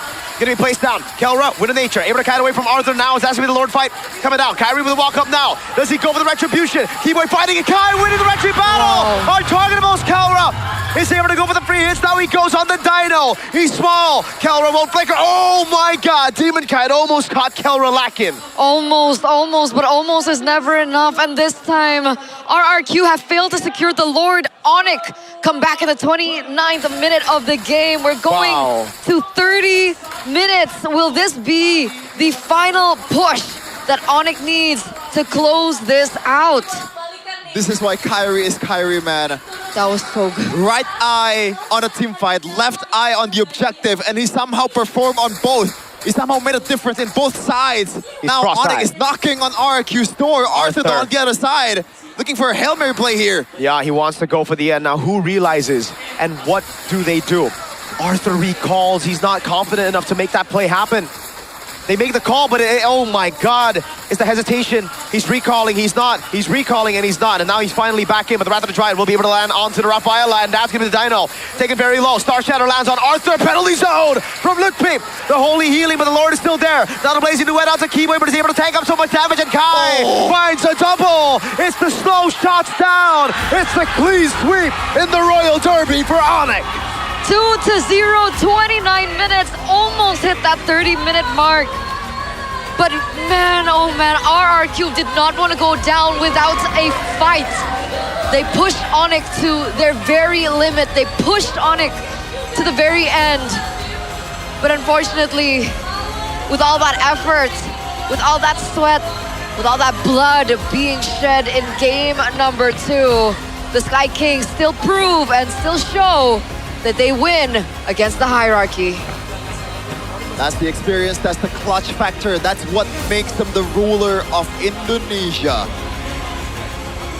Against all odds, the draft was clearly better. It sets up for an RQ win. A comeback story that is denied. Blocked by Kyrie. Out executed at the end of the day. Oh my lord, this was the shot that landed on Demon Kite. Kelra took a few too many shots. Yeah. Okay. And here it is. We are moments away of talking to the victors. My oh my, that was such an action-packed game. I think everyone was at the edge of their seats. Even here at the MPL Arena, at the venue, people were starting to get quiet. It was built with intensity. There was so much suspense from both parties, from both the Kingdom and both the Sonics. And even so, it would be great to talk to Onyx about how they felt things went specifically in game number 2. Let's talk to Onyx. Sang Raja Langit masih The Sky menunjukkan Kings dominasinya di Royal Derby. show how dominant they are with a win on the Royal Derby. Wow. Wow. Luar biasa sekali. That was Halo fantastic. semuanya. Hello guys. Halo. Gimana kabarnya malam ini Upi? Baik. How do you guys feel? Baik. Wah, terlihat ya match yang cukup panas diberikan apalagi di game yang kedua. It was a hot match in game number 2. Ada apa dengan game yang kedua? What happened in game number 2? Apa ya? Mungkin Heroes yang mengisi. Heroes. Yang buat jadi susah tadi. I think the Heroes gave us Hero the tough dari time. siapa tuh? Chip. Dari Chip. Ya. Dari Said. Ya benar, Said. Dari Said cukup menyusahkan Said's chip seorang apparently was Upi the biggest berarti. problem for them. Semuanya. Semuanya. But all of them gave him problems. Cukup mengganggu semua teman-teman Onyx ya. Iya. Tapi kalau misalnya dari Upi sendiri, melihat roster RRQ yang Looking sekarang, at the new gimana, RRQ roster, Lutfi, what do you think? Apa ya? I don't know. Jago. Jago? Ya. Terus ada lagi? They're good. Enggak. Is there anything else? Jago. They're good. Kamu tahu That's gak it. sih karena ini adalah so far ya, ini tuh adalah game terlama untuk di musim ini loh. Kerasa nggak tadi? Kenapa? Ini sejauh was the ini ya, longest ini game tuh of the adalah season game so far. terlama di musim ini, di season 18. Kerasa nggak tadi pas Did you main feel di game like it was yang the kedua? longest game? Karena kan kalian saling tukar balas serangan Because you were satu going sama back and lain. forth the entire game. Rasanya pas udah mau end sih, Yeah. tiba-tiba udah 30 menit. I definitely felt it towards the end only. I only noticed it when we were about to end the game. Luar Then we biasa saw the sekali, timer and it was kita like, damn, bisa 30 merasakan ya. minutes. Masih cukup panas di sini, tapi sambil akan bergeser ke Kairi. It's still heated here, but I'm going to move on to Kyrie. Hello, Kyrie. Kairi, melihat Kairi. di game yang pertama kamu lincah banget. Looking at game Tapi number dari Kairi 1, you sendiri, were amazing. Ini Onyx tuh emang suka pakai You were very Harley atau gimana sih Slippery Kairi? on the Harley. You really like to play Harley or what? What is it Emang behind the hero Harley? power aku aja sih. I think it's just a good hero. It's a good hero Emang for me. hero power dari Power Kairi hero. aja, salah satunya ya. Ya betul. Cuman, Kairi inget gak kapan terakhir kali satu lane ataupun ngelawan Demon Kite? Do you remember Kayaknya udah the lama last banget. time you faced off kapan against ya, Demon Bi? Kite? Udah lama banget ya? I don't know. When was it? GOF tahun lalu yang sama It was last Bangler. year's Main sama GOF Bangler. with Skyler. Gimana sekarang ketemu lagi? Kenapa? Sekarang ketemu lagi gimana? Makin How do you feel galak about kah? meeting him Atau again? Gimana? Demon Kite-nya? What do you think about Demon Kite? Apa ya? Sama aja sih. I think it's the same. Sama aja apanya? Sama-sama menang. We beat them Sama-sama menang. both times. Iya. It's the same thing. Mungkin sekarang I win again. dia masih adaptasi lah. Karena Maybe kan he's still bahasa Indo adapting. lumayan susah kan. Nggak secepat itu buat belajarnya. So I don't. I think he's just Dan- adapting. He's still learning the language. Ya That's mungkin probably the chemistry reason. sama timnya that, juga you know, masih the chemistry belum isn't there yet with full power. his team. It's not at their full power. Mengingat memang dari Demon Kite sendiri katanya nih ya, dari Demon Kite sendiri tuh belum memberikan 100%-nya. Kenapa? Sorry. Dari Demon Kite sendiri. So Demon Kite says katanya that tuh he dia sempat hasn't ngomong, Sabila baca di sosial really, media, dari Demon Kite belum memberikan 100%-nya given nih his 100% Kairi. just yet. Tapi kalau dari Kairi sendiri, But according to you, apa Kai, yang perlu diwaspadai sih what dari do you Demon need Kite melihat to gameplaynya di match respect tadi? from Demon Kite? Apa? Mungkin kayak pergerakannya kah, terus Maybe his move, settingnya, rotation. atau gimana? Mungkin mindset dia karena dia I think it's jungler yang mindset. sangat tenang. Because he's a very Dia bisa calm mikir walaupun jungler. lagi So di pressure di jungle, lagi dirusuhin when he's dia, pressured, when he's being invaded, when he's being ya dari dulu disturbed, emang gitu sih orangnya. he's very calm. Dia kalem orangnya. So yeah, Orangnya kalem. he's been that way Ngomong-ngomong kalem, ever since I've known him. tenang. Tadi sempat disinggung juga sama teman-teman casters bahwa salah satu kunci kemenangan dari Casters were teman-teman talking about Onyx your adalah win condition. ketenangan. Was it Dari Kairi also sendiri setuju nggak? composure that got you the win? Yes, Setuju. I agree. Dan cara kalian biar tetap tenang gimana sih How do Kairi you pada keep saat your momen composure yang in saling those jual intense beli serangan moments? gitu? Relax aja sih, relax. Relax. Tadi kita relax banget As sampai long as we're Kiboy just relaxed. ketiduran tuh di game 1. Kiboy actually fell asleep in game 1. Emang iya Boy? Coba ya Boy. Kiboy, did you fall asleep in game 1? begini, Boy. Tadi What happened? begini. What happened in game Tadi 1? tangannya begini. Tadi di bus ketiduran dikit lah. I slept a bit in the bush that Agak moment, sedikit if you aja remember. Ya, sedikit ketiduran. Tapi kalau misalnya dari Kiboy sendiri gimana Boy? What do you think, Match hari Kiboy? ini? What do you think about today's matches, Ya, yang Kiboy? pasti matchnya seru banget lah. Apalagi game kedua. Ya, draftnya Adi keren lah. Wow. Adi's draft is good. It's cool. Keren lah. Cuman kalau misalnya menurut Kiboy sendiri, kita ngebahas dikit soal Coach Adi ya. Let's talk about Coach Ada Adi. perbedaan nggak sih RRQ yang dulu sama RRQ Is there a yang difference sekarang between nih? RRQ in the Sama past and RRQ Coach now? Adi? With Adi? Ya, kalau menurut gua pasti RRQ bakalan lebih improve lah. I think week RRQ ke week. will Karena improve. Demon Kite baru pindah juga kan. Because Baru Demon Kite belajar just bahasa Indo, joined, terus so Adi he's juga still learning Indonesian. Masih adaptasi lagi lah sama tim juga. Adi's So, also pasti adapting to the perubahan rest of itu the ada team. lah. Jadi kita tinggal tunggu momentumnya nanti lah. We'll just wait. Tinggal tunggu momentumnya aja. Nah, ini kan Coach Adi masih ada nih di sini, masih bisa mendengar nih. So Adi Dari can still Kiboy hear mungkin you. Ada yang pengen disalam-salam buat Coach Adi? Do you want to say anything to Coach Adi? Nggak tahu, dia lebih pendek aja. I don't know, it feels like he's Itu berbeda ya. becoming shorter. Langsung kita lihat ekspresinya di sini. Oke, sudah tersenyum ternyata dari Coach Adinya. Tapi Kiboy, Kiboy, kali ini kalian sudah berhasil menang. Tapi besok hari kalian akan bertemu dengan You were able to win, Bigatron but by tomorrow you'll Vitality meet untuk Bigatron. di next match ya. Ada persiapan khusus nggak sih? Mengingatkan histori kalian tuh benar-benar sengit banget. do you have, lawan teman-teman dari Bigatron by extra or Vitality. special preparations for the Kalau Bigatron match? persiapan pasti banyak lah, kita udah Yes. siapin banyak hal juga. We have sama prepared kita a lot of belajar things juga to try to dari beat Bigatron. kekalahan, We've learned from our losses to Bigatron. Kekalahan banyak banget kekalahan. We keep on losing to Bigatron, so we've learned a lot. Boleh dikasih tahu nggak sih salah satunya apa, Boy? Can you tell us Yang one udah thing that you prepared for Ada lah, Bigatron? nanti tunggu aja. I don't know. Well, pemainnya. you have to wait. You have to wait Kejutan for tomorrow. Tapi kalau dari Upi, ada yang pengen ditambahin kayaknya udah gatal banget nih Upi nih. Udah Lutfi. standby mic-nya.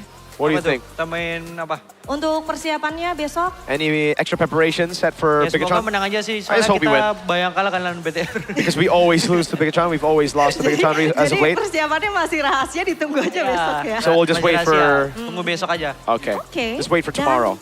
Dari teman-teman Onyx, siapapun mungkin dari Kairi, dari Upi, ataupun dari Kiboy, ada yang pengen disampaikan kah buat teman-teman Bigatron by Vitality? Kayak You have a message to send Kairi. over Oke, siap, to Kairi. Bigatron by Siap. Vitality. Kyrie. Good luck aja. Good luck. Kita luck. udah siap kalah lagi. Hei, coba yang semangat Nggak, dikit, bercanda, tolong, tolong. Semoga So there you go. bisa menang besok. Oke. Tomorrow, Good hopefully luck. you can win. Semoga bisa menang besok. Oke, baiklah itu dia. Tadi kita udah ngobrol-ngobrol luar biasa sekali permainan yang diberikan oleh kedua tim. Dari tim Onyx maupun dari tim RRQ Hoshi. Tapi di teman-teman casters pastinya sedang ingin mengulik apa yang sebenarnya terjadi di match kali ini. So langsung saja Sabila kembalikan kepada teman-teman caster yang sudah ready di sana. Take it away.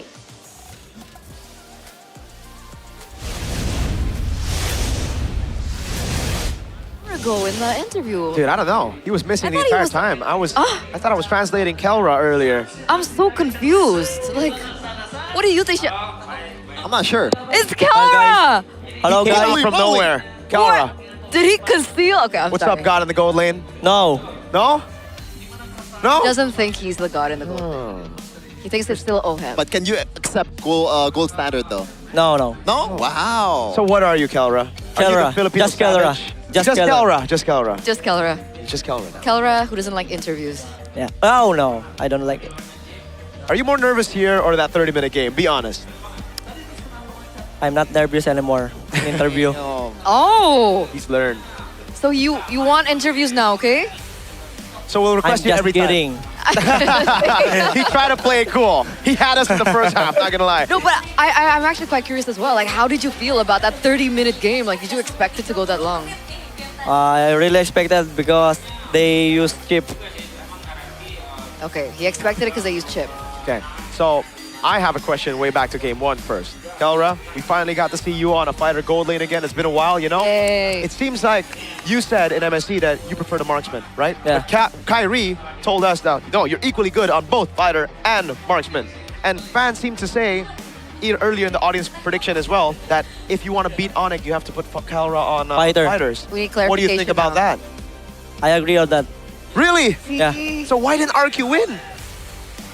I don't know. I want to ask you about something that Kyrie said also, though, because he said that you didn't really know the matchup in the gold lane, who wins and who actually loses. Yeah. You know, the Melissa and Brody matchup, I talk about Kyrie, which one actually wins, you know? So how are you able to win every matchup despite not knowing how the both of the heroes actually matched up, you know? Because I already said this to Mirko, I have a drill on scrim. Yeah. In terms of laning and dodging skill. Yeah. Yeah, the skills. So it doesn't matter as much for Yeah. you? This is the dude who picked Brody into a Belleric and into like crazy stats. This is the dude who picked Beatrix into a Tigreal Gatakacha in MPL Season 14. He's just crazy with it, but yeah, he has those drills. Kelra, what do you think about RRQ though? They were able to make it close, very close. I think even for us, we didn't really expect RRQ to even dent Onic at all. For me, I already expect this because he have Demon Kite. They have Demon Kite. Because for me, Demon Kite performance right now is doing great, but I think he's struggling in terms of communication in game. Right.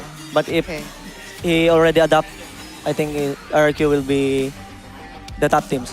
What Yeah. impact were you expecting Demon Kite to have on RRQ? Big impact. In terms of what? In terms of what? In terms of Share us. in terms of It's okay. It's all good. in terms of I think in team fight because when he play way back he play in Aurora, here they comes and he always do the macros, shot calling the macros. Okay, so he's expecting the macro, but still Yeah. communication problems you Yeah. think is happening right now. Yeah. Okay, Kelra, Kyrie was the player of the match earlier. Do you agree with the pick? And also, what is your most impressed about Kyrie now that you actually played with him? Handsome. Okay, Okay, other than that, we're you also know. impressed in-game stuff. How he managed the in terms of invading and also he knows how to invade and how. Okay, he knows how to Take your time. invade. Take your time. It's all right. That's all. Okay, that's all. He knows doesn't the know timing. anything else. Decision making, yeah? Yeah, decision making, yeah. There you go. There you go. Okay. Now I want to go back a little bit, brother, to some of the matches and even the matches that you have tomorrow. Literally, the match tomorrow against Bigatron. You lost, Of course, that's unfortunately, the question.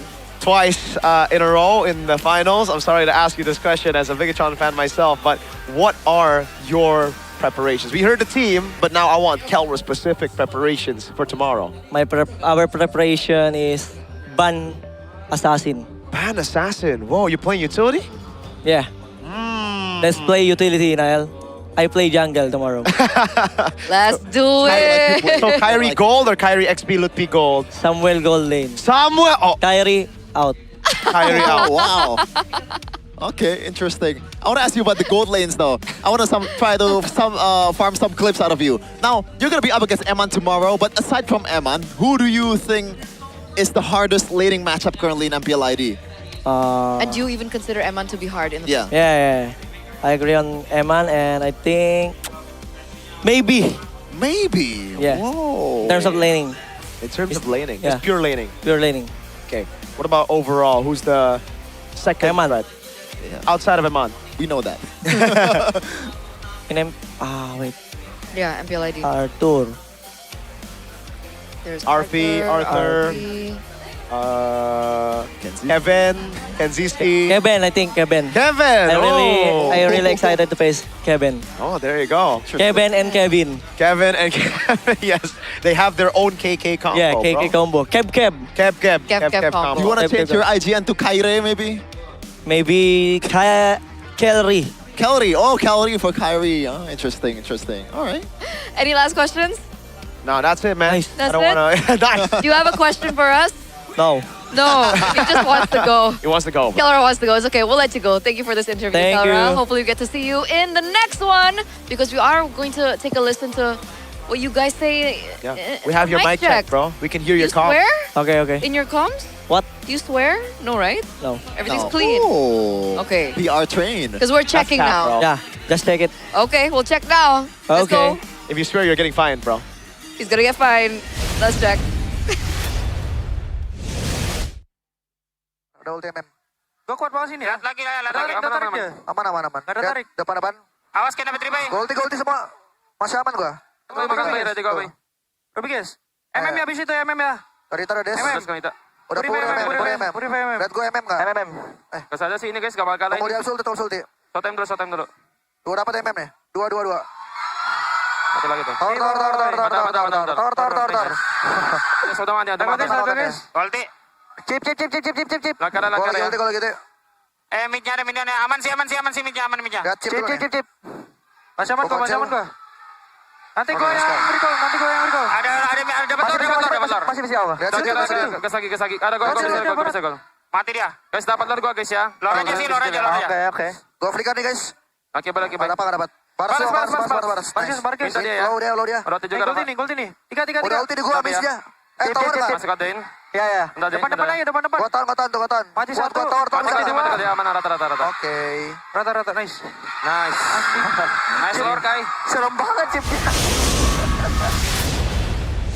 Okay, lucky for Kelra, the comms were clean.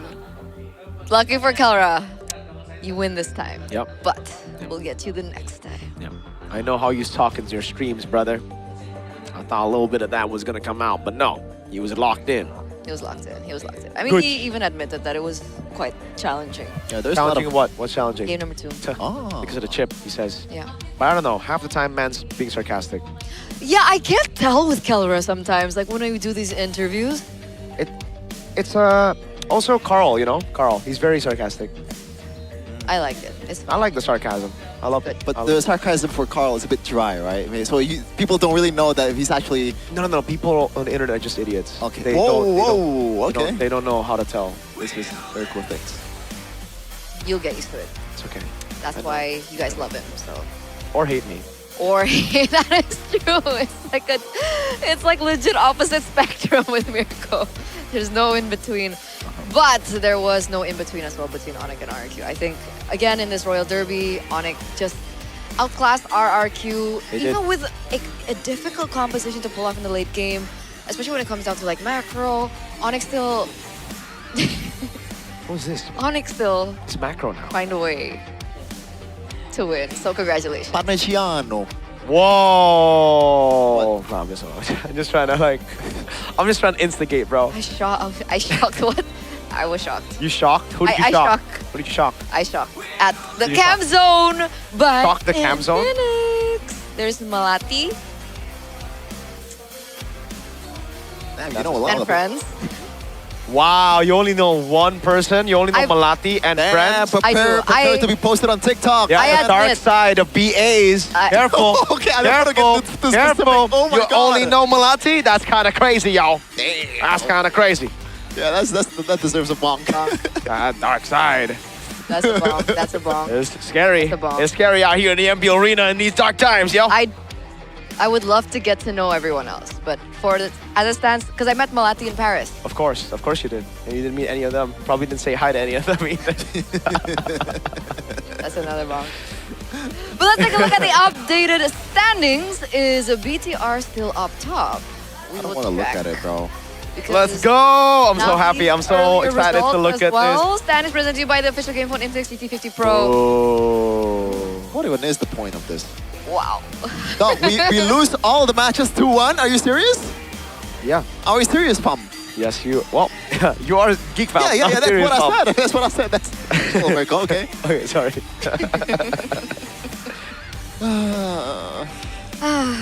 Number 1. Oh yeah, you're number This happened last season, Aunt. Yeah, we got upper brackets. And what happened? 3-0. It's fine. 3-0, by the way. 3-0, by the way. Did you get upper brackets or not? Okay, I can't talk to you right now. 3-0. I don't want to talk to you right now. But let's take a look at the Superfan Cup standings because it might be very different. There it is. And I was sitting on the Bigatron side, by the way. Who the hell are playing for the Cavalry? You? Probably you, yeah. It's me. Okay, wow. It's me. You just came out clean, all right. Yeah, my bad. Is it you and Arashi? Yeah, and realized. While he's in Bangkok? Yeah. Yeah, but you're throwing everyone under the bus. Like, why did you have to bring up those people? Why did you bring up Realize? I brought up Realize. He brought up Arashi. You need 2 more just to complete this Wait, team. I don't know. Yeah, because All of us are good players except you guys. Damn. That's crazy, dude. I can't think of 2 more people. Naveen. I don't think Nevin's bad. No, well, okay, your standard is really low, brother. Brigitte. Sure. I'm bringing Brigitte. You've never played with Nevin, bro. You do not want to do that. Okay. Yeah, she's bad and not Michael Jackson, you know? Not Michael Jackson bad. Noted. You know how bad he is? End of his career? Dewa Alter Ego, match number 1 for tomorrow. Match number 2 followed in by, ooh, that's fun, VTR and Onyx. And number 3, why are you even laughing? What, dude? It's not done deal yet, brother. It's not done deal yet. Nah. Do it, what do it, is do it, this, bro? do it. Wait. Let's show the camera first. Like, that deserves. That's uncalled for. That's uncalled for. That's a triple. Whoa. That's a lot of bonks. It's because it's him. It's really funny if it's him. Well, I'm going to leave you guys to it. I'm going to eat my sausage. Shepard, do you want my sausage? Peace offering. Okay, I'll take that. Okay. I got 2 sausages. I'm happy. Yes, he had one is earlier. already in my stomach. And then now he gets a new one because he wants to be fueled back up It's already processed in my stomach with good sausage. with my gastric acid. Yes. In my colon now. 3 hours later, I'll probably, pour it out again. I don't think we needed to know that, but it was nice while it lasted, right? Like that process of the digestion in the beginning and stuff. He devoured that. You love It's really sausages, good, guys. bro. It's really good, guys. In There's a more ways lot than of one. flavors. Unfortunately, I cannot enjoy the spicy one, so I will that's why. let them take this one. But I really like the cheese. The cheese one's good, and I like the lemon sauce one as well. I really like cheese. I love cheese as well. I love hot sauce. Unfortunately, is it because you're weak or is it because the gastric The acid? gastric, yes. Okay. I can't do Yeah, spicy. that sucks, man. It That does, really it sucks. does, it does, it does. I'm not even joking. I'm not even trying to insult you or anything like that, but I feel you. Having allergies is pretty bad. Well, it's not really necessarily an allergy, but if you have an allergy, for example, to seafood, like, just imagine how bad is it? Like I don't need to, yeah. Lafelle and Leo. And Leo's allergic to pineapple. Well, sucks for them. Lafelle Yeah, I seafood. agree.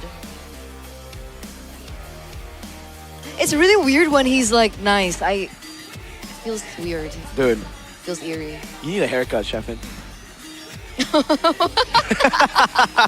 I didn't mean it to be disrespectful. I just say, I just wanted to segue to this. Dog. I don't want Oh, that came out It's of not the nowhere. haircut. It's not the haircut, but you know what's the problem, all right? What? I'm not gonna say anything else. But you know what's the problem? Oh, you know we're preaching to this? Yeah, that's Okay. why. That's why I said you need a haircut. What did you? What? That's why I bridged it that way. Okay, I'm sorry to all. Okay, never mind. I don't know what he had in mind, but I'm so clearly we were not in sync. Oh my god. All right. Anyway, he needs a haircut. He might need one. I might need one. So we can go get it together. Because if you guys watch MPL, you guys get a code that you guys can scan down below here for 50% off grooming Oh. at Captain Barbershop. Sheffin knows a lot about that. Grooming. Why'd you have to say the word, brother? So before you head out, make sure you stay fresh and sharp with grooming at Captain Barbershop. It's easy. Just scan the QR code below. Get 50% off grooming at Captain Barbershop, subject to MPL. Oh, why is it there? Why am I getting hurt by saying grooming? Like, maybe he likes to go to barbershops. Why did I get boxed? Wait, what is she doing right now? I don't get it. Let's move on. Okay, go check it out, boys. Check it out, all right? Is it only exclusive for guys or is it just... No. It's for both. Everyone. Ah, why is It's for everyone and anyone. Ah, I see. Yeah. Gotta go there then. Have you been there? I actually have a wanted yearly to. membership on Captain. So I cut my hair, yeah. But when they offer the talents, we were in Paris. I would go to Captain, all right? Unfortunately, we don't have Captain in Solo. Oh, It's so not it's even true, me. it's true, okay. So yeah, open a branch in Solo, brother. Like There you go. Solo is already a big city, all right? You know, because of certain stuff. Yeah. We are rising in the ranks. We are, whoa, I like that. I like the rising in the ranks. Uh-huh. Just like you in MLBB, you play solo. I thought you were gonna take a shot at Geek Fam, but thank No, dude, what the heck? Why would I do that, dude? I never do that. How would I, No why one would I do that. that? I would also never do that. Yeah. Nobody would do that, bro. We're nice, you know. We're we so nice like to each Geek other. Fam. We love Bigatron, Onyx, Geek Fam, We love all teams Like- equally. Dewa, RQ, But you're not a biased caster. Yeah, you just Navi. completely forgot a few teams. Avos. Yeah. Evo? Is that it? Avos. Is that it? All of them? I said it, everyone. I think. By the way, There you go. Aldo You is completely having a forgot bad Alter day. Ego. Oh my god. So Alter Ego ain't an MPL team now. Cordelwin, if I were you. It's okay. Pulls I'm up at the swing. mercy of Cordelwin. But it's been a fun time with you guys here on the desk. It's been me, Eterna, Mirko. as well as Chiffon. signing out of the day. We still have 3 more matches ahead of us tomorrow. We have BTR and Onyx, and I'm pretty sure Onyx will win that one. But yeah, it's been us. We're throwing it over to the host. See you tomorrow. Seperti di hari ini kita telah menyaksikan 3 match berlangsung. Di mana dari match yang pertama kita melihat adanya match yang luar biasa yang berhasil didapatkan oleh teman-teman TLID. Lalu berlanjut untuk match yang kedua, perlawanan demi perlawanan diberikan oleh tim Geek Fam. Walaupun mereka belum bisa mengambil poin kemenangan dan Navi masih menjuarai untuk di match yang kedua. Tapi di match terakhir kita baru saja kita menyaksikan Royal Derby di mana berjalan cukup panas sekali. Tapi Onyx masih tidak bisa ditumbangkan. Onyx masih merajai untuk di match kali ini. Tapi besok pastinya Sabila pengen ingetin untuk teman-teman semua super fans dimanapun kalian berada untuk nonton terus karena besok pastinya laga-laga panas lainnya akan terus berjalan. Serta jangan lupa juga untuk berikan dukungan terbaik kalian untuk tim-tim yang akan bertanding di hari esok. Dan kalau misalnya nih ya, kalian udah punya tiket langsung aja datang seru-seruan di MPL Arena. Saksikan langsung dan jadilah saksi kira-kira bagaimana perjuangan dari para tim. Tapi sebelum itu, pastinya Sabila juga ingin mengingatkan bahwa MPL Indonesia powered by Moonton, supported by PBSI, presented by Official Gaming Phone, Infinix, Official e-wallet GoPay, Official Gaming Chair Todak, serta untuk partner ini sports kita ada Aqua, Bayu, IndiHome, Telkomsel, Good Time, dan juga So Good. Itu dia pastinya terima kasih banyak atas seluruh sponsor yang telah mendukung berjalannya rangkaian acara kita, rangkaian MPL Indonesia di season 18 kali ini. Dan besok hari kita akan menyaksikan bagaimana perjuangan dari para tim yang akan terus berjuang untuk mendapatkan tiket menuju ke babak playoff di Surabaya. Maka dari itu jangan lupa untuk besok saksikan terus MPL Indonesia Season 18. We on this!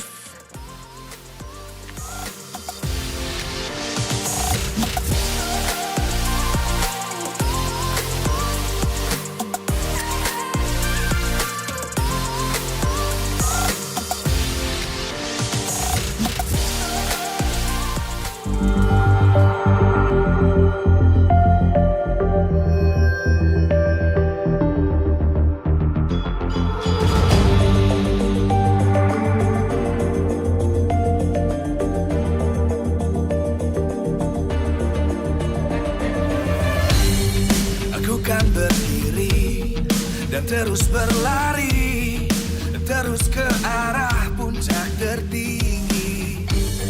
Ku takkan berhenti, hanya sampai di sini. Kemenangan abadi menanti.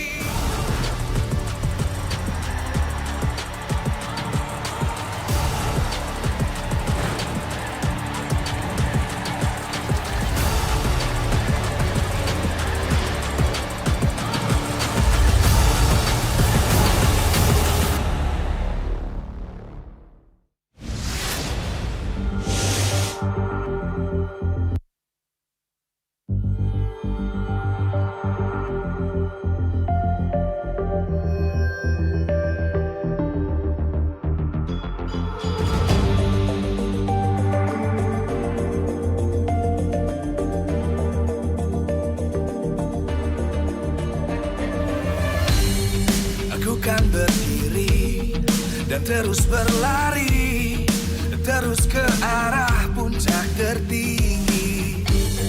Ku takkan berhenti, hanya sampai di sini.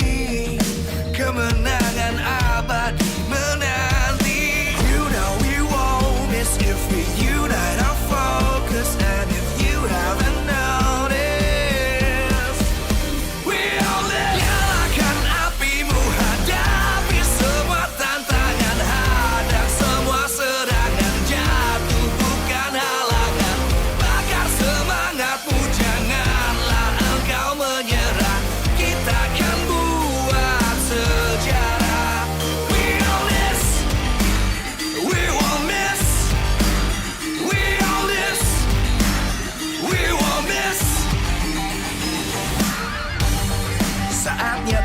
masih jalani